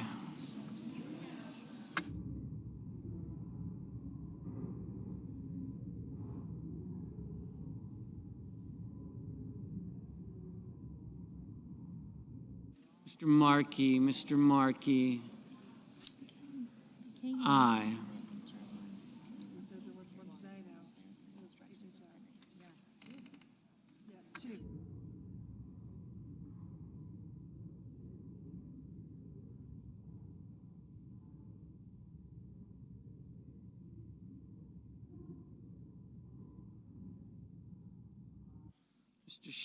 Mr. Schatz, aye.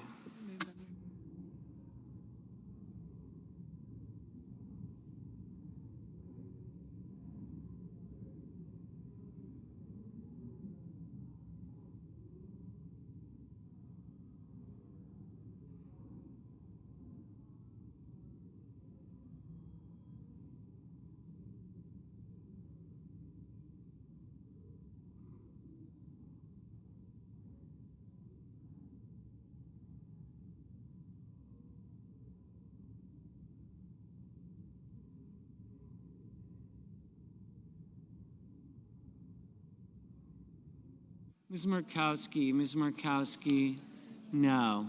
Mrs. Shaheen, aye. Mrs. Britt, no.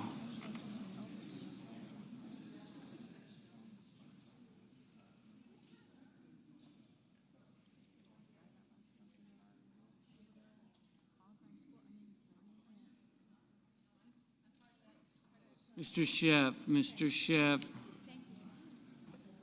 Aye.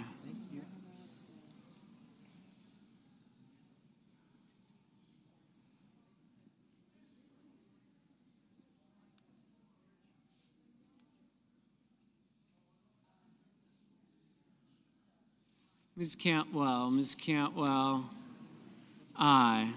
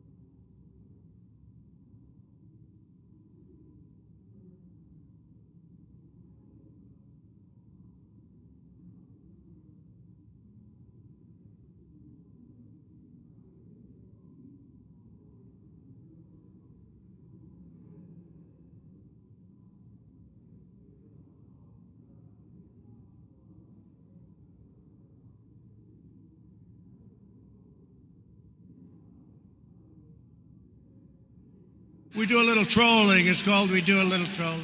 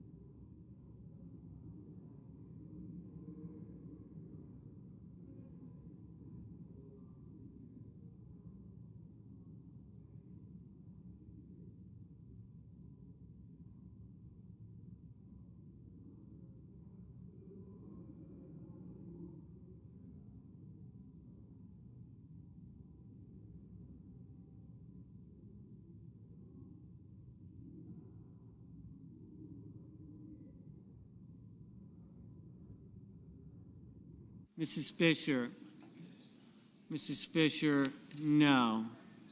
Ms. Blunt Rochester, aye.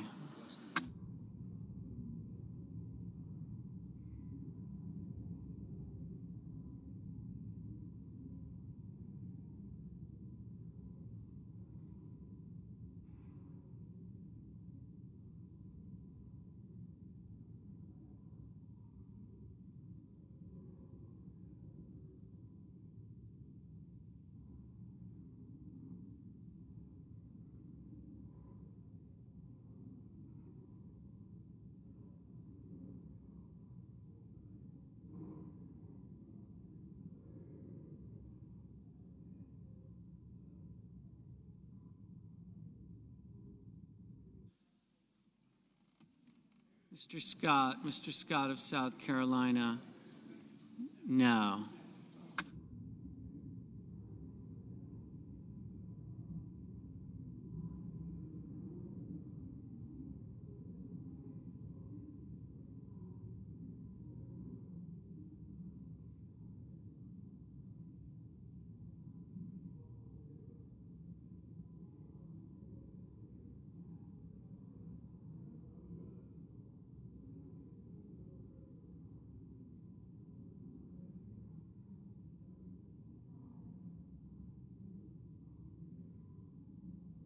Mr. Moreno, no.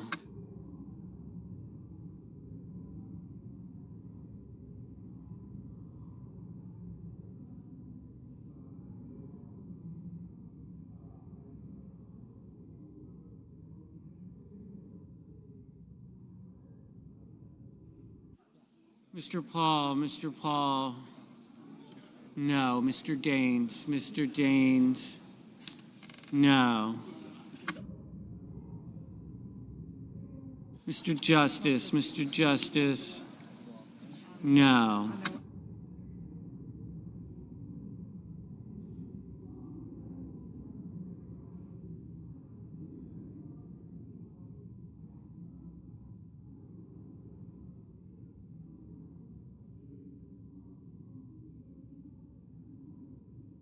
Mr. Bennett, aye.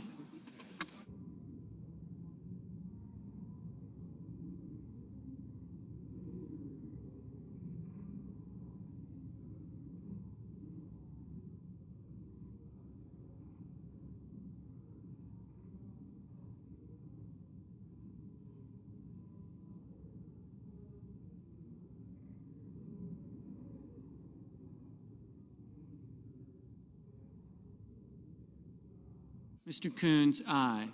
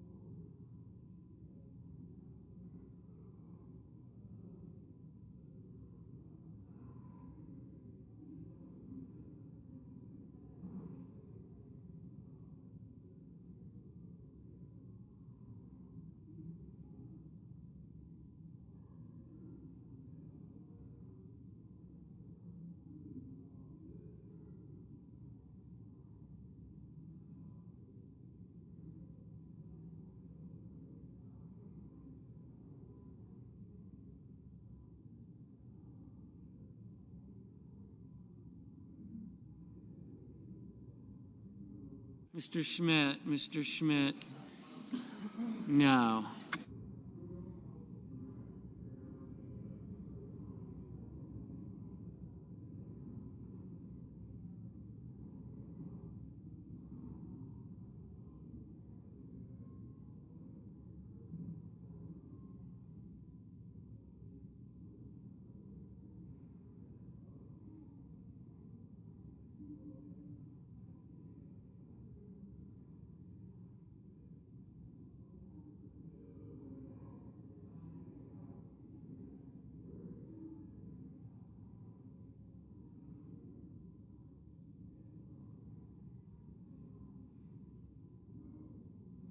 Mr. Wicker, no.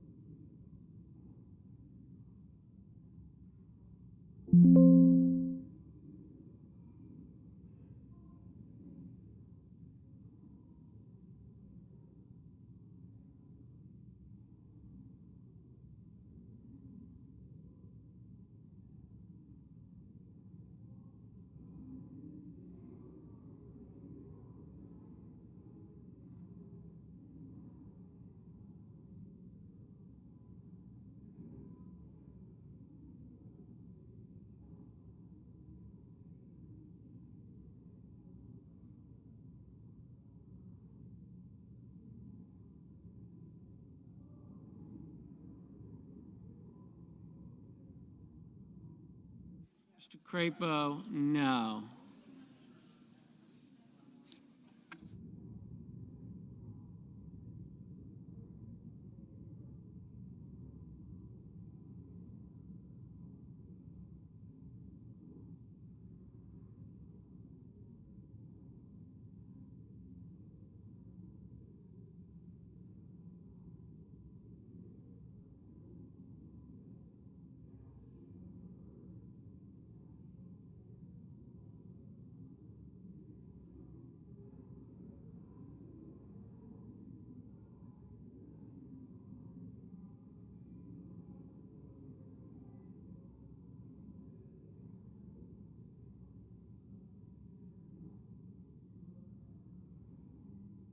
Mr. Ricketts, no.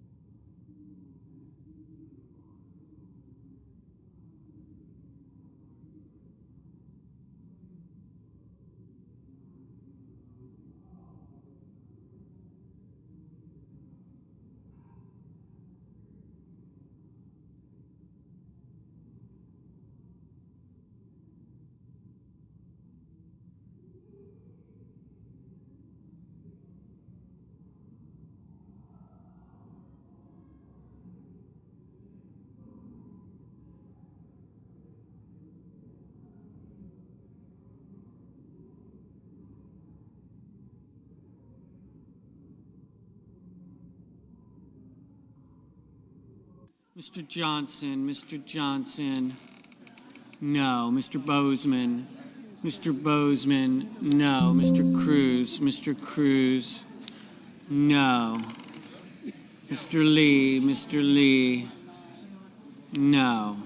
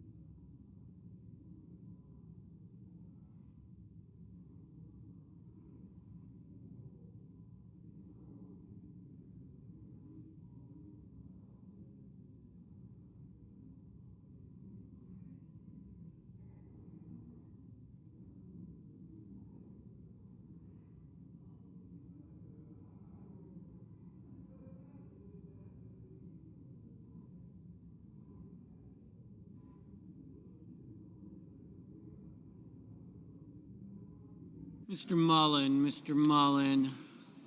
No. Mr. Sullivan, Mr. Sullivan. No.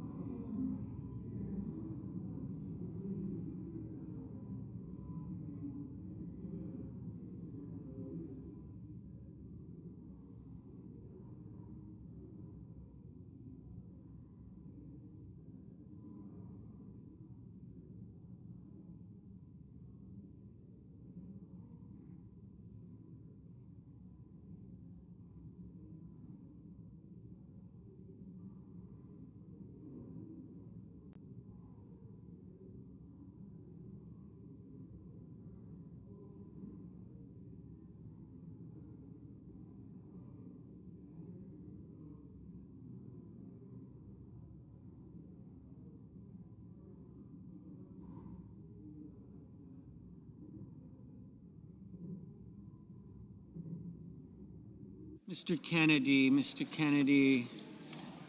No.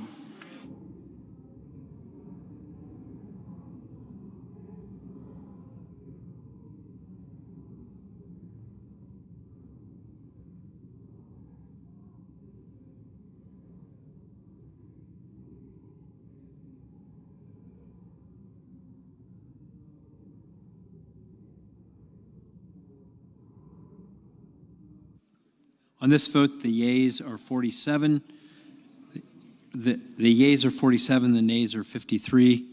The motion is not agreed to.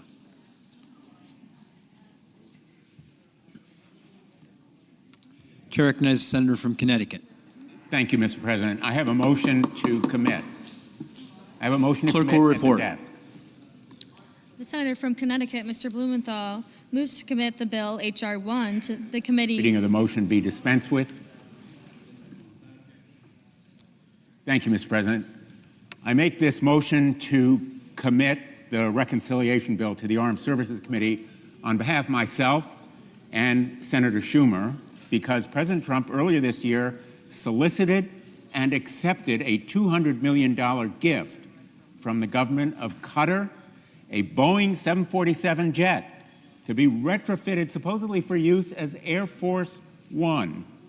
Make no mistake, this transfer is illegal. It's a blatant violation of the Constitution's emolument clause, which prohibits exactly this kind of foreign gift. We do a little trolling. It's called we do a little trolling. Foreign influence.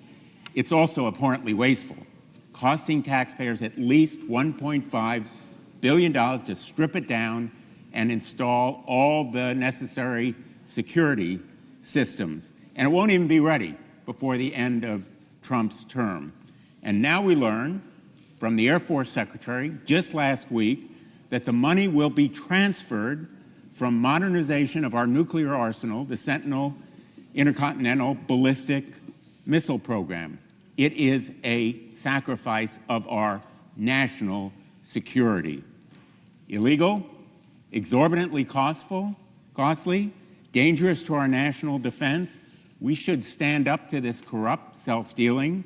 This motion, which I've worked on with Senators Schumer and Schatz, would send the bill back to the Armed Services Committee with instruction to add a prohibition on using funds for this unconstitutional, wasteful self-enrichment. I yield the floor. Senator from Mississippi.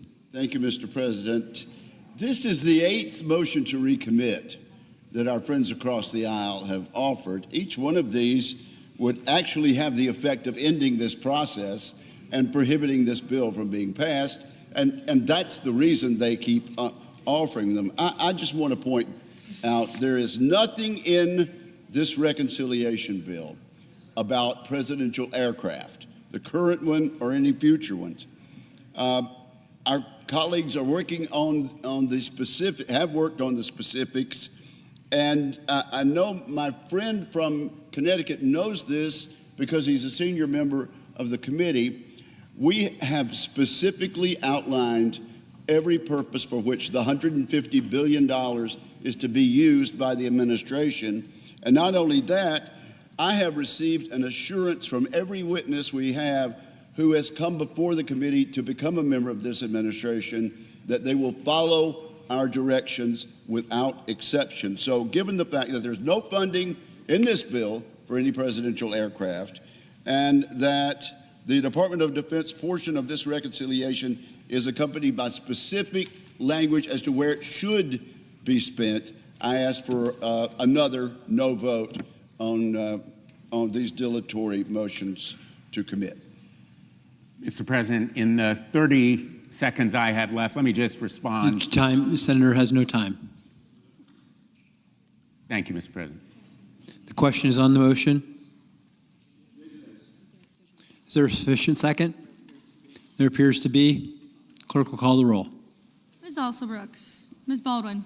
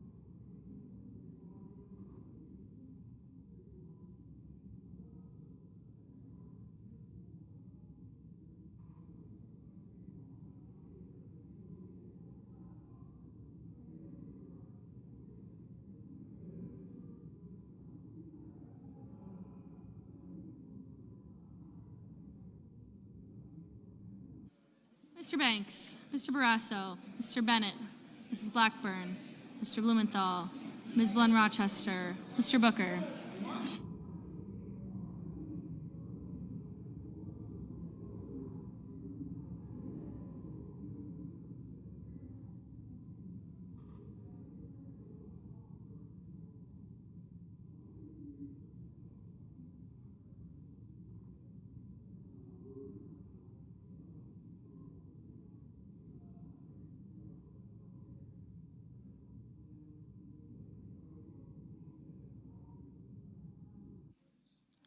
Mr. Booker, Mr. Bozeman, Mrs. Britt, Mr. Budd, Ms. Cantwell, Mrs. Capito, Mr. Cassidy, Ms. Collins, Mr. Coons, Mr. Cornyn, Ms. Cortez Masto, Mr. Cotton, Mr. Kramer, Mr. Crapo, Mr. Cruz.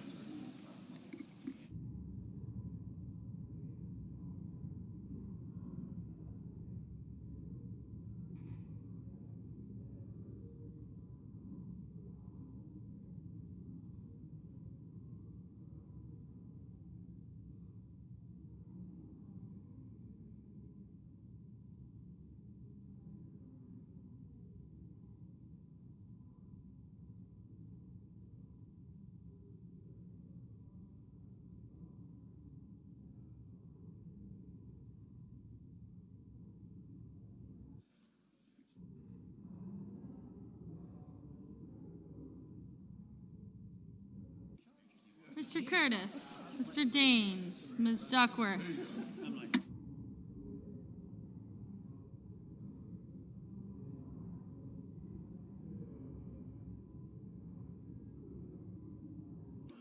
Mr. Durbin, Ms. Ernst, Mr. Fetterman, Mrs. Fisher, Mr. Gallego.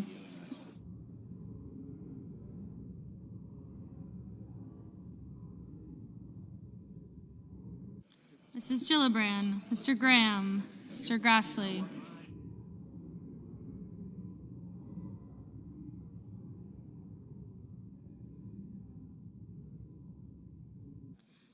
Mr. Haggerty, Ms. Hassan, Mr. Hawley, Mr. Heinrich, Mr. Hickenlooper, Ms. Hirono, Mr. Hoven, Mr. Husted, Mrs. Hyde-Smith, Mr. Johnson, Mr. Justice, Mr. Kane, Mr. Kelly, Mr. Kennedy, Mr. Kim, Mr. King, Ms. Klobuchar. We do a little trolling. It's called we do a little trolling.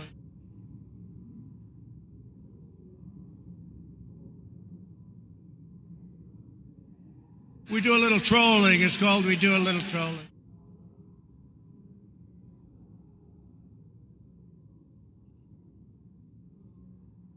We do a little trolling. It's called we do a little trolling.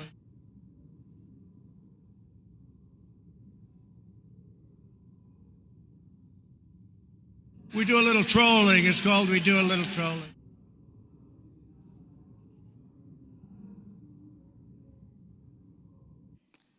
Ms. Klobuchar. We do a little trolling. It's called we do a little trolling.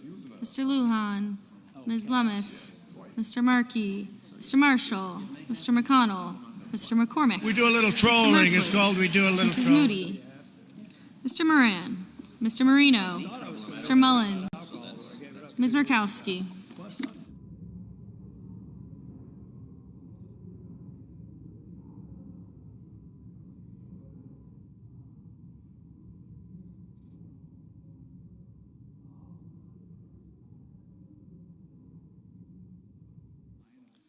Mr. Murphy, Mrs. Murray, Mr. Ossoff, Mr. Padilla, Mr. Paul, Mr. Peters, Mr. Reed, Mr. Ricketts, Mr. Risch, Ms. Rosen, Mr. Rounds, Mr. Sanders, Mr. Schatz, Mr. Schiff, Mr. Schmidt, Mr. Schumer, Mr. Scott of Florida, Mr. Scott of South Carolina, Mrs. Shaheen, Mr. Sheehy, Ms. Slotkin, Ms. Smith, Mr. Sullivan, Mr. Thune, Mr. Tillis, Mr. Tuberville.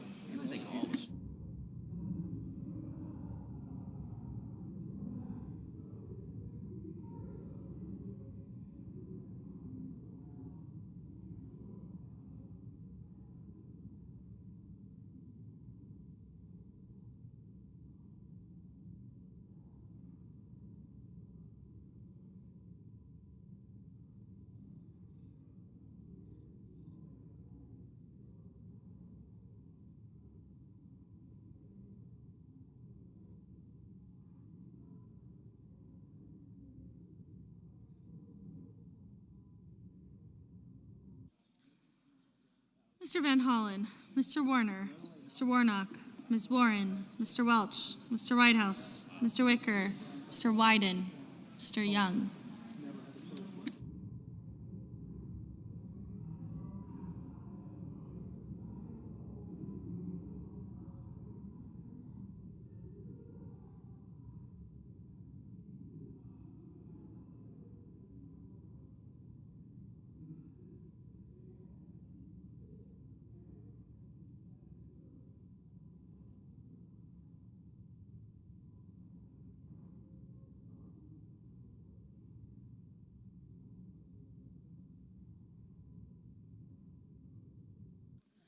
Senators voting in the affirmative: Alsobrooks, Baldwin, Bennett, Blumenthal, Blunt Rochester, Booker, Coons, Duckworth, Hassan, Hickenlooper, Hirono, Kane, Kim, Lujan, Murphy, Murray, Ossoff, Reed, Schiff, Van Hollen, Warren, Welch, Whitehouse, and Wyden.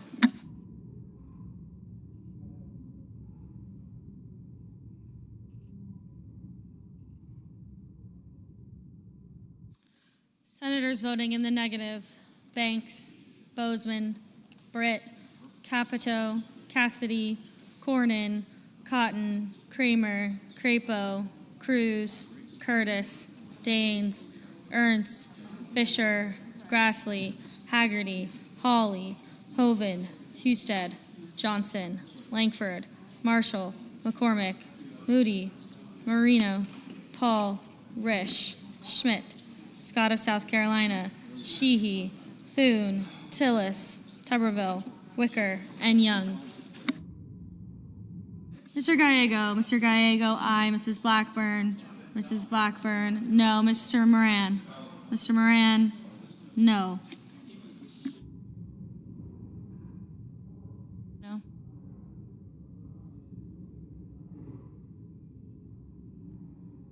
Mrs. Hyde-Smith, no.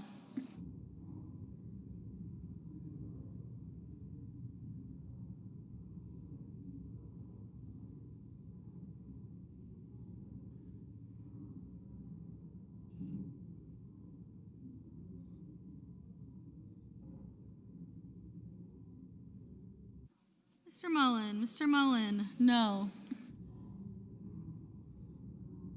Mr. Warner, aye. Mr. Barrasso, no. Ms. Smith, aye. Mr. Markey, aye.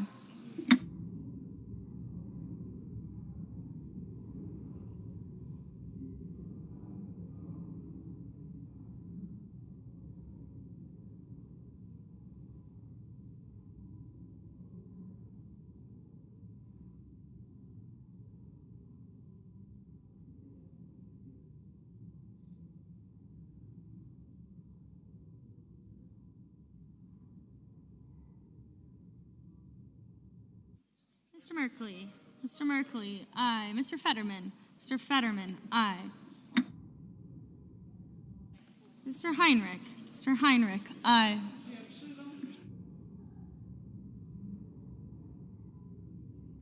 Mr. Sanders, aye. Ms. Slotkin, aye.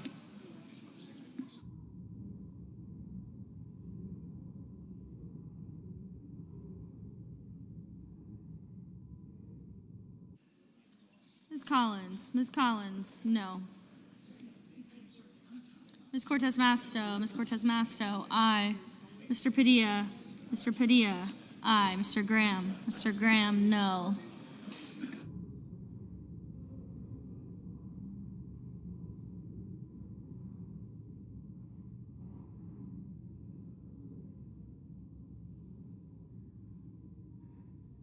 Mr. Peters, aye.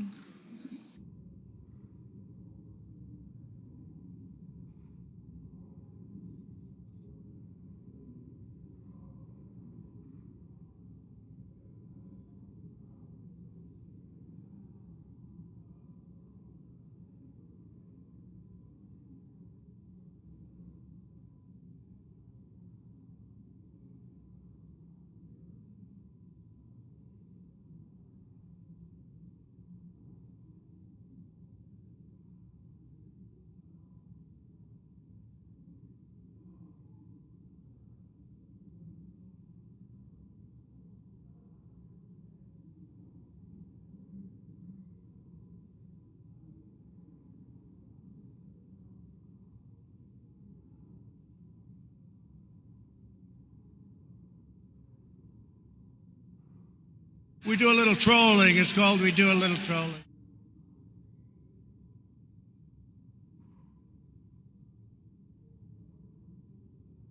We do a little trolling. It's called we do a little trolling.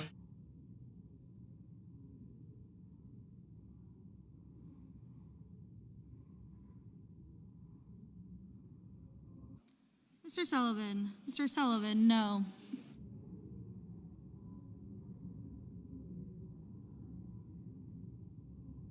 Ms. Cantwell, aye.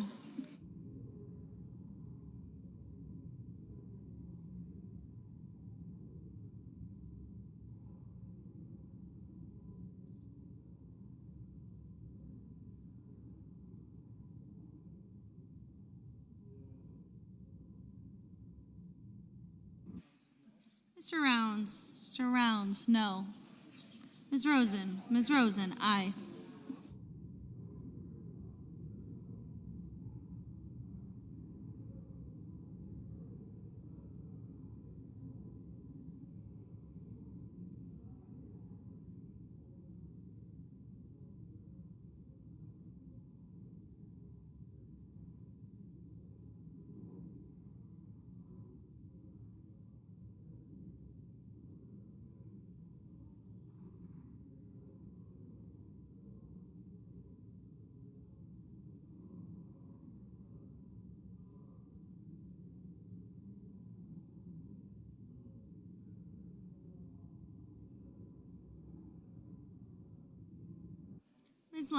Ms. Lummis, no.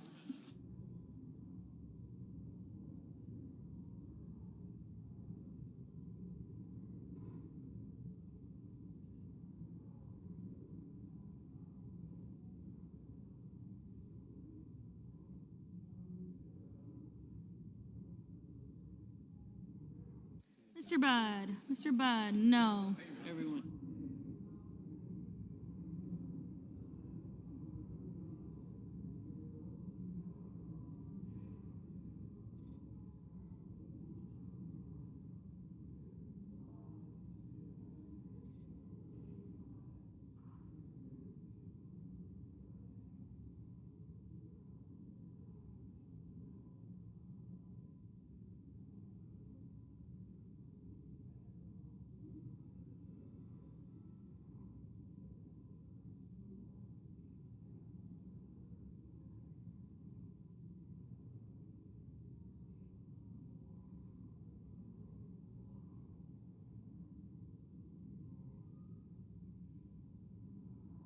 Mr. King, aye. Ms. Klobuchar, aye.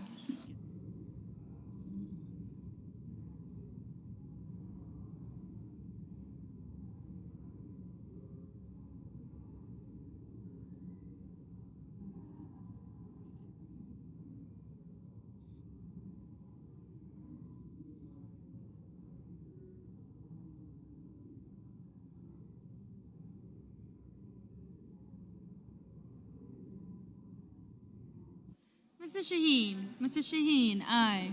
Mrs. Gillibrand, aye. Mr. Schumer, aye.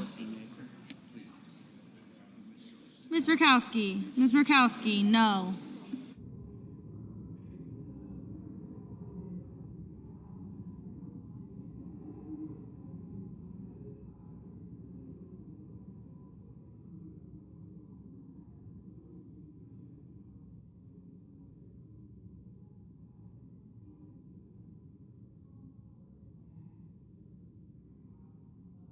We do a little trolling. It's called we do a little trolling. Mr. Warnock, aye.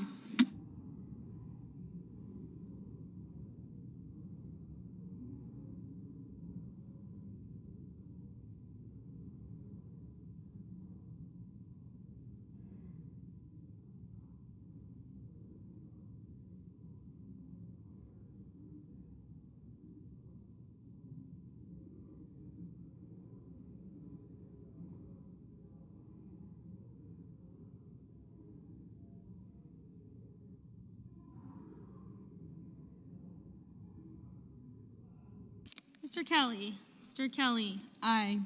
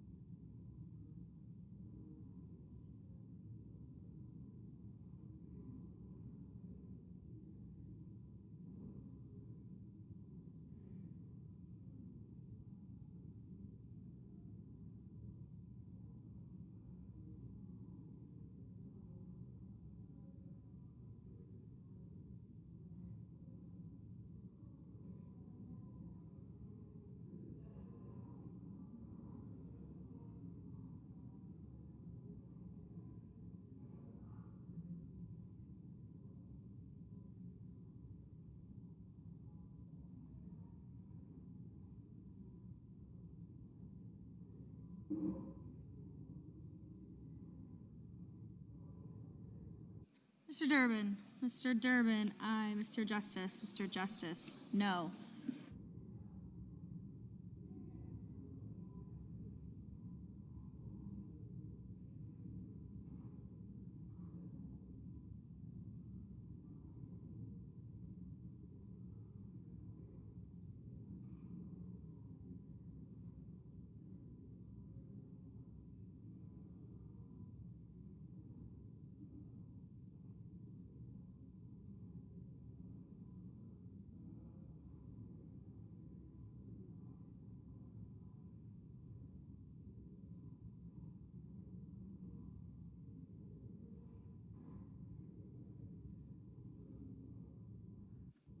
Mr. Lee. Mr. Lee, no.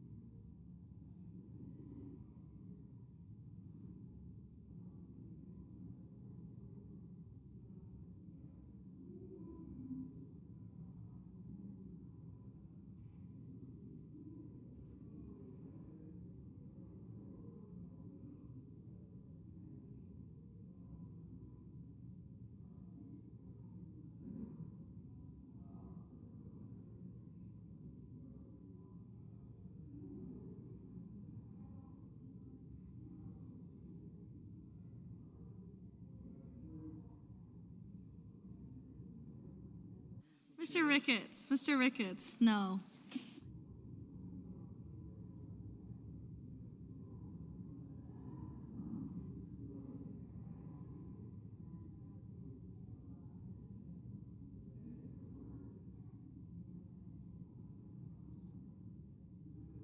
Mr. Scott. Mr. Scott of Florida, no.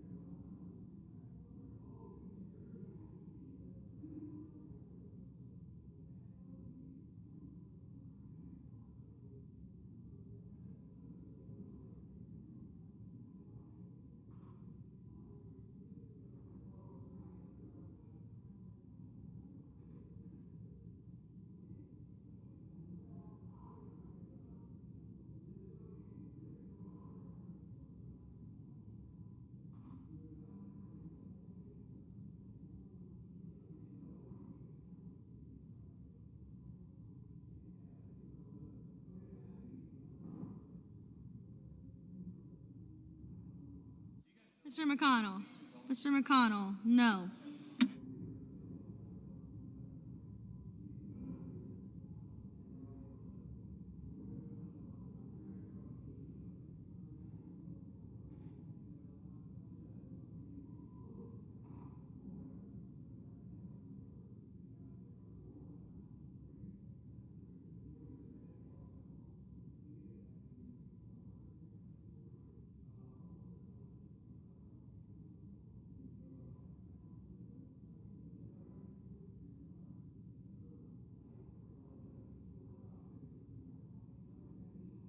Mr. Kennedy. Mr. Kennedy, no.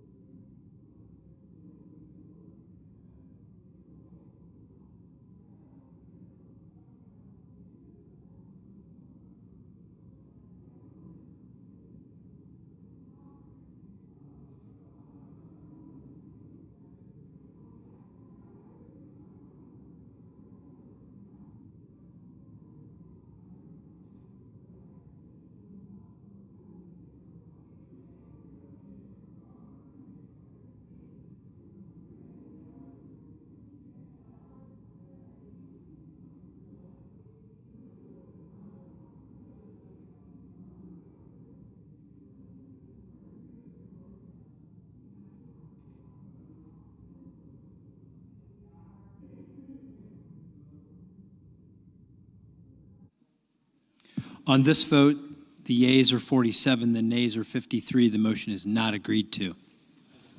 Mr. President, I ask unanimous consent that it be in order for the following senators to be recognized to offer amendments, motions, or points of order. The amendments be reported by number with no amendments in order prior to a vote in relation to the amendments or motions. Gagel, motion to commit. Hassan, motion to commit. Without objection.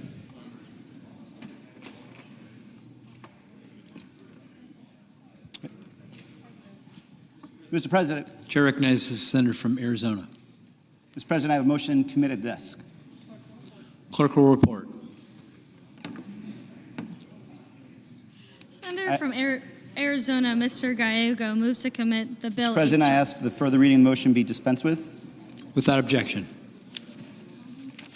Thank you, Mr. President. I rise today to offer a motion to strike provisions that cut Medicaid funding for substance abuse disorder treatment. Families across the country are facing the heartbreaking reality of loved ones battling substance use disorders. For many, Medicaid is the only way to afford the treatment they need. Republican efforts to cut Medicaid funding for substance abuse treatment is cruel. It hurts those who have shown the bravery to seek help and undermines our nation's efforts to combat public health crises such as the fentanyl epidemic. At the same time, this Republican bill will give the wealthiest Americans and large corporations tax cuts and loopholes that will only benefit the elite. We can continue to fund substance use disorder treatment by finally making corporations and the ultra-wealthy pay their fair share in taxes. I urge my colleagues to support this motion to protect those seeking treatment and finally make corporations and the ultra-wealthy pay their fair share. Mr. President. To recognize the senator from Idaho. Mr. President, Republicans are strengthening Medicaid and setting it on a more fiscally sustainable path by targeting waste, fraud, and abuse. This bill does not take Medicaid away from children or the elderly, the disabled, or the medically frail, adults caring for children and elderly relatives, or any recipient the program was originally designed to help. It increases eligibility to home and community-based services, which will increase access to mental health or substance abuse disorder treatments. If this motion were adopted, it would delay a vote on this bill and stand in the way of Republicans' efforts to prevent a $4 trillion tax hike on working families and deliver additional tax relief to the middle class. I urge my colleagues to vote no. We do a little trolling. It's called we do a little trolling. Questions on the motion? Ask for yeas and nays. I think I said that.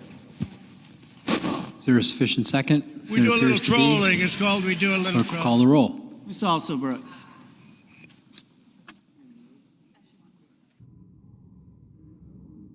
We do a little trolling. It's called we do a little trolling.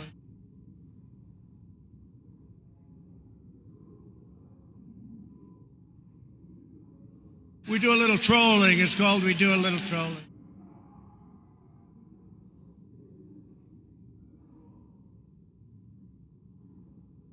We do a little trolling. It's called we do a little trolling.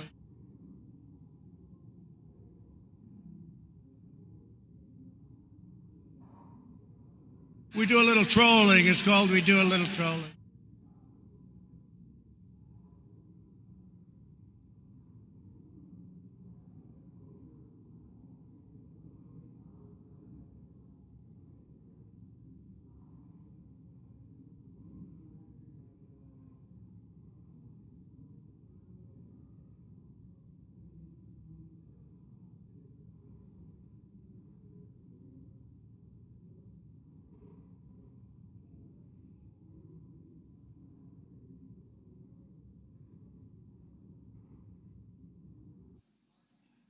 Ms. Baldwin. Mr. Banks.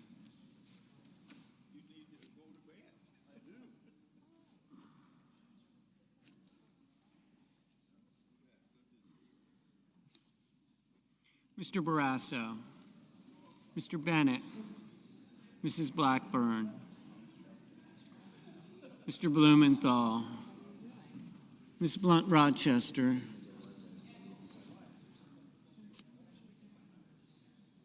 Mr. Booker, Mr. Bozeman, Mrs. Brett, Mr. Budd, Ms. Cantwell,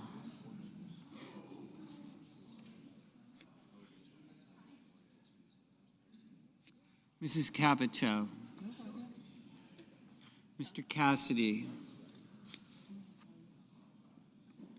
Ms. Collins,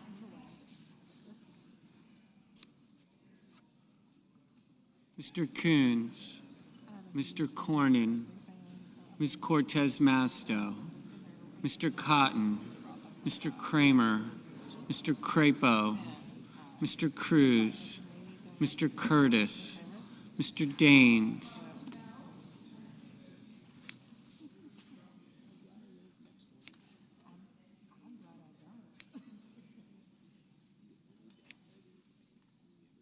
Ms. Duckworth, Mr. Durbin, Ms. Ernst, Mr. Fetterman, Mrs. Fisher, Mr. Gallego, Mrs. Gillibrand, Mr. Graham, Mr. Grassley, Mr. Haggerty, Ms. Hassan, Mr. Hawley, Mr. Heinrich, Mr. Hickenlooper, Ms. Hirono, Mr. Hoven, Mr. Husted,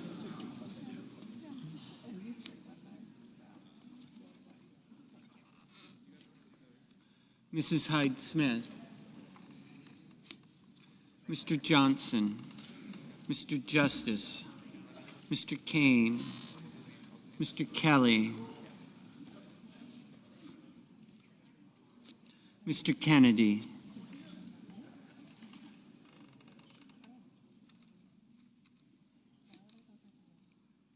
Mr. Kim, Mr. King, Ms. Klobuchar, Mr. Langford, Mr. Lee, Mr. Lujan, Ms. Lummis,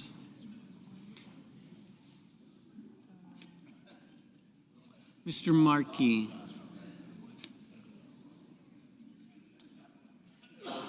Mr. Marshall,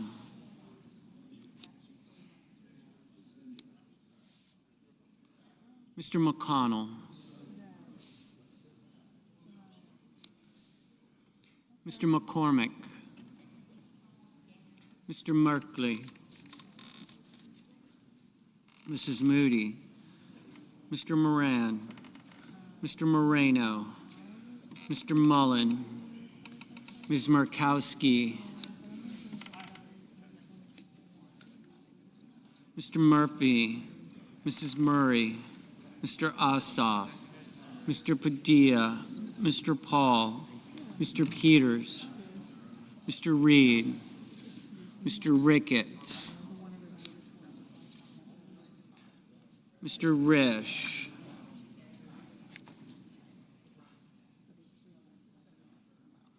Ms. Rosen, Mr. Rounds, Mr. Sanders, Mr. Schatz, Mr. Schiff,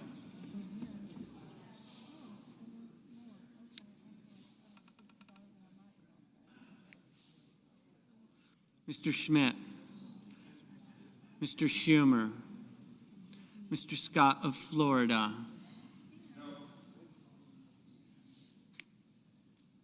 Mr. Scott of South Carolina, Mrs. Shaheen, Mr. Sheehy, Ms. Slotkin, Ms. Smith, Mr. Sullivan, Mr. Thune, Mr. Tillis, Mr. Tuberville, Mr. Van Hollen, Mr. Warner, Mr. Warnock, Ms. Warren, Mr. Welch, Mr. Whitehouse, Mr. Wicker, Mr. Wyden, Mr. Young.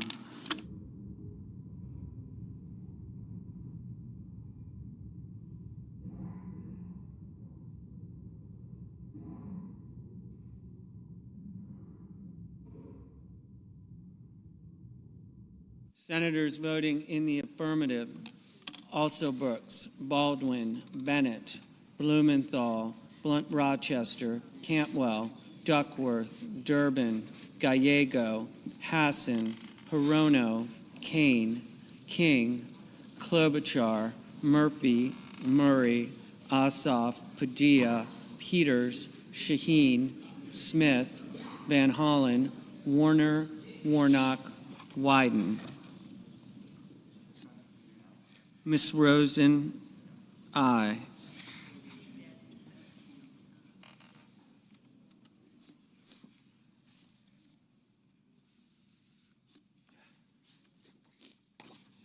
Mr. Kim, aye. Senators voting in the negative: Banks, Barrasso, Blackburn, Bozeman, Budd, Capito, Cassidy, Collins, Cornyn, Cotton, Kramer, Crapo, Cruz, Daines, Graham, Grassley, Husted, Hyde-Smith, Johnson, Langford, Lee, Lummis, Marshall, McConnell, Moody, Moran, Moreno, Mullen, Murkowski, Paul, Rounds, Schmidt, Scott of South Carolina, Sheehy, Thune, Tillis, Tuberville, Wicker.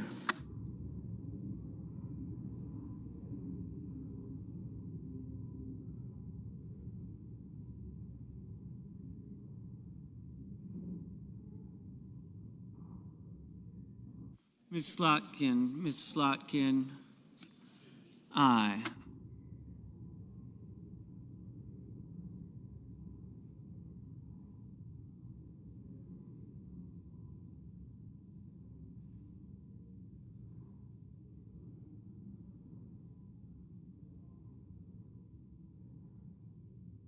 Mr. Heinrich, aye.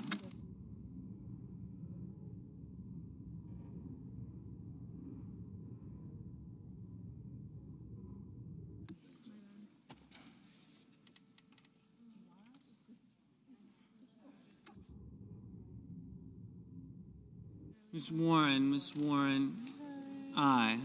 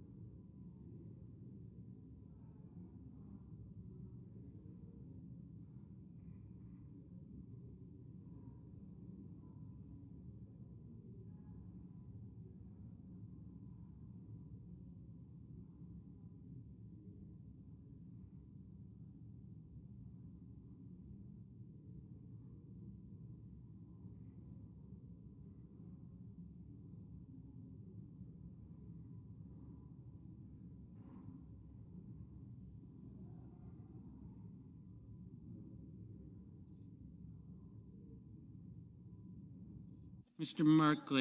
Merkley, aye. Mr. Scott of Florida, no.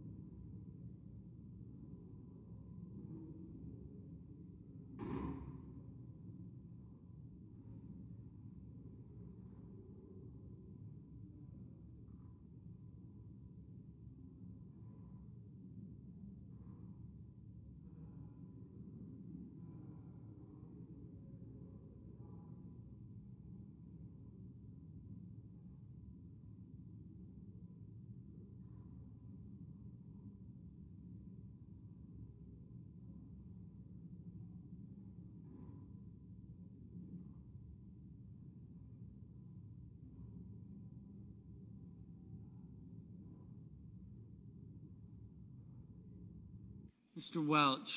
Welch, aye.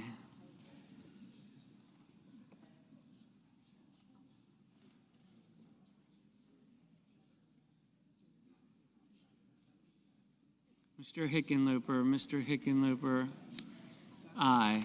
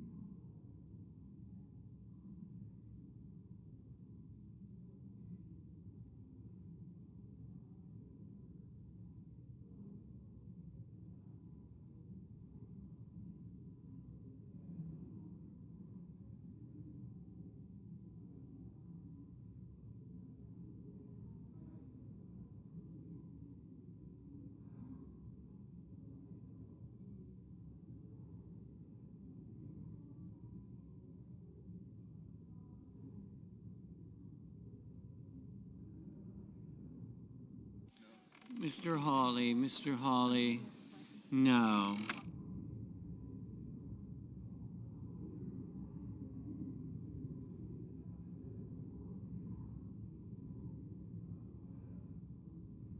Mrs. Brett, no. Mr. Kelly, aye. Mr. Graham, no.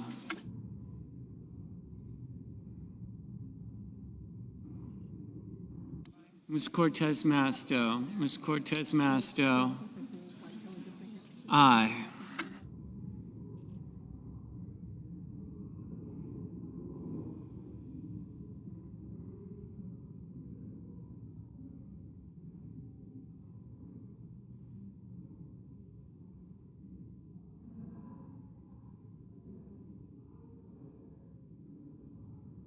Mrs. Fisher, no.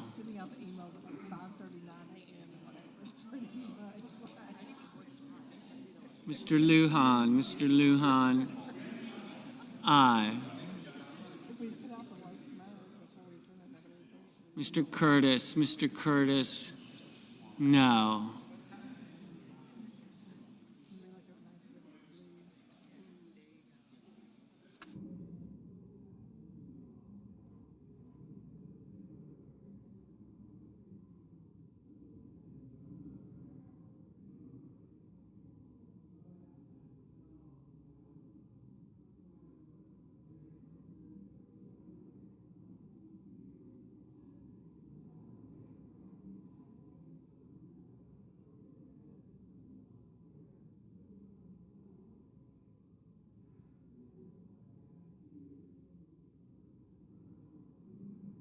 Mr. Whitehouse, aye. Mr. Markey, aye.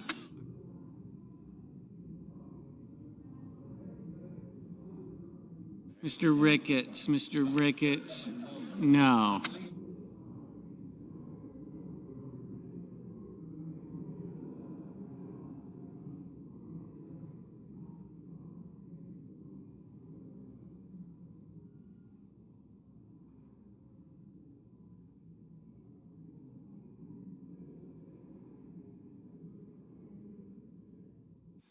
Mr. Booker, aye.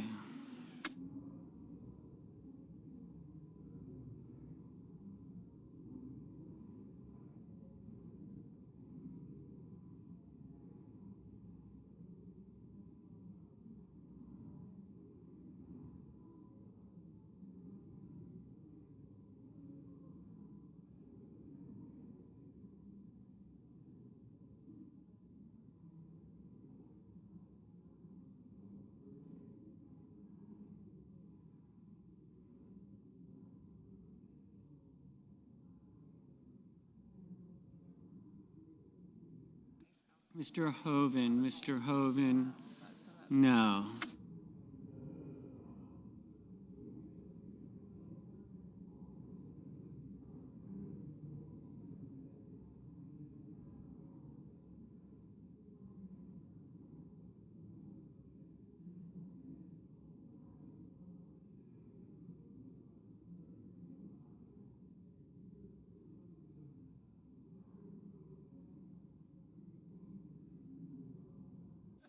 Mr. Sullivan, no. Mr. Fetterman, aye.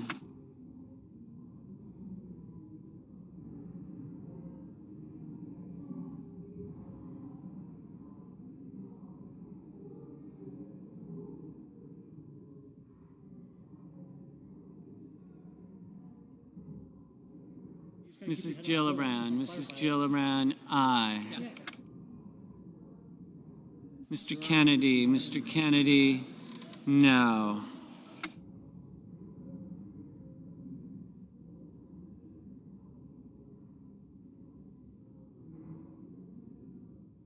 Mr. Reed, aye.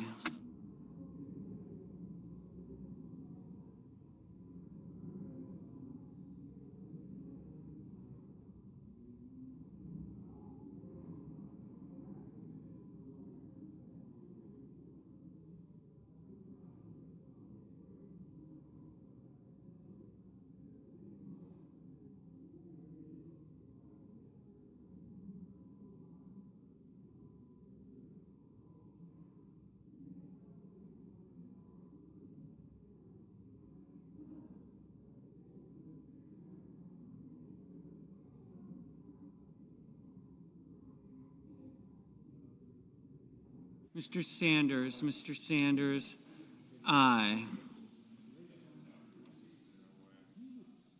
Mr. Schiff, aye.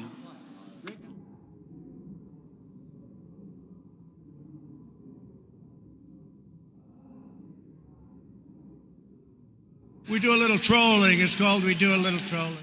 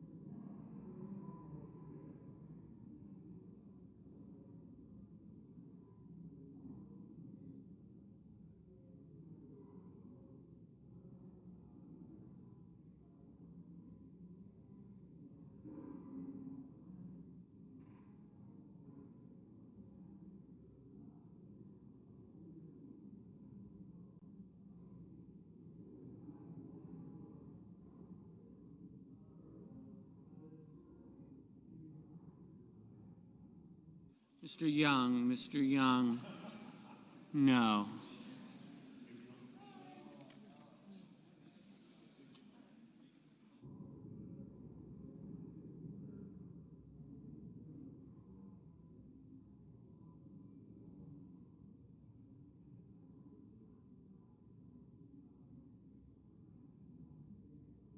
Mr. Risch, no.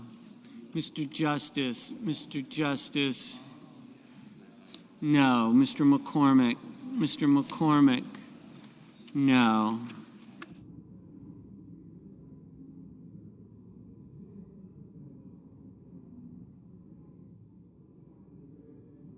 Mr. Schumer, aye.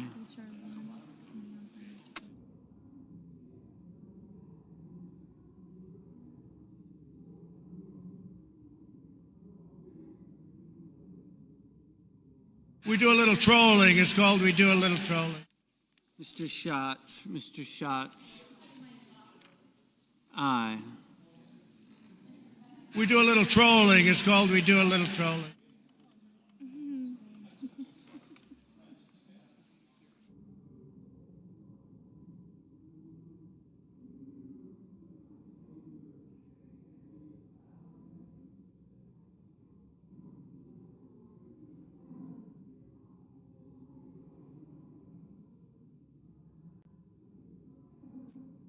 Miss Ernst, no.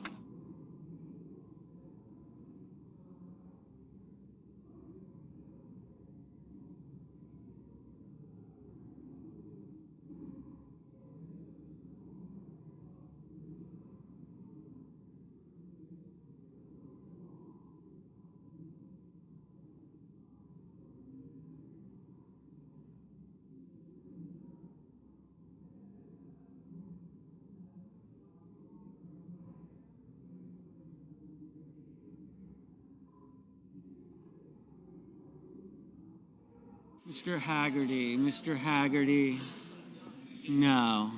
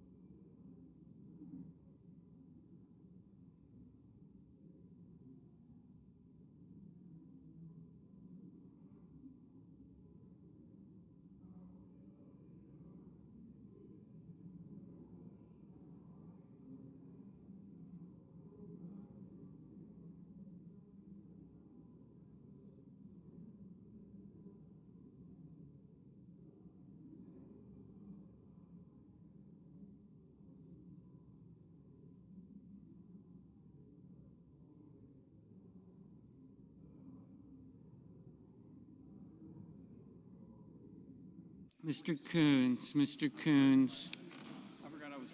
Aye.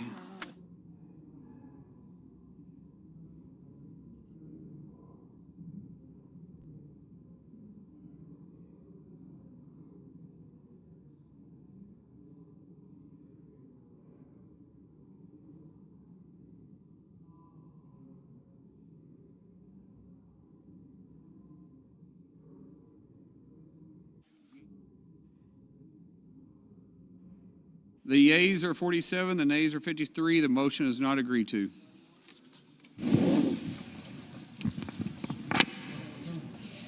Mr. President. Senator from New Hampshire. Mr. President, I have a motion to commit at the desk. Clerk will report. The Senator from New Hampshire, Ms. Hassan, moves to commit the bill, H.R. 1, to the Committee on Finance with instructions. I ask the further reading of the motion be dispensed with. Without objection. Mr. President, across the country, Americans of every political stripe are urging us to come together to help bring down painfully high costs. Instead, the President is making life even less affordable, both with this partisan budget bill and with his decision to launch a trade war with our ally, Canada. The President's tariffs, combined with this bill, will raise costs for firefighters, truck drivers, and teachers by $500, all so that the wealthiest 0.1%, making over $4 million, get a $350,000 windfall. At a time when the American people need their costs to come down, I can think of few ideas as willfully self-destructive as launching a trade war with one of our closest allies and, in effect, imposing a national sales tax on families and small businesses. I urge my colleagues to listen to the great majority of Americans who need their costs to come down and to support my motion. Mr. President. Senator for Idaho. Crapo. Oh, Idaho, sorry. That was an Oklahoman accent for you, sir. Yeah, I got to get used to that. Mr. President, no decision has been made about tariffs in this bill. More importantly, none of the President's tariffs rely on any authorities made from a prior reconciliation bill or are contingent on this bill. We can and should have a debate about the precise approaches, including how to best incorporate tariff policy. But this is not the appropriate vehicle to have a serious debate on trade. If adopted, this motion would commit the whole bill to a delay and stand in the way of our efforts to prevent a $4 trillion tax hike on working families and deliver additional tax relief to the middle class. I urge my colleagues to vote no. For the yeas and nays. Is there sufficient We do a little trolling. It's called we do a little trolling. Clerk, call the roll. Ms. Alsobrooks, Ms. Baldwin, Mr. Banks, Mr. Barrasso, Mr. Bennett. We do a little trolling. It's called we do a little trolling.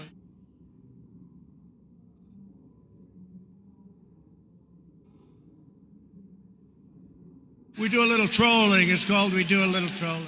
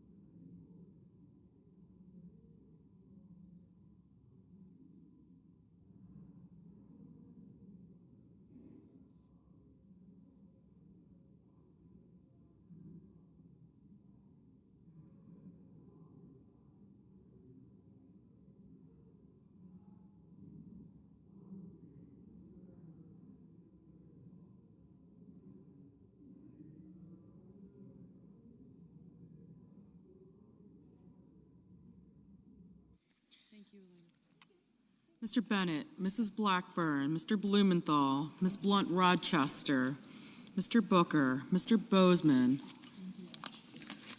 Mrs. Britt, Mr. Budd, Ms. Cantwell, Mrs. Capito, Mr. Cassidy, Ms. Collins, Mr. Coons, Mr. Cornyn, Ms. Cortez Masto, Mr. Cotton, Mr. Kramer,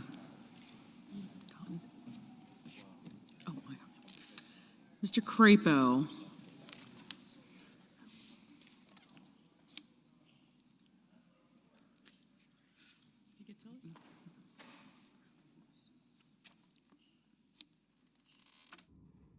Mr. Cruz,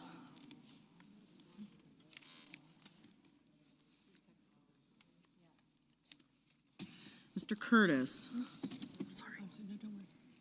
Mr. Daines, Ms. Duckworth, Mr. Durbin, Ms. Ernst, Mr. Fetterman, Mrs. Fisher, Mr. Gallego, Mrs. Gillibrand, Mr. Graham, Mr. Grassley, Mr. Haggerty, Ms. Hassan, Mr. Hawley, Mr. Heinrich, Mr. Hickenlooper, Ms. Hirono. We do a little trolling. It's called we do a little trolling.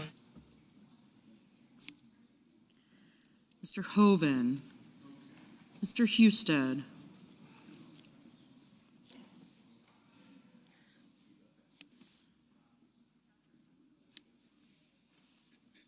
Mrs. Hyde-Smith,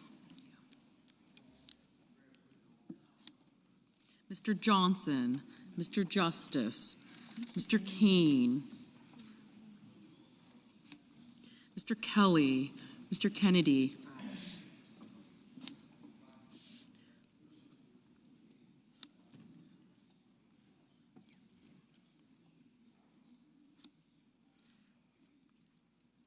Mr. Kim, Mr. King, Ms. Klobuchar, Mr. Langford, Mr. Lee, Mr. Lujan, Ms. Lummis, Mr. Markey, Mr. Marshall, Mr. McConnell, Mr. McCormick, Mr. Merkley, Mrs. Moody,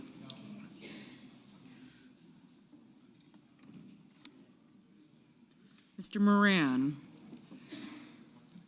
Mr. Marino, Mr. Mullen,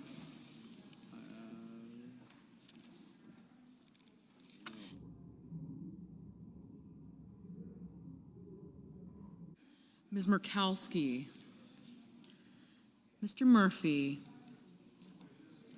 Mrs. Murray, Mr. Ossoff,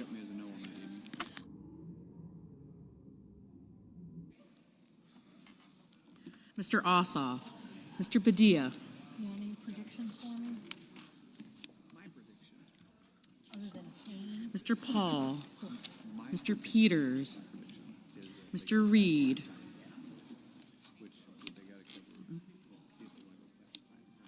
Mr. Ricketts, Mr. Risch.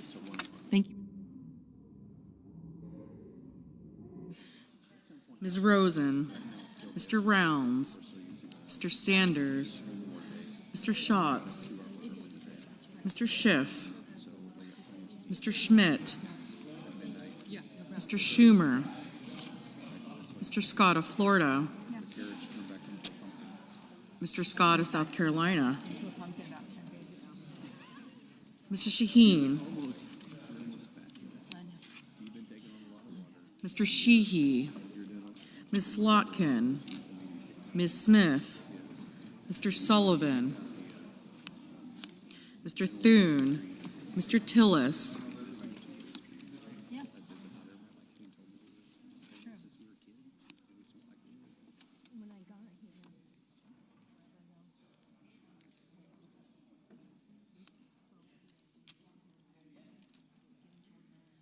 Mr. Tuberville, Mr. Van Hollen, Mr. Warner, Mr. Warnock, Ms. Warren, Mr. Welch, Mr. Whitehouse, Mr. Wicker, Mr. Wyden, Mr. Young.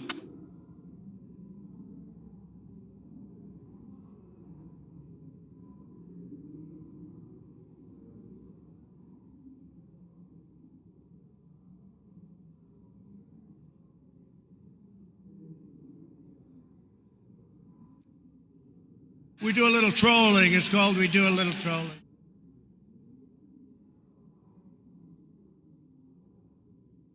Senators voting in the affirmative: also Brooks, Bennett, Blumenthal, Blunt-Rochester, Booker, Coons, Duckworth, Fetterman, Gillibrand, Hassan, King, Lujan, Markey, Murphy, Murray, Ossoff, Padilla, Reed, Rosen, Sanders, Schatz, Shaheen, Smith, Warren, Whitehouse, and Wyden. Mr. Heinrich, aye. Mr. Schiff, aye.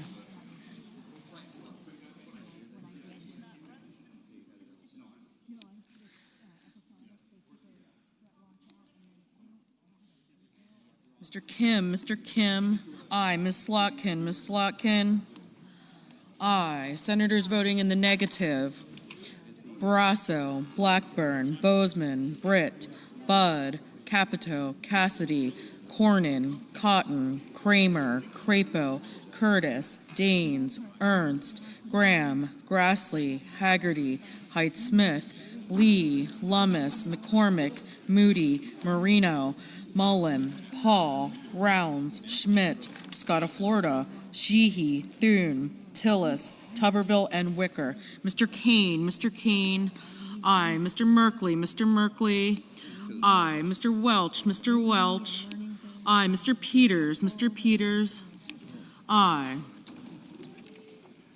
Mr. Durbin, aye. Ms. Hirono, aye. Mr. Hawley, no. Mr. Banks, no.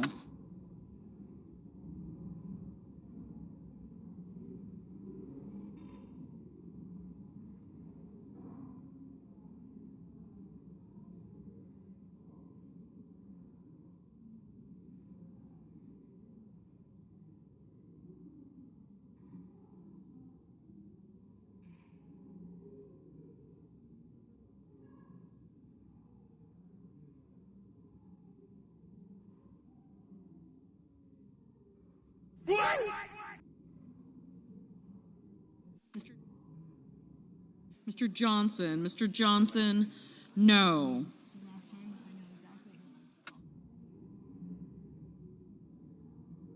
Mr. Husted, no.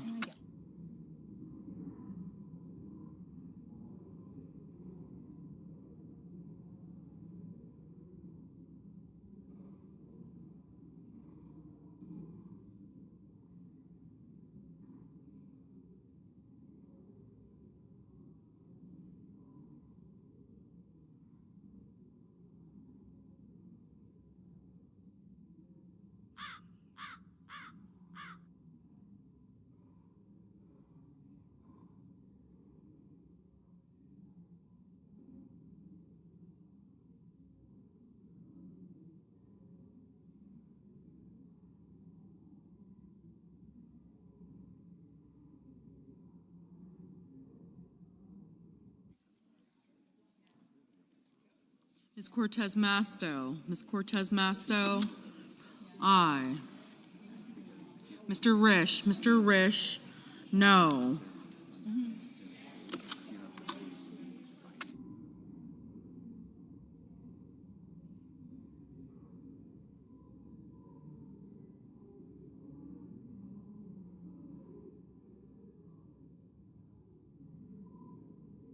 We do a little trolling. It's called we do a little trolling.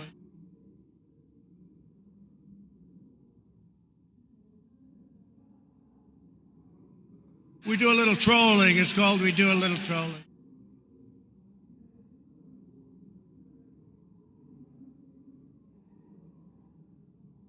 We do a little trolling. It's called we do a little trolling.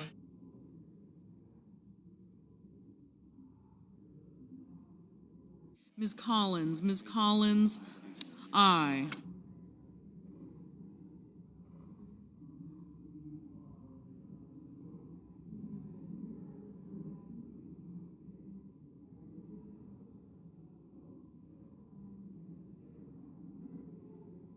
Mr. Hoven, no.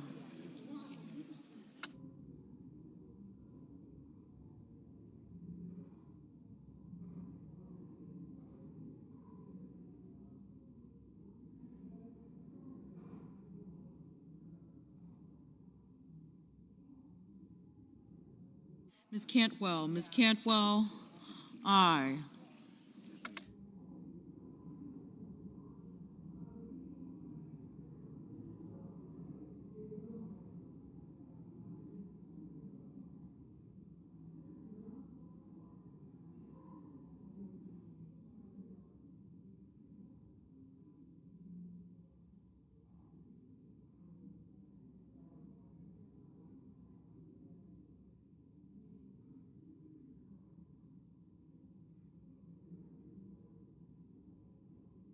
Mr. Ricketts, no.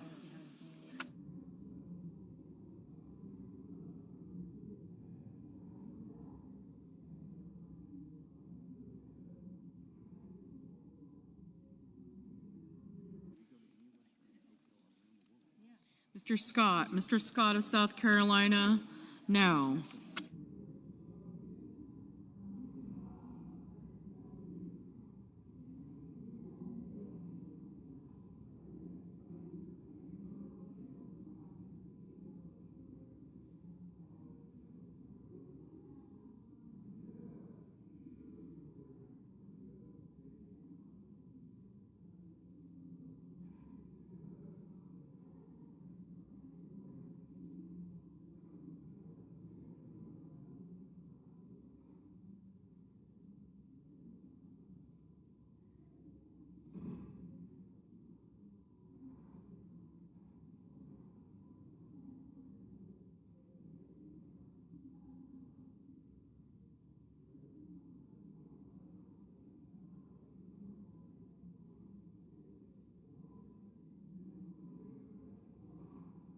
Ms. Murkowski, no.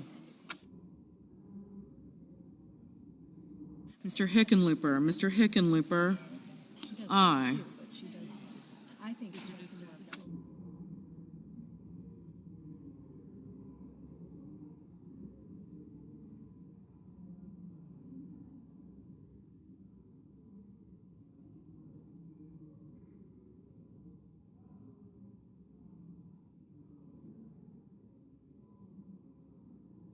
Mr.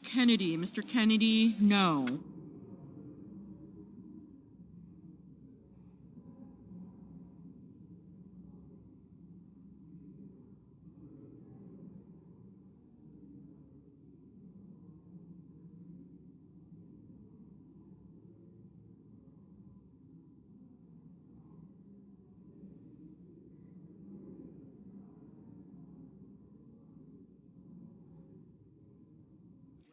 Mr. Warnock, aye.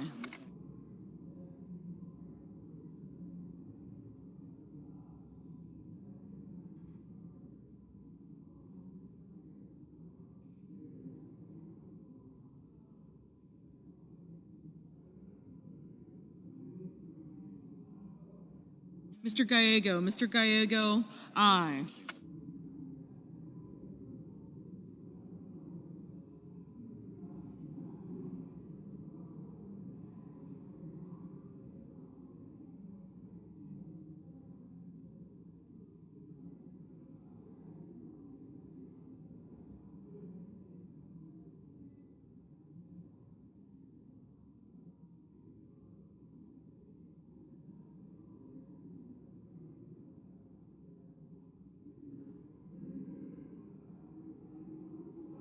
Mr. Warner, aye.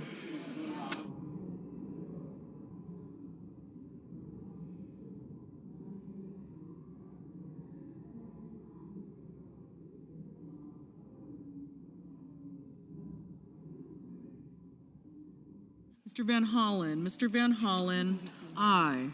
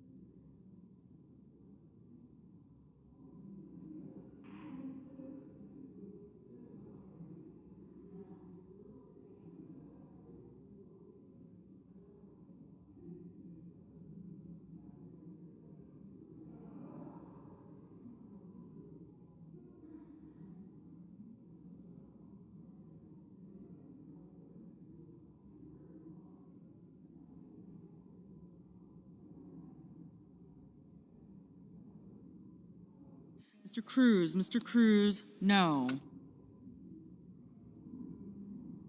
Mr. Langford, no.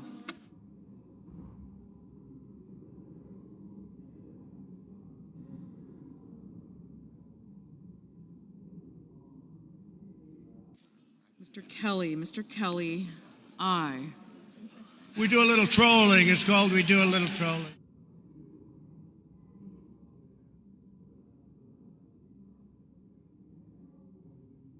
We do a little trolling. It's called we do a little trolling. Mr. Schumer. We do a little trolling. It's called we do a little trolling. Aye.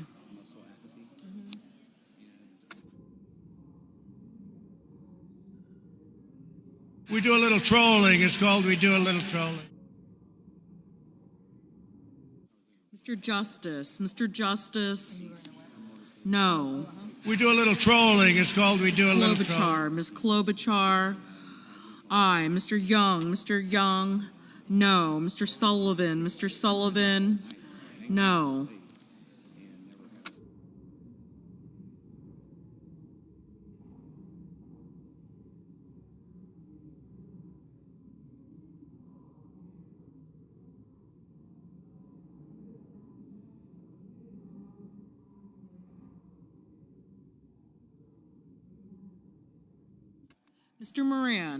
Mr. Moran, no.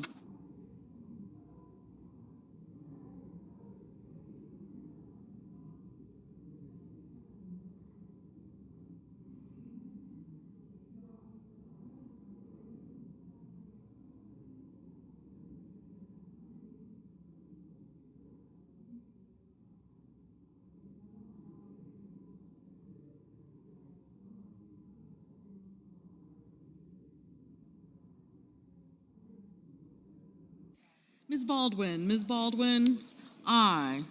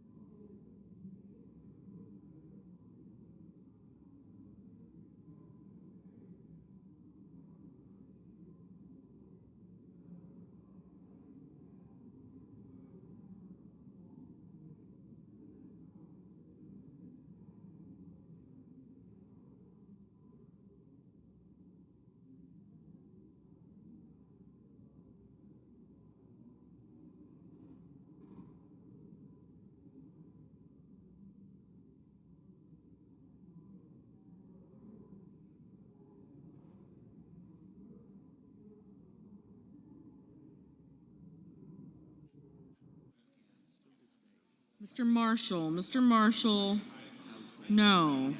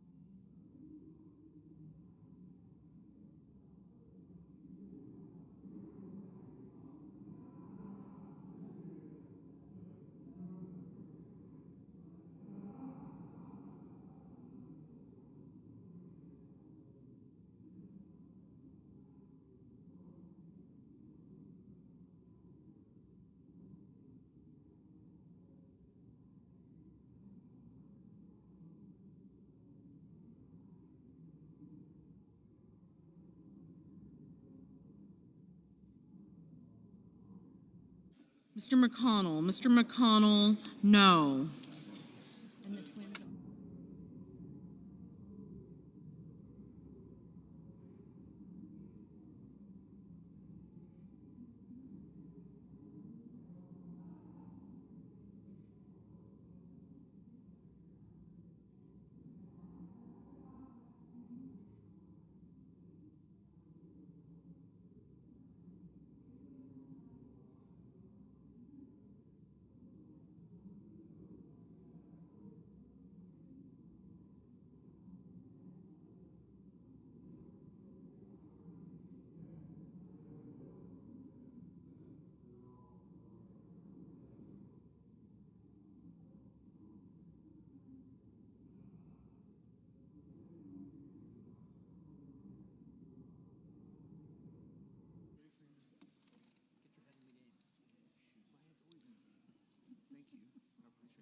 Mrs. Fisher. Mrs. Fisher, no.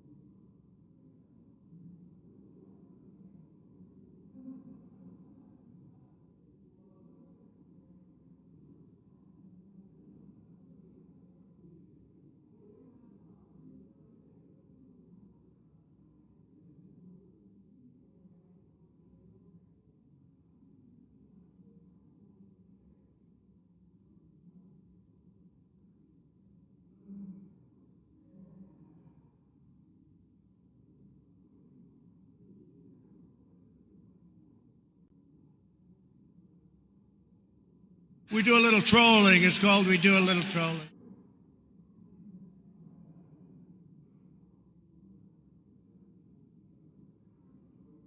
We do a little trolling. It's called We Do a Little Trolling.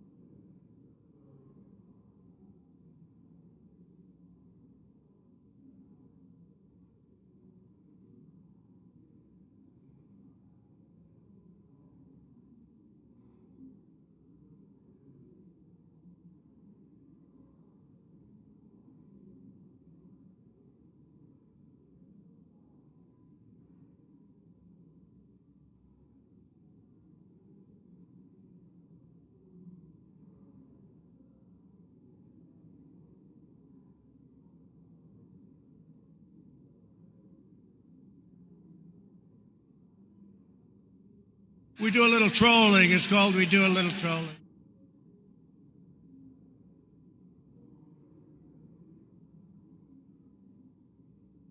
We do a little trolling. It's called we do a little trolling.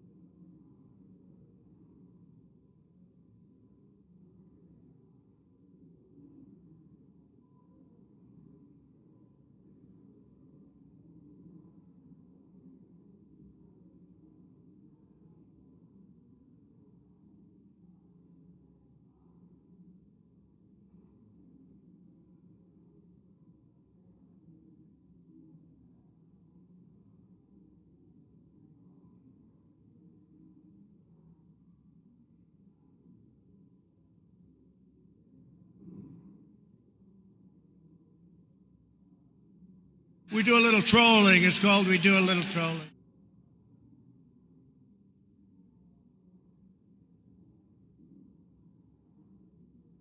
We do a little trolling. It's called we do a little trolling.